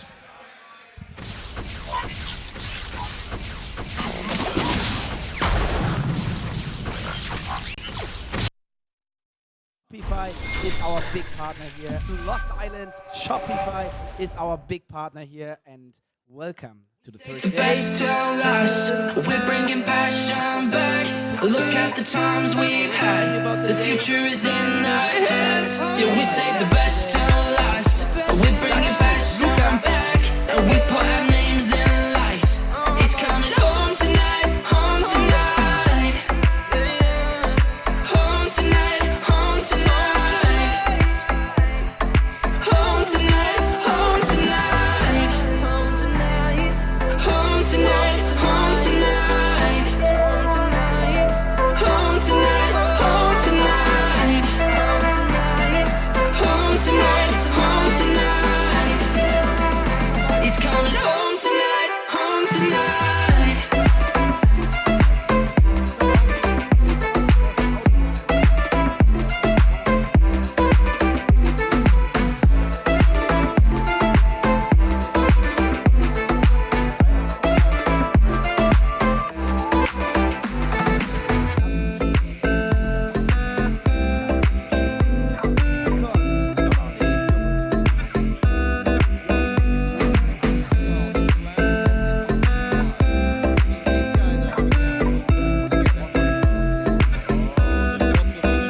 We save the best till last. We're bringing passion back. Look at the times we've had. The future is in our hands. Yeah, we save the best till last. We're bringing passion back, and we put our names in lights. He's coming home tonight, home tonight, home tonight, home tonight, home tonight, home tonight, home tonight, home tonight, home tonight, home tonight. He's coming home tonight, home tonight.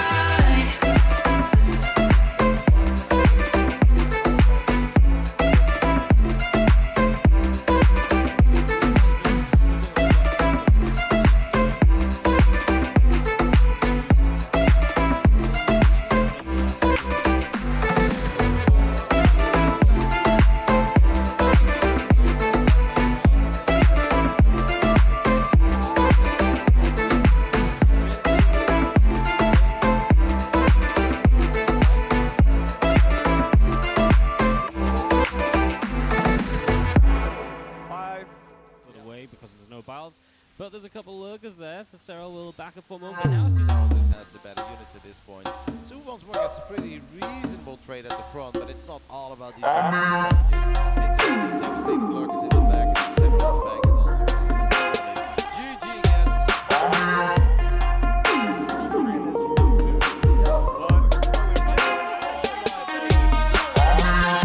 What is it about this place that everyone got no patience and everything's in your face, killing your imagination, not paying attention. Oh my God, Diego, you need to read the message. So full of aggression. So full of aggression, not paying attention.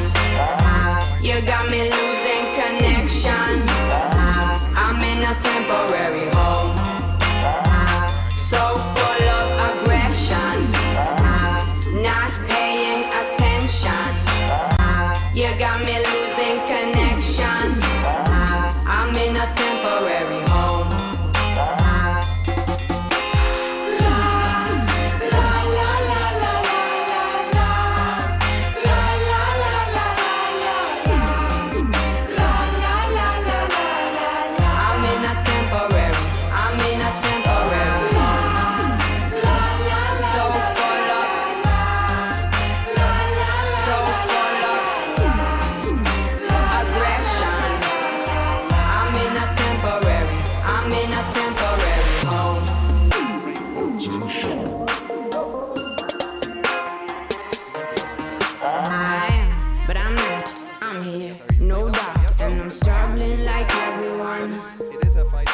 The pressure, the rush is all too much, and it's killing your imagination, not paying attention.